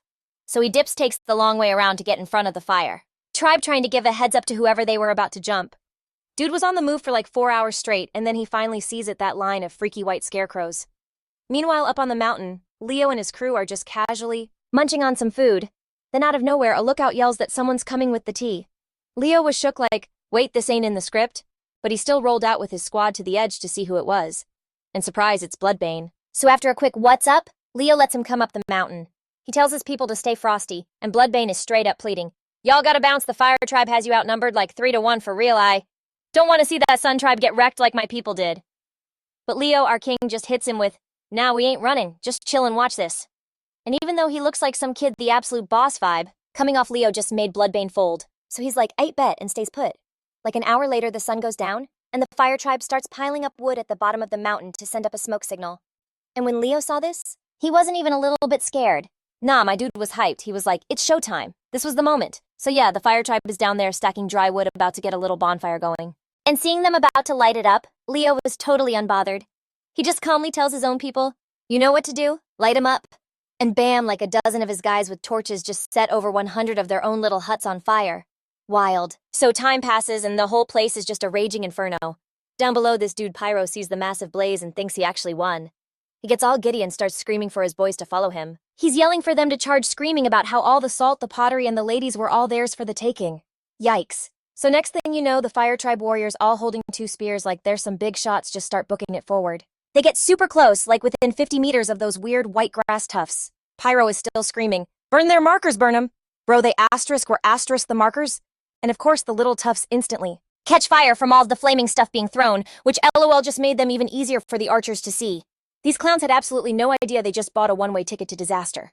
Leo sees the Fire Tribe charge to within like 10 meters of the burning grass, and he's like, now. He orders his crew to draw on fire. Get this, before the first wave of arrows even hit the ground, his squad had already let loose 3 whole rounds. So from 350 meters out, this absolute cloud of arrows just rains down on the Fire Tribe. It was insane. And a bunch of these enemy dudes were shirtless, not even carrying shields. Like, what, that first volley alone? With 115 arrows took out or messed up over 50 of them. Some guys got hit with 2 or 3 arrows, and it was just lights out instantly. Others who got tagged in the arm or leg were immediately out of the fight. Like their ability to do anything was just gone. They were totally stunned. Some of them were probably thinking the gods were smiting them for burning the grass tufts, LMAO. Pyro's trying to get his boys to keep pushing. But anyone who even tried to stand up just got dropped again. And you know those guys who got hit in the arms before? And legs. Yeah, they caught another one. This time they were staying down for good. Even the dudes who dodged the first round got tagged while they were trying to help their injured friends. Oof. By the time that third wave of arrows came flying in, the Fire Tribe was in full-on panic mode. They were desperate to retreat. But our boy Leo wasn't having any of that. He wasn't about to let them get away, so he immediately ordered his crew to unleash 5 more rounds back to back. Hearing that his tribe went absolutely feral, just letting arrows fly with everything they had. The Fire Tribe, who rolled up with 260 guys, was now, after all that, down to less than 50 dudes who weren't hit and under 30 who were just wounded. They totally panicked and scrambled back behind the farther grass markers. And Pyro? Dude got an arrow straight to an artery in his leg. He's hobbling behind everyone else trying to run, but the arrow in his thigh is seriously slowing him down. He was a tough cookie, though, I'll give him that. He just straight up rips the arrow out. Total brute force. But big mistake, he didn't realize it had sliced his artery wide open. He didn't even make it that far before he just dropped. It was over for him. Meanwhile, our boy Leo led his crew on the chase, looking for any chance to keep popping off arrows while they ran. They basically didn't stop until most of the Fire Tribe runners were completely taken care of. Game over. OMG, so your boy Bloodsaber rolls up, sees all the bodies just asterisk everywhere, asterisk and arrows sticking out of like everything. Bro was completely shook. He had no idea those little arrows could be that lethal for real. So you got your crew on cleanup duty, right? Snatching back all the arrows and stacking up the bodies for a dirt nap tomorrow? Meanwhile, Bloodsaber yanks out a couple of arrows and slides over to you. He's all like, yo, let me join the Iron Tribe. But you're playing it cool, not giving him a straight up yes or no. And all that tea Bloodsaber was spilling about the Fire Tribe Leo was low-key not buying it. He was like, nah, I gotta get the real story from those Fire Tribe dudes before I make a move. And when Bloodsaber found out you actually had some Fire Tribe survivors chilling with you, his whole vibe just lit up. He was probably thinking, yes, I'm so in. Then a bit later, Fang pulls up on Leo to give him the rundown on the cleanup sitch and get this. There were like 248 bodies and they were still short a few dozen arrows. Apparently it was way too dark to find him. So Leo just waved it off like, all right, y'all pack it in. We'll deal with this mess in the morning. Meanwhile, get this, Lily is up on a hill totally bugging out waiting for Leo. Cause when everyone went after them, Leo was like, stay put. So she didn't even breathe until she saw him leading his squad back safe and sound, and then she could finally chill. I mean, after that crazy fight and then having to clean up the whole mess, the crew was absolutely wrecked. For real. Leo gave the word and everyone bounced to go crash. Then Leo calls over a beastman and is like, yo, whip up some grub for the 30 new guys so they can get their eat on. Cause come morning, they were gonna be the ones digging the holes for their own people. Oof. So the next day, these dudes who hadn't had a good meal in forever were just totally shook, seeing their own tribe try to throw down with the Iron Tribe, and then end up taking a dirt nap right here just blew their minds. At the same time, they were high-key regretting listening to their hard-headed leader and sneaking in as spies. So once the big pit was dug, Leo strolls up to them and just lays it all out. Aight, listen up. The Iron Tribe traded salt for every last one of you. On top of that, you were all supposed to get hooked up with your own ladies this spring. Your families could have been living the good life here. So now that the Fire Tribe is toast, you want to end up in this pit with the rest of your crew? Or do you want to roll with the Iron Tribe and live it up with your girls? Live large, have some kids, keep the line going. Ball's in your court. And OMG, the second he said that, those dudes didn't even wait. They just started bawling their eyes out begging to join the Iron Tribe. All right, if you want to live, I got some questions for you. Spill it. How many people are left in the Fire Tribe? Where's their spot? How many, women and kids they got? Dude, they all started talking at once, spilling all the tea, totally freaked that if they paused for even a sec, they'd be toast. So you find out the Fire Tribe was down to like 50 dudes, but the rest were all women and kids. We're talking over 1,000 people. And you were like, bet, we gotta go get them. Even though it was gonna be a huge pain, you just couldn't let all those kids starve, you know? So after that, the whole crew spent the morning getting their stuff together. The trip took like half a day, and they finally rolled back into the Iron Tribe spot that afternoon. And whoa, the place had a total glow up. The new peeps were living in these cone-shaped huts outside the main wall, which now had this basic fence around it. That night, the whole tribe had a big dinner together and Rowan gave you the 411. So things have been pretty chill lately with all the new members finding gigs that matched their vibe. The Wood Tribe and the Scribe Tribe, they hopped on the gathering squad. They found a bunch of new snacks out there, plus this one plant you can use to make a super deep red dye. You decided to call it Crimson Root. Dope, right? All the youngins were like, ooh, noted, probably thinking about tie-dyeing some fits later, LOL. The River Tribe linked up with the fishing crew and their daily catch was insane. And the Artisan Tribe, they're the new carpenters. And get this, the leaders who designed all those new push carts, they're now officially the heads of the Leo fan club. Seriously. Then you got the Cave Tribe and the Scythe Tribe also found some cool stuff to do. The Cave Tribe is getting into pottery and making bricks while the Scythe Tribe is leveling up their skills learning how to work metal and smelt copper. The Root Tribe found a wild new way to get sugar from the roots of a meat-eating plant. So freaky, but you can turn it into brown sugar. Anyway, some of the young dudes from the other tribes had joined the hunting party. But you knew you couldn't just be hunting 24/7 forever. The Iron Tribe was getting so big you were going to run out of animals in the forest eventually. So the big brain move was to start catching plant eaters alive and raise them. Plus those rabbits they had. They were getting busy like for real and there were already over 500 of them. And their numbers were about to blow up this year, so they were totally set on the whole livestock front. After hearing Rowan's report, Leo was like, aight, meeting time, and got all the Iron Tribe OGs together for a meeting to figure out the tribe's next moves. And Ty was the first one to grab the mic. Okay, so get this. The tribe is literally bursting at the seams with new people, and now there's zero room left in the caves. You can't even light a fire in the dinky little huts. And if this keeps up, a ton of people are totally not going to make it through the winter. The old-timers were freaking out saying they needed to stack up on food and livestock for the winter like yesterday. Then Bloodbane chimes in that he was totally willing to lead the way and bring back that entire 1,000-person fire tribe like all of them. Hearing this, everyone just got a massive headache. The tribe's already a sardine can. And now they're talking about adding over 1,000 more people. At that rate, they'd be living on vibes and air. but Leo just cracks a smile explaining they're mostly kids. And even though they can't help out a ton, they don't eat much either, so as long as everyone grinds a little harder, they could totally feed them. Right after that, Leo dropped the master plan for what's next. First off, they had to upgrade the rabbit pens and get that breeding operation poppin'. He put more people on fishing duty and basically benched a bunch of dudes on the hunting team. They were gonna try hunting with traps, so only a few people would need to check them once a day. All that extra manpower was getting reassigned to chopping down trees, digging rivers, and firing up bricks, to get ready for building actual houses soon. They also needed to dig way more irrigation canals for the rice paddies and plant a boatload more rice. The carpentry crew and the metalheads were basically on full-time tool-making duty. They had to forge a ton of new wood-chopping axes and bronze shovels for all the digging. The very next morning, Leo rounded up a squad of 100 people to go raid the donkey tribe. And to make sure the kids didn't put up too much of a fight, Leo made some special asterisk arrangements. 10 of the ladies who knew how to work a bow joined the team, led by Shrew with Fang as her number 2 bloodbane was basically their GPS. And to top it off, they prepped 10 horned deer, so if things went sideways, they could ride the deer back and spill the tea. Everyone had to be back before the full moon, no excuses. A few people immediately started prepping, and it wasn't long before they were hopping on the deer and heading out. Meanwhile, Leo kept dishing out jobs to the rest of the tribe. The gathering team had to collect more vines to make baskets, and those sifter thingies for digging the river and building up walls. The young dudes from the river tribe went to the riverbank to dig some pits and build a fish pond. In the future, any live fish they couldn't eat could just chill in the pond as an emergency snack reserve. Right now, they only had 1 brick kiln, which was crazy inefficient, so they needed to build 2 more. He put Oak and Woody in charge of the metal and wood teams.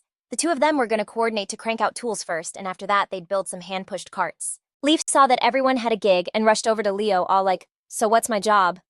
Leo thought for a sec and told her to go plant some hemp. When the hemp plants sprout new little shoots, you can just propagate them from cuttings, try to blow up the planting area this year. Leaf was dying to weave cloth, but since the hemp plants were still basically babies, she just had to roll with it. Once all the tasks were assigned, it was time for the main event. He pulled the elder and Shrew aside to talk to them about splitting up households and changing names. The 2 old-timers were completely lost with no clue what he was even talking about, so he had to patiently break it all down for them. Dividing households meant that each grown man, his woman, and their kids would be their own little family unit. From that point on, everyone had to have a family name and a given name. A family name reps your whole clan or family. People with the same family name would have to wait a whole 6 generations before they could get married. Right now, the tribe's population was a total hodgepodge from different tribes anyway, so people could totally find a boo within the tribe as long as they didn't share the same last name.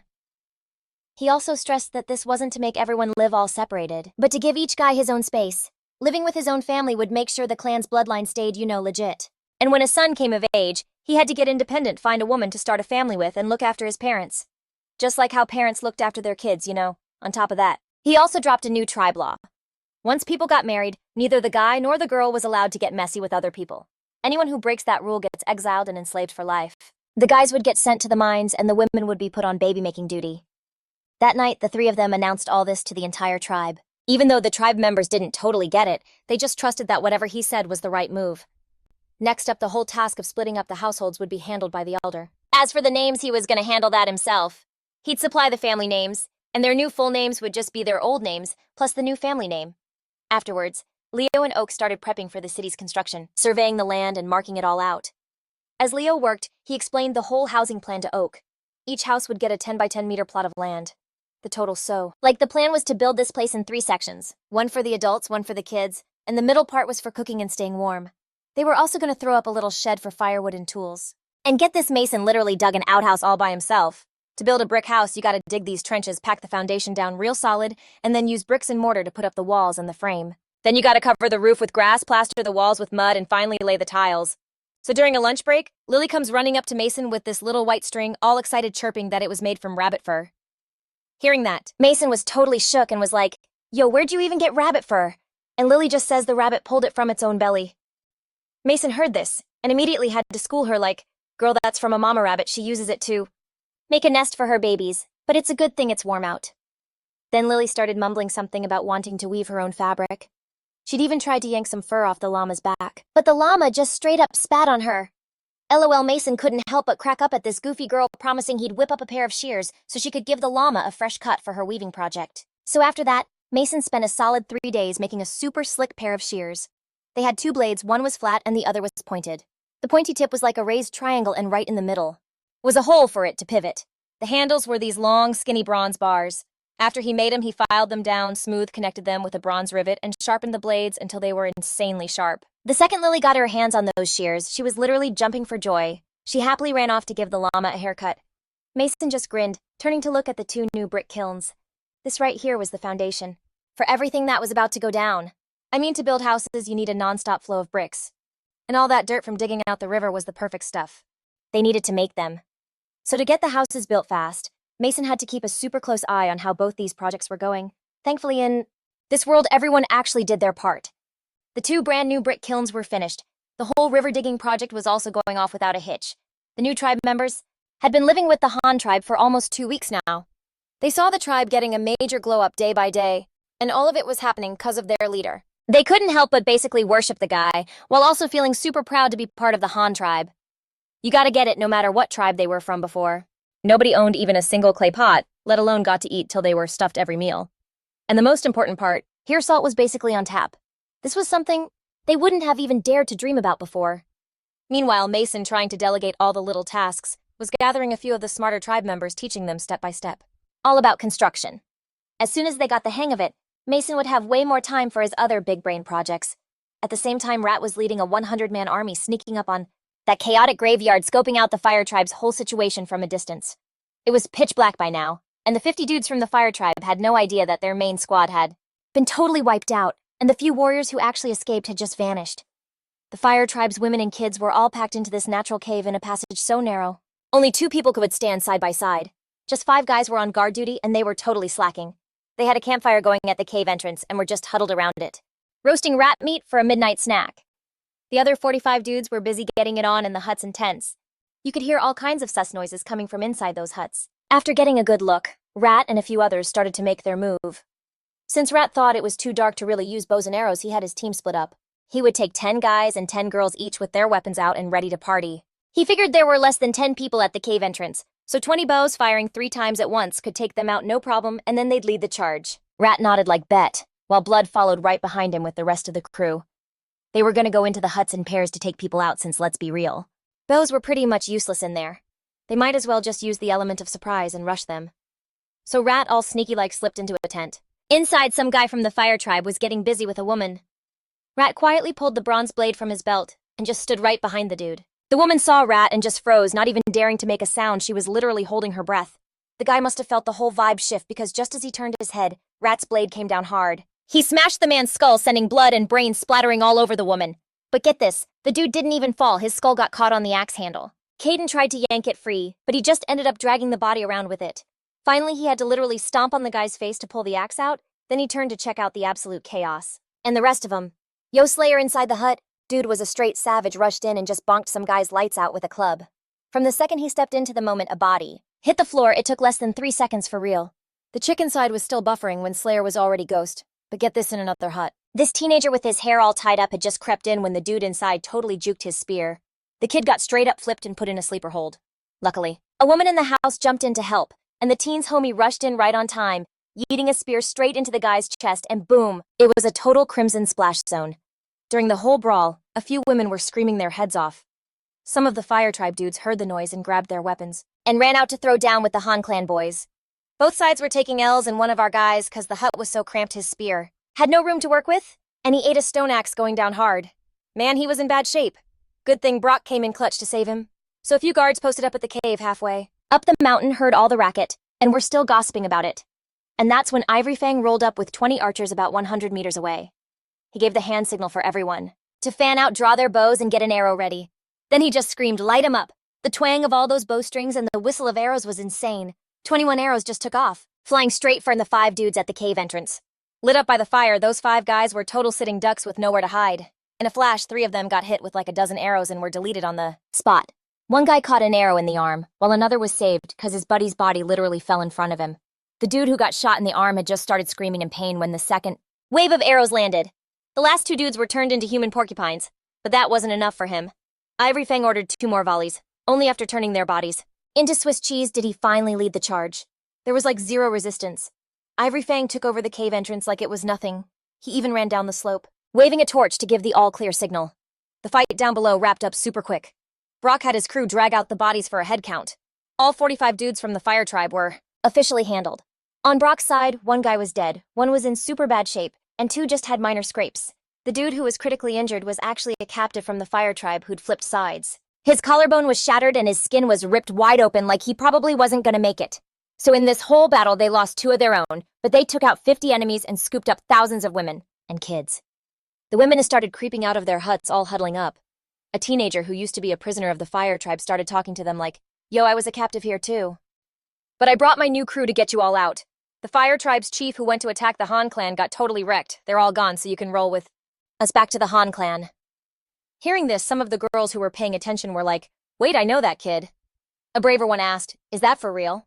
The teen kept going, saying 100% the fire tribe is fresh out of dudes, and we've taken over the cave so you can grab your kids and come on out. Hearing that they could bring their kids out, the women just bolted back to the cave. The Han clan members followed them, leaving only Cole and Brock behind. Brock told Cole's buddies to head into the cave, then he knelt down next to Cole and asked, "You need anything, man?" Cole was just bawling, saying he didn't want to die. He was saying his whole tribe got wiped out by the fire tribe, and he just barely survived to join the Han clan. He even had his own women now, and life was finally good. Brock just sighed and patted his shoulder, promising he'd take care of his women. Then he put him out of his misery, gave him a quick way out before turning and heading for the cave. Inside the cave up on the mountainside, some women who were still up heard the chaos and were thinking, "This is our chance to dip." But the moment they peeked out, they saw the guards had been shot to pieces, and those 2 volleys of arrows freaked them out so bad they just collapsed. One pregnant woman was about to flee. Another was holding her kid when this other woman with a small baby bump said there was no point in running. They were all pregnant with kids to feed, and as wildlings, they'd never survive out there on their own. The other women were totally stunned by her words, just squatting on the ground and sighing. They knew she was right. They needed men. A pregnant woman's body is super vulnerable, and she can't really protect herself. The girl archers started making their way up the slope. They were a special squad Larson put together. They got to the cave entrance, gave the dead bodies a kick, and started yanking out their arrows to get them back, sticking them right up back into the quivers on the ground. Any broken arrows were gathered up to be reforged. The women inside the cave probably freaked when they saw the newcomers were also all women. OMG, they actually pulled it off. Everyone's jaws were on the floor. The warrior chicks cleaning up the battlefield just grinned at the ladies in the cave. That one look totally made the Prego squad in the cave feel like they were in good hands. So this one woman holding her kid stands up and asks the archer babe in this shaky voice, "Yo, what crew are you with? Can you take me with you? I'm a pro at weaving ropes and skinning beasts. I can't really forage right now because I'm expecting, but once this little one pops out, I'm down for anything. Please, can you just take me with you?" She could just feel that a tribe with badass female warriors like that could totally handle any haters trying to start something. And on top of that, it was super obvious the ladies in this tribe weren't just sitting around. They were straight up warriors. Getting food wouldn't even be a problem. A tribe that stacked could totally protect her, which is why she was so ready to dip. The archer chick collecting her arrows had moved out of the way so they could leave the cave. The mom-to-be was all, "OMG, thank you," holding her belly as she stepped out. And then boom, all the other women followed her lead. Dozens of women came booking it up from the bottom of the mountain with the Han tribe warriors right behind them. One super hyped up lady started yelling, "Girls, we're finally free. The boys brought the cavalry to save us." The Han tribe totally iced the fire tribe's chief, and all the dudes downhill are toast. The fire tribe is officially a sausage-free fest, so we can roll with the Han tribe now. Titus turned to this kid who the fire tribe had snatched before and was like, "I'd go tell these ladies we're taking them to the Han tribe, and there are no strings attached, no lockdown vibes. There's gonna be plenty of grub, they'll have jobs just like our own women, and we're not gonna mess with their kids. Let them know we're bouncing tomorrow." The kid nodded like his life depended on it, and immediately took off to find his own family. All the other kids were scrambling to find their people too. It was a total tear fest when they finally reconnected. Then they started working the crowd, spilling all the tea and hyping up the Han tribe. The women were grilling them with all kinds of questions like, "So how many dudes y'all got? Is there enough food? What's the daily grind like? Do they treat the women like dirt or what?" But when they found out the Han tribe could whip up tons of water pots, had more white salt than they knew what to do with, raised their own animals, and even tamed wild beasts to do their chores, and get this. The women weren't just baby-making machines locked away. Everyone had their own hustle. They were instantly sold, even knowing it was a whole 7-day trek. They were like, "Sign us up." So Fang goes up to Titus and asks, "Chief, how in the world are we gonna move this massive crowd?" Titus just looked over at all the pregnant ladies and the sea of kids, totally stressing. "Okay, first things first, let's raid this joint and see what's useful. Find any animals' food and any baskets we can use. If we have to, we'll literally wear baskets to help them carry the little ones. Man, a few ox carts right now would be an absolute game changer." Fang just nodded, because what else could they do? And just like that, everyone started looting the place. They snagged all the decent animal hides and dried meat, And for good measure, they torched all the gross fire rats the fire tribe was raising for snacks. The next morning, Titus used a busted-up hut to give the two teens who didn't make it a proper send-off. And then he led the massive crew of more than 1,200 women and kids on the long road home. Out of those 1,200 plus people, there were over 470 grown women. And get this, nearly 300 of them were pregnant and all the rest were kids. People were wrapping the little tykes in animal skins, strapping them to their backs with ropes and vines, or just straight up carrying them in their arms. Even the big tough Han tribe warriors were playing babysitter and helping carry the kids. They loaded up a deer with a huge basket of dried meat and hides, which at least made things a little easier. This absolute unit of a group started marching toward the Han tribe's turf. Behind them, the fire tribe's old crib was just a giant bonfire. Meanwhile, as the sun was coming up back at the Han tribe village, Oak was leading the 20 dudes Logan gave him, and they bounced. 10 of them paddled these little wooden boats upstream, while Oak led the other 10 on deerback, guiding an ox cart over the bridge to hit the road. The ox cart was totally loaded down with mining gear, a big old ceramic roller for paving roads and wooden barrels for water. That little 3-meter wide bridge was built different, so the fully loaded ox cart cruising over it was no biggie at all. Oak's master plan was to have his crew find a nice wide and flat path, marking it up as they went, so the ox could just drag that ceramic roller over it a billion times. If they hit any bumpy spots, they'd just dig up some rocks and dirt to patch them up and then roll it flat. The only downside a dirt road like that was going to be a total pain to keep up. The next time it rained hard, it'd probably just turn into a giant mudslide. They followed the east side of the little river, heading north, totally swerving the direction of the rat tribe's old spot, since it was basically a ghost town now. But plot twist, the rat tribe's old neighbors, the Z tribe, were actually planning to roll up to the rat tribe's place that very day. See, the Z tribe had scored some clay pots from the rat tribe last winter, and ever since they figured out how to cook with them, they were totally obsessed. But now their stash was getting low, so their chief Mori was leading a hunting party and a few of the newly legal girls to go trade for more pots. They walked for a whole freaking day. By the afternoon, they finally rolled up to the rat tribe's home. And just then, the Z tribe's chief Mori brought his hunting crew and the young ladies to what used to be the Black Z tribe's settlement. He was just trying to cop some new clay pots, but he had no idea what was coming. But OMG, what he saw next made him break out in a full-on cold sweat. Like, what in the actual heck went down here? All he could see was black charcoal everywhere, mixed in with, yikes, a few human bones. Everything was charred completely black. Maurice picked up a bone, just spacing out for the longest time. He was thinking, like, even if they got jumped by enemies, no way everyone died, otherwise there'd be nobody left to handle the bodies, you know? So Maurice basically decided the Black Rat tribe must have gotten attacked and then bounced, thinking that he immediately got his crew moving to go hunt for their new spot. After a ton of work, Maurice finally found signs of the Han tribe, north of the Black Rat tribe's old stomping grounds. That day, right at sunset, the super bright red sun was painting the whole sky just west of where the Black Rat tribe used to be. And get this, 3 super obvious plumes of smoke were rising up, coming from the Han tribe's 3 brick kilns, built right on the bank of a little river. Suddenly, Maurice remembered something an old chief once said: travel for 1 day from the Black Rat camp toward the setting sun, and you'll hit a little river.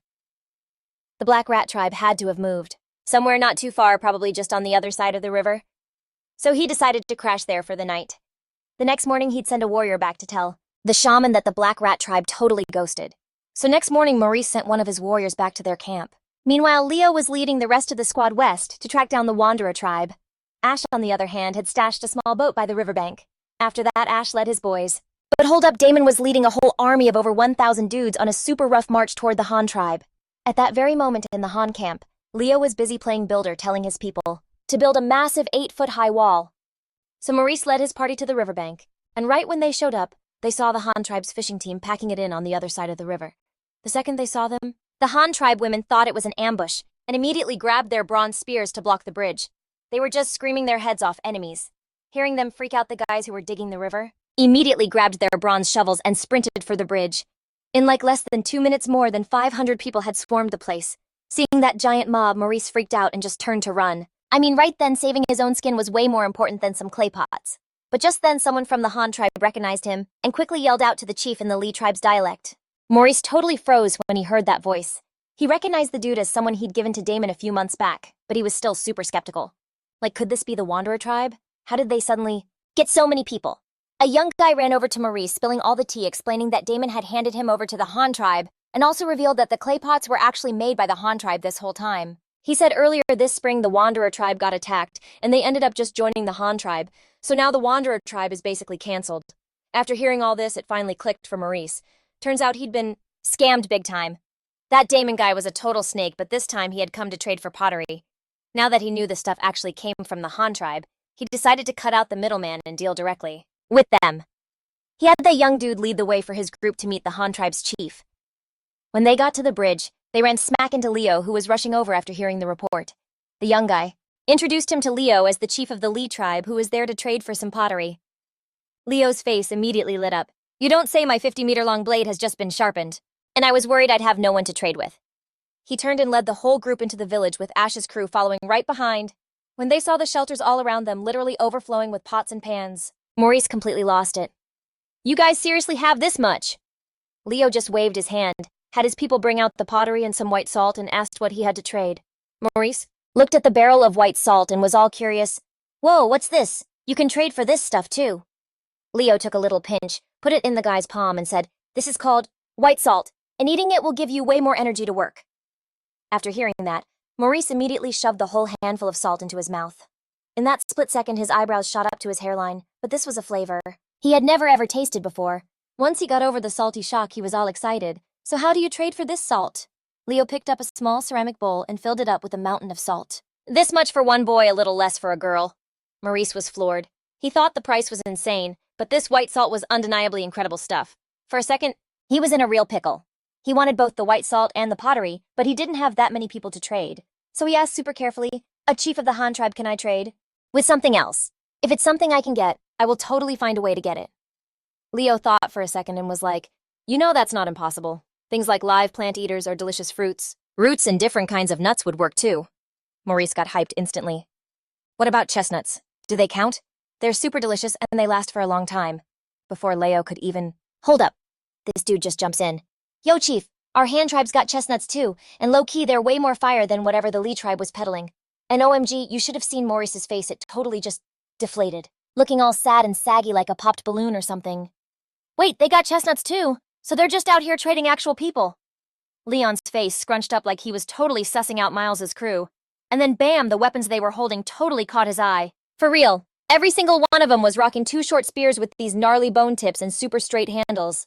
Leon snagged one to get a better look, and dude, the short spear felt crazy light and was smooth as heck. Even with no bark, it had this deep dark brown vibe. Suddenly, Leon was totally shook and hit Miles with a question like ASAP.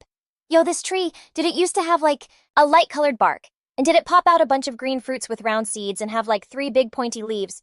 Bro, Miles was absolutely floored hearing this. Leon literally just described it to a T. But then he hit him with a warning. Don't even think about eating that fruit. It's a one-way ticket to the afterlife. We had a guy from our tribe kick the bucket from it. The second Leon heard that, he knew. He just knew this was the one. The tongue tree, for real. Without missing a beat, he told Miles, I bet. I want that tree. I'll trade you 1 whole tree for a fat bowl of that good white salt. Miles was like, Huh, what do you even want with this poison tree? Is it seriously worth more than actual people? And you could just see the gears turning in his head low-key, wondering if his tribe could get rich like the Han tribe if they figured out the secret. But Leon saw right through his shady vibe and just clapped back. Listen up, in this whole world, I'm the only one who knows the cheat code for this tree. In the hands of some rando who doesn't know what's up, it's basically just firewood. OMG, Miles got called out so hard he just had to laugh it off all awkwardly. So, how are we supposed to get it to you? Just chop it down or what? Leon was like, Nah, fam. He shook his head. I need the little ones and they gotta be alive. You're gonna dig them up by the roots, keep some dirt on them, and then wrap them up in some animal hides. To get them to me. Oh, and I want those poison fruits from the trees too. Like, bring me as many as you can possibly carry. Wait, what? He wants the poison berries too. Miles was bugging. So he's thinking, oh, so you only want the trees for the poison fruit? And he's like, what are you even gonna do with that stuff? Leon just laughed in his face. Haha, don't you worry your pretty little head about it. Let's just say I want the fruit. You can totally choose not to bring them. But if you do that well, I'm just gonna have to roll up with my crew and let's just say we'll be collecting the fruit ourselves. So think real hard, dude. You wanna face my squad or you wanna bring me the fruit? And get some sweet gear in return. Miles backpedaled so fast it was hilarious. Of course, we'll bring the fruit for a trade for sure. But those trees are kinda a pain to move. Plus, I brought these 8 woe men with me. And I kinda need to trade them for something first, you know? And, okay, that was a legit problem. So Leon, quick on his feet, had someone bring out 2 long-handled bronze axes and 2 bronze shovels, and he even got another bowl of that white salt ready. Miles, who'd never seen tools this bougie before, was just staring and frowning. Chief Leon, what even are these things? Can't you just give me some pottery? Instead, Leon just grabs the bronze shovel and axe and gives him a full-on live demo. Check this out. With these 2 bad boys, you'll be digging up tons of those little trees like it's nothing. After that, you really think you'll still be worried about not having enough pottery and salt? Miles was watching, totally freaking out on the inside. He could not believe the Han tribe was making gear this advanced. Dude did not waste a single second. He left the 8 girls there, grabbed the bronze shovel and axe, and bounced with his warriors. As soon as Miles and his crew were gone, Stuart was the first one to be like, "Aight, Chief Spill. What's the master plan with those trees and those poison fruits?" Leon just kind of chuckled and was like, "My dude, that's a tongue oil tree. You can't eat the fruit, it's nasty, but you can squeeze it and get oil. And this tongue oil is basically a super varnish for wood. It makes it waterproof, humidity-proof, and stops it from rotting. We can slap it on every wooden thing in the tribe. Every single house is going to need a coat. Plus the tongue tree itself. Looks super pretty, so we can plant them along the main road for some shade. But get this, tongue oil is also super flammable. We can use it as fire oil for offense and defense, you feel me? It's a major key strategic resource. So cut to the east side of the river. In this little clearing in the woods, Miles's crew decided not to jet back that night and just set up camp. Everyone was grabbing dry branches, getting a fire going, and roasting up some dried meat they had on him. And there's Miles just holding that new bronze axe that he just copped. Like, okay, Miles's tribe can't make stuff this sick, but they can trade some basically useless trees and fruits for it. Then he's thinking they could pull a Stuart and use the sweet gear they get to trade for people from other tribes. And before you know it, bam, wouldn't Miles's tribe be just as stacked as the Han tribe? The warriors around him didn't say a word, just nodded like a bunch of bobbleheads. Yeah, the chief's got a point. But plot twist. They had no idea Miles was playing 4D chess with a secret plan. For now, sure, they'd be the Han tribe's little helpers. But the second his tribe got strong enough to go toe-to-toe with them, he was gonna lead his people to completely take them over and jack all the secrets to making their awesome stuff. Then Miles's tribe would be the new top dogs. Anyway, fast forward to the next morning, Big Tree's squad was already getting close to 8 Treasures Mountain. The Han tribe was on a mission for quicklime, so they had to keep it moving. And the 4 dudes Big Tree left to watch the boat weren't just chilling either. They were out by the little river hunting wild rabbits to bring back some fresh genes for the Han tribe's bunny farm. Meanwhile, somewhere else, that massive crew led by Stuart was still on their super tough trek. The whole squad, like over 1,000 people, was finally getting out of the forest. They'd just made it through the Dream Valley area. All the little kids under 5 years old had to be carried. And get this, most of the pregnant women in the group didn't even have shoes on. It was rough out there for real. OMG, these poor people were rocking grass shoes. Can you even imagine? Their feet were a total mess, like actually bleeding. And not to be a downer, but some of the weaker folks didn't even make it. So tragic.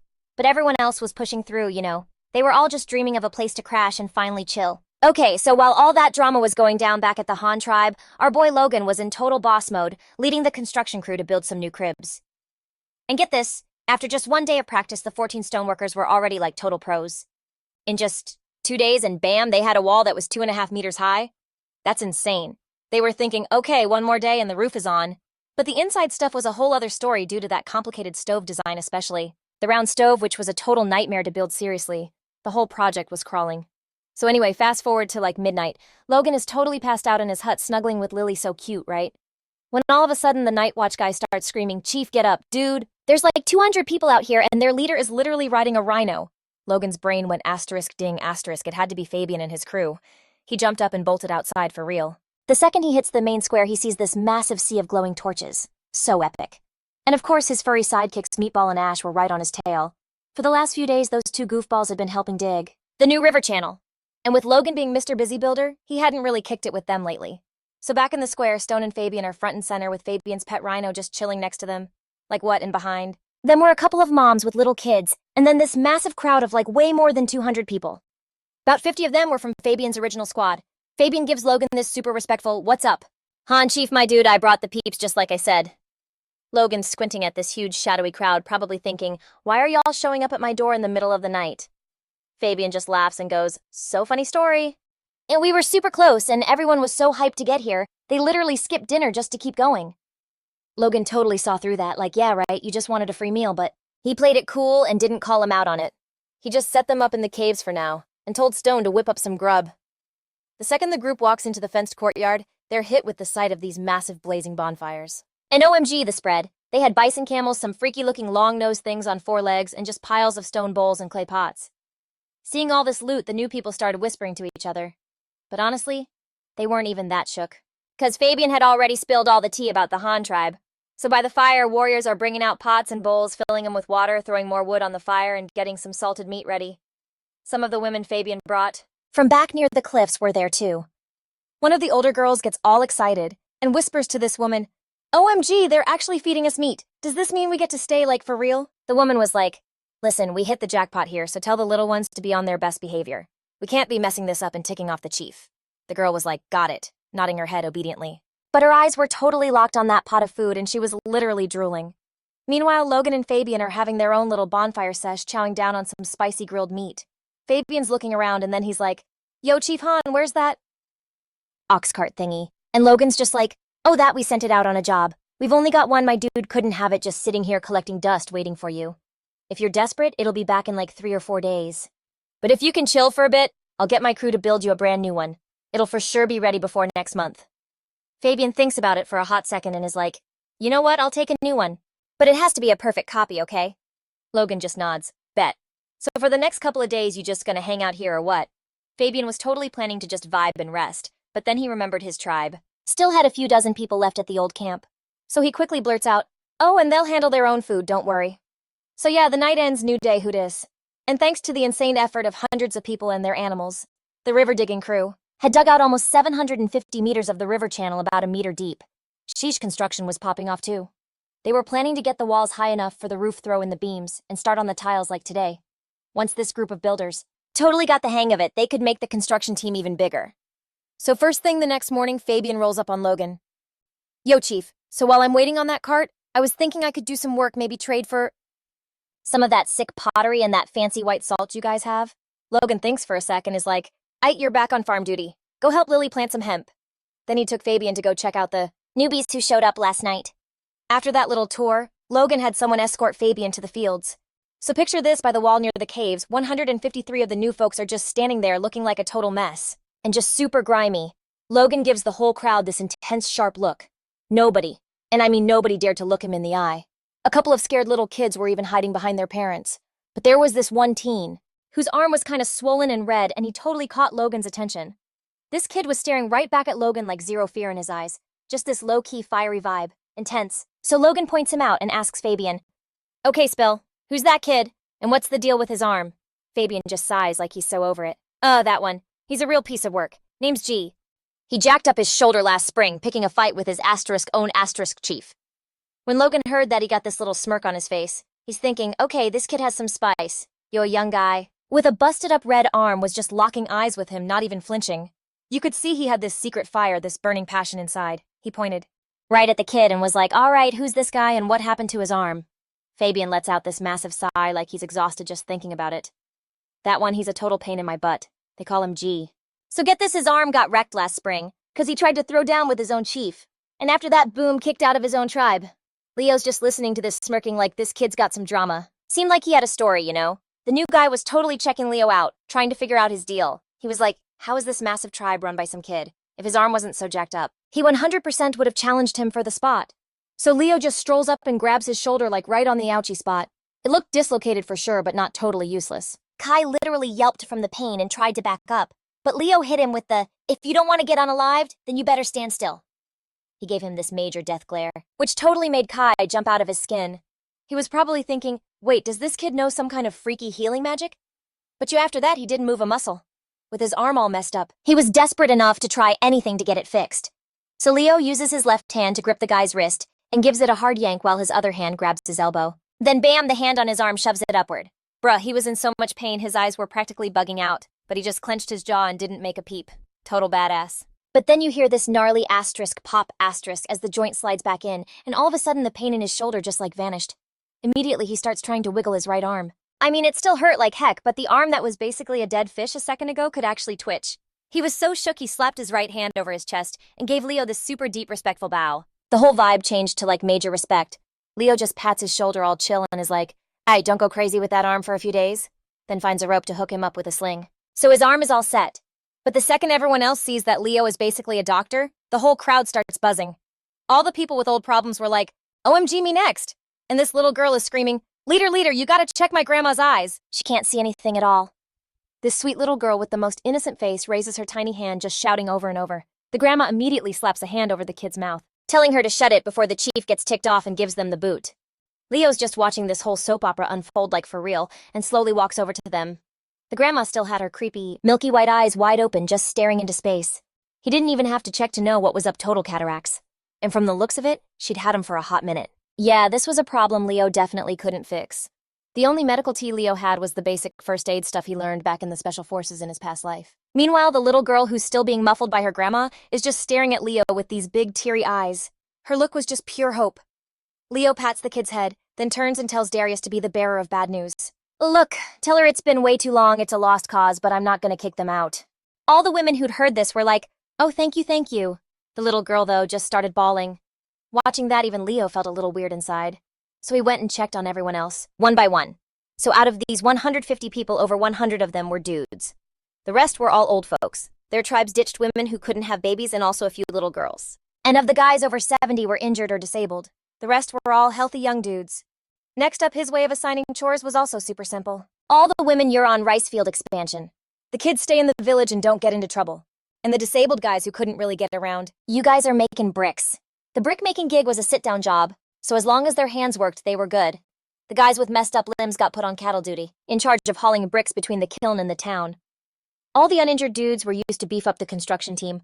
After all the jobs were handed out, every single person had something to do.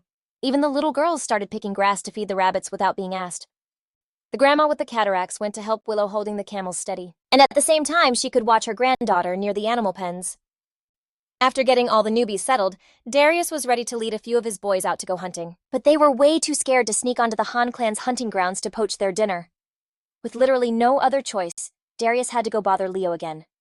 At this point, Leo was busy organizing the rice team, and also messing around with building some four-wheeled ox carts. He totally read the room and told Darius to go try his luck on the other side of the territory. That spot wasn't the official hunting ground of the Han clan, so he could go nuts over there. Honestly, Leo had his own secret plan. In his mind, Darius's crew was like a bunch of explorers always running off to weird new places. Leo also kind of wanted him to scout out the situation on the other side for him. And sure enough, Darius was all over it. He heard Leo and immediately rounded up a few guys super hyped to go. As for the other women and kids from Darius's clan, they all stayed with the Han clan to help clear out the jute fields. They were working their butts off in exchange for some of that good white salt. The Han clan folks also, the whole squad was on their grind for real. It was crunch time the last day to get these walls up. And OMG, the roofing had to be done. But like Leo was on it a total boss. And get this, they actually finished all 4 roofs just as the sun was like directly overhead. But the new roofs were still wet, so they couldn't throw the thatch on yet. So Leo totally switched it up. He split the 20-person construction crew into 4 teams. Then he threw in 7 of the new native peeps with each team. The OGs were basically showing the newbies the ropes starting from the ground up, and they were literally building 4 houses at the same time. It was wild, and anyone not on that just kept digging more foundations. Oh, and they still had to get all that thatch and grass ready. So Leo grabs like 10 squads of the ladies for the harvest. He gives them the quick how-to, and then he's like, "Aight, you got this," and just bounced. By the time all that was handled, it was already late afternoon.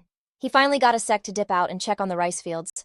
And girl, it had been almost 50 days since they planted, and the whole place was just this crazy vibrant green. It was a whole vibe. He was probably thinking, soon this is going to be a whole ocean of gold, and they were going to have so much rice they wouldn't even know what to do with it. Just the thought had my boy Leo hyped AF. And then out of nowhere, he hears someone yelling from back at the settlement, and it's Lily. So Leo books it over to her like, "Yo, what's the tea?" And Lily is just buzzing, telling Leo all about it. So apparently she'd spent the last few days shearing alpacas and had a whole mountain of wool enough to make a big piece of fabric. She was like ready to go asterisk right now asterisk. But Leo remembered how they used to weave. And it was no cap terrible. Super slow, and the cloth came out so wholly it looked like a fishing net. I'm not even kidding.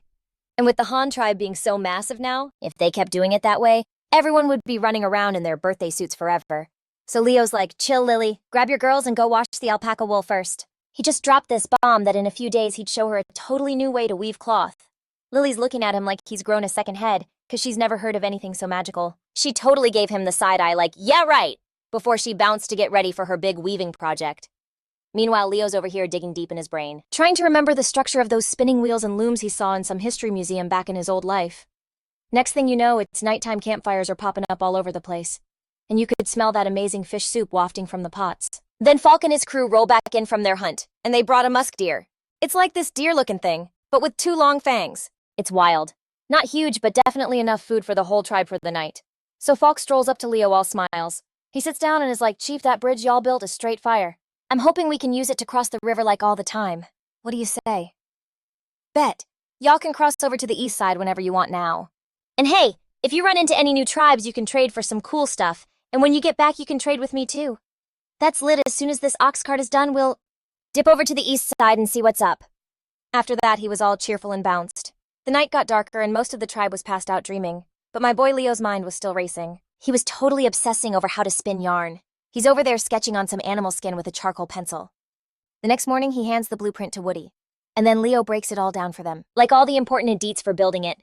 All the parts and designs were right there. They just had to follow the drawing.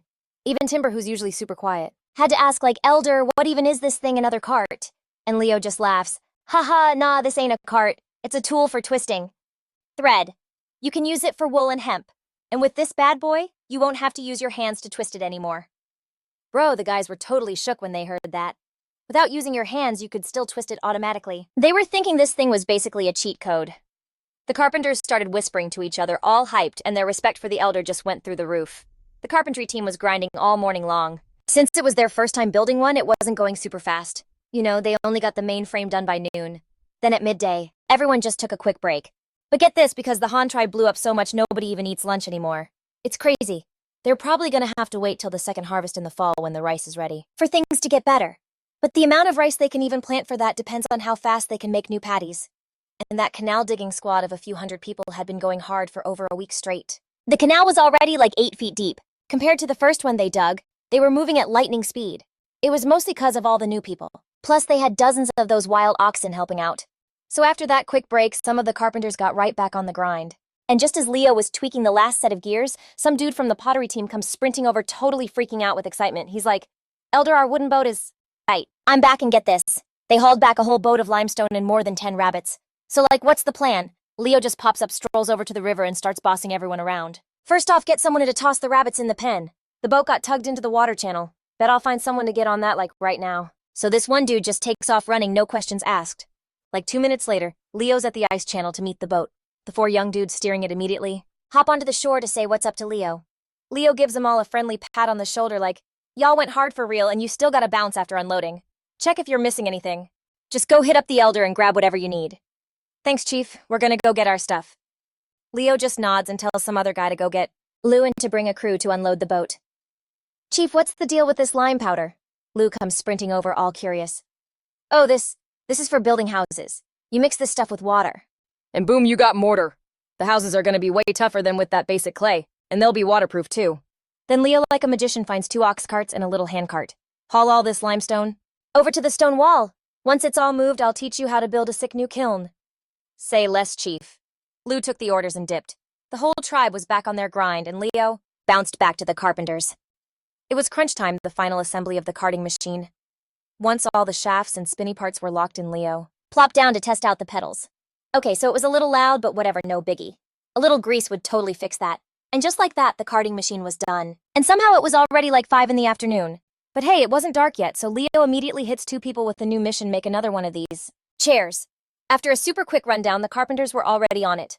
Then Leo drops this knowledge bomb that if you make it bigger, it's called a table.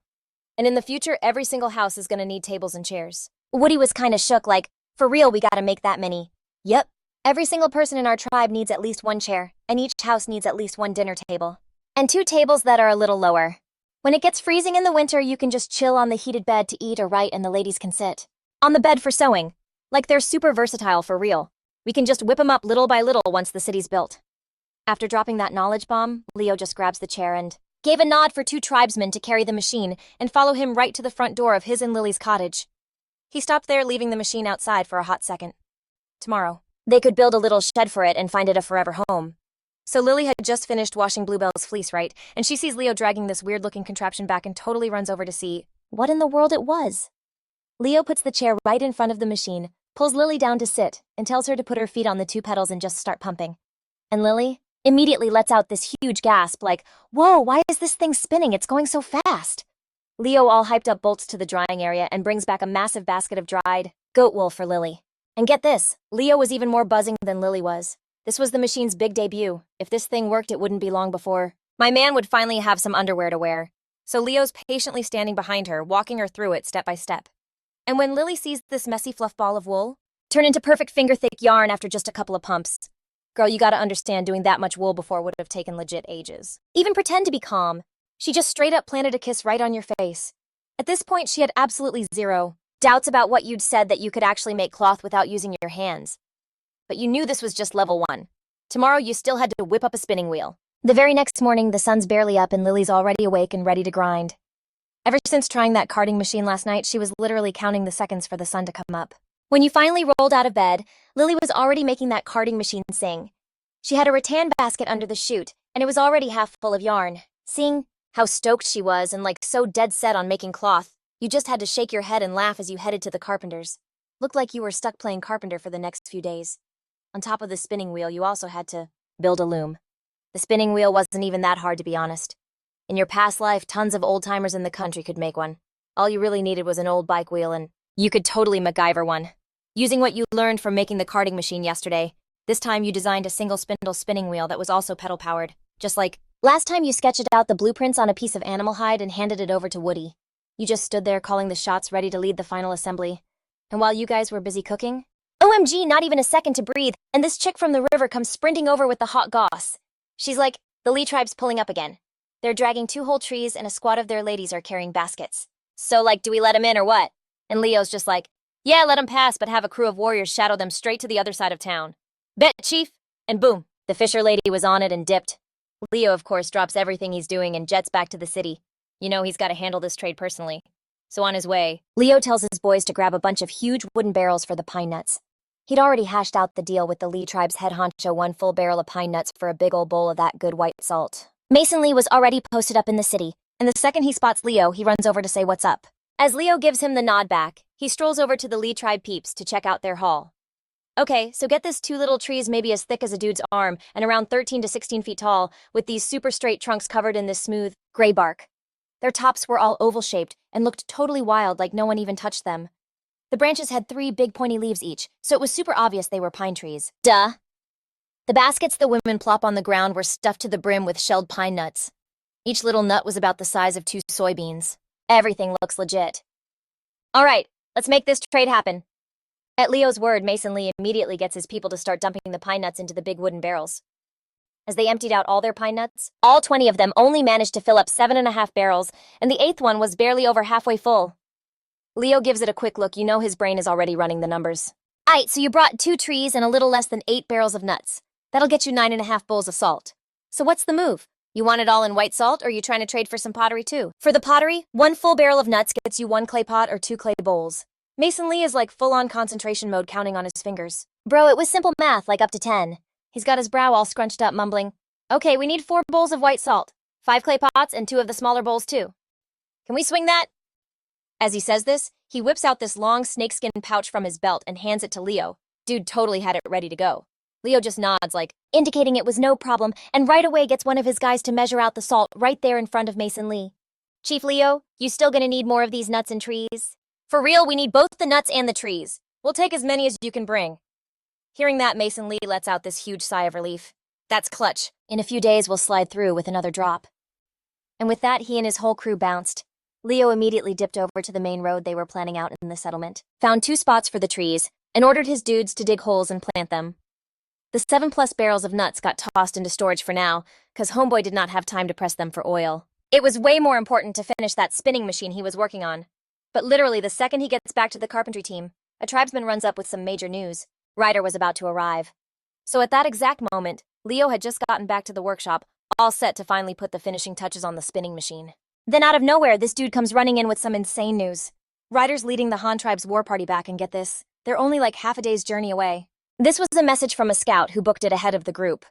A minute later, they bring in this warrior Tyson to see Leo. He drops to one knee, does the whole warrior salute thing, and then starts spilling the tea on what went down with the Fire Tribe raid.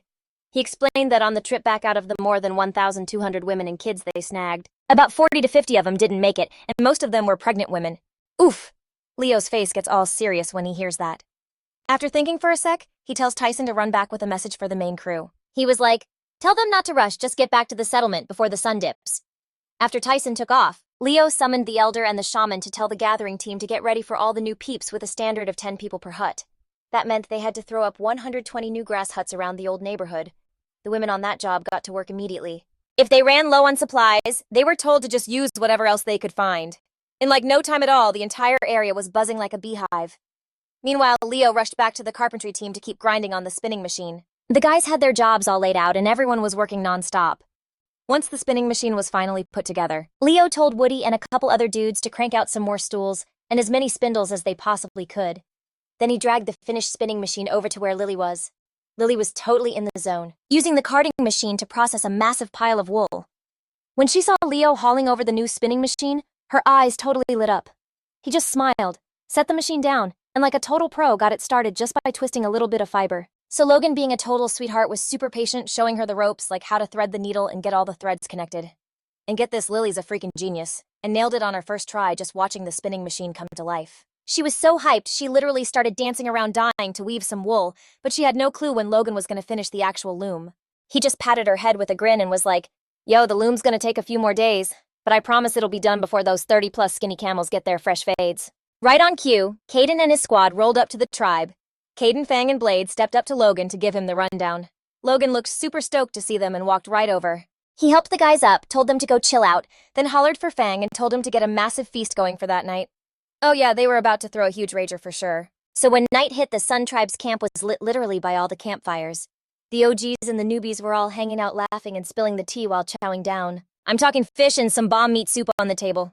Seeing all this, the newcomers to the Sun Tribe just started bawling, totally hit with that "we survived" feeling. They knew like deep down that they'd picked the right crew this time. Just then Flynn gets back from his hunt and is like, "Whoa, why is it so lit in here?" The whole place seemed way more packed. He was totally buggin', so he pulled some dude aside to get the scoop. That's when he found out the whole fire tribe had joined them. While he was still processing that, he suddenly saw Blade was right there in the mix, and his eyes got huge like, "Bro, what are you even doing here? I thought you said you were gonna flake?" Then Blade just puts down his bowl, wipes his mouth, and hits him with this massive grin. I was kinda just following the fire tribe peeps when I ran into them. The Sun Tribe chief helped me get my payback, so now I'm rolling with them. Never would have guessed, right? The tribe you were talking about was the Sun Tribe *, bro. If I'd known, I would have said yes ages ago. Flynn was just stunned, like totally speechless for a hot minute before he finally snapped out of it and walked over to Logan. "Yo, congrats, man. The Sun Tribe is seriously blowing up." Logan just smiled and nodded, then started chopping it up with Flynn. They started talking about the ox carts. "So the carts are all good to go, but you guys gotta figure out the canopies yourselves. Animal hides, thatched roofs, whatever works." Flynn quickly waved his hand like, "No problem as long as the carts are as sick as the last one who even cares about a roof." Then Logan's whole vibe changed as he gave Flynn a new mission. "I know there are a ton of those horned plant eaters east of the river. If you can lock down their location, report back to me. Also, if it's possible, I want to get my hands on some of their horns and sinew. Bring back the hides, too. Oh, and find some edible plants like vine fruit stuff with big leaves on the ground, or any of those edible root things. That'd be clutch. Best case scenario, you bring back the whole living plant, like dig up all the roots, or at least snag the seeds." Flynn looked stressed after hearing all that. "The plants are easy, but those horned beasts? Even if I find them, I can't drag them back. I guess I can only find out where they are and let you know." Logan just patted his shoulder and was like, "Not necessarily. What if you run into a tribe that raises wild animals? You could try to trade with them. Isn't that the nomad tribe's whole deal?" Hearing this was like a total mind-blown moment for Flynn. "That's a thought, but I'm low-key scared they won't want our stuff." Logan just smirked. "Don't even sweat that. When you head out, I'm gonna give you a bag of white salt. Consider it payment for helping me with the fields. You can use the rest for trading, but for real if you dare to take the salt. And Bounce, I will 100% send all my warriors to mess up your entire nomad tribe. And you know I've got that kind of power." Flynn was shook like, "No way, dude. How could I?" "Our two tribes are gonna be besties forever, you can bet on that. With this white salt, I'll def trade for some dope stuff for you. We're rolling out tomorrow morning." Logan nodded, totally satisfied. The next morning at the crack of dawn, Flynn led his crew toward the east bank of the little river. And get this, Flynn was riding a frickin' horned deer. He was at the front of the line, followed by ox carts loaded with a bunch of clay pots and bowls, plus 2 huge wooden barrels full of water and that precious white salt. By noon, the sun was absolutely scorching. The rice paddies were in their full-on growth spurt, and you could see the rice plants getting bigger every single day. They went from being about 1 foot tall to knee-high and in like 2 or 3 weeks. Those plants were going to be taller than a person. I mean, this OG wild rice grows to like 6.5 feet tall, which is wild. Meanwhile, Logan was geeking out with a charcoal pencil drawing the whole structure and all the parts of the loom onto an animal hide. His big idea was to make the loom a standard household item, so it couldn't be some giant monstrosity. In the end, he decided on a high-legged loom design. The blueprint on the hide got passed to the carpenters to make the parts. Finally, Leo led the crew through putting it all together. And Lily? So get this, Lily's just chillin' in the shade of the pavilion, kicking off her daily spinning grind. And in her little workshop, she's got those 2 pregnant ladies they brought back from the fire tribe. They're officially Lily's new apprentices, now learning the ropes right beside her. But honestly, you gotta pour one out for the more than 30 llamas in the pen, who are getting a full-on buzz cut one by one in exchange. All for these super fancy rolls of brown wool yarn. So anyway, today was a whole other thing. After literally hundreds of people put in the work, the return river was almost ready to go. Today was the day they were going to smash that final barrier and let the water just flood into the return river. This time, though, Leo totally kept his hands clean, letting the young guns from the Wolf Clan and the Jackal Clan finish the job. With dozens of people tag teaming it, they just kept chipping away at that wall between the river channel and the little stream. When there was only about 16 inches left, the loose dirt on top just couldn't handle the pressure and straight up caved. The return river finally has water, and the first thing Leo does is drop a new rule from now on: all bathing and laundry has to be done in the return river. That northern channel is now for drinking water only, period. Anyone who breaks the rule gets their food rations cut for a day. The clan was kind of like, huh, but nobody dared to argue. They just have this blind faith that their chief is never wrong. So now that the river's done, the brick-making saga is still going. All the clay they dug up has been molded into a mountain of unbaked bricks and tiles. They're all stacked up perfectly under these little thatched roofs, just waiting to hit the kiln. But here's the tea: firing bricks doesn't take a huge crew. So the hundreds of people who were just digging the river were suddenly out of a job, all just staring at Leo, waiting for the next big quest.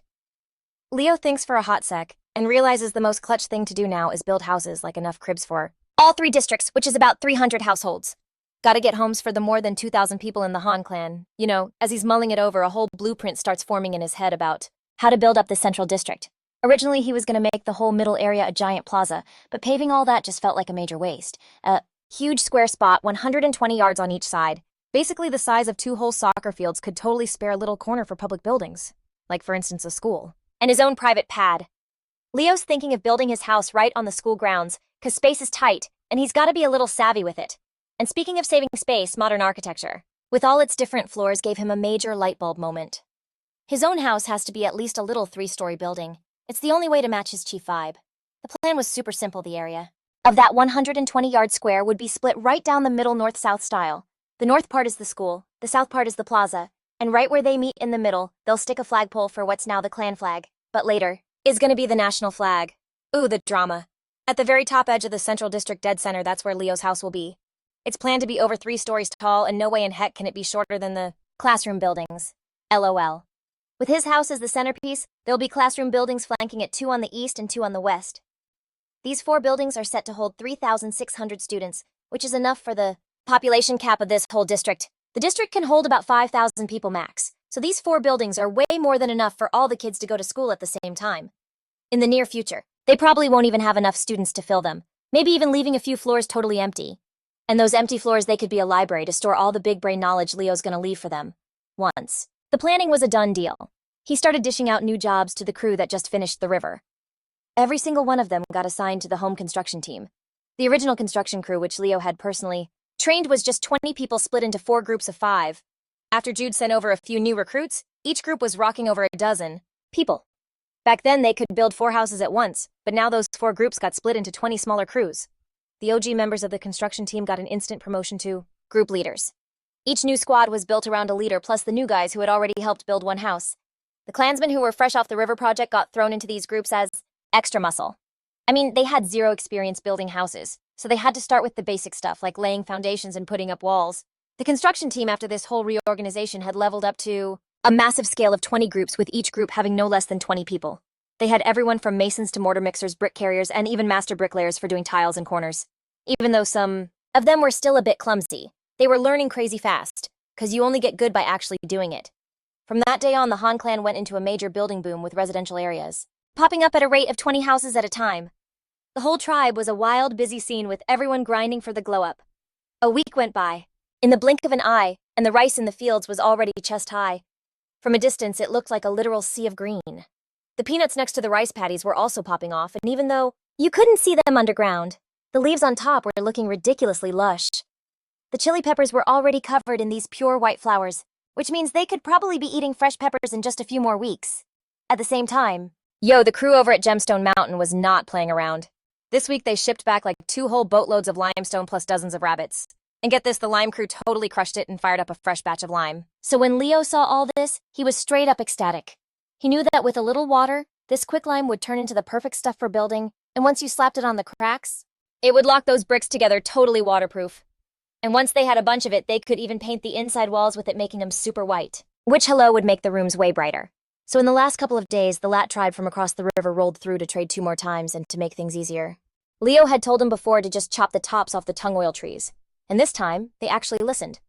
The Lat tribe brought way more trees, like 4 or 5 each time they came. But check it this time, they weren't just after a boatload of white salt. Nah, they were eyeing up the useful stuff like pottery bowls and even those big old water jugs. So after Mark got a taste of how awesome that bronze axe was, he was fiending for more bronze tools. Like seriously obsessed. So he hit up Leo all hopeful and stuff, and asked to trade for one. But Leo had to shut him down. I mean, come on, having those tools is what kept his tribe on top of their game. Like the kings of the jungle, you know? That stuff was their secret sauce. So when Leo said no, Mark just dropped it and bounced with his crew. Anyway, while all that was happening, back with the tribe's projects, they hit a wall trying to process that tung oil. Leo knew this oil was a huge deal. It was perfect for protecting all their wooden stuff and even down the line. It was going to be a key ingredient for some next-level tech. But to get the oil out, you had to cook it super hot. And the tribe's big problem right now was they didn't have a pot massive enough to do it in bulk. Leo was so bummed he just sighed and put the whole tung oil thing on the back burner, thinking he'd for sure have to make a bunch of custom bronze pots later. But then out of nowhere, Woody runs up all hyped and tells Leo, "The loom is done. We just need you to put it together." Leo was so pumped. He totally booked it over to the carpentry crew. Following the plans he'd already sketched out on some animal hide, it took him less than 2 hours to build the first ever loom in history. Like ever. After that, he got a few of the buff dudes to help him carefully haul the machine up to the windy hill where Lily always works. And girl, this was a whole parade. It totally caught everyone's attention. Like all the kids and the women working nearby were staring. Lily saw all the commotion and couldn't just sit there. She was like, "No way did you actually make that magic weaving machine?" Leo was dying to test it out and show Lily how it works at the same time. So once it was all ready, he grabbed the stool that Lily normally uses, plopped down in front of the loom, put his feet on the pedals, and gave him a little push. The ropes pulled on this frame thingy, and it made the 2 different sets of threads. Like the odd and even ones totally split apart. That sudden move had Lily completely hooked. She was like, "Whoa, so you don't have to lift the threads by hand anymore." But Leo didn't even answer. He was totally in the zone with the loom. The 2 pedals under his feet were going back and forth, making the frame guide the 2 sets of threads up and down like they were dancing or something. They were opening, closing, and opening again super fast. The rhythm was like some old school beat. He gave this other part a smooth push and pull, and then he grabbed this wooden shuttle thing from the side. It was about 1 foot long and 2 fingers wide, stuck it in the gap between the threads and just yeeted it to the left. That waxed shuttle just flew right through the threads smooth as butter. His left hand caught it perfectly on the other side. Then bam, his right hand yanked the beater back. And the cross thread got smashed tight, locking in perfectly with the other threads. He switched pedals, odd threads down, even threads up, changing layers like a boss, and his left hand chucked the shuttle to the right. His right hand snatched it. His left hand pulled the beater. And just like that, a whole weaving loop was done, easy peasy. All the women around were just staring at this insane machine. Like their eyes were bugging out, totally amazed. But for most of them, it was just like, ooh, neat. But Lily, oh my god, Lily, who had actually woven that rough cloth by hand, was literally shook to her core. She knew what a total grind weaving used to be for the tribe. Those 2 steps Leo just did back in the day, just the part where you lift the threads up and down, would have taken like 100 breaths. We're talking several minutes, but Leo just did it in less than 3. The speed difference was absolutely bonkers. And get this, that wasn't even the best part. Just like Leo promised, this loom wasn't just fast, it could also make way wider cloth and could just keep on cranking out these super long sheets of fabric. Lily looked at the loom, which was over 3 feet wide, then looked up at this huge roll with dozens of meters of thread, and you could just see this fire light up in her eyes. A literal fire. She was just like shook, wondering what her mom would even do if she saw this absolute unit. Right then, Lily was just staring at this loom, which was like over 3 feet wide. A fire was seriously blazing in her heart, and she was completely hooked. If her mom saw this machine, what would she even do? All around them, the whole tribe gathered to watch, totally buzzing with curiosity. They were all just in awe of the chief who built this thing. Their hearts were bursting with respect and major gratitude. Then all of a sudden, Lily looks up at Leo and was like, "Super softly, Chief, after I finish weaving this wool, can you take me back to the Weaver tribe to see my mom?" OMG, Lily's eyes were sparkling with so much hope. Leo didn't even hesitate for a sec. He was like, "Of course, whenever you want to go back, just say the word." So then Lily asks, "So can I bring a piece of wool cloth to give to my mom?" Then Leo just broke into this huge grin. "Not a problem. You're gonna be the one weaving the wool from now on. And besides, our camel pair is basically a wool factory, so you can weave as much as you want." Lily paused, her voice a little quieter. "So, can we give one of our spinning wheels to my mom? We already have 2 of them, you know?" And get this, a super weird glint appeared in Leo's eyes. He said all slow and dramatic, "We can't just give one away. Our tribe barely has enough, but we could invite her to our tribe to use it." Lily tilted her head so naively, doing the math in her head. But it would take her mom a whole day to get here, use the loom for a day, and then another entire day to go back. The journey is just way too long. Leo patiently suggested she could just crash here. Our tribe has tons of space. Lily looked all troubled again. But Mom is the chief of her tribe. She can't just ghost them for that long. Hearing this, Leo just waved his hand like, whatever. All right, just focus on weaving for now. We'll figure it out when we go see your mom. A little while later, the Elder and Victor came rushing over to find Leo. Chief, the wind is going absolutely crazy this afternoon, and there's no moon in the east. We're freaking out that tonight. There's gonna be a massive storm. Victor jumped in. And lightning, too. The moon is probably too scared of the lightning to even show up. Hearing this, Leo immediately started bossing everyone around, telling them to move. All the pregnant ladies and little kids into the mountain cave for the night. Everyone else stays in the grass huts. Pass out all the animal hides, prioritize the kids and women, and lock up the livestock so they don't get spooked and run for it. Gather all the metal tools in one spot with zero wood or dry stuff around it, and make sure people stay far, far away. The bronze stuff will attract lightning, so bring all the cookware into the cave tonight. The wind is way too strong out there. One little spark could hit the grass huts and we'd be totally screwed. The two elders were like, we'll get on it right away, they said, and just bolted. Lily, who was standing right there, heard Leo say that bronze attracts lightning and girls. She immediately snatched the bronze hairpin and the bronze ceremonial cap right off his head. Leo just froze when he saw the stuff in her hand, thinking to himself, oh crap, he had almost completely forgotten about that. The thought made Leo start worrying about the giant tree on Gemstone Peak, which was loaded with metal ore. He quickly yelled for Fang, telling him to get to Gemstone Peak first thing in the morning to warn the great tree to be careful. The entire tribe was a chaotic mess, with people moving supplies and getting food ready. In less than a few minutes, dark clouds completely blacked out the sky, plunging everything into darkness. The wind howled like a monster, hitting about a level 7 or 8 on the scale, and way up in the clouds, the first thunder of the year just cracked. Rumble. The distant thunder sounded like a heavy growl from the sky. Just as the first raindrops started to fall, a blinding flash of lightning ripped the sky in half, followed by a deafening clap of thunder that echoed everywhere. A few of the kids started screaming their heads off in terror, while some of the adults pulled animal hides over their heads and huddled shaken in the corners of the grass huts. They were terrified by the raw power of nature for real. As the night went on, the rain just kept pouring down. Lily was all curled up in Leo's arms, breathing steady, muttering "Mom" in her sleep. Oh, the poor girl was dreaming of home. Maybe she was remembering some other thunderstorm from way back when she'd curled up in her own mother's arms just like this. It was a feeling of complete dependence. Now Leo was the one she was clinging to. Early the next morning, the rain had stopped, and a sick rainbow stretched across the sky. Leo rushed out to check the crops, and thankfully there was zero damage. He breathed this huge sigh of relief. At the same time, south of the river's eastern bank, Flynn's nomadic tribe came out of their shelter and started chasing wild birds in the forest. All of a sudden, they ran smack into the second tribe on their big eastern journey. The Sparrow tribe they had just met was now completely surrounded. Yikes. The chief of the Sparrow tribe was about the same age as Flynn. Both of them just young dudes, not even 20 years old. More than 40 guys were holding bows and arrows, but their weapons looked like something a kid would make in arts and crafts. The bows and arrows were pathetically lame. Still, they had the numbers, and Flynn's people were shook, but thank God Flynn kept his cool. Seeing that the other side had only surrounded them without actually attacking, he figured there was still a chance to talk it out. Flynn bowed and thumped his chest in a super formal greeting, silently waiting for the Sparrow tribe's chief to make the first move. Hand over the sparrows you caught yesterday and get the hell off our land, or we'll literally end every last one of you, the Sparrow tribe's chief roared. So get this, an archer just lets one fly, and an arrow lands like right at Felix's feet. The arrowhead just digs deep into the ground, and he's like, whoa, don't shoot. This is a huge misunderstanding for real. We'll hand it over, Felix. Not trying to start anything, you know. He just whips out all the pheasants he caught yesterday. The Sparrow tribe chief was totally shook, like he did not expect them to fold that easy. The chief tries to play it cool, telling his guys to grab the stuff and send them packing, but Felix was like, nah, we're not leaving yet. No way was he gonna miss a chance to do some business. Yo, honorable chief, we can totally bounce, but this food is like super important to us. We were hoping to trade you for it with something else. The Sparrow tribe chief was all curious, like, trade with what? This white salt is food too, my guy. As he's saying this, Felix, smooth as ever, pulls this little snakeskin pouch off his belt and opens it for the chief to see. He takes a pinch and offers it up. The chief was totally sketching out at first, not daring to try it, but he was hella curious about the pure white stuff. So Felix popped some in his own mouth to prove it's safe, and only then did the chief cautiously give it a taste. And just as he thought, it was a total game changer. The Han tribe's white salt was straight up fire. The Sparrow tribe chief was immediately down to trade, but plot twist, Felix only managed to snag a tiny bit of food, not the special stuff Leo needed. Still, he promised he'd be back later, with even more precious loot.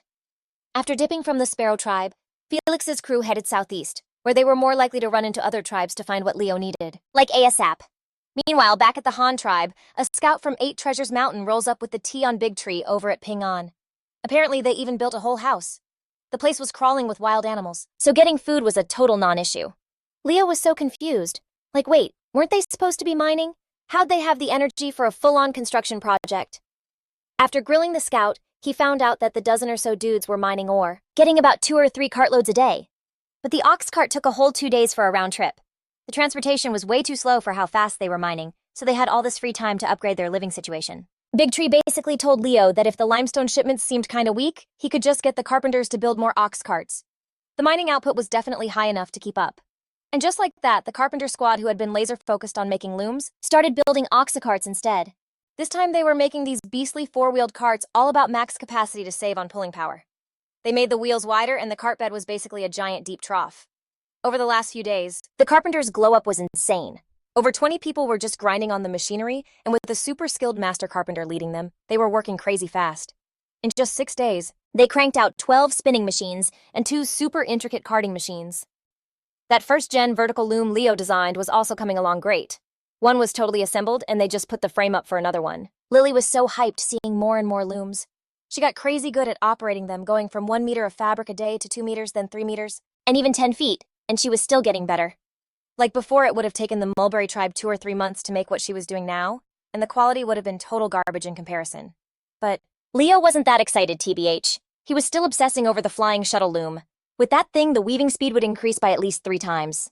A flying shuttle loom means you don't have to pass the shuttle back and forth with your hands. You just install springs on both sides of the shuttle, pull a cord, and the shuttle literally shoots across to weave. Sucks for him, though, he had zero idea where to find springs, which was a major roadblock. 2 weeks later, after over 10 days of straight-up grinding, Lily hit a speed of 10 meters of fabric a day, finishing her first 50 meters every 3 days. The 30 alpacas in the pen had all been sheared, their wool washed, cleaned, carded, and spun, piling up into this huge mountain of yarn enough to weave several hundred meters of fabric.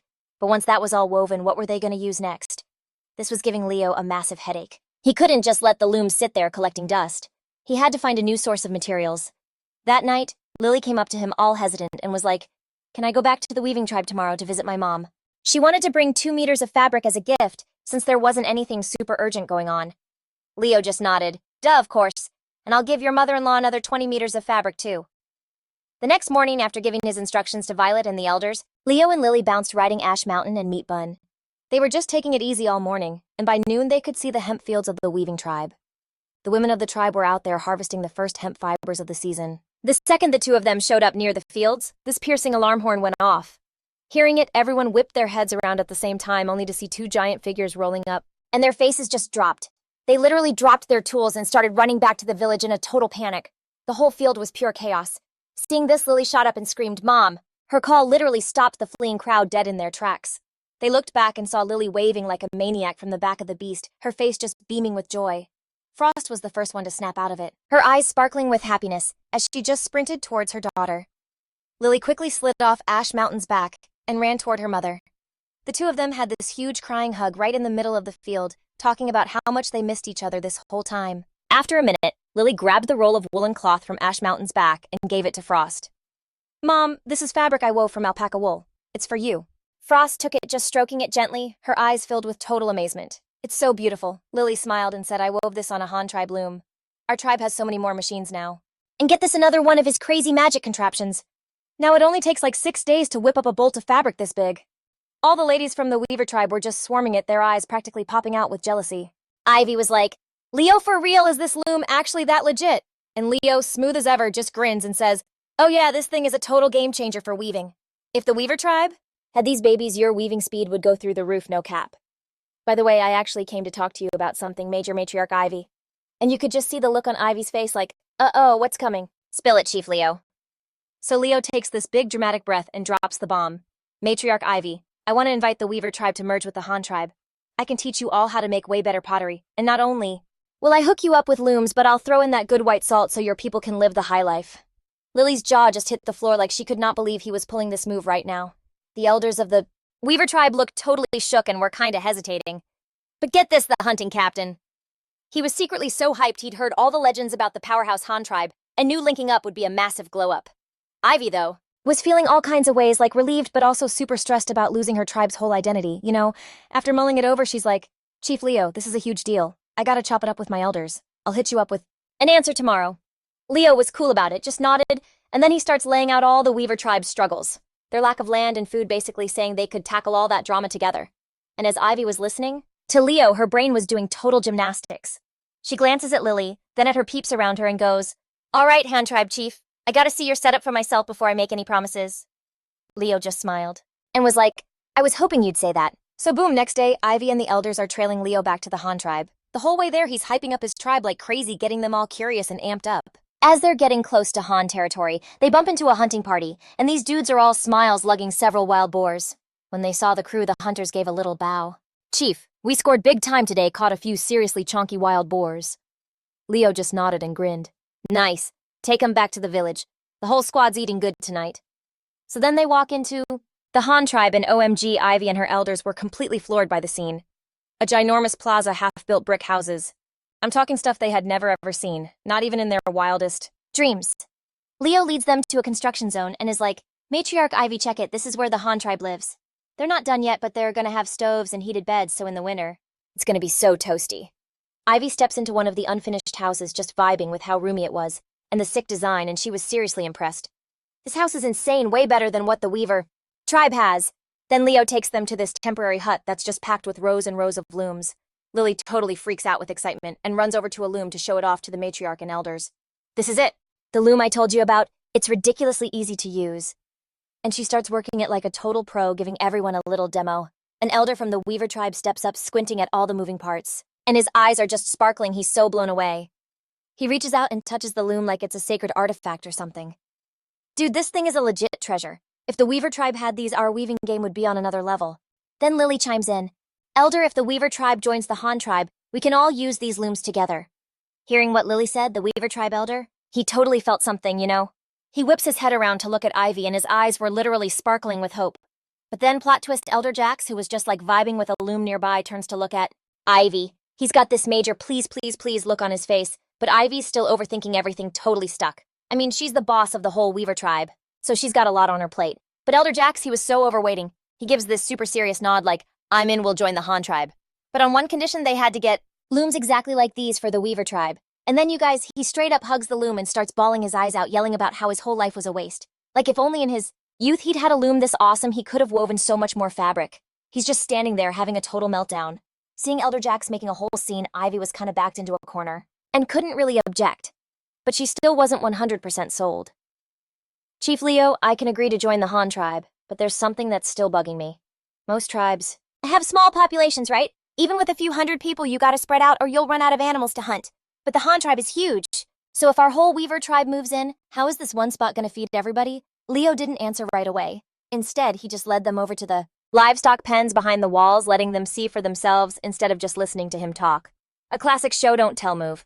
The buffalo pen was absolutely enormous, though it was kinda quiet because it was daytime.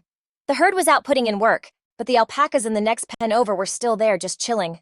The thousands of rabbits in the bunny enclosure were also all there, and get this, more than half of them were baby bunnies less than a month old. "This four-legged fluffball is called an alpaca," Leo said. "They're super chill and only eat grass. In the winter, So check this out. These guys grow this super fluffy fur, right? We just gave them a haircut, and boom, that's what we're using for our threads. Having these alpacas is clutch for real. First off, they ain't trying to steal our snacks. Second, they're basically a non-stop fur factory. Third, they even make more little alpacas, like, for free. And get this, when they're past their prime, they can even end up on the dinner plate. But, like, that's not our main grub, you feel me? Peep this over here, we've got all these rabbits. I'm sure you've seen them, probably even had them for dinner once or twice. For the Han tribe, these little guys are the main course right now. Dude, rabbits are insane. They grow up wicked fast, and they multiply like you wouldn't believe. In just 2 months, one rabbit pops out like 5 or 6 little ones. And those baby bunnies, they're ready to have their own asterisk babies in just 4 months. And just keep the cycle going. Get this, last winter, the Han tribe snagged like 10 of them. And now we're rolling with over 1,000. All they chow down on is grass, so all we gotta do is get a crew of kids to go grab them a salad every day. It's so much safer and more legit than hunting. And you should have seen Frost and Weaver's faces, they were totally shook. Like, they'd seen the Han tribe with deer and wild cattle before, but they just figured it was for, like, manual labor or whatever. They had no clue the Han tribe was basically running a whole zoo with all these different animals, even having specific squads just for food and for making clothes. Plus, the whole game plan Leo dropped about farming animals instead of hunting. It completely blew their old-school hunter brains. So Weaver's like, "Yo, Han chieftain, for real. You can just vibe with any animal and make it part of the crew." Nah, not quite. We only mess with the chill ones, you know, the plant eaters that don't try to throw hands and actually help us out like with heavy lifting or becoming dinner or new outfits. We can't be raising carnivores. Bro, we barely have enough food for us, and besides, most of those things are straight up savage and would totally mess someone up. Leo broke it down for them real patient. Then Weaver's like, okay, but what's the deal with those 2 elephants we saw? What do you even do with them? It just clicked for him, and he had to ask, his mind was spinning. Oh, them? They just rolled up on their own, I didn't even catch them. Right now, they're our main construction crew for digging rivers. You can ride them too, and what's crazy is, they're super smart and are total tanks in a throwdown. They're like the tribe's official bodyguards. Leo was just pulling this out of thin air, lol. And Frost and the old dude were just nodding along like, pretending they got it, but they were totally lost. Guardian beasts, huh? That name goes hard, not gonna lie. Aight, come on, let's go peep the rice paddies. That's another major key, Leo said, leading them out past the city walls. The 2 old-timers were clueless, so they just scurried after him, super curious.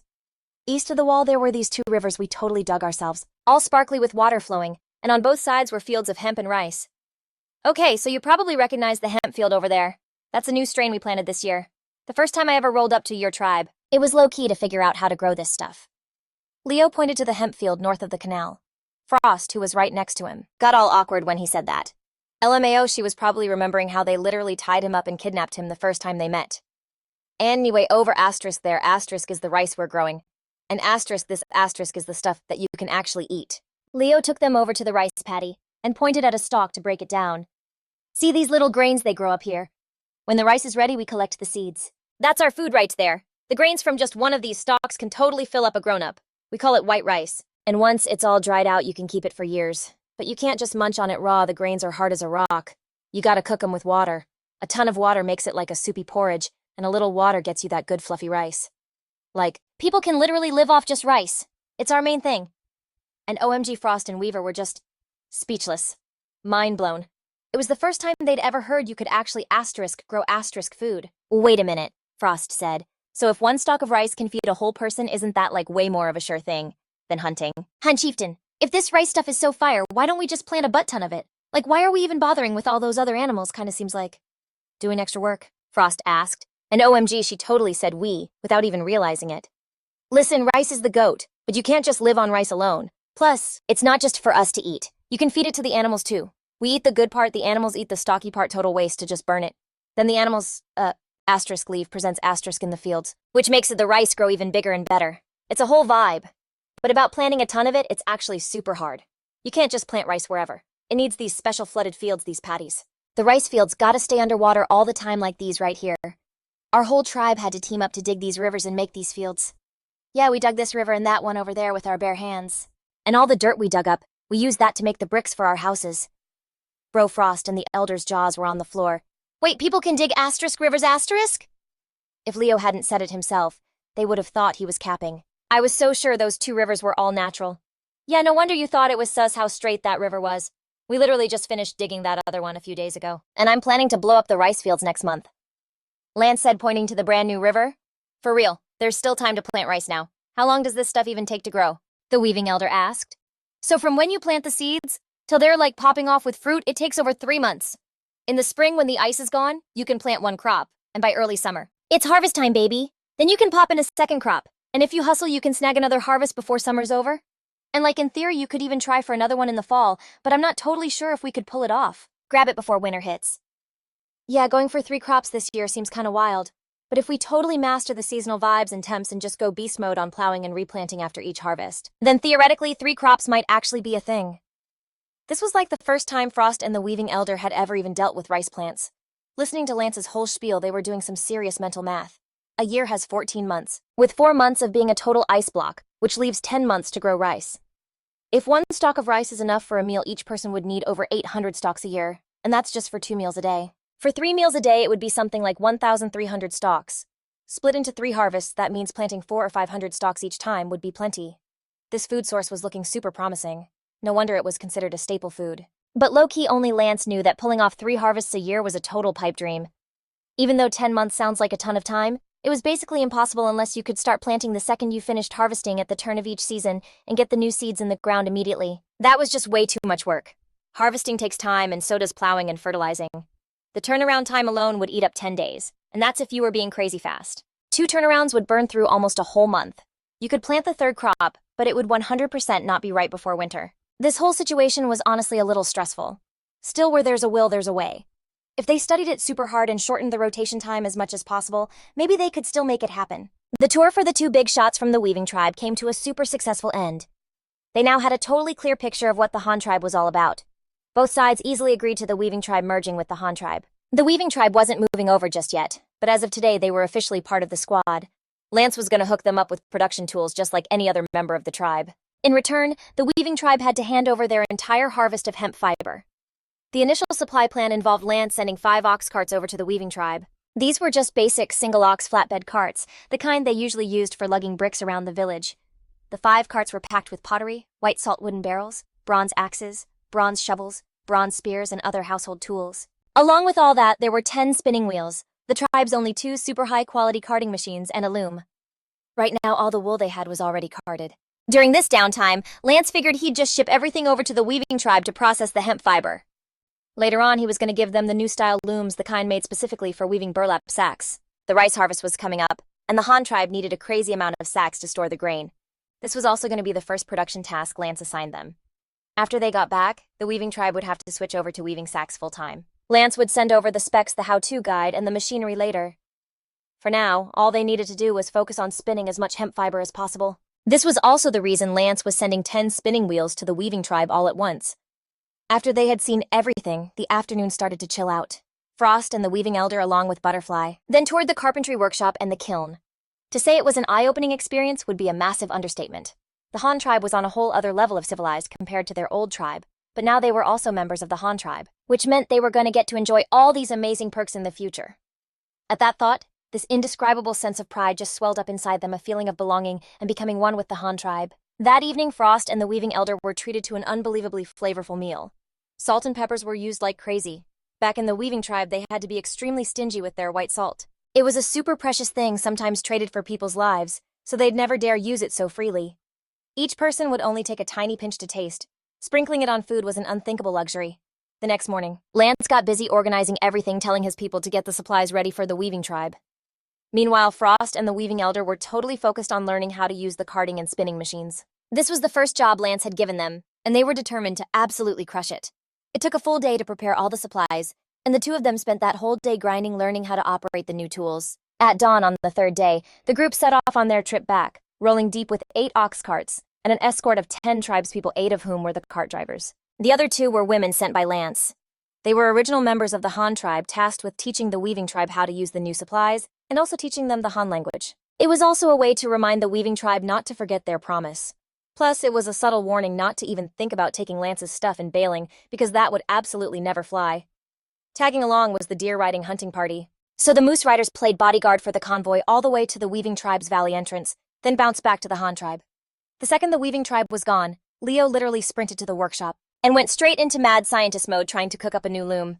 He was laser-focused on a simpler design, with a frame you could snap together and take apart super fast. I mean, duh, the tribe needed to make a gazillion burlap sacks, and a slicker loom would totally level up their efficiency game, helping them get ready for the upcoming harvest season. Okay, so switch scenes. Meanwhile, the U Tribe is cruising north on the east bank.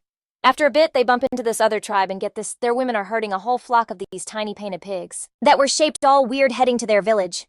The pig's fur was this wild mix of colors, all short and shiny like they'd used hair gel, with bellies like little round drums. They looked super chunky and healthy, and you could tell they were spoiled rotten.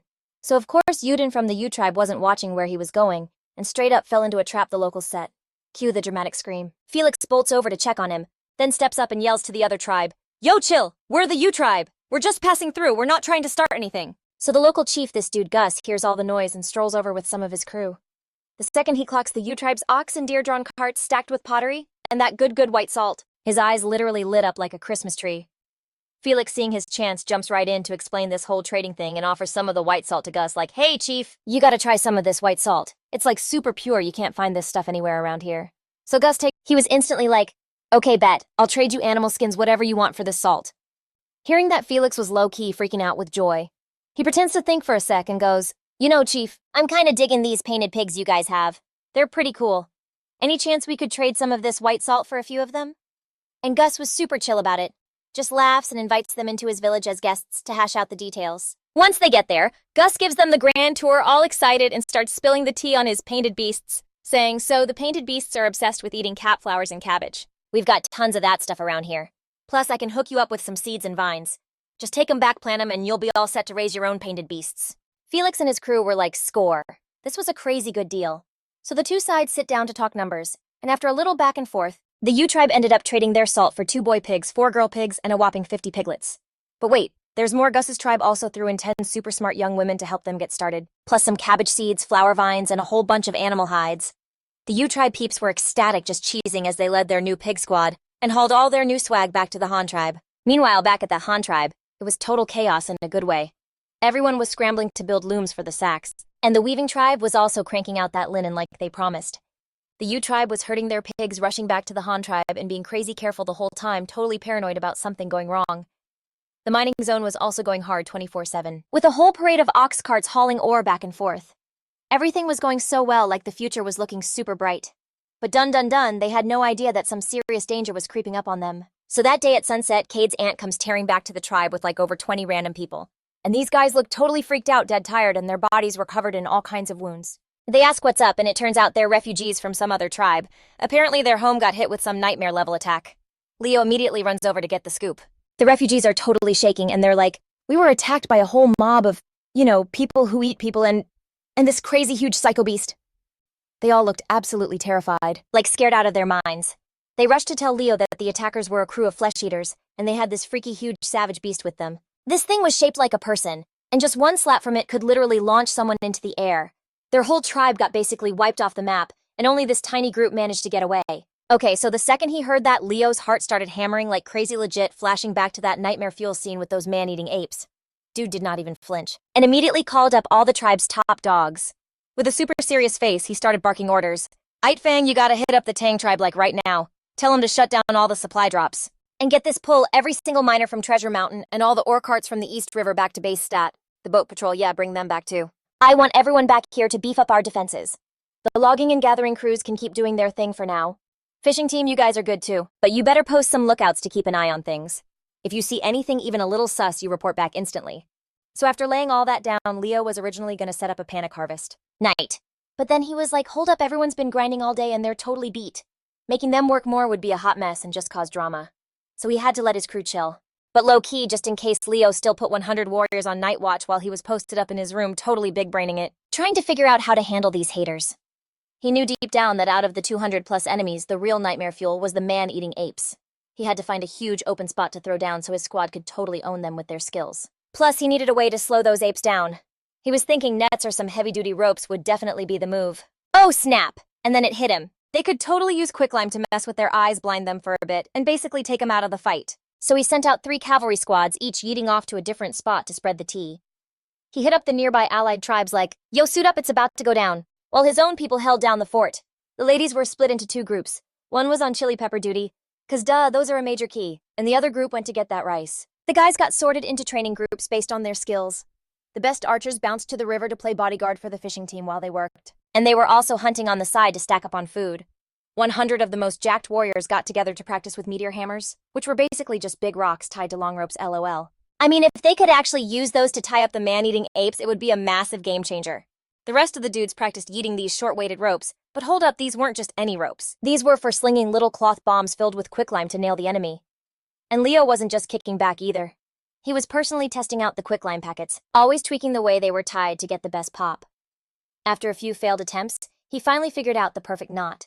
He had the women of the tribe use this secret technique to make 300 quicklime bombs, and they also whipped up some protective hoods and head wraps to keep their own people from getting a face full of it in the chaos. The messenger cavalry squad started rolling back in, one by one. The team from the spirit tribe came through with 30 huge nets, which was so clutch. The crew from the dark forest hauled back a ton of limestone and even caught a bunch of rabbits on the way. So that was a pretty sweet score. Only the team sent to 8 Treasures Mountain didn't make it back that day because it was super far. But looking at all the gear they'd stacked up, Leo felt his hype level go through the roof. He decided to hit him first, to shut down the threat before it even started. He absolutely could not let the enemy get to their village or the fallout would be catastrophic. So, bright and early on the 3rd day, an army of 411 warriors marched out looking absolutely fierce. The crew was stacked with pro archers, a meteor hammer squad ready to get tangled, a whole team just for captures, a long spear unit, and the super quick deer cavalry. Even the refugees jumped in, acting as guides and pulling the ox carts for the army. The whole posse marched north for a minute and randomly ran into a pack of wild wolves. But for real, what could they do against these elite warriors? Nothing. Everyone snapped into formation perfectly, and they surrounded the wolf pack in like 2 seconds. After a super short fight, they easily wiped the whole pack, scoring some sweet loot and boosting the entire army's vibe. Everyone was so pumped, feeling crazy confident about the big fight coming up. As the sun went down, the army rolled up to a valley. Fang took a few of his boys to scout ahead. And when he got back, get this, he brought some refugees from the mountain tribe. Turns out their tribe got wrecked by those people leader freaks too. Their whole community was scattered, and they were the only ones who got away. Hearing their story, Leo felt so bad for them. He had the mountain tribe's women and kids help cook and prep food for the soldiers. The guys got hooked up with weapons to join the fight. And check this out, among the mountain tribe refugees, one dude was wearing this sick lacquer leather armor.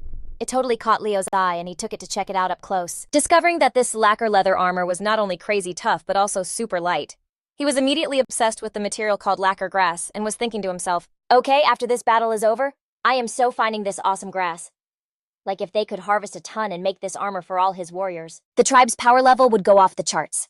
The next day, Leo set up his formation outside the valley super early, telling his warriors to get sneaky and hide behind these little hills of dirt. He passed out the quicklime packets to everybody.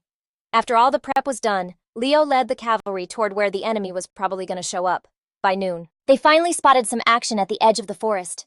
They saw a whole mob of cannibal warriors holding shiny weapons with these savage psycho eyes. And with them were over a dozen of those man-eating apes that were huge and looked absolutely terrifying, and they were holding a bunch of prisoners. Seeing this, Leo didn't even blink. He just pulled his bow and let it rip. Whoosh! The arrow flew straight and true like a laser beam. So boom, Ronan just yeets an arrow straight through this flesh-eater's chest. But wait, he immediately fires a second one at the apes, and let me tell you, they were not happy. They went totally berserk, roaring and charging right at him. The cannibal crew was right behind him, shields up swarming in like they wanted all the smoke. Ronan, seeing his epic plan was working, just led the cavalry on a mad dash for the valley, literally trolling the apes the whole time, keeping them super mad and right on their heels. This went on all afternoon, and they were finally getting close to the valley. He told the cavalry to get ready for a throwdown while he quickly geared up himself. And just as 17 of those gnarly cannibal apes caught up, Ronan screamed, "Now!" His warriors all at once just started chucking these little packets of lime powder at the apes. In a flash, this white powder went poof, making this thick blinding fog. The apes got it in their eyes and immediately started screaming like crazy, running around all chaotic and confused. And at that exact moment, the Meteor Hammer Squad slid in, using the long chains on their weapons to expertly mess up the apes' whole formation, picking them off one by one. The Capture Squad and the Long Spear crew jumped in right after, coordinating perfectly to corner the apes. They hit them with that pincer move and took them out one after another. The tribesmen watching this whole show just went wild, cheering, "Yes, payback is ours." But Ronan didn't let the W get to his head. He immediately shouted a reminder. "You don't get sloppy. We still got over 200 of these clowns waiting for us. We have to keep this energy up and wipe every last one of them out." Hearing that, everyone was like BET and started chanting together. They gripped their weapons tighter, totally hyped for the next round, feeling like they could stomp any enemy that came their way. But since it was already late, Ronan had no choice but to lead his troops back to camp in the valley. First things first, they hit up a clear stream, washing off all the battle grime, and then they started making dinner. The whole tribe was vibing around the fire, prepping food and gossiping excitedly about the insane fight. Everyone was totally in awe of their leader's big brain moves, especially that sneaky lime powder attack. They were just bummed they didn't bring more of it, lol. Just then, Kai, the guide from their allied tribe, rolls up to Ronan looking super stressed. He said, all worried, "Chief, my dude, we can't use that same trick on the rest of them. I just got a good look. For real, they have some of our captured people mixed in with them. If we keep fighting like this, I'm scared our own people ain't gonna make it out alive." Ronan just gave a little nod like he already knew. He replied, "Super chill. I'm already on it. Besides, we're fresh out of lime powder and low-key. I never planned on taking all of them out anyway." The guide was shook. Like, wait, what, not kill them? Ronan had to explain. "That's right. We're not. Our tribe has way too much work that needs to get done. Killing them would be a total waste. I'm planning to capture them alive and put them to work as, our new interns for the tribe." The guide was still so confused. "Why make them work? Can't our own people do it? Plus, we'd have to waste food on them." Ronan let out a little sigh and patiently explained, "Bruh, there's so much work. It doesn't matter how many people we have, it's never enough. Compared to all the work they can do, a little bit of food is nothing. And it's not like I'm gonna be feeding them 5-star meals every day, you feel me?" Listening to Ronan break it down, the guide nodded, even though he didn't totally get the picture. He knew Ronan's tribe was massive, but he was still skeptical. Like, besides hunting and gathering, what else was there to even do? So he couldn't help but ask, "Chief, for real, what kind of work does your tribe even do?" Ronan answered super casually, "Hunting, that barely needs any people. Right now, our main hustle is building solid houses for everyone. And these places need to do more than just block the summer sun. They gotta be tough enough for the freezing winter winds." On top of that, we gotta dig water canals, plant all kinds of crops, and send people to the mountains to chop wood and gather enough firewood and supplies. The to-do list is just endless. For real. The more the guide heard, the more confused he got, thinking he'd just have to see it to believe it when he got to Ronan's village. For now, he was just worried about his own crew. After dinner, Ronan called a quick meeting with Beast Fang Bloodblade and the other elders to spill the tea on his decision to capture the enemies for a new career in hard labor. Everyone was down with the plan, but the idea of capturing over 200 enemies made them all look super worried, like, how are we even gonna do that? Seeing their stressed out faces, Ronan said with total confidence, "You don't even worry, I've got a solid plan. Those cannibals are on foot, so they're slow, especially dragging along a bunch of prisoners. There is no way they'll make it to this valley tonight, so they'll have to camp out somewhere. We can crash their party with a surprise raid in the middle of the night. The battle plan is locked in." Okay, so boom, after that, the whole squad got into formation like super quick.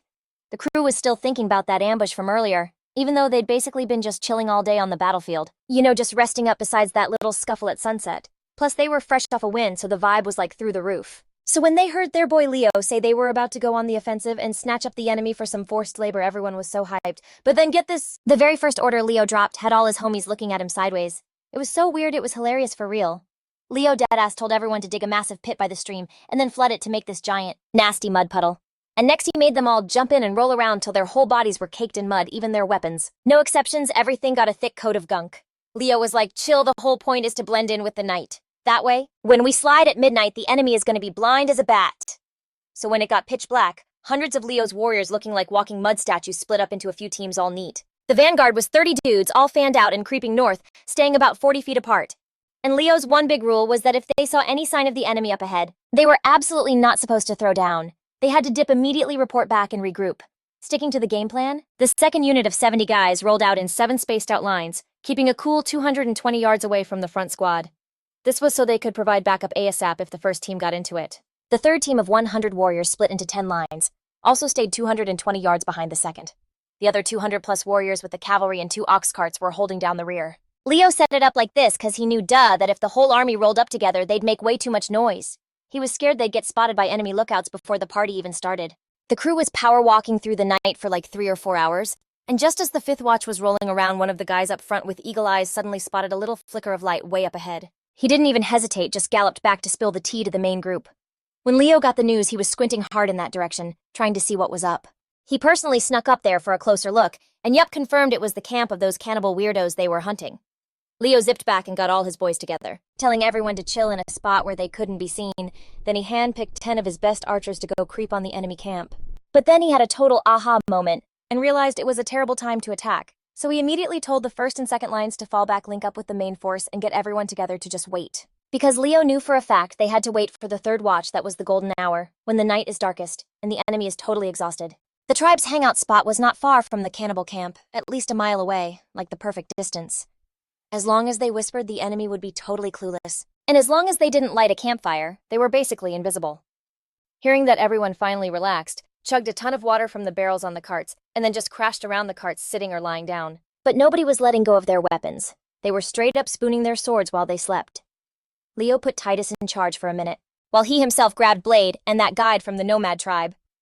The 3 of them went back toward the enemy camp for another peek. So these 3 dudes, totally covered in grime and mud, looked like actual ghosts in the dark, all hunched over and tiptoeing the whole time, sneaking super carefully to a spot about 200 yards from the enemy camp.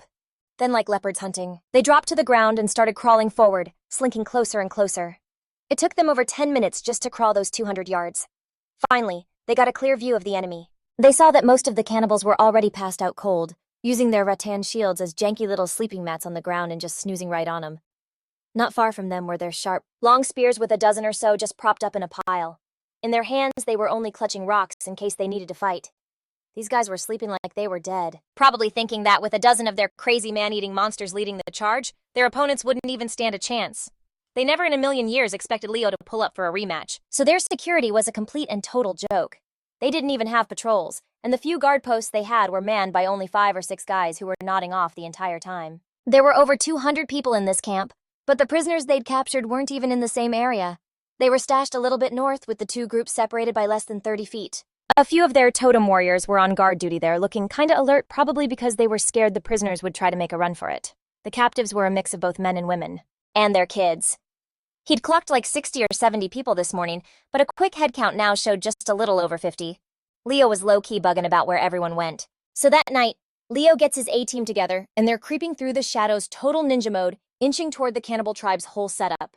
He was trying to get a solid count of the prisoners' campfires. He was dead sure he saw 60 people this morning, but now it was barely over 50. And right when Leo was getting super sus, this low growl just erupts next to him, followed by the sound of a serious throwdown. He whips his head around and yo, it's Blade, totally manhandling their guide. He's got his hand clamped over the dude's mouth, pinning him to the dirt, and the guide's eyes are wide as dinner plates with pure terror. Tears were just streaming down this guy's face, but his eyes were locked on this one totem warrior guard with so much hate. And get this, in the warrior's hands was this long roasted thing he was chowing down on. His mouth was making these loud, gross smacking noises. And when they got a closer look, OMG, it had 5 human fingers at the end. The dude was gnawing on a whole human arm. Leo had to choke back some serious bile and rage, and he shot the guide this ice-cold glare, basically saying, "Don't you dare do anything stupid," after carefully scoping out the enemy's defenses. The 3 of them dipped out silent as ghosts. The second they were in the clear, Leo rounded up his people and started dishing out the game plan. He handpicked 50 of his best archers and was like, "Y'all are on sniper duty. Focus all your fire on those dozen or so guard posts. You gotta take them all out instantly and keep it quiet. Can't be waking up the whole slumber party on the ground."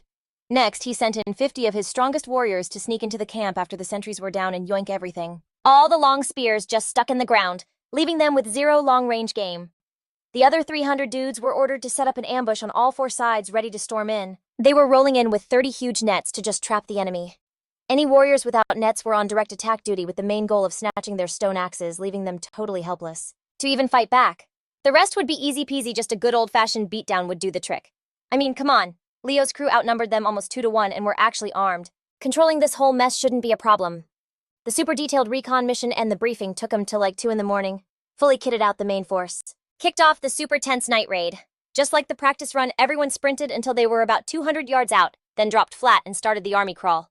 The archers led the charge. This time, though, everyone was moving way slower and way more carefully. Their numbers were a huge plus, but even the smallest sound from the group could blow their cover. After more than 20 minutes of crawling, the hundreds of warriors finally got close to the enemy, like 40 yards away. But they weren't about to risk getting any closer now, only the archers kept creeping forward. The distance was now a tight 20 yards. The archers had their longbows gripped tight, and after a few freaking minutes, and the enemy lookouts were still totally clueless, and those sleeping cannibals were dead to the world. Seeing his shot, Leo was like, "It's go time," and gave the signal. Leo did this cuckoo bird call, letting out 2 super clear tweets. The sentries heard the weird noise and flinched, their brains filled with pure confusion. Like, what kind of bird was that? Why had they never heard a call like that before? But LOL, they weren't going to get the chance to figure it out. The second that signal dropped, 50 of Leo's warriors materialized out of the tall grass around the dozen enemy guard posts, like actual ghosts. They were gripping these mud-caked longbows, arrows already locked and loaded. A second later, a whole flurry of asterisk whooshes asterisk just ripped through the night, followed by a series of sickening asterisk thuds asterisk. That was the sound of arrows finding their new homes. Over a dozen enemies dropped in an instant, each one looking like a pincushion with 3 or 4 arrows sticking out of them, all in vital spots. Seeing the guards were totally wiped, Leo immediately shot to his feet and waved his arm, signaling toward the enemy camp. 50 warriors charged forward like lightning, running low into the camp and snatching up all the spears that were just stuck in the ground. They grabbed whole armfuls, tossed them over their shoulders, and bounced. The rest of the warriors surged forward like a silent tide without a single war cry. They rushed in, throwing these massive nets over the enemy's heads, aiming for the biggest clumps of 5 or 6 dudes. Any smaller groups of 3 or 4 were left for the warriors who didn't have nets to deal with. As the first net came down, the enemies jolted awake, but they'd barely even opened their eyes before they were all tangled up. Instantly, a squad of elite warriors just swarmed them, kicking and punching the absolute daylights out of them, making them cry out like crazy. Trapped in the nets, they couldn't break free or even swing their little stone axes. And the 60 or 70 cannibals who weren't caught in the nets, they scrambled to their feet to fight back. They reached for their spears, only to find they had completely vanished into thin air. Left with no choice, they had to fight with their stone axes, but Leo's warriors, who had them surrounded, were all packing long-range weapons. For real, how were the totem warriors supposed to hit them with their shorty stone axes? They didn't dare throw them either, because losing your only weapon was a straight-up death sentence the moment you threw it. They were totally caught with their pants down, with no way out but to get clapped. So you had these little pockets of the camp in a total standoff. One dude heard the noise and jumped up, saw a whole squad of strangers, and immediately was like, "Aight, I'm out!" They didn't even try to fight, just turned and booked it. But they didn't get far before a warrior snatched them back with a freaking meteor hammer. Yep, and then you had the real tryhards, about 5 or 6 guys, who ganged up, grabbing their janky stone axes to throw down with the Sky Clan to the bitter end. But like pretty quick, they were completely boxed in by bronze spears and basically turned into human shish kebabs right where they stood. Some of them immediately yeeted their stone axes, and while they managed to ding up a few of the Sky Clan warriors, they were now fresh out of weapons. Outnumbered like crazy, they got swarmed and just absolutely pummeled. But the real MVP of this whole brawl was the assassin Bloodshed. He didn't even mess with the Sky Clan's bronze spears. Nah, he stuck with his trusty longstaff, swinging that thing like it was part of his own arm as he charged straight into the enemy mob. Dude was like a fish in water, and that staff in his hands was a literal hurricane of pain, whipping and cracking with some serious power. Every single time he connected, an enemy went down, but get this, he was holding back, just knocking them out instead of sending them to the forever box. The whole chaotic throwdown was over in a flash. The enemy was totally shut down, slammed to the ground, and got the beatdown of a lifetime. Once they had everyone under control, the clansmen brought out ropes to tie up their new guests of war. So Leo laid down the law, collect all the captured spears, chop the pointy tips off with an axe, leaving just the smooth wooden poles. Then they laid the poles across the prisoners' backs and strapped their hands down super tight to the wood. They looped another rope around their necks, tying them up in this messed up cross position. This made it like impossible for them to escape, since even the slightest twitch would just choke them out. About 20 minutes later, all the prisoners were tied up good and proper and forced to eat dirt. They couldn't get up on their own and could only lie there screaming, but any attempt to make a scene earned them a beatdown that left them seeing stars. After a while, none of the prisoners dared to even breathe too loud. So the final score was a grand total of 237 enemies. 29 of them got permanently deleted by arrows or spears, and 208 were captured alive. This was going to be the first batch of lifetime interns for the Sky Clan under a system of forever slavery. Yeah, they were never ever getting a membership card to the Sky Clan. As for the Sky Clan warriors, not a single one bit the dust, with only like 5 or 6 dudes getting a few minor scratches. The 57 people they rescued were from the 2 tribes that got wrecked before. After hearing the whole crazy story from their own people, they were totally down to join the Sky Clan. I mean, on their own. They knew they couldn't hang and protect themselves. After this battle, the Sky Clan got even more stacked. But Leo thought the biggest W from this whole northern trip wasn't just the new squad members and more land. It was that the Sky Clan got its first real taste of action, smoking more than a dozen of those flesh-eating weirdos and cooking up a 6th strategy for any big brawls in the future. This was a total game changer for the tribe's long-term glow-up. On top of that, snagging 2 back-to-back wins in one day. That was like a massive hype boost for the entire crew. Thanks to Leo's genius plan, the clansman had basically 0 serious injuries. In the eyes of his warriors, his rep was shining brighter than a supernova. But hold up, there was one other major prize. He was eyeing the Bai tribe's Bai grass, some miracle plant that produced a natural lacquer. The potential for that stuff was insane, like totally immeasurable for building up the Sky Clan, and he absolutely had to get his hands on it. The warriors just crashed right there for most of the night. At the crack of dawn, Leo called Sid over. He told him to lead the main squad back to the tribe and to keep a super tight leash on the prisoners on the way. For now, they were getting 0 food, just salt water. Yuck. The idea was to starve them for a few days until they were too weak to even think about fighting back. Once they got back to the tribe, the prisoners would only get 1 meal a day, just enough to keep them breathing. For now, they couldn't let their guard down for a second. He said he'd sort out the rest when he got back. Wait, Chief, you're not rolling back with us, Sid asked, totally confused. I gotta take a small crew to the Bai tribe's old turf. There's this special plant there that's super clutch for us, and I gotta bring some back no matter what. I want to see if we can get it to grow at our own spot. You take everyone else and head back first. All I need are 5 riders and a guide. We won't be long, we'll probably even catch up to you before you get back to the village. I'll be right on your tail. Bet, Chief. Be safe out there, Sid said, giving him a serious farewell nod. I'll keep a close watch on the new guys. Leo just gave a little nod. He then picked out 5 riders and hopped on his own prized horse, Grey Mountain. The guide was riding a horse named Meatbun Lull Meatbun, and the 7 of them just galloped north. Before long, Leo and his crew rolled up to the old Bai tribe territory. It was this crazy huge flat stretch of land with only a few random clumps of trees and bushes scattered around. The ground was covered in tons of different animal tracks. Anyone could tell at a glance that this place was absolutely loaded with resources. There was tons of dry wood for fires and so much game for hunting. And the land was super wide and open, though the downside was it was kinda weak on defense. If you could build a fortress here, though, it would be a primo spot. The homes of the Bai tribe were these insane, dome-shaped huts that were like semi-underground. If you weren't right up on them, you could barely even spot them. The big grass the guide was talking about was growing right in between in the bushes. And bam, there was this wild sunflower-looking plant, all vibrant green and about 1.5 meters tall. On top it had this flower like the size of your hand. But hold up, this was not your average sunflower. The middle was packed with like 200 tiny sealed-up holes full of seeds, each one the size of a soybean. On the outside, it was totally giving lotus seed pod vibes. This tat grass had a super straight stem, about 2 centimeters thick, a little fatter than your finger, and was covered in this fine velvety fuzz. JK, that fuzz was actually a bunch of tiny short thorns that were hella prickly. So of course, the first time Leo touched it, he got poked. And not only that, his finger immediately swelled up, but plot twist, it wasn't poison. It was an allergic reaction to the plant's sap. The Tat tribe guide was all chill, like, Oh yeah, our people get used to it, so it's whatever. Leo just sighed, totally defeated. Damn, sounds like your people gotta go through it just to get this stuff. Anyway, these huge oval leaves were growing on the stem a sick, deep jade green, and each leaf was over a meter long. The back was all bumpy like a toad's skin, kinda gross, but that's where the good stuff was. So Leo, being nosy, whips out a knife, makes a little cut, and right away this thick, white sap starts oozing out. It was super slow, but it added up. Each plant coughed up about 300 grams of sap, which is a pretty solid haul. But the tea got even hotter when the guide got all excited, like, after you drain it, the plant is fully reloaded in just 7 days. So when do you guys start harvesting every year? And how many times can you hit it up? Leo was practically bouncing, his eyes sparkling. He was just firing off questions. You can start as soon as it blooms. When the bumps on the back of the leaves get all puffy, that's the signal. Tat grass blooms for 2 whole months at the start of summer, and the whole time it's just pumping out that liquid gold. The flowers peace out midsummer in about a month. Later, the seeds are ripe. The little holes on the flower just pop open and shoot the seeds out, and boom, new plants. Then you can harvest it again in the fall. The seeds are edible, but they taste kind of funky, not gonna lie. Most of our people don't mess with them, but big birds and mice, they go absolutely feral for them. In the winter, we use these seeds as bait in our traps. And catch a ton of game.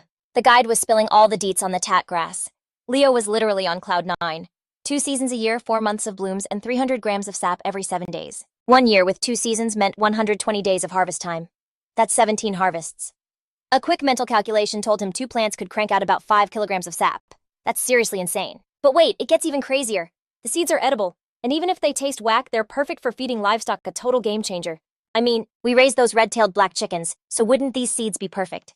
Let the seeds become chicken, then the chicken ends up in our bellies. It's the circle of life, baby. Yo, you guys got any tat grass seeds on you right now? Leo asked, full of hope. We do, but not a lot. They're in those dirt huts over there. No idea if they're still good, but I'll go check.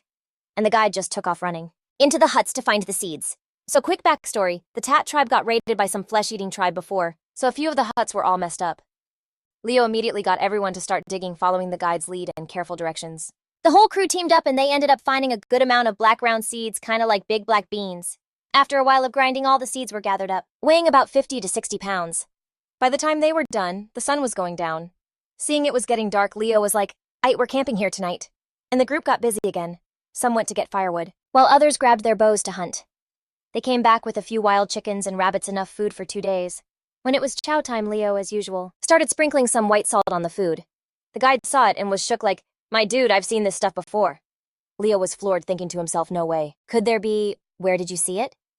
It's like a 5-day journey east of here. You gotta swim across a river, and on the other side there's this magical lake. You can find it on the rocks by the shore. But the white salt over there isn't as bougie as yours. The lake water is also crazy salty. The guide laid it all out. A salt lake for real. There's one of those nearby. What? Is it just the salt that's the big deal? Leo pressed. His curiosity about this new mystery spot was cranked up to 100. Not only that, but around... There are a ton of gnarly beasts guarding it, even some vegetarian spirit beasts. Oh, and there's a small mountain just floating above the lake. Leo was processing it all like, fierce beasts on guard. Okay, that makes sense. Tons of animals would go there for salt, gotta get those minerals. As for the floating islands, salt water is super dense, so a light bowl-shaped rock could totally float on it. That's a solid theory, but spill the tea on that floating island. Leo then asked for more deets about the island, and what the guide said next absolutely blew his mind. That little island wasn't just floating asterisk on asterisk the water, it was straight up levitating in midair, just chilling above the lake, and all around the lake grew countless... Get this right. A bunch of crazy strong vines were just shooting straight up to this floating island, holding it down so it couldn't just peace out. The old heads of the tribe were saying that if those vines weren't clinging on for dear life, the fairy island would have just yeeted into space forever. Lasung's brain was just like, are you for real right now? Trying to process all the physics he ever learned. He figured there had to be some insane magnetic vein down there strong enough to literally lift a giant hunk of iron ore off the ground from all the geological drama. The ore deposit below was just shoving it up. You know, like when you try to push 2 of the same magnet ends together, making it float. Good thing those vines were there to hold it back, so it just hovered there. And if his theory was on point, then this wasn't just a mine. It was a freaking super-grade magnetic jackpot beyond anyone's wildest dreams. The iron in that ore could be like 72%, which is nuts. You could make steel directly from it. It could probably lift a whole small city. So like, how massive does that ore vein have to be? Thinking about it got Lasung so hyped he just froze on the spot, totally lost in a beautiful daydream. Jack, seeing him completely zoned out, was like, Chief, you good, bro? Oh, I want to go check out that fairy lake. I bet that place has what we need. Like, a stupid amount of it, for real. Lasung snapped back to reality, wiping some drool from his mouth real quick, and said, We need that pure white salt, but hold up, doesn't our tribe already have some? So why do we gotta go all the way to the far sands for white salt? Jax asked, totally confused. Lasung just smirked, a massive grin spreading on his face. Isn't the white salt the stuff that can make a whole island fly? He looked as smug as someone who just hit the jackpot. Make an island fly. The cavalry guy's jaws literally hit the floor. The guide next to them didn't really catch that, so he was waiting for Jax to spill the tea. And when he got the lowdown, he was also just staring at Lasung with these huge, skeptical eyes. I mean, this guide had only been with the Han tribe for like 2 days, so he had no clue about the miracles Lasung was known for. But now hearing him explain the whole floating island thing, he was starting to think this dude was a legit god walking on Earth. Chief, are you talking about the vines under the fairy island? Or are those vines like pushing the island up instead of holding it down? But what are we gonna do with vines? It's not the vines, it's the little island itself that's floating, duh. That island is probably one massive chunk of rock, and I bet it's the exact type of ore we're desperate for. If that's the case, we are 100% grabbing it. Lasung said, no hesitation. The crew around him got a little nervous seeing how intense he was. Like, was it really that deep? He looked like he was about to risk it all. Chief, what kind of ore is this? Is it even more important than our whole copper mine? It's way out in the far sands, and we're still going for it no matter what. Jax looked like he was not catching the vibe at all. Yep, if it's what I think it is, we get it. At all costs. That ore is called iron ore. It's another metal. It's way harder to work with than copper, but it's lighter and like a bajillion times stronger. If you used an iron weapon to smack a bronze one, the bronze weapon would just shatter into a million pieces, Lasung said, dropping a quick science lesson. Wait, something that OP exists. I always thought bronze was the best of the best. You can make some crazy sharp spears with it, but this iron stuff is even more powerful than bronze. Jax's eyes were bugging out of his head. For sure, iron's not just tougher, you can make tons of stuff with it. The only catch is making it is a total pain, not like bronze where you just melt it down and pour it in a mold. And you're good to go. Getting iron to a liquid state is basically impossible. You just have to hammer it again and again. But we have to master it. It's the only way. Our tribe is gonna level up. That night, after a quick brainstorm session, Lasung decided to send one rider back to the tribe with over 50 pounds of vitality grass seeds. He was supposed to plant all of them the second he got back. It was only early summer, so if they got on it fast, they could still get a harvest this year. They picked a spot just to the west of New City. It wasn't a crazy amount of seeds, so planting should be a breeze. The next morning, Lasung led his remaining 5 dudes straight for Fairy Lake. This time, they had a tiny crew, so they couldn't really do much. This was just a scouting mission to check out the area and prep for the main event later. Heading east from the Shin tribe's territory, the land was still super flat, but the dinky forest got even thinner. You could go for a whole mile and only spot a few big trees here and there. Instead, it was just massive grasslands with some bushes. The whole local ecosystem was totally different. Too, with all the most common critters showing up. Little golden-furred prairie dogs were posted up in groups guarding the grasslands with their twitchy, watchful eyes. The second a blade of grass moved, they'd instantly dive into their holes. There were also these gray-furred jackrabbits that were fast as heck. They were just nibbling on grass, always on the lookout for predators like the old hawks up in the sky. Weirdly enough, even though the sky was packed with hawks, they didn't seem to care about the snacks below. Just as Lasung was thinking about it, a giant eagle suddenly swooped down. The prey it was after wasn't some rabbit or a prairie dog, but a whole-ass full-grown antelope. After it dove, it used a single claw to snatch its meal clean and just soared back up. So savage, along with the blood-curdling shriek of some poor antelope. Then the thing just turned and flew east, poof, gone. Holy crap, that was absolutely not a normal eagle, like not even in the same league. It was a freaking giant condor. With that insane strength, it just yoinked a whole antelope like it was a snack. Totally OP, but Logan had to chill for a sec, because after all, this was a straight-up primitive world, so seeing wild stuff like that was just another Tuesday. The crew kept pushing on till dusk, finding a little stream to crash at for the night. All around them was still just a massive empty plain, with just a couple of faint hills way out on the horizon where they were headed. Then, as the moon started to rise, Logan suddenly spotted a little black dot against it, and he was like, yo, that's gotta be the floating island. On the lake, he could already make out its silhouette. So next morning, the squad of 6 keeps heading toward the sun. Around noon, they stumble on something that totally gets Logan's attention. A massive, dried-up pile of poop mixed with grass. No joke, he stops the whole group and uses a little branch to poke it apart for a closer look. He saw some undigested grass fibers, and the whole thing had to weigh nearly a pound. This was definitely from some huge plant eater. A minute later, checking out the tracks nearby, Logan figured that if it wasn't a horse, it was 100% some kind of medium-sized cow thing. But honestly, who cares? Cattle or horses, he wanted to wrangle up a whole herd. The Han tribe was seriously hurting for livestock, and the plains around them only had lame stuff like rabbits, moles, and a few tiny antelopes with zero signs of any cows or horses. But Logan wasn't even tripping, because these animals for sure need their salt fix too, so they would most likely be hanging out near the salt lake. This lined up perfectly with where he was going, so all they had to do was keep it moving. Around 4 in the afternoon, the group gets stopped dead in their tracks by a river. Yep, this was the river the guide had been talking about. If they had walked from the Bai tribe, it would have taken about 3 whole days. This time with their rides, it only took a little over a day. The river was about 55 to 60 feet wide. Logan was trying to figure out if this was a branch of the river back by the Han tribe. If it was, that would be so clutch, because if there was iron ore here, they could just float it back to the Han tribe super fast. Looks like on the way back, they should totally follow the riverbank and scout it out. Atlas, looking at the churning water, asks Logan, Chief, this river's hella wide. How are we supposed to cross? And Logan's just like, shouldn't you be asking our guide that question? Like, duh. The Bai tribe has been to the Salt Lake to get salt, so they must have crossed this river before, right? Logan says, nudging Atlas before turning to ask the guide. Oh yeah, we used to just swim across this thing, he says. It's not too deep, you can swim it. I just don't know if these big old mounts of yours can swim. Oh, right, Chief, you guys all know how to swim, right? The guide asks Logan. And Logan's like, of course, man. Our tribe has a river too, we practically live in it. Don't even worry about these stags and giant beasts, they can all swim and get across just fine. But hold up, you said you guys used asterisk to swim across here. Does your tribe hit up the Salt Lake often? Logan asked. Not really, the guide says, just once every summer, and we only dare to go again when autumn shows up. Each time we have to get more than 10 of our strongest warriors together before we even try to get salt, and one trip has to last us for half a year because the journey is so crazy long. Besides, there are these gnarly, long-fanged beasts all around the sacred lake. It's super dangerous to go with just a few people. Even with 10 of us, sometimes people still get got out there, the guide answered. And Atlas hears this and looks at the 4 or 5 people around him looking totally shook. Chief, are we still crossing, or maybe we should wait and bring more warriors next time? And Logan's like, what's wrong, you scared? Next time we'll definitely roll deeper, but this time we're still crossing. And as soon as he said that, Logan just leads Ash straight into the water. He pushed hard, swimming for the other side. I mean, it was early summer and the weather was getting all hot and humid, so jumping in the water felt incredible. Logan felt totally refreshed and so comfortable. The river water was crystal clear, and Logan immediately dove to the bottom. He used his hands to feel out the depth at about 16 to 20 feet, basically like the deep end of a swimming pool. Meanwhile, Bao and Ash, who always loved playing in the water, were having the time of their lives in the river. They didn't even want to get out, just sticking their snouts underwater to blow bubbles and spraying water everywhere like a fire hose. Atlas just gritted his teeth, led his stag into the water, and held onto its neck for dear life. He looked a little freaked out by the water as they crossed. The others all swam to the other side, just chilling for a bit while they waited for Bao and Ash to finish their little pool party. Then they got back on their journey east. The terrain on the eastern bank had a totally different vibe with way more trees popping up.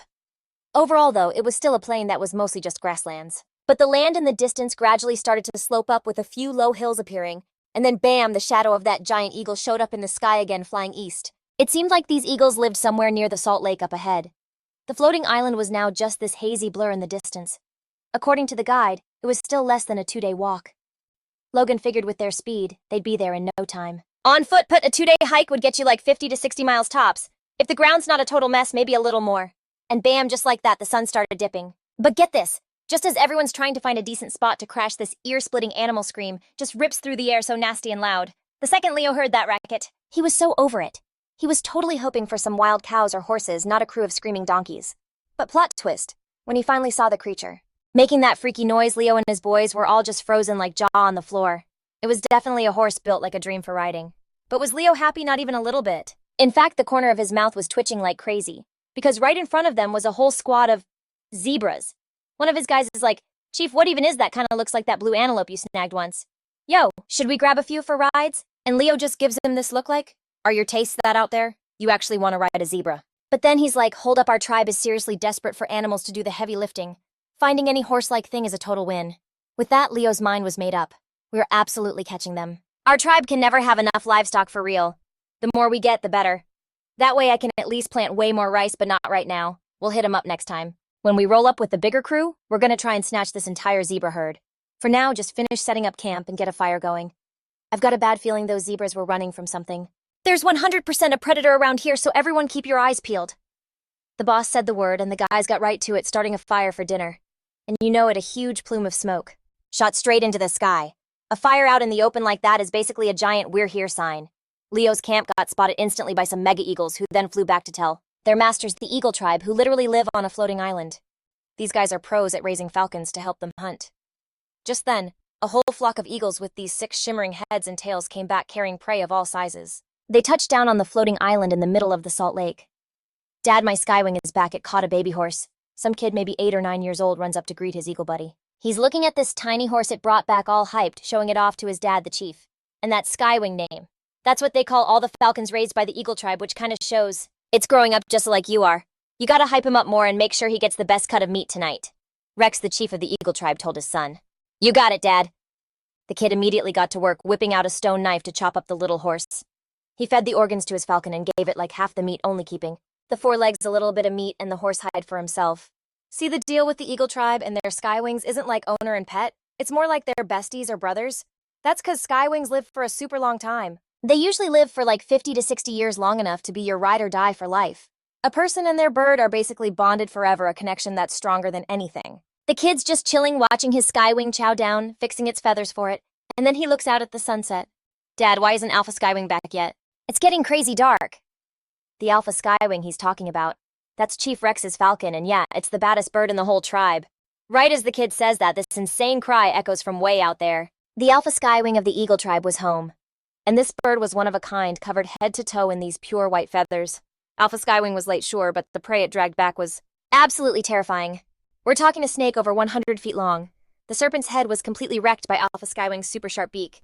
It didn't even land right away, it just did a low flyby to drop the snake right on the ground before shooting back up into the sky. It did a few laps faced west and screamed twice, and then finally landed on the floating island, waiting for Rex to serve up dinner. Dad, what was that all about? What did Alpha Skywing say? Alpha Skywing circled 6 times and screamed twice to the west, which means 6 people are coming from that way. They're probably just trying to get some salt from the lake. It's nothing crazy, Rex explained to his son while he's expertly dicing up the prey. Dad, are there any girls with them this time? Oh my god, this little rascal isn't even old enough to grow a mustache and he's already thinking about girls. The chief just playfully bopped his son on the head and laughed. The kid grabbed his head and giggled, not even trying to deny it. Tomorrow I'm gonna have Alpha Skywing check if he can give those people a hand with their salt run. If not, the long-fanged monsters by the lake will totally turn them into a snack. That's a rough trip to make just for some salt. Okay, I'll have my Skywing go with him. The kid nodded, totally pumped. So the next day, you guessed it, the massive Alpha Skywing flew out to help Leo's crew, circling way up high above the group. Chief, if we just follow that white falcon, we'll get to the salt lake in no time, the guide told Leo. Follow a falcon. What is up with this bird? Did it really fly all this way just to be our personal GPS? Leo was getting majorly suspicious. It must be helping out the peeps who swing by for salt. They prob saw our campfire, knew we were cruising to Mystic Lake, and sent an eagle Uber to show us the way. Hearing this, Leo was still giving it the side eye, but whatever. He decided to just roll with it for now. And with the eagle as their GPS, the squad started moving way faster. By noon, they spotted that same zebra herd again. They looked totally freaked, like something from the sky was spooking them. Leo barely glanced their way. Dude was laser focused on the goal. And get this, the floating island was finally coming into view. Right in front of them, looking like a trippy upside-down mountain just hovering over the salt lake. Even from way out, it was giving off this crazy, mysterious, and magnetic vibe. Like it was holding all the universe's secrets. Leo's heart started thumping like a drum track. This whole trip was about to hit its climax. Was that massive iron score he was dreaming about actually on that island? As Leo stared at the floating island, he was totally buzzing with excitement. And right then, of course, this whole pack of striped hyenas was creeping in dead silent. Then out of nowhere, Bazooka lets out this insane eagle scream from the sky. Everybody snapped to attention and Leo was like, "Move!" telling everyone to get ready to throw down, leading the crew in a big circle around the lake. On his signal, everyone whipped out their weapons ready for a scrap. More than 20 of them. These striped hyenas were just trailing them, keeping the same pace. And their eyes, straight up chilling like they were about to pounce at any second. But they were kinda holding back. Word on the street is whenever they tried to mess with humans before, the eagles from the Sky Island would swoop in and shut it down. Leo, while keeping an eye on the hyena mob, turned to the guide and was like, "Yo, are these the only baddies around here? 'Cause I'm not seeing any other monsters?" The guide was like, "Nah, besides these hunchbacked weirdos, there's a crew of huge, long-fanged beasts, like 4 or 5 of them, but they're MIA today." Max, who was standing nearby, piped up, asking if the long-fanged beasts were those yellow, short-tailed tigers with the crazy long teeth. The guide's face got all serious as he nodded. "Yeah, that's them. They can literally one-shot a dude with a single swipe. And even the eagles up there ain't a sure thing against them." Hearing that, Leo was like, "I'd bet. We'll take out these hyenas first and then..." He'd do a full sweep of the area. He didn't waste a second, just pulled back his bow and let an arrow fly at a hyena about 60 meters out. The arrow from Leo tagged a big one right in the dome. But get this, either that thing's skull was made of rock, or the angle was whack because the arrowhead just skipped off and got stuck in its scalp. Ouch! The hyena, totally not feeling the new piercing, went absolutely ballistic. It was all fangs and claws charging straight at Leo and his elephant. Thank goodness Bazooka was fast as heck, diving from the sky and body slamming the hyena, leaving some gnarly claw marks on its neck. Seeing his chance, Leo quickly knocked another arrow and fired a second shot, this time aiming right for the hyena's chest. Bullseye. He hit it right in the vitals, with just a little asterisk swoosh asterisk. The arrow zipped through the air and buried itself deep in the hyena's chest. The thing just dropped lights out. Leo told Titan to keep it moving, steering the elephant in a big circle, always keeping a solid 100-meter distance from the hyena pack, so they were still in range. Then asterisk, thwip, thwip, thwip, asterisk, 4 more arrows went sailing right into the middles of the hyena mosh pit. 2 of them got hit and went down instantly. Then plot twist, the pack literally started a civil war, fighting like maniacs over the 3 bodies of their fallen homies. Seeing this, Leo was like, OMG, light 'em up. This was the perfect opening. 5 more arrows shot from like 80 to 90 meters out just rained down on the pack. 2 more dropped, and the other animals went even crazier, fighting over the bodies. That's when Akka decided to join the fun from up top. It swooped down, snatched a whole hyena, flew it back to the floating island, and dropped it right in front of the eagle boss, Kale. Kale looked at the hyena, which looked like a pincushion, and was like, huh, interesting. All the other visitors were always under Bazooka's protection, and they'd just grab their salt and dip. It was super rare for anyone to actually fight the wildlife, but this time it was a whole different vibe. Not only were they not getting salt, they were just chilling by the lake. Plus their weapons were something Kale had never seen before. With that thought, Kale looked up at Bazooka, circling around, and yelled, Bazooka, my guy, take me down there, I gotta check this out. Bazooka let out a huge cry, and Kale just leapt into the air, grabbing onto Bazooka's feet like a pro. And just like that, the dude and the bird started descending from the sky island. Down by the lake, Leo was still leading his crew, circling the hyenas and popping off an arrow every so often. Then all of a sudden, a massive eagle shadow just washed over the ground. Leo looked up and was completely shook. He could see a person being carried in the claws of that giant eagle. Kale. No way, yo. Eagle dude was totally bugging out. At first he was like, oh, they're just here for some salt. But seeing them in action, nah, he was dead wrong. These guys were straight up riding on the backs of wild beasts, rocking these crazy-looking weapons and hunting down a whole pack of striped hyenas. The hyena squad was getting totally wrecked, not even fighting over scraps anymore, just dipping in every direction. Seeing this, Lance got his crew to chase him down, but like trying to be Legolas while riding a deer is way harder than it looks. Their aim was straight up trash, with only like 1 out of 5 arrows actually hitting anything. That was a total waste of good gear. Seeing the hyenas bounce, Lance was immediately like, I'd scrap the chase, let's head back to the Salt Lake. Along the way, he didn't forget to scoop up the arrows they'd dropped. Before long, Lance bumps right into Ray by the lake. And what do you know, he's picking up arrows too. Lance gives Ray a look and gestures, asking, Yo, that your eagle? Ray, all curious, holds up an arrow and shoots back. Are these little spears yours then? Lance just nods and is like, Yeah, fam, can I have them back? Ray's holding this super well-made bronze arrowhead, and you can tell he's not trying to let it go. Bro, this weapon is fire. I've never seen anything like it. Any chance you could, like, gift me one? Lance looks at Ray, then kind of scans the whole area, thinking to himself, okay, nobody else is around. This dude has got to be from that floating island up there. After thinking for like a hot second, Lance is like, I bet you can have one. So Ray takes the arrow totally hyped and happily gives all the other fletched arrows back to Lance. Then he asks, all curious, Yo, how do your weapons fly so fast and far? Is it 'cause of these feathers you got tied on them?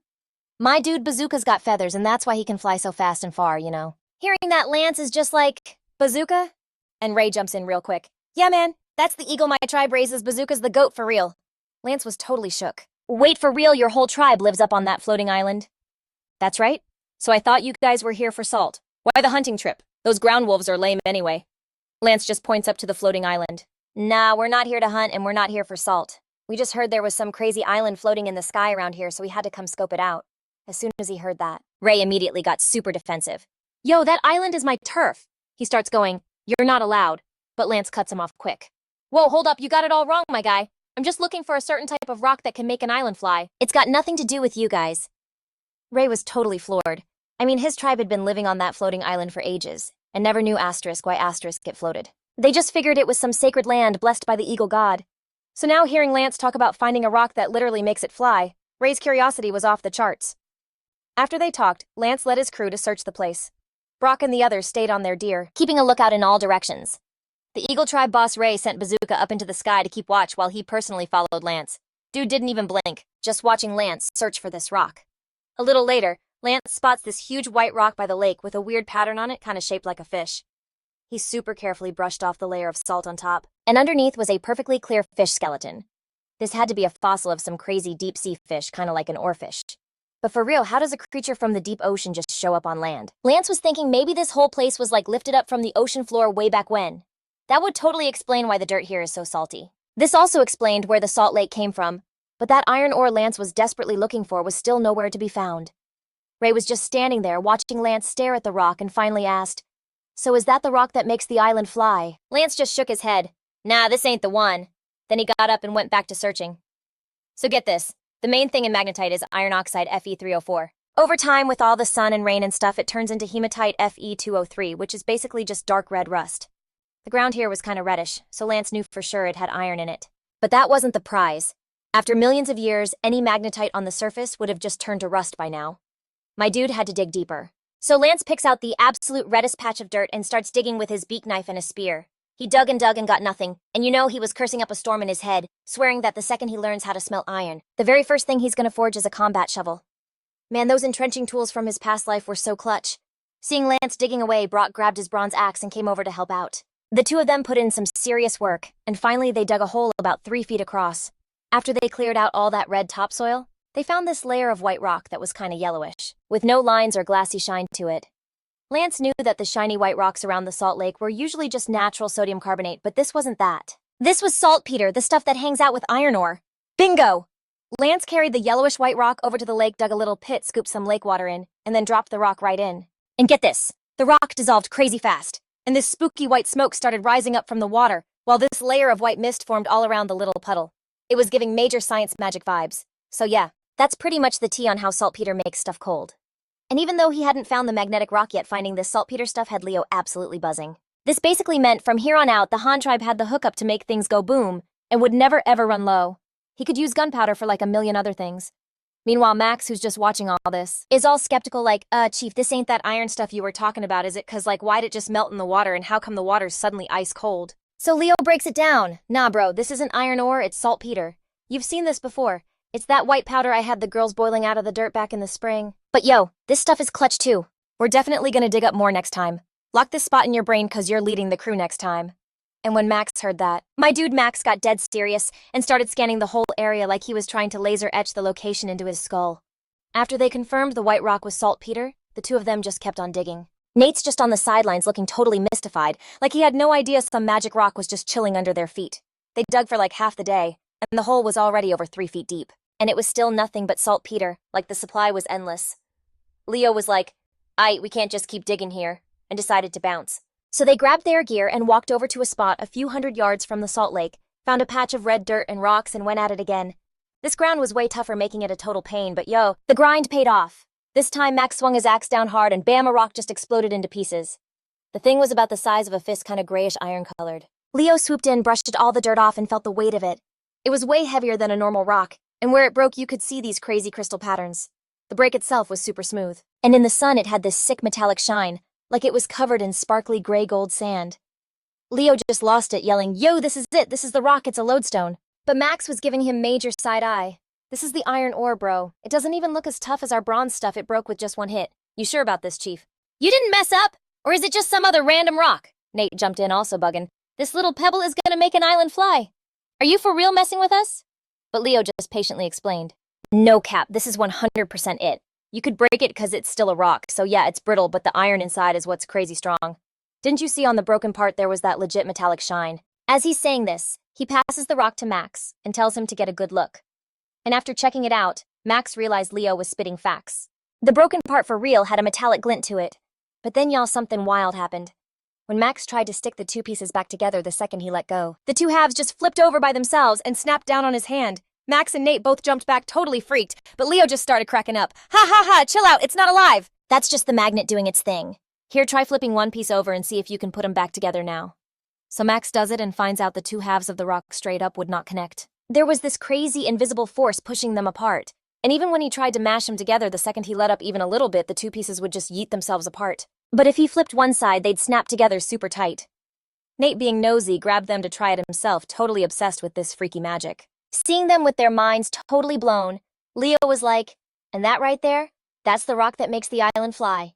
Nate was still looking confused, so Leo set up the two pieces, saying, "Okay, check it. Let's say the bottom piece is the ground, and the top one is an island just floating there. See what I'm saying now?" Then he snapped a little branch into 4 pieces, stuck them in the dirt around the bottom piece of the stone, then popped the other half right between the 4 little stakes. And y'all, the top half didn't even budge. It didn't like snap back down or anything. Instead, it was just straight up floating between the 4 little branches, like it was hanging in midair. Bro Max and Nate's jaws were on the floor, they were totally bugging out. So of course, Nate was feeling like Leo was on some next level stuff, and got all sus like, yo, are you some kind of magic man? Did y'all roll up here looking for this rock to make other stuff fly? But Leo was just like, nah man, I'm just like you. Just a chief. My crew's the Han tribe, we're deep and we came for this rock to cook up some metal. And with metal you already know they could make some seriously OP weapons, plus all the sick tools and bling. Hearing this, Nate's heart started racing, he was so hyped. Chief of the Han, my dude, you gotta spill. What's the secret sauce for turning this rock into metal? Leo just waved him off all chill like, whoa there, that's top secret intel. Even if I told you, you couldn't handle it. Smelting as a whole vibe super tough, and I only pass it down to my own crew. But Nate was desperate to get in on this for his tribe. Then bam, an idea hits him. Aight, Chief of the Han, bet. I'll trade you my homemade salt for the secret recipe. So Ryland's like, yo, spill the tea on how to smelt and I'll get my whole crew to mine this salt for you. It's all yours, fam. But Ronan, he just straight up shut him down. He was like, nah, we're good. My Han tribe's got way better spots for white salt, your stuff is kinda mid, no offense. And as he's saying this, my guy pulls a whole pouch off his belt. It's packed with salt, and he just opens it for Ryland to get a look. And girl, this salt was pure, like way beyond that crusty crystal stuff from the lake.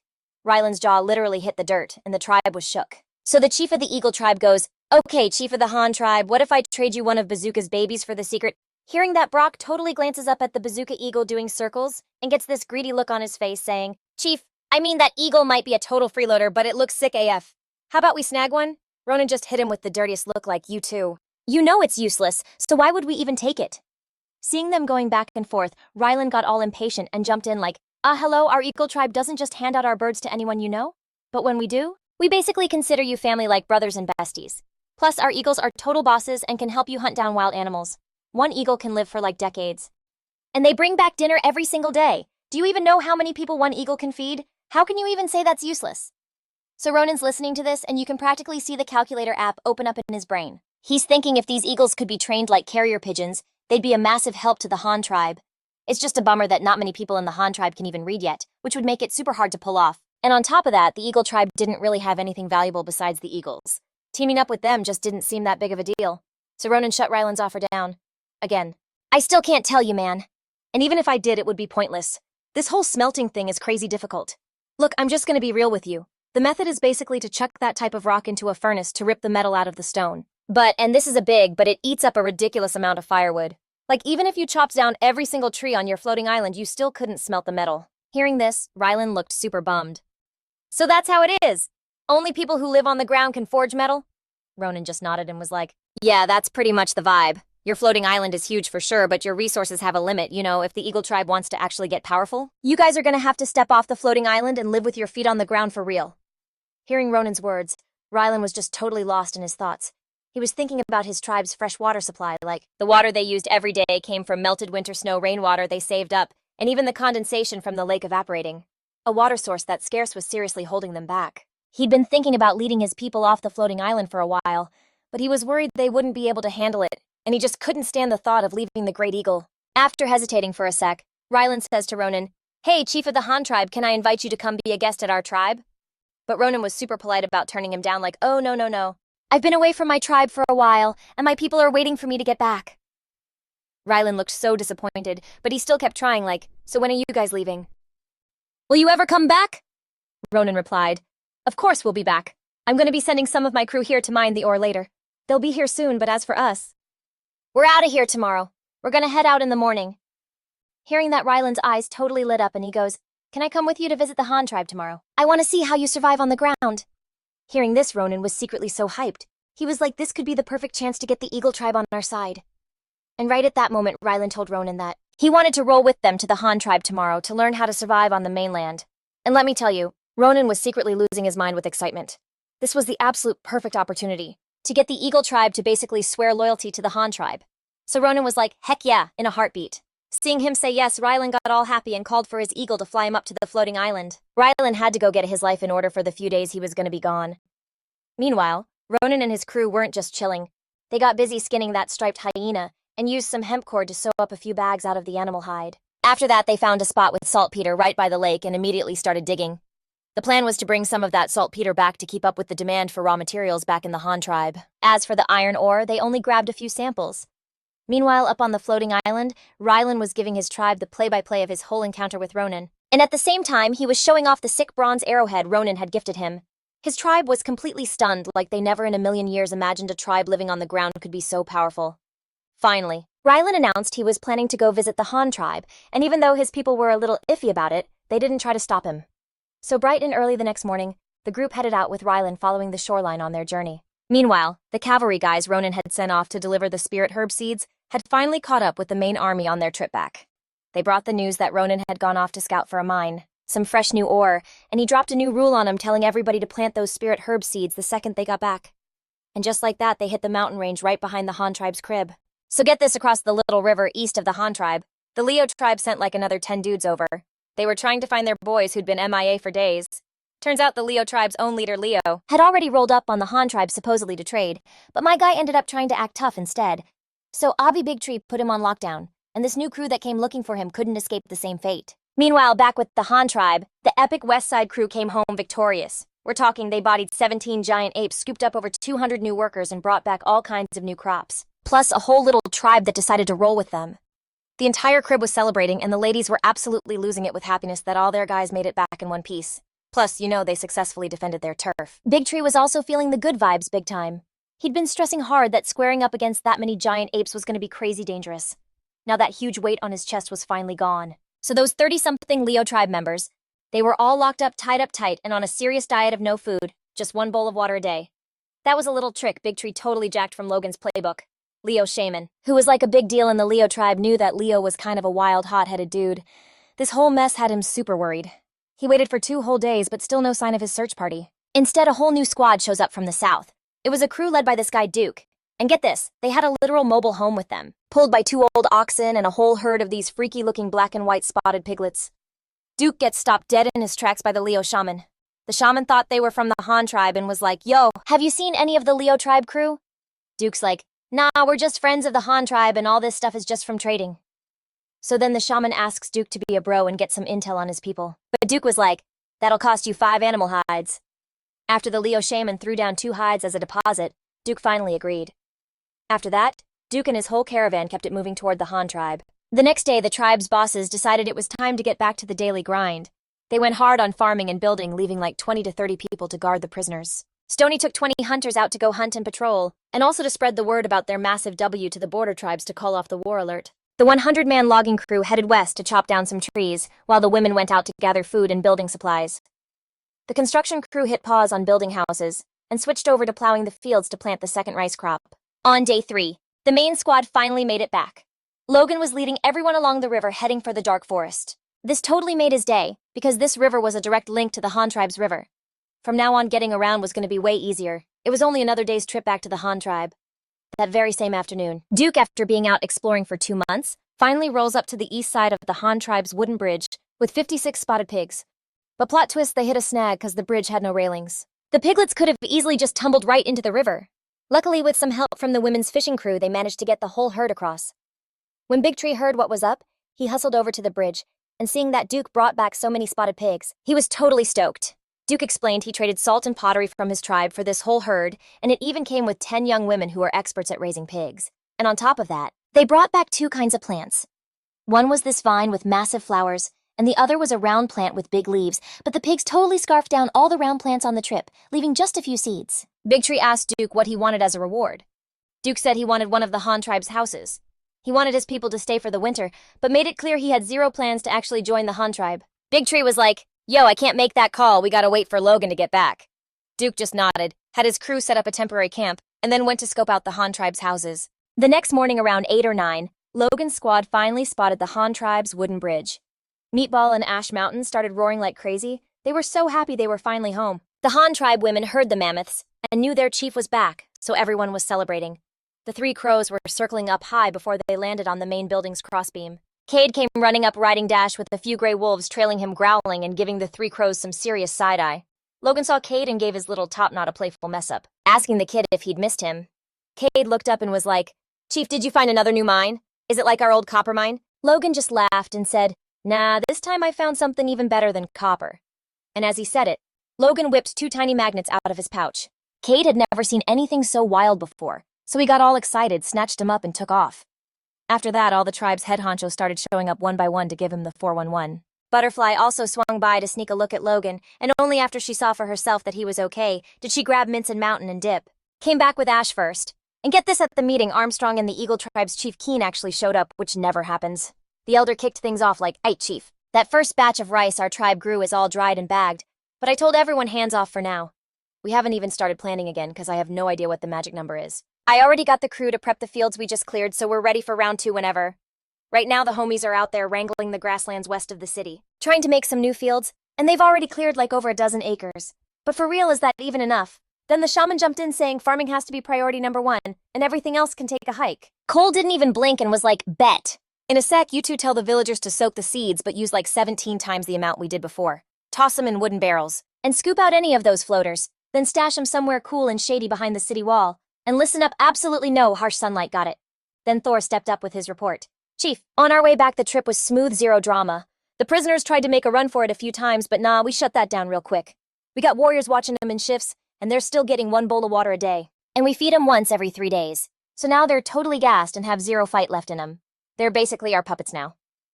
Hearing this, Cole just busted out laughing, slapped Thor on the shoulder and said, "My man, solid work. Just keep those guys on ice for a few more days. We'll find something for them to do later." Then Oak starts his report, and OMG, this is where the tea gets piping hot. Chief, the day we got back, the Nut Tribe just had to roll up trying to trade for oil tree seeds. Their chief saw all our dudes were gone, and got real bold telling the elder and the shaman he wanted to trade for our bronze gear. They told him to kick rocks. So then he threatened to literally torch their oil tree forest so we'd be cut off for good. The elder and the shaman were totally heated. I rolled up right in the middle of all this drama. So I immediately took him off the board. I also snagged the tribesmen he brought with him. Later, the Nut Tribe sent 10 more guys to get him back, and I threw them in the slammer too. So are we attacking them next? It's your call, Chief. Cole was absolutely fuming after hearing this. Does he think the Sun Tribe is a bunch of clowns? The absolute nerve trying to pull a stunt while I'm gone. You did the right thing. If they're gonna bring the drama to our doorstep, they're gonna get a taste of their own medicine and then some. Tomorrow, Thor grab 200 warriors and go surround the Nut Tribe for me. Make them bend the knee and join the Sun Tribe. If they refuse, it's lights out. Bring the people we acquired from the Nut Tribe last year and have them talk some sense into them. If they still want to act tough, don't blame me. I'm not giving them any second chances. Thor, this is all you, bro. And hey, try your best to get him to chill. The more people you bring back, the better. Then Oak spoke up again. Oh, but there's also good news. Yesterday, the Nomad clan got back from the east. They found a tribe that's all about raising animals and swapped our white salt and pottery for several dozen piglets. I mean, they can't pull plows, but hello bacon. Plus we can use their hides for new kicks. All in all, we're talking 50 piglets and 6 adult pigs, and get this, 4 of them are expecting mamas. This dude Rover also brought back 10 young women who are total pros at raising pigs. I've set them up with some temporary digs near the pens. As for the whole animal raising game plan, that's all you, Chief. Oh, right. This Rover guy also snagged 2 types of plants. One is this vine with huge flowers he brought back in a pot. He said it's like candy for the pigs. The other one is this round plant with big leaves, but apparently Rover let the pigs go to town on it on the way here, lol. Now all we've got left are a few seeds. Hearing this, Cole was totally stoked. Dude, that's epic news. I'm gonna go check out these pigs myself in a bit. What's the deal with Rover and his crew? Did you hook them up with extra salt and pottery? We gotta roll out the red carpet for them this time. Oak was like, that guy's still hanging around, but he took his people hunting on the east side of the river this morning. They probably won't be back till tonight. As for their payment, I haven't paid them out yet. And here's the kicker, Rover didn't even ask for more salt or pottery. He said this time he wants to live on our turf, but he's not trying to join the tribe. I wasn't about to make that call myself, so I waited for you. Cole was kind of thrown for a loop hearing this. I mean, if they weren't going to be part of the Sun Tribe, there was no way he could just let them squat here. But hey, that's a whole convo they gotta hash out with him tonight. After the meeting wrapped, Cole took the Eagle Tribe's leader Keen on a grand tour. The whole vibe of the Sun Tribe left Keen completely mind-blown. Seeing all the loot everywhere, it looked like pretty much everyone was living large and they had tools and weapons for days. All these different carts were lined up perfectly, and their whole farming and animal game was totally next level. Everything he saw left Keen absolutely gobsmacked, but when he saw the women of the tribe weaving cloth on these insane wooden looms, Keen's jaw literally hit the floor. I mean, you gotta get this. His Eagle Tribe is still out here rocking animal skins for clothes and bags. So being super curious, he asked Cole, "Yo, Sun Chief, for real, can my Eagle Tribe grow this rice stuff?" Cole just shaking his head, trying to explain it real chill, like, sure you can plant it, but for real, growing rice takes a crazy amount of fresh water, and the land around your lake is salty AF, so it's a no-go. My dude, to get rice paddies growing, you gotta find flat land with a good water source, but a spot like that is like next level hard to find. Bro, just look at the 2 rivers in our tribe. They were literally carved out by hand, scoop by our people all freaking autumn. Can you even imagine that grind? That night, Derek rolls back from his hunt right as the sun was dipping, hauling this plump little deer. He sprints over to find Leo all hyped up and asking to grab dinner together. During the meal, Derek was straight up demolishing his food, gassing up the rice like there was no tomorrow. Yo, this rice is on another level. It's so good and actually fills you up. By the way, I gotta chop it up with you about something. You know, our tribe is always on the move, and every winter, it's a total stress fest. You think you could, let us crash here for the winter? Maybe hook us up with a few houses? Leo just kind of laughed and was like, Derek, my guy. You know these houses were built with the blood, sweat, and tears of my people, so I can't just give them away, you feel me? Unless you and your crew join the Han tribe. That way we'd all be one big team. And the housing thing, Pesh, that'd be a piece of cake. Derek's face immediately screamed, major dilemma. Chief, I know you're looking out for us for real, but we nomads, we live for that adventure. You know, we're not really about that settled down life. Leo thought for a sec, then got this brilliant idea. Okay, bet how about this deal? If you join the tribe, I'll set you up with a special squad to go with you on your expeditions. The ladies and the kids can chill here in the tribe where it's super safe and easy. Plus, when you get back, you'll have a solid home base to crash at. What's the vibe on that? Derek was like, okay, that actually slaps. But he still had to run it by his crew and promised an answer tomorrow. Leo, seeing his chance, immediately jumped in. Listen up, in 2 days, I've got a new mission dropping. I gotta send a team way up to the northern lands, a journey of several days to snag something important. If you decide to join, you gotta be quick about it, otherwise I'm just gonna have to send my own boys.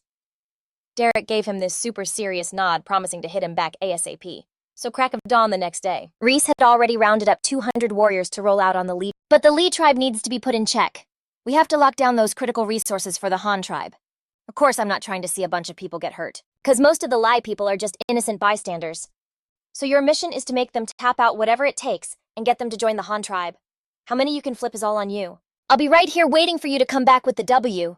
Reese just gave a solid nod and led the whole epic-looking army out. After all that was sorted, Derek comes sprinting over, grinning like crazy. Chief, I chopped it up with my people and we're all in. We want to join the Han tribe. Hearing this, a super stoked Leo claps Derek on the shoulder. From now on, the Do tribe is officially the Do clan of the Han tribe. For the next 2 days, just take your people and vibe. See what kind of work they're feeling. In a few days, I'll get you all set up with specific gigs. Derek, all curious, was like, Chief, can you spill the tea on the mission? Oh, for sure. On the plains north of here, there's this massive herd of 300 zebras. If we can wrangle them, it'll be a total game changer for the tribe's manpower. Plowing and hauling stuff is gonna be a breeze. After sorting things with Derek, Leo got busy designing some, let's call them, heavy-duty bracelets for the prisoners. Making these things was no joke. They had a whole 9 parts each, and the process was crazy complicated. Luckily, Leo is a total pro and whipped up the blueprints for the whole production in 2 seconds. Then he passed the plans over to Gavin's blacksmith crew. After 2 intense days and nights of non-stop grinding, the team finally cranked out 100 sets of the things. Leo immediately had the prisoners brought out and fitted with their new iron bling. Having been locked up and basically starved for so long, the prisoners were completely out of juice. Now weighed down by the heavy accessories, they could barely even move, so they just sat there totally docile. Fighting back wasn't even on their radar. Anyway, back with the army led by Reese. They were booking it and showed up at the Lee tribe's territory in no time, immediately surrounding the whole place from every angle. Reese went to find their main guy, Vaughn, and seriously laid out the whole situation, making it crystal clear that surrendering was their only move. Hearing this, Vaughn was totally bugging out, completely unable to make a call.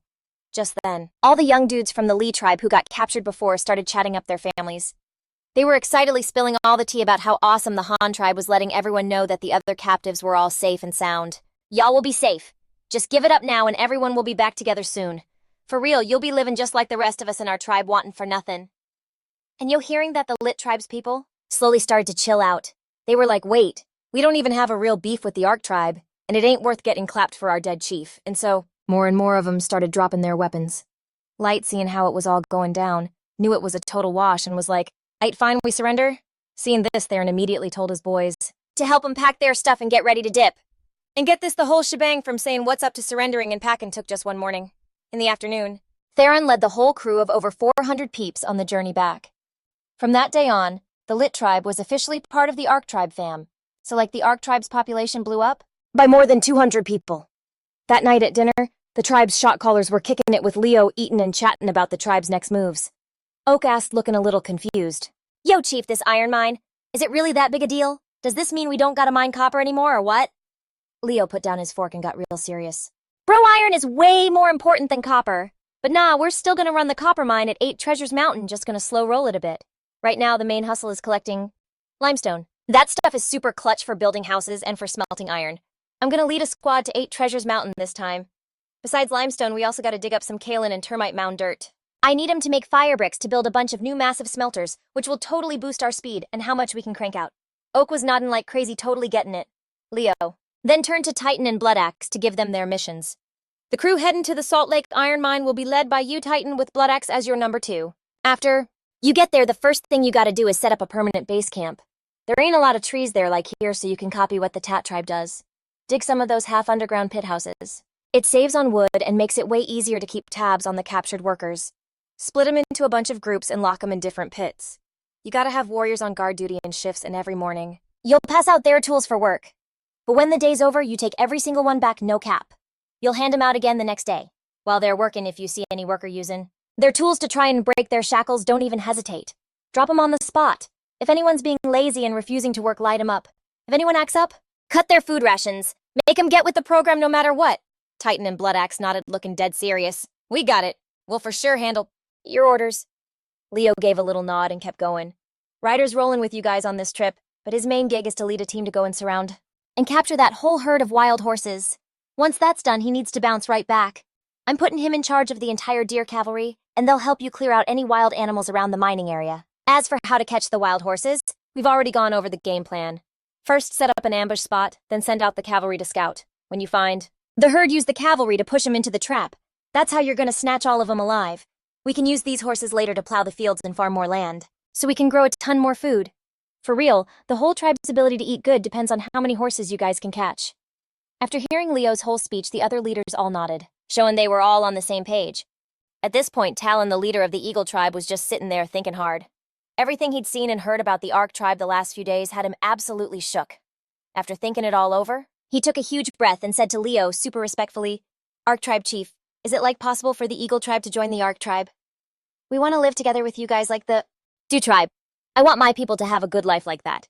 It's just, my tribe has been raising giant eagles for generations. They've never left the floating island, and I'm kind of worried they won't get used to it." Hearing Talon's words, Leo was shocked, but also super hyped. He shot back, "You want to pledge loyalty to the Ark tribe, dude, that's awesome. And as for the whole thing with the giant eagles, don't even sweat it. If you're worried about them breeding, our tribe can build them some custom nests out in the western mountains. And even if they really don't vibe with it, they can still go back to the floating island to do their thing. Besides, this whole Salt Lake area is about to be Ark tribe territory anyway, so you can totally chill and move your whole tribe here." Talon listened, and was just nodding over and over, his worries just kind of melting away.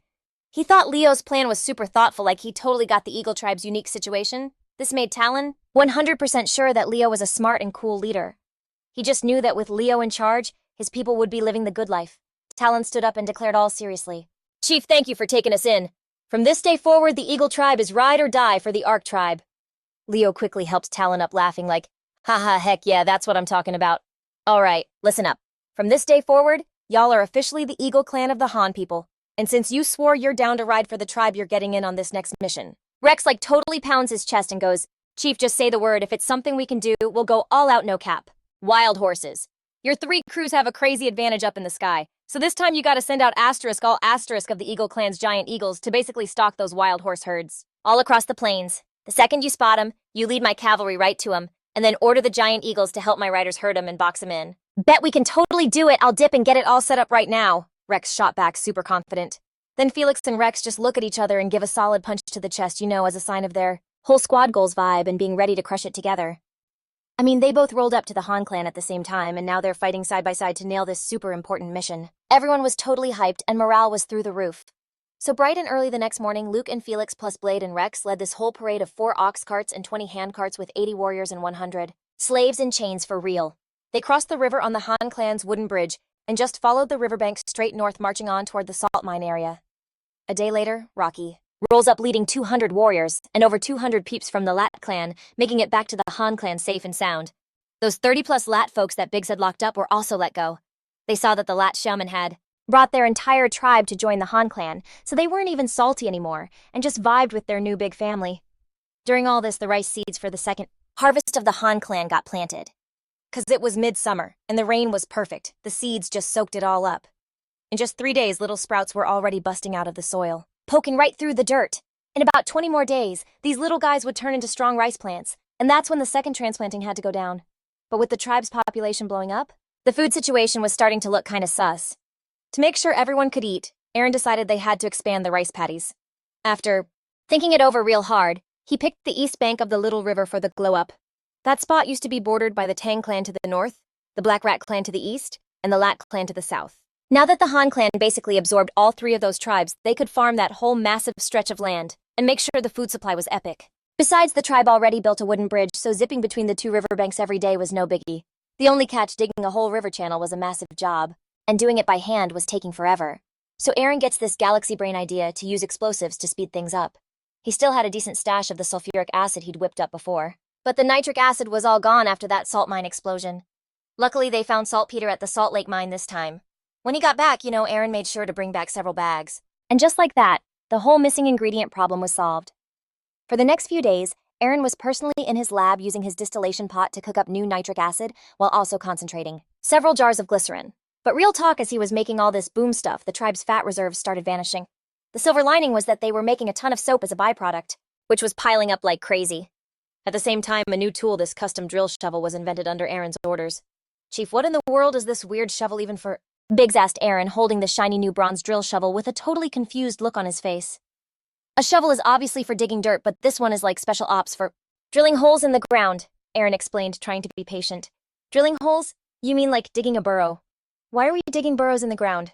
Biggs asked, totally lost. "To dig a river," Aaron replied deadpan. "Digging burrows can create a river." Biggs and Rocky just stared at each other, their minds completely blown. And Aaron's like, "That's right. Today I'm going to introduce you all to something. It's the explosive I've been making these past few days. You know the miracle that blew open the salt cave? Yeah, digging a river by hand is just way too slow, so I'm planning to use explosives to blast out a new river channel." The explosive that blew up the salt mine. Rocky and Biggs were completely shook after hearing that, and this crazy wave of excitement just washed over them. The fact that their chief was spilling the tea on such a miracle treasure made them feel like Aaron really truly trusted them. In just 2 short days, the gossip spread through the whole tribe that their chief could make a miracle thing called an explosive and was going to use it to dig a river. Word on the street was that it was way faster than doing it by hand, but nobody really knew how it actually worked. On the morning of the 3rd day after the news dropped, Aaron led Biggs, Rocky, and everyone else to the other side of the river to get ready for a test run of the explosive charge. First up, Rocky grabbed the drill shovel and started boring a vertical hole right at the spot they picked for the boom. So get this, the hole for the big boom had to be like 4 inches wide and a wild 13 feet deep, and they were literally using a wooden stick with marks on it to get the measurements right. Once that was all dug out, Leo super carefully poured the freshly mixed spicy juice into this little clay pot, and then slowly lowered it down. Next, my dude used some branches to rig up a makeshift tripod right over the hole. From that little tripod, he hung a busted piece of brick tied to a skinny rope. This was their janky DIY detonator, super simple, but hey, if it works, it works. Once everything was locked and loaded, Leo got the whole squad together to kick off the very first test run. The charge this time was about 300 grams. He was the one who personally lowered the pot of boom juice to the bottom of the hole. Then he gently hung the brick from the tripod right over it. The brick was just dangling about 4 inches above the opening to make sure it was a guaranteed hit. After that, Leo grabbed the rope and started backing away to a hiding spot about 65 feet out. Big Tree had made them dig this trench earlier, and the guys were already lying flat inside, with just their heads peeking out nervously watching Leo stroll over. Then he hands the rope to Tim, telling him he's on boom duty. Tim literally jumped and was like, "I don't know how to do this." And Leo's like, "Dude, what's not to know? You just hold the rope, and when I say let go, you drop it and hit the deck. Simple." Leo was trying to be patient, lol. He explained the whole thing, but Tim was like, "But Chief, I'm literally so scared." His face was pale as a ghost, and he was gripping that rope so tight his whole body was shaking. Leo was like, "You're a man, for crying out loud. What are you so scared of? Get on with it. It's your turn and Big Tree is up next. Everyone has to try this with their own hands." Leo was getting so antsy and annoyed, so Tim took the rope, clutching it for dear life. His palms were absolutely drenched, and he kept wiping his forehead as sweat was just pouring down. "Okay. Everyone get down, Tim. Listen for my signal. I'm gonna count to 3. When you hear 3, you let it go." And Tim's all shaky like, "Yes, sir, I get it." His eyes were glued to Leo like he forgot how to breathe. The second asterisk, he heard the word 3, Tim's nerves, which were stretched tighter than a guitar string, just totally snapped. It was pure instinct. He just let go. Instantly, the brick hanging over the hole just yeeted itself down the shaft like an arrow. It scored a direct hit on the clay pot at the bottom, and then, with a deafening kaboom, the pot shattered. The spicy juice inside instantly went off from the impact. In the blink of an eye, dirt and rocks were flying everywhere like confetti at a parade, shooting up into the sky in every direction. The ground around the hole was completely wrecked, leaving a crater about 13 feet deep and over 10 feet wide. A massive hole just appeared out of thin air. Leo looked up. First, he dusted the dirt off himself, then called the others over to come have a look. They walked up to the blast site and just stared at the massive deep crater in the ground. And every single one of them was just floored their jaws on the actual ground. This was the second time they'd seen the power of this stuff. But being this close and seeing the whole thing go down with their own eyes, that was a whole other level of mind-blowing. Someone was like, holy cow, this stuff is seriously insane. Just one little boom carved out a hole this massive. It would take at least 10 of our guys a full day of digging with shovels to do that. This stuff is a total game changer. Tim stared at the huge crater, his eyes wide with a mix of total shock and mad respect. And he couldn't help but blurt it out. Yeah, now I totally get how the chief is going to use this stuff to dig the river. So the plan is to drill a whole line of these boom holes along the path of the new river. Then you just blow them all up to make a chain of big craters and connect them to make the channel. If that's the plan, we could dig this river way faster, I'm guessing. If we have enough materials, we could finish a whole canal in just a few days. Big Tree was looking at the crater all deep in thought, his eyes sparkling with excitement like he could already see the new river flowing strong. And Leo was like, you got it, that's the exact plan. You've all seen how powerful and effective this stuff is. Its destructive force is basically unstoppable. As long as we master how to use it, we can dig several more canals within a month. That way, we can plant another crop of rice this year, and by winter we'll have plenty of food and animal feed stored up. Nobody will have to worry about going hungry anymore. And the guys listened and nodded like crazy, their hearts totally filled with hope and faith for the future. They knew that thanks to their chief's big brain moves and amazing leadership, and this miracle tool called explosives, their tribe was destined for a major glow-up and a super prosperous future. So after testing the explosive power and how well it worked, and figuring out the don't stand here zone, the basic prep work was done. Next up, Leo started to plan out the deets for the land on the east bank of the Little River. The area across from the bridge on the east bank needed a wide road left open so people and carts could get through, using that road. As the main vibe dropping rice paddies for 500 meters on each side, the whole thing would be 1,000 meters long. So get this, the total area of the fields on both sides would make a perfect square 1,000 by 1,000 meters, which is like 1,300 acres. With this lit plan, the total area of rice paddies they were setting up on the east and west sides this year will hit about 2,200 acres, which is more than enough to keep the whole tribe's pantry stocked. And the spot near the east riverbank was primo super flat, and the trees weren't all up in each other's business. The trees were just kind of sparse, with little bushes scattered around, but to turn it into prime real estate for rice, they still had to clear it all out. So Leo immediately hit up the logging squad from the West Mountain camp, telling them to haul it back ASAP and just go ham on clearing the trees and bushes in that zone.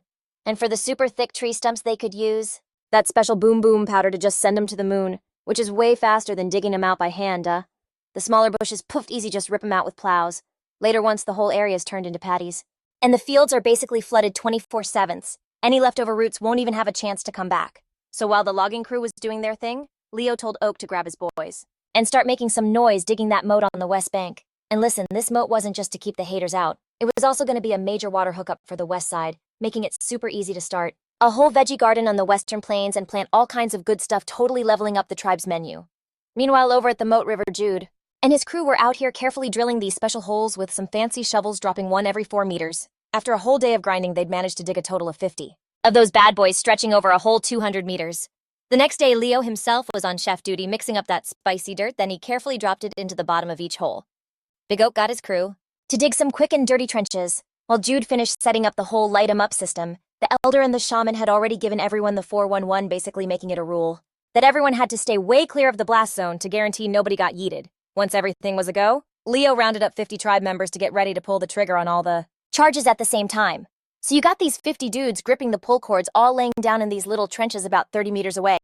And to make sure the timing was on point, they switched up the command from just yelling to a drum beat. Leo had someone bring out that sick buffalo hide drum they made a while back.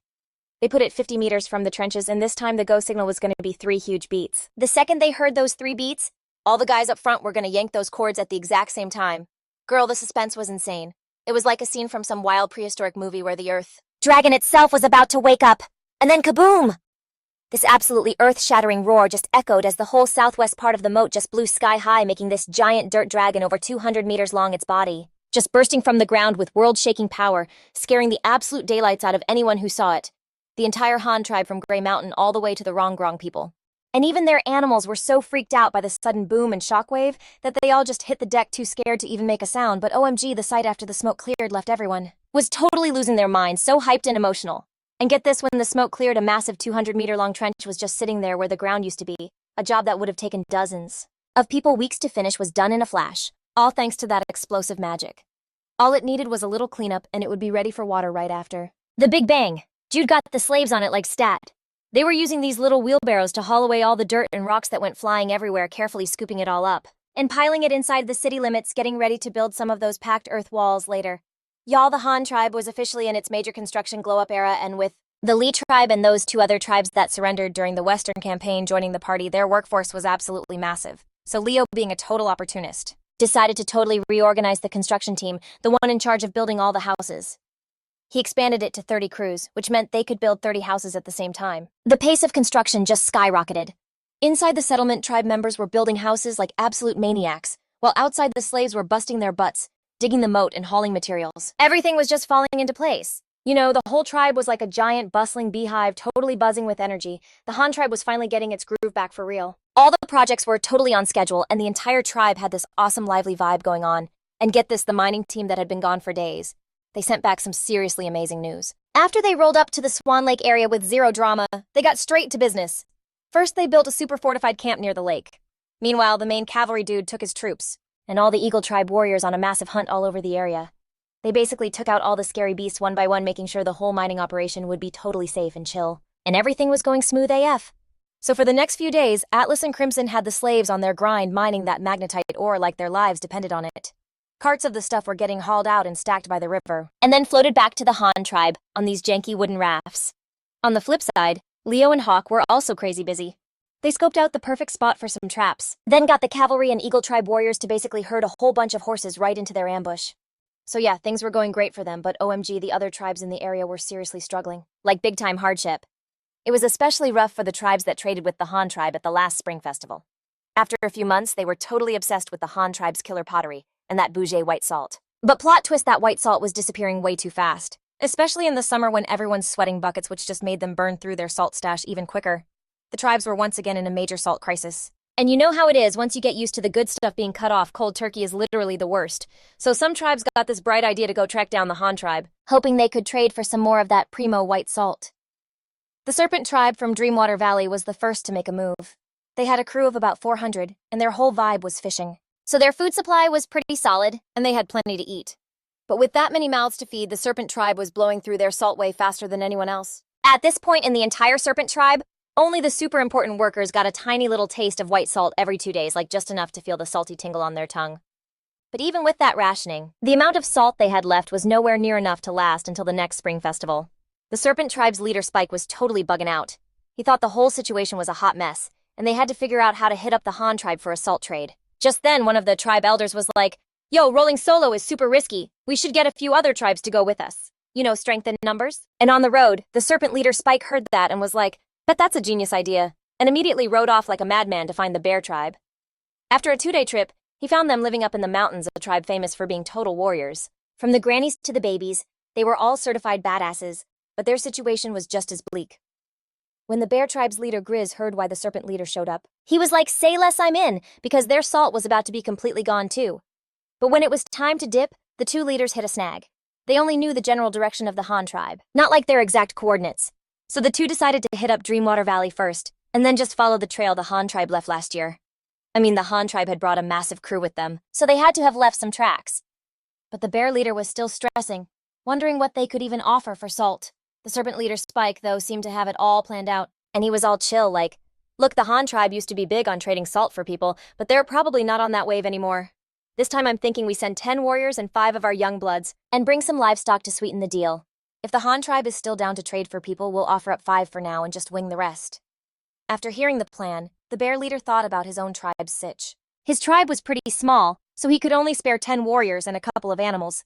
And just like that, the two leaders were on the same page, and after they locked in the deets, they immediately bounced. On the way, they kept picking up other tribes. Before they knew it, their little group had totally snowballed. By the time they rolled up to Dreamwater Valley, the squad had grown to 7 tribes with a grand total of 85 people. After chilling for a day in Dreamwater Valley, another 5 tribes linked up with them. Now the head count was over 100. Everyone huddled up, chattering and hyping each other up for a bit before heading northeast of Dreamwater Valley. On the way, they actually did find the tracks the Han tribe had left behind. So everyone started following the trail. A few days later, they ran into a hunting party from the Serpent tribe. Seeing them from far away, the hunters totally freaked out, thinking some massive tribe was coming to wreck their whole lives. But after they got a closer look, they recognized a few faces from the spring festival. The leader of the Wolf tribe group saw what was up and rushed over to ask, "Yo, do you Serpent tribe dudes know where the Han tribe is at?" The serpent tribe's leader scrunched up his face thinking, and was like he wasn't really sure either, but the frontier tribe was super tight with the Han tribe, so they'd probably know. So the whole search party followed the serpent tribe guys to find the frontier tribe. When they got there, everyone was shook. They saw that all the dudes in the frontier tribe had their hair up in man buns, a completely different style from before. The frontier tribe warriors saw the uninvited guests and immediately raised their spears, getting all defensive. The serpent tribe's leader quickly explained that these guys had all been at this year's spring festival and just wanted to find the Han tribe to trade. A frontier warrior puffed out his chest and was like, "Oh, our tribe. We've already joined the Han tribe. We haven't moved yet, but HQ is already building houses for us." The wolf tribe leader anxiously asked, "For real, can you take us to the Han tribe to trade for salt?" The frontier warrior kind of frowned, saying he had to ask his chief first. But he didn't forget to add a little warning. "Just a heads up, the Han tribe has set up a ton of traps around here. If you don't have a guide, you're gonna have a really, really bad time." Super fast, Tang got the message, but she was like, "Whoa, this is way above my pay grade." She had to send a warrior, so get this. The warriors bounced to find the Han tribe's hunting crew telling him to pass a message to Leo Stat. Meanwhile, the Han search squad got invited to just kick back and chill at the Tang tribe's spot.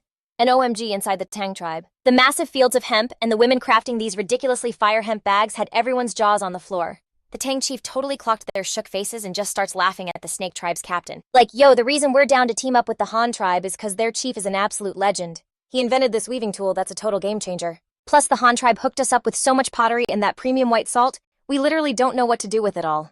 And get this, if any ops show up. The Han chief even sends his own crew to help us throw down. After a whole day of vibing at the Tang tribe, the Han hunting patrol finally rolled in. They spilled all the tea to Leo about the tribes that showed up wanting to trade for salt. That night, Leo gets all the big shots together for a meeting. Daniel pipes up first like, "I'm just saying I think we can keep doing the whole salt for people trade. This year, the tribe planted a crazy amount of rice, so feeding another 200 or 300 people easy peasy." But the second he finished, the elder and Victor were immediately like, "Hold up, absolutely not." The elder was all stressed, saying, "Dude, we've already taken in way too many newbies this year. Everyone's slammed building houses and scrounging up food, and with winter right around the corner, our livestock count is looking kinda... If we add more people, I'm pretty sure we're gonna run out of animals." So their big idea was to trade the white salt for livestock instead. Leo's just sitting there on the side all quiet, listening to everyone go back and forth, totally lost in his own world. After a bit, Daniel is literally waving a hand in front of Leo's face. "Hello, Chief, what's cooking in that brain of yours?" "So, are we trading for people or what?" Leo finally snapped out of his trance. "Okay, I've got it figured out. For now, we're hitting pause on the whole trading for people thing. Have you guys even noticed the problem here? This time these crews actually organized and rolled up as a whole squad. We gotta stay frosty. If we keep doing these people for salt deals, it might make the other tribes super salty, and they could just turn around and try to run our fade with a huge army. That would be a major L. It's way smarter to just use the white salt to trade for their other stuff. Like the old chief said, livestock is a pretty sweet deal too." Hearing Leo break it all down, everyone was like, "Oh yeah, no cap, that makes sense," and started nodding. But you'll never guess what happened next. Just as they finished nodding, they look over and Leo zoned out again. Daniel couldn't help but ask, "Bro, for real, what on earth are you scheming about now? Is there something even more important than this?" Leo looked up, giving everyone this super intense stare. "I'm planning to leak the methods and the seeds for growing grain, so that all the tribes who come for salt can learn how to grow their own food." The second he said it, the whole room was just staring completely shook, giving their tech to other tribes. "Isn't that just like building up your own competition?" Leo just cracked a little smile and said super calmly, "On this huge continent, even though the Han tribe has a little head start, if we want to truly run this whole place, we can't just be about us. By spreading our farming tech, farming tribes are going to pop up everywhere like crazy. And by then, wherever grain is being grown, people will remember the Han tribe taught them, and they'll know the Han tribe has a leader who's basically a god.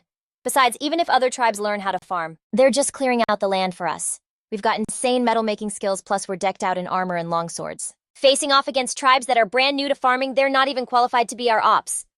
Leo's mic drop speech left the elder Daniel and Victor completely mind-blown.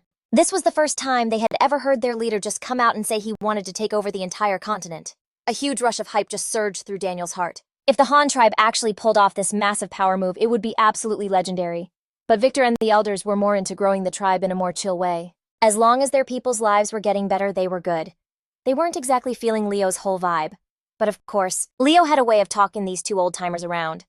He started explaining slowly, "Look, we've got a power that the whole world is jealous of. We can't just try to live a quiet life. Even if this means taking over, it's so that more people can live the good life like we do. From a certain point of view, we're actually helping them. Besides, taking over doesn't have to mean things get messy. We can totally use other strategies to make the Han tribe stronger, like through trade to get more people on our team, or by using our culture to influence other tribes. What I'm gonna do next is set up a trading post in the Han tribe to spread our culture through our merch. I'm talking Han culture, like carving our 6 silkworm patterns and Han characters on pottery fabrics and tools. That way, anyone from other tribes who buys Han gear will be totally immersed in our vibe in their day-to-day life. Are always seeing our Han culture, right? So they're already kind of vibing with us. If we just open the door and invite them to join the Han crew, I bet they'll slide right in on their own. So after Long dropped that big brain explanation, the 2 old-timers were still kind of sus, but they could totally see how this plan could be a major glow-up for the Han tribe. And boom, just like that, it was a done deal.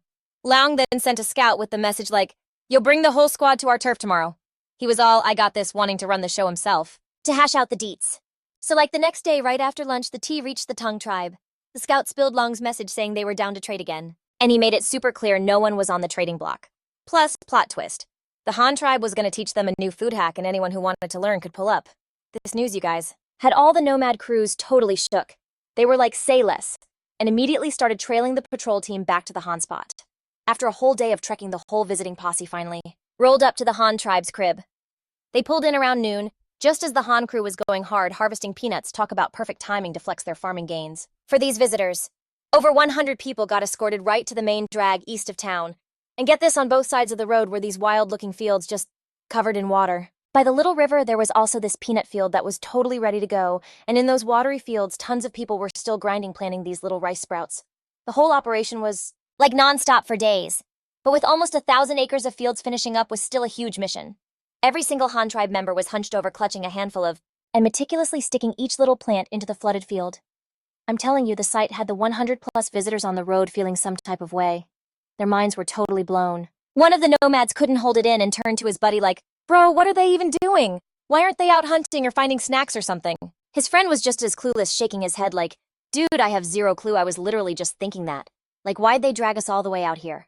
Why haven't they?" The whole crowd started whispering and buzzing. Some were complaining, others were nosy, and a few were just staring hard trying to figure out the vibe. And then out of nowhere, a loud clap snapped everyone out of it, and they see Long rocking a bronze helmet rolling up with 2 elders and a dozen young dudes. And these guys were all the new recruits they scooped up from other tribes during the Spring Fest. Long had basically drafted them to be his personal translators for the day. The second everyone saw Long, it was dead silent, and every single eye was glued on the young chief. He cracked a smile, scanned the crowd, and then said real slow, "All right, I know y'all are here for that good white salt. Everyone, chill out. The Han tribe has plenty of white salt for everyone to get their trade on. No need to get all antsy. In a bit, someone's gonna hook you up and take you to exchange for the white salt. But I bet you're all dying to know what's up. Why did we bring you here? What in the world are our people even doing?" After he dropped that Long gave a nod to the translators behind him to pass on the message. The second they were done, the over 100 people went wild, buzzing like crazy, all trying to guess what the Han tribe was really up to. He had them totally hooked. Once the translators were done, Long just kind of raised a hand to get them to simmer down. The crowd went quiet again. Then he went on. "So maybe some of you have already figured it out. They're actually getting food too. We plant seeds from stuff you can eat, wait for them to grow up. And boom, they give us edible stuff which we call grains." OMG, Long's words hit the crowd like a bomb, and everyone just lost their minds. Everyone started freaking out and chattering. For them, this was a way of getting food they'd never even dreamed of. In their heads, it was just hunting and gathering, so could there actually be some kind of magic trick? Because if that was for real, didn't it mean you could just grow as much food as you wanted and never have to stress about being hungry ever again? Wait, was this asterisk the food-finding cheat code the Han tribe wanted to teach them? Long saw their totally shook faces and just smirked a little. "Perhaps you find it totally fake, and you're not buying that this is legit. That's exactly why I brought y'all here, so you could see it for yourselves. Next up, someone's gonna give you the grand tour. These peanuts are Han tribe grows. Yeah, you can eat them. Once you see it happen, it'll all click." And with that, Long started leading the whole crew over to the peanut field. As they got closer, they saw that in the peanut field, all the leaves were crispy and yellow, which meant it was go time for the harvest. The tribe members about to get to work were all lined up, in perfect rows, moving slowly down the lines. As they went, they'd bend over and just yoink the whole peanut plant right out of the dirt, and attached were these huge fat bunches of peanuts. Yo, these peanuts just shot out of the ground and were lined up perfectly to chill and dry. The old school way was to let him sunbathe for 2 whole days before taking him to the main square for the big shuck fest. Or just left in their shells till they were totally dried out. And get this, over 100 visitors, all with their personal translators, were trailing the harvest crew like they were at a concert. They were totally locked in on those fresh peanuts what are those? Some were so hyped they just snatched the muddy things right off the ground and started cracking them open, just popping them into their mouths for a quick taste test. And OMG, after one bite, they were all blowing up their translators' DMs how in the world do you even grow these peanut things? How long does it take? How many do you get from one plant? How many people can you feed with this? So the dozenish translators gave him the whole rundown, breaking down the deets on how to grow them and how long it takes. But when it came to how many mouths it could feed, they were kinda clueless. But plot twist, their chief once spilled that peanuts weren't even the Han tribe's main grub. Nah, their real MVP was patty rice. Apparently the rice from these watery fields was super tasty and filling, like it was the Han tribe's absolute fave. So someone goes, "Wait, is that patty rice that weird grass growing in the water over there?" Some dude from the Joe tribe asked, sounding super skeptical. And they were like, "Yep, that's the stuff. Right now it's just a baby with a few leaves, but when it grows up, the stalks will be loaded with a gazillion grains of rice. You dry the stalks, beat them up to get the seeds out, and boom, that's the rice you eat. The rice is rock hard, so you gotta cook it in a pot before you can chow down." The Joe tribe's translator was patiently laying it all out for them. So they're like, "How long to grow it, and do you get as much as the peanuts?" And the answer was insane. Patty rice grows crazy fast. We're talking just 3 months from seed to harvest. You can literally harvest it in 100 days, and the payoff is massive. For real, the grains from just one stalk of this stuff is enough for a whole meal. And you can get at least 2 harvests a year. Our Han tribe already crushed the first one, and now we're planting round 2, which will be ready by the start of fall. This rice is going to be enough to get our whole tribe through the crazy long winter. Hearing that everyone was nodding like crazy, you could tell they were all secretly making a pact with themselves. They were like, "We have to get these farming secrets back to our people and end the Hunger Games for good." So after the whole tour was over, Logan had his crew trade some of that primo white salt with the visitors. The Han tribe scored a bunch of livestock in the deal. Then when it was dinner time, they took the fresh peanuts from that day and cooked them with rice to make this cute light pink porridge for their guests. The Han tribe folks were eating the same peanut and rice porridge, plus some fresh fish and meat. And OMG, the little toddlers like 2 or 3 years old were opening their tiny mouths super wide, just waiting for their moms to spoon feed them the porridge. The whole vibe of the tribe was so warm and chill. Someone was like, "So this is what you make with rice and peanuts. You just cook it with water and it turns into this porridge. And it's actually bomb. Why didn't I think of trading for this stuff with the Han tribe sooner? Major L on my part. You guys who got traded here are seriously living the dream. Getting to eat amazing food like this every day and not having to worry about starving." Some dude from the fish tribe said, getting all in his feels to one of his homies who got traded to the Han tribe back in the spring. The guy just laughed like, "Heh heh, you know it, I'm thriving over here in the Han tribe. My stomach is full every single day, and I'm even about to get some fresh new hemp threads."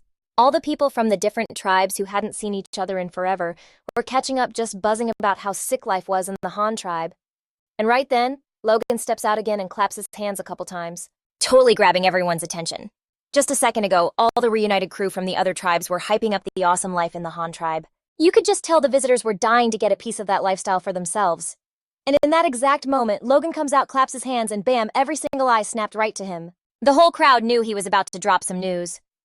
Logan announced the Han tribe's plan to throw a regular market fair going down for the first 7 days of every single month. And the trade items weren't just going to be livestock and people. Basically anything the Han tribe didn't have was fair game.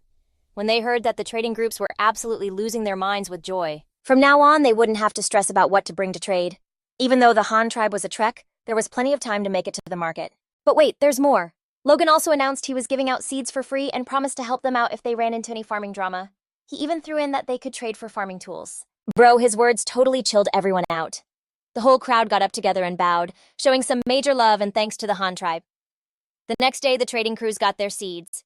Each group also got the pound of white rice as a parting gift before they bounced feeling totally at ease. They were all super hyped to get back to their own tribes and bring home these game-changing seeds. I'm not even kidding, this stuff had the power to flip the script for every single tribe. Then that afternoon, a whole other boatload of iron ore rolled in from the salt mine after 2 straight weeks on the move. Okay, so get this. They were on their 7th run already. Each trip was hauling like 10 tons of ore, which brought the Han tribe's stash to almost 100 tons. If they cook that all down into steel, you're talking like dozens of tons, for real, enough to keep them stacked for ages. So Leo, being the boss he is, tells the 4 warrior bodyguards to snag one last boatload of ore on their way back. And after that, the crew at the iron mine could finally dip. Link up with Felix's trade squad and get that whole herd of horses back home stat.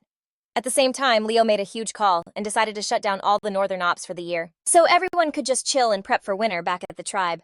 Hearing that the 4 dudes steering the boat were so hyped, finally going home to see their families. This was literally everything they'd been waiting for. So 3 days later, Crimson comes flying back to the tribe and respectfully tells Leo they wrangled a whopping 329 wild horses. The whole Han tribe was absolutely losing it. With over 300 of these work animals, the Han tribe was about to seriously level up their farms, which was a massive W for the tribe's future. And the other tribes that just made deals with the Han tribe? Oh, they were totally feeling the good vibes too. Over in the Sora tribe's village, a crew of over 400 peeps who are all about that fishing life. The Sora chief and the elders were chowing down on this new, crazy, delicious white rice.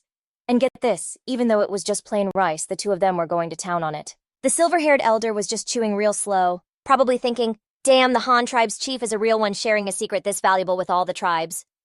Meanwhile, the Sora chief was already deep in his bag, planning their whole farming glow-up. He was like, our tribe is right by the water, we gotta clear this land and plant these seeds ASAP to get a harvest before winter. But wait, there's more. He was also like, we gotta get a crew to find more stuff to trade for some of that pottery at the Han tribe's market. Bro, we're seriously lacking in the pots and dishes department. And the other tribes, they were on the exact same page. Nobody was about to sleep on this chance to completely change their lives. But real talk, not every tribe was as lucky as the Sora tribe with their primo land for easy farming. Some tribes had to start scouting hard for good spots around their turf. Some tribes even straight up abandoned their old homes. The next few days were just a blur of activity. Everyone was hustling. Some were busy moving house while others were on the hunt for that top-tier soil. Some were already out there working the fields, and with every swing of the hoe, it was like they weren't just digging up dirt, but digging up hope for their whole future. At the same time, other tribes started searching every single corner of their lands and beyond. They were on the lookout for all the stuff the Han tribe wanted: livestock, special plants, and even those bouncy little creatures, cool-looking rocks and all sorts of healing herbs. They were super careful collecting all this stuff, just counting down the days until the market early next month to trade for the supplies they desperately needed from the Han tribe. Meanwhile, back in Solar City, our boy Leo wasn't just kicking back. He was busy in his workshop figuring out how to make cool merch to sell, and also stamping it with a unique Han tribe brand. He wanted the Han tribe's whole culture to go viral through these items. So Leo had someone make a bronze stamp, and the wooden barrels they were about to sell had to get hit with the words, made by the Great Han, so you knew right away it was Han tribe drip. And Leo was already dreaming up new designs for other products too. See, the Han tribe had already cracked the code on the foot pedal spinning wheel and mastered that whole flywheel tech, so a light bulb just went off in Leo's head. He got a team of carpenters together to basically remix that same technology. And it didn't take long before they created a whole new gadget, a potter's wheel. Underneath this thing, they installed a little flywheel and a crankshaft, which hooked up to a foot pedal at the bottom. So a person could just sit down, tap their foot, and the wheel would just start spinning like crazy, letting them totally freestyle with the clay on top. Thanks to this potter's wheel, the Han tribe's ceramics game took a massive leap forward.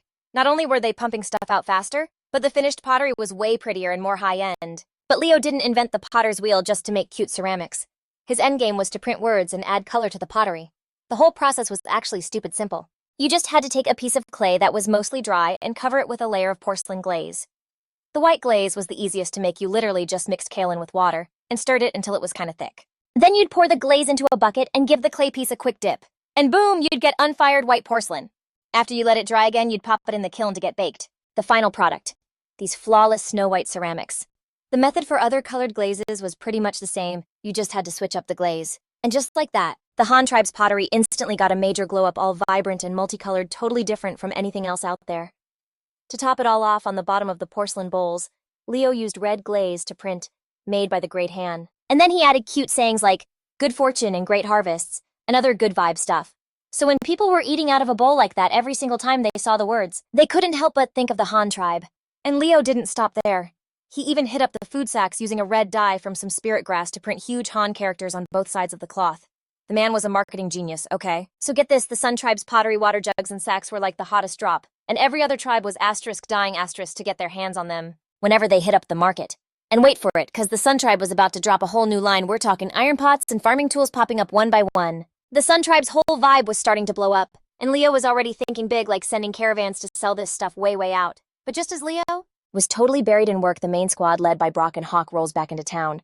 So right then, besides the golems who were still grinding away at the mines, over at Gemstone Mountain, pretty much the whole Sun tribe was chilling in the neighborhood. And yeah, the construction grind was still going strong, all according to plan. So after a few months of straight-up grinding, they finished 2 whole neighborhoods in the city with a grand total of 198 houses. I mean, they were basically just shells. Like, they didn't even have doors yet, but it was summer, so who cares, right? It wasn't cramping their style. Leo was like, 8 families with kids and the married folks get to move in first. Everyone else had to wait their turn. And bam, time just zipped by, and suddenly it's the 2nd month of summer on the night of the full moon. At the end of the month, the Sun tribe had their first ever product drop ready to go. Leo's just sitting there vibing with the merch, totally hyped for the first customers. But like, who could have guessed that after 2 whole days of waiting, it was total crickets. Not a single tribe showed.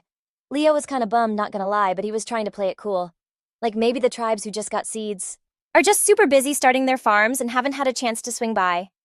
But some of the crew weren't as chill as Leo, and they were all moping around, totally bummed, feeling like all their hard work was a total flop. Then on the 3rd day, a few specks show up on the horizon. Leo's mood instantly went from 0 to 100, and he sent Someone to go check it out. A minute later, the scout comes sprinting back, totally beaming. Chief, the other tribes are here, and dude, there's like almost 300 of them.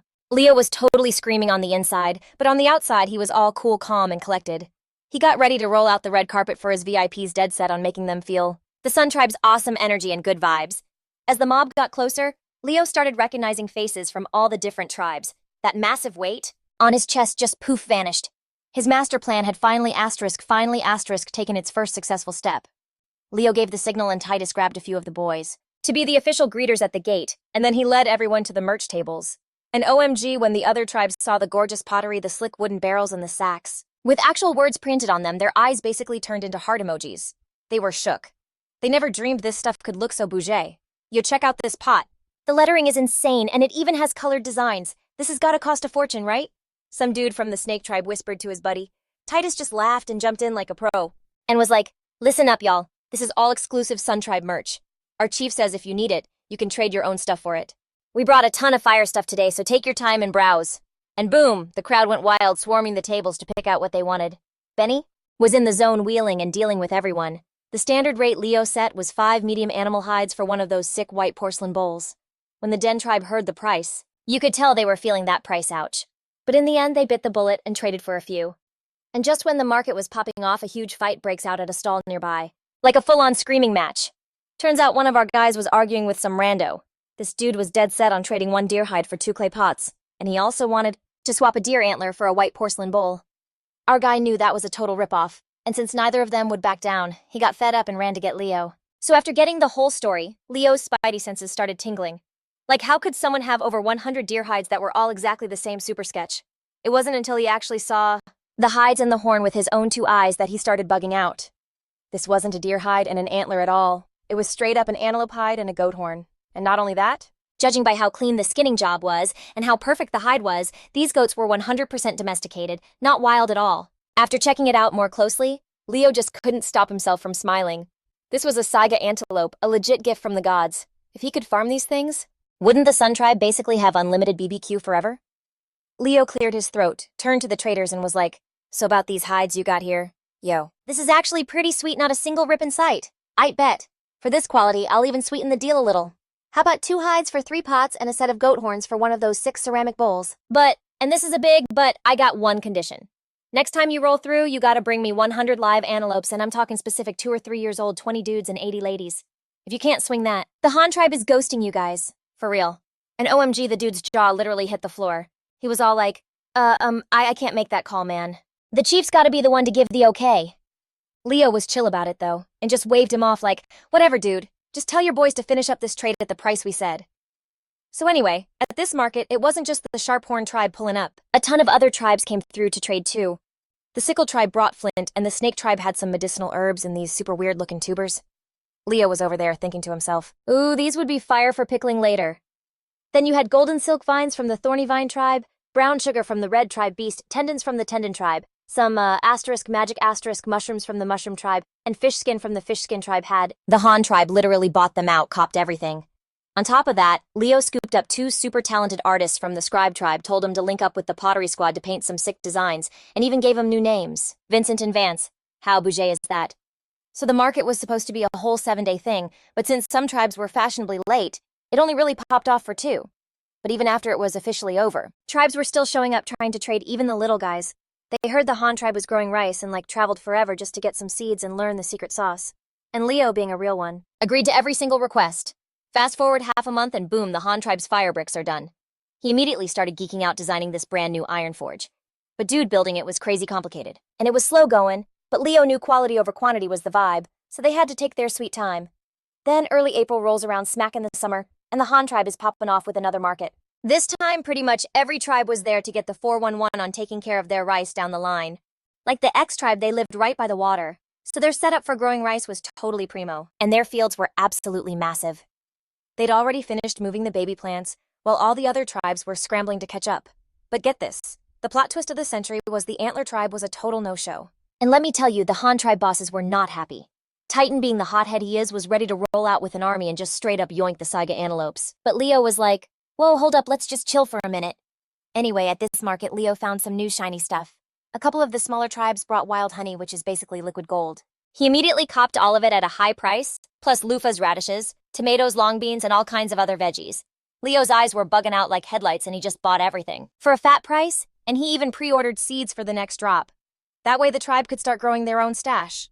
Meanwhile, back at the Antler tribe's crib when their crew got home, the chief saw from way off all the fancy pottery and that bougie white salt they scored, and he was totally stoked. But before he could even start his happy dance, the trade squad dropped the bomb about the Han tribe's little demand. For 100 live antelopes, and poof, the smile on his face just evaporated. I mean, these antelopes were their pride and joy, but if they said no, he was bugging that the Han tribe would cut them off from the salt supply. He freaked and immediately called in the tribe's shaman for an emergency brainstorming sesh. In the end, they decided to just hand over the antelopes, but only this one time. In the future, they would only use animal hides for trading, period. So the Antler tribe spent a frantic half-month getting ready, gathering up hay and drying it in bundles. They also handpicked 40 of their buffest dudes to be on the escort mission for the herd of 100 antelopes. To stay on the down low, they totally dodged the other tribe's market times, taking these tiny, sketchy backroads and tiptoeing their way toward the Han tribe. As for the Han tribe, Leo was in full-on master plan mode, having them do a head count and reorganizing all the families. He played matchmaker, pairing up women from the Fire tribe with dudes from the Han tribe, and he also made sure the disabled folks and the women who couldn't have kids anymore were all set up, so that everyone could live their best life. After they finished the houses, the work crew didn't even take a break. They jumped straight into building warehouses in the storage zone, plus a bunch of other public stuff like pens for the livestock. And listen, building these warehouses was no joke. An area 110 meters on each side needed 12 whole warehouses, and since it was so wide, they had to stick brick pillars in the middle just to hold the roof up. Leo was basically frying his brain coming up with a super detailed blueprint, and he even invented this wild lever thingy to pack the ground down. Using that gadget, laying the foundation was way faster. So right when the foundations were finally sticking out of the ground, guess who rolls up the crew from the Antler tribe with the antelopes? When Ethan heard the news, he sprinted outside to see. And when he saw that herd of Saiga antelopes, all lively and kicking this huge weight just lifted off his shoulders. He was low-key, so hyped that his hunch was right. Then one of the Antler tribe guys stepped up and was like, "Aight, so since these are live, the price gotta go up a little. 1 goat for 5 clay pots or 5 big bowls of that good white salt?" And Leo just stood there thinking it over. He was like, "I bet," and gave him the nod. I mean, their crew was small, so lugging a ton of clay pots was a total hassle.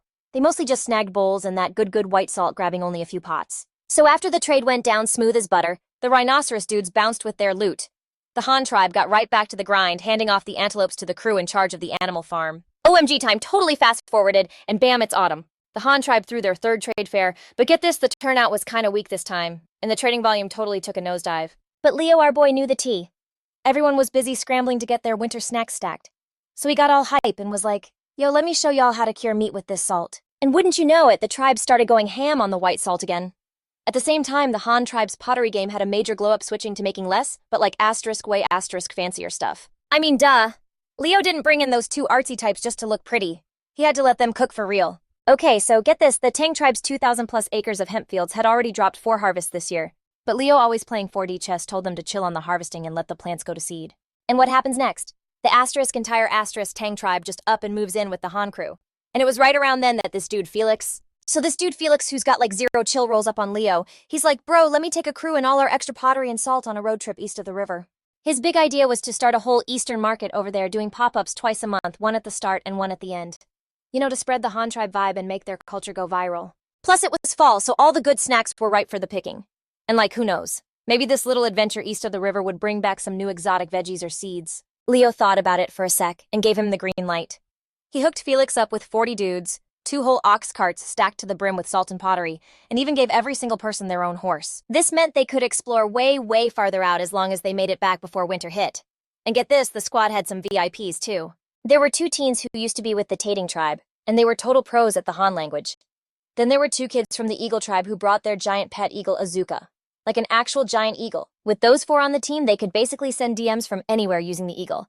Felix was totally stoked about Leo's setup and bounced with his crew while Leo went back to being the boss of the city building project. The main project they were working on was the granary. At first, they were flying through it because they had so many people, but then things started to drag. So Leo tells the master carpenter, "Yo, I need a bunch of pulley systems like yesterday." And the dude actually whipped them up in just 2 days. As soon as they were ready, they went straight to the construction squad. And boom, with those pulleys, building the granary went into hyperdrive. They ended up finishing a whole week early. Can you even... And this granary was an absolute unit, seriously. We're talking over 6,400 square feet, and it was basically practice mode for building skyscrapers later on. So the first month of autumn was wrapping up, the summer heat finally peaced out, and it started getting all chilly in the mornings and at night. And of course, Leo was the first one flexing his new wool drip. He was rocking wool pants, a tunic thingy that went down to his knees, and some short cowhide boots. The whole fit was looking fresh and full of energy, but yeah, not everyone could pull off that look. Ever since the Lin tribe came back, they'd been grinding on making hemp cloth, but they were short on looms. So getting your hands on hemp or wool fabric was still super exclusive. Only the top dogs and the new babies were getting hooked up with a set. But hey, at least they had a ton of livestock, so nobody was about to turn into a popsicle. So the Han tribe's trade fair was back on, and all the other tribes showed up just like before, trying to score some pottery and that good white salt. And they were just staring at the sick brick houses like totally starstruck. And you could just see them thinking, how in the world did they build these amazing houses? Of the Han tribe had turned all golden, and, they had to hurry up, and the other stuff in the fields was all dried out, but the rice plants were still looking. And they went to the fields and saw for themselves how the Han tribe was just killing it. So the main point was to school them on how to use a sickle the right way to harvest and all that other important jazz. And get this, anyone who pitched in got free grub from the Han tribe. During that whole 7-day party, they got the 411 on everything: reaping, threshing, drying, milling, bagging, and storing grain. And on the last day, everyone even got a taste of that super fresh rice. By the end, they were total pros at the whole harvesting thing. At this fair, the hemp sacks were flying off the shelves, then the good white salt, and of course those bronze sickles. Each sickle cost 2 whole large animal hides. Oof. The tribes were pretty strapped for cash, but they totally bit the bullet and bought a few for harvest season. The fair wrapped up after a week, and all the Han tribe's grain was dried out and stashed in the storehouses. The haul from 900 acres was more than enough to keep the whole tribe fed all winter long. The Han tribe was also stacking up all kinds of meat. Even though animal farming was just getting started, the pigs and gazelles weren't exactly ready for the dinner plate, and the buffalo were busy being tractors. But the several thousand red-tailed chickens they had were basically egg-popping machines. The rabbits were also chipping in some meat. Oh, and the tea gets even better. Those same fish from the fish tribe that swam upstream last year totally showed up in the river again. Right now, besides the crew building the animal pens, most people were just vibing. So Leo was like, I'd more of you on the fishing team to seriously level up the catch and stock up on meat for the long winter. At this point, Leo was in his own head doing some big brain math. He was thinking a fish migration this massive meant they had to be super close to the coast. Being near the ocean would be a total game changer, like an endless seafood buffet. If he could later expand the Han tribe to the coast, they'd never ever run out of white salt for one. Plus, once the Han tribe got stronger, if they ever ran low on food, they could just build boats and go fishing in the ocean, or even start trading overseas, making the Han tribe crazy rich. He just had no clue how far Duke's road trip had gotten, or if they'd even found the sea yet. But Leo wasn't getting his hopes all the way up. The tribe building grind had to go on. So right after that, he started mapping out the whole livestock area. The new animal pens were built just as fancy as the granaries, just not as many of them. He decided to skip building a whole separate mansion for the rabbits, since the Han tribe had those way cooler gazelles now. Once the livestock herds got bigger, the rabbits were going to be slowly phased out. Not getting rid of them completely, but they'd be handed out to families to raise on the side like a little emergency snack stash for each house. With 2 months to go before winter, Leo ordered the construction crew to build at least 2 more pens. That was the absolute bare minimum. The Han tribe's 300 horses were definitely getting their own VIP suite. The buffalo, deer, goats, pigs, and camels were still a small squad, so they could all just crash together for now. A bunch of rabbits had to be taken care of before winter, and the rest would be split up among the families, so no special pen needed. With that all sorted, Leo put the pedal to the metal on the blast furnace. He started getting all the ingredients ready for iron smelting stockpiling. Ore bricks and a mountain of charcoal, plus a whole system of tall scaffolding and lifting gear. Because this furnace was a top loader, you had to be able to dump a crazy amount of stuff into it, super fast. Luckily, from building the storehouses before, the Han tribe crew already had the skills. Huge wooden structures, those lifesaver pulleys, and knowing how to put it all together were all things they had on lock, so the build wasn't even that tough. It was just that this gear was for making iron, so the lifting stuff was seriously bulky. Because of that, Leo ordered them to whip up some extra thick ropes and pulleys made completely out of metal. It was a total bummer they didn't have iron chains yet. Chains would have been a major glow-up. As the days flew by, everyone was hustling to finish all the construction projects. About halfway through the 2nd month of fall, Duke's trading crew rolled up to the Boer tribe's turf again. This was the tribe that was all about raising those spotted pigs, and they'd traded a bunch of them to Duke before for pottery and that good white salt. A long time had passed, and their salt stash was getting dangerously low.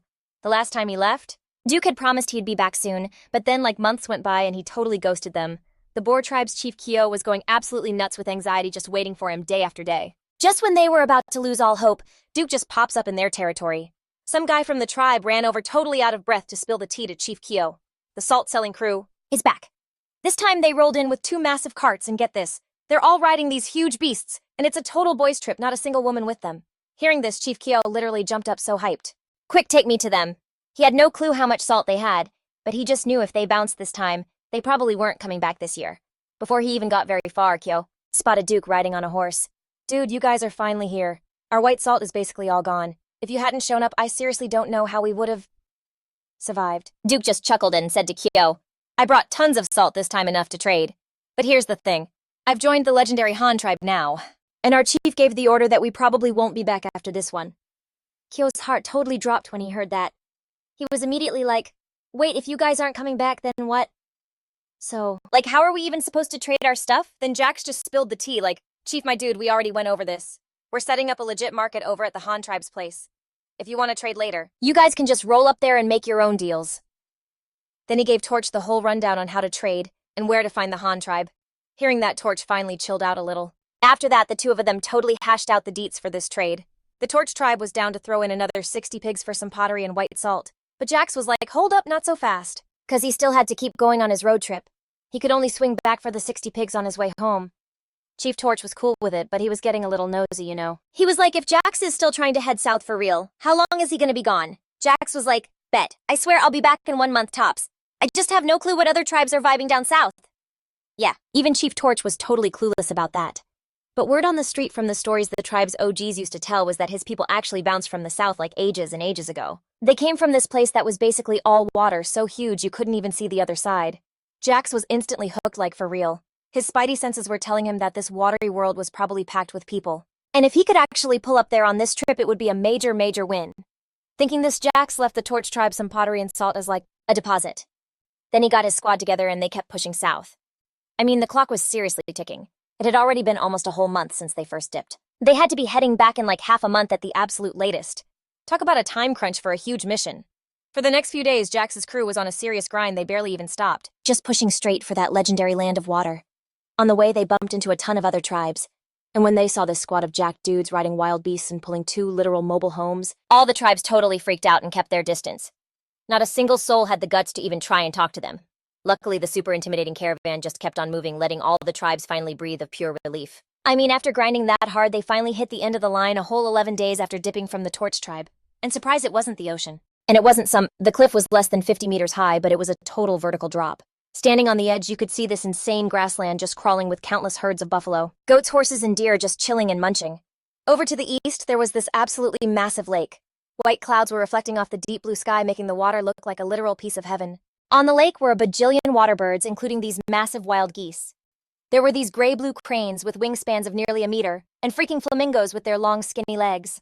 Those birds were out there hunting the sea fish that were swimming upstream to, do their thing. Just then, the 2 Azka eagles circling in the sky let out this super loud scream. Jack snapped out of his daydream and turned to tell the squad behind him, "Aight, we're crashing here for tonight. Tomorrow we'll figure out how to get down there." The next day, with their 2 scout eagles basically acting as GPS, Jax and his boys found a valley more than 40 miles west of the cliff. From there, if they headed south, it was a straight shot into that huge grassland. It took them a whole freaking day to finally get deep into the plains. Jax's entire trade crew was not about to get off their horses. They were on super high alert, totally ready to bolt at the first sign of any drama. Jax even gave the order that if things went totally south, they had permission to ditch the ox carts and all the goods, just to save their own necks. He was prepping for the absolute worst-case scenario. As the sun started to set, they finally ran into a nomadic crew, the Skyram tribe. This tribe had about 500 people, and their whole deal was herding animals. When the 2 groups first crossed paths, the Skyram women were out with baskets collecting buffalo and horse dung. No joke. The dung still had undigested grass in it, which they could dry out and use as fuel in the winter. Meanwhile, the dudes were on horseback patrolling the grazing area. Each one was carrying a little short bow, and maybe a dozen janky-looking arrows. These guys had 2 long braids on either side of their faces, were totally barefoot, and just wore these loincloths. They basically just wrapped some rough animal hide or some scratchy wool fabric around their waists. As Jax's group got closer, more than a dozen super vicious sheepdogs came charging at them, baring their teeth and barking like absolute maniacs. They were basically screaming at the strangers to back the heck up. Soon enough, the warriors on patrol spotted them and came galloping over, pulling out their bows from like 50 or 60 meters away in a super tense standoff. A Skyram warrior yelled at Jax, "Yo, what tribe are you? What are you even doing here?" But the 2 groups were way too far apart with 7 snarling guard dogs in between, and they were speaking completely different languages, so they couldn't safely communicate. Jax hopped off his horse and tried to take a few steps forward, raising his hands to show he wasn't armed. But that warrior was super sketchy. He immediately shot an arrow that landed right in front of Jax's feet, a crystal clear warning not to come any closer. Luckily, Jax had dealt with a ton of tribes before, so he totally knew how to handle this kind of drama. He told a few of his guys to get off their horses with no weapons and bring some of the big clay pots from the ox cart for them. 5 of his boys hopped off lugging these 5 huge clay pots as they rolled up. They posted up next to Duke, who was still yelling like, "Yo, what's up over there? We're trying to trade, you guys need this pottery or what? If not, we're bouncing." As he's shouting, he's totally pointing at the pots next to him. And even though the Sun Tribe warriors literally couldn't understand a single word, their eyes lit up the second they saw those clay pots. The reddish-brown pottery had this sick white or dark red glaze, straight up sparkling under the sunset. Like they'd never seen anything like it, but one look, and they knew it was major treasure. The Sun Tribe warrior immediately snapped into action, shouting to get his pack of sheepdogs under control. He kicked his golden horse into gear and zoomed over to Duke's crew, finally pulling up right in front of them. This young dude who was giving off major squad leader vibes hopped off, getting ready to chop it up with Duke. Duke, playing it cool, flashed this friendly smile, whipped a water skin off his back, and poured a little water into a pot. The water just sloshed around, not one single drop leaked out. The squad leader got the memo instantly, knowing the Sun Tribe was desperate for containers like that. He called over one of his homies, handed him the clay pot, and told him to ride and take it back for the chief to peep. The guy grabbed the pot, immediately booked it on his horse, and galloped straight back to the tribe's camp. Before long, he tracked down the chief Eli by the livestock pens. And get this, at that exact moment, he's squatting down playing midwife to a horse giving birth. The warrior gave him the quick rundown and handed the clay pot to the chief. Eli checked out the object in his hands, his eyes blinking like he was totally intrigued. "I bet. Take me to him." And just like that, Eli leaped onto his sick black horse, gave its belly a squeeze, and followed the warrior, galloping straight north. Like a whole half hour went by, and the sun was already dipping. Just when Duke and his boys were about to lose their minds way off in the distance, 2 ridiculously epic horses came flying towards them. And bam, everyone was locked in. Eli reined in his horse, jumped to the ground like a G, and walked over to the squad leader, his eyes kind of drifting over to Duke. First, he's scoping out their whole vibe. The weird birds and the walking tent, like what even is that, plus all the different clay pots they were holding, totally caught Eli's attention, and you could just see a plan cooking in his head. He signaled for his people to fall back, then waved for Duke to come through. Duke and his guys hustled over, and seeing that everyone was eavesdropping on Eli, he knew the big boss had arrived. He threw a hand on his chest real quick and gave a little head nod. "Yo, what up, chief? We're just a merchant crew from the north. We came to make a deal with your tribe. We want to swap our goods for your horses and livestock if you're down." As Duke was talking, he signaled for his dudes to bring out a whole pottery set, from huge clay pots to little porcelain bowls, and the main event, pure white salt. Then he pointed over at the Sun Tribe's herds, making it super obvious what he was after in the trade. Eli immediately got what Duke was putting down.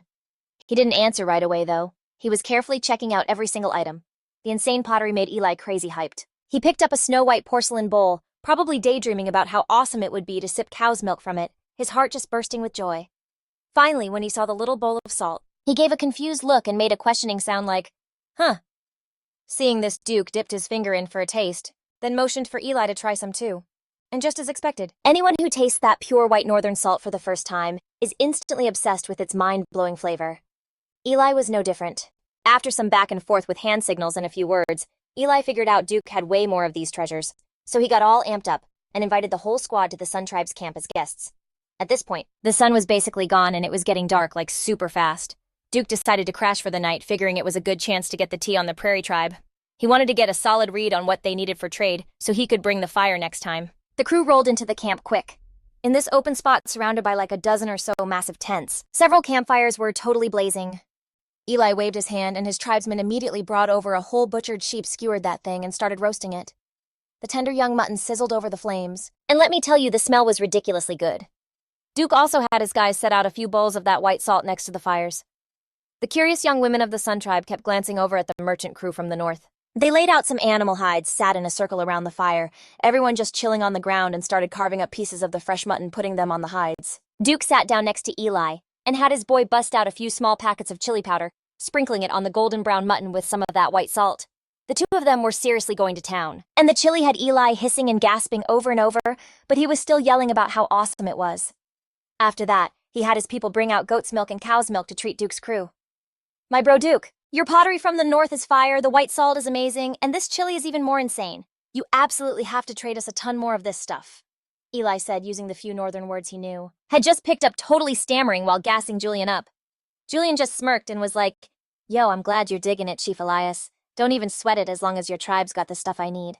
I'm telling you, our little trade deal is gonna be epic. Then boom, the two of them start haggling over prices.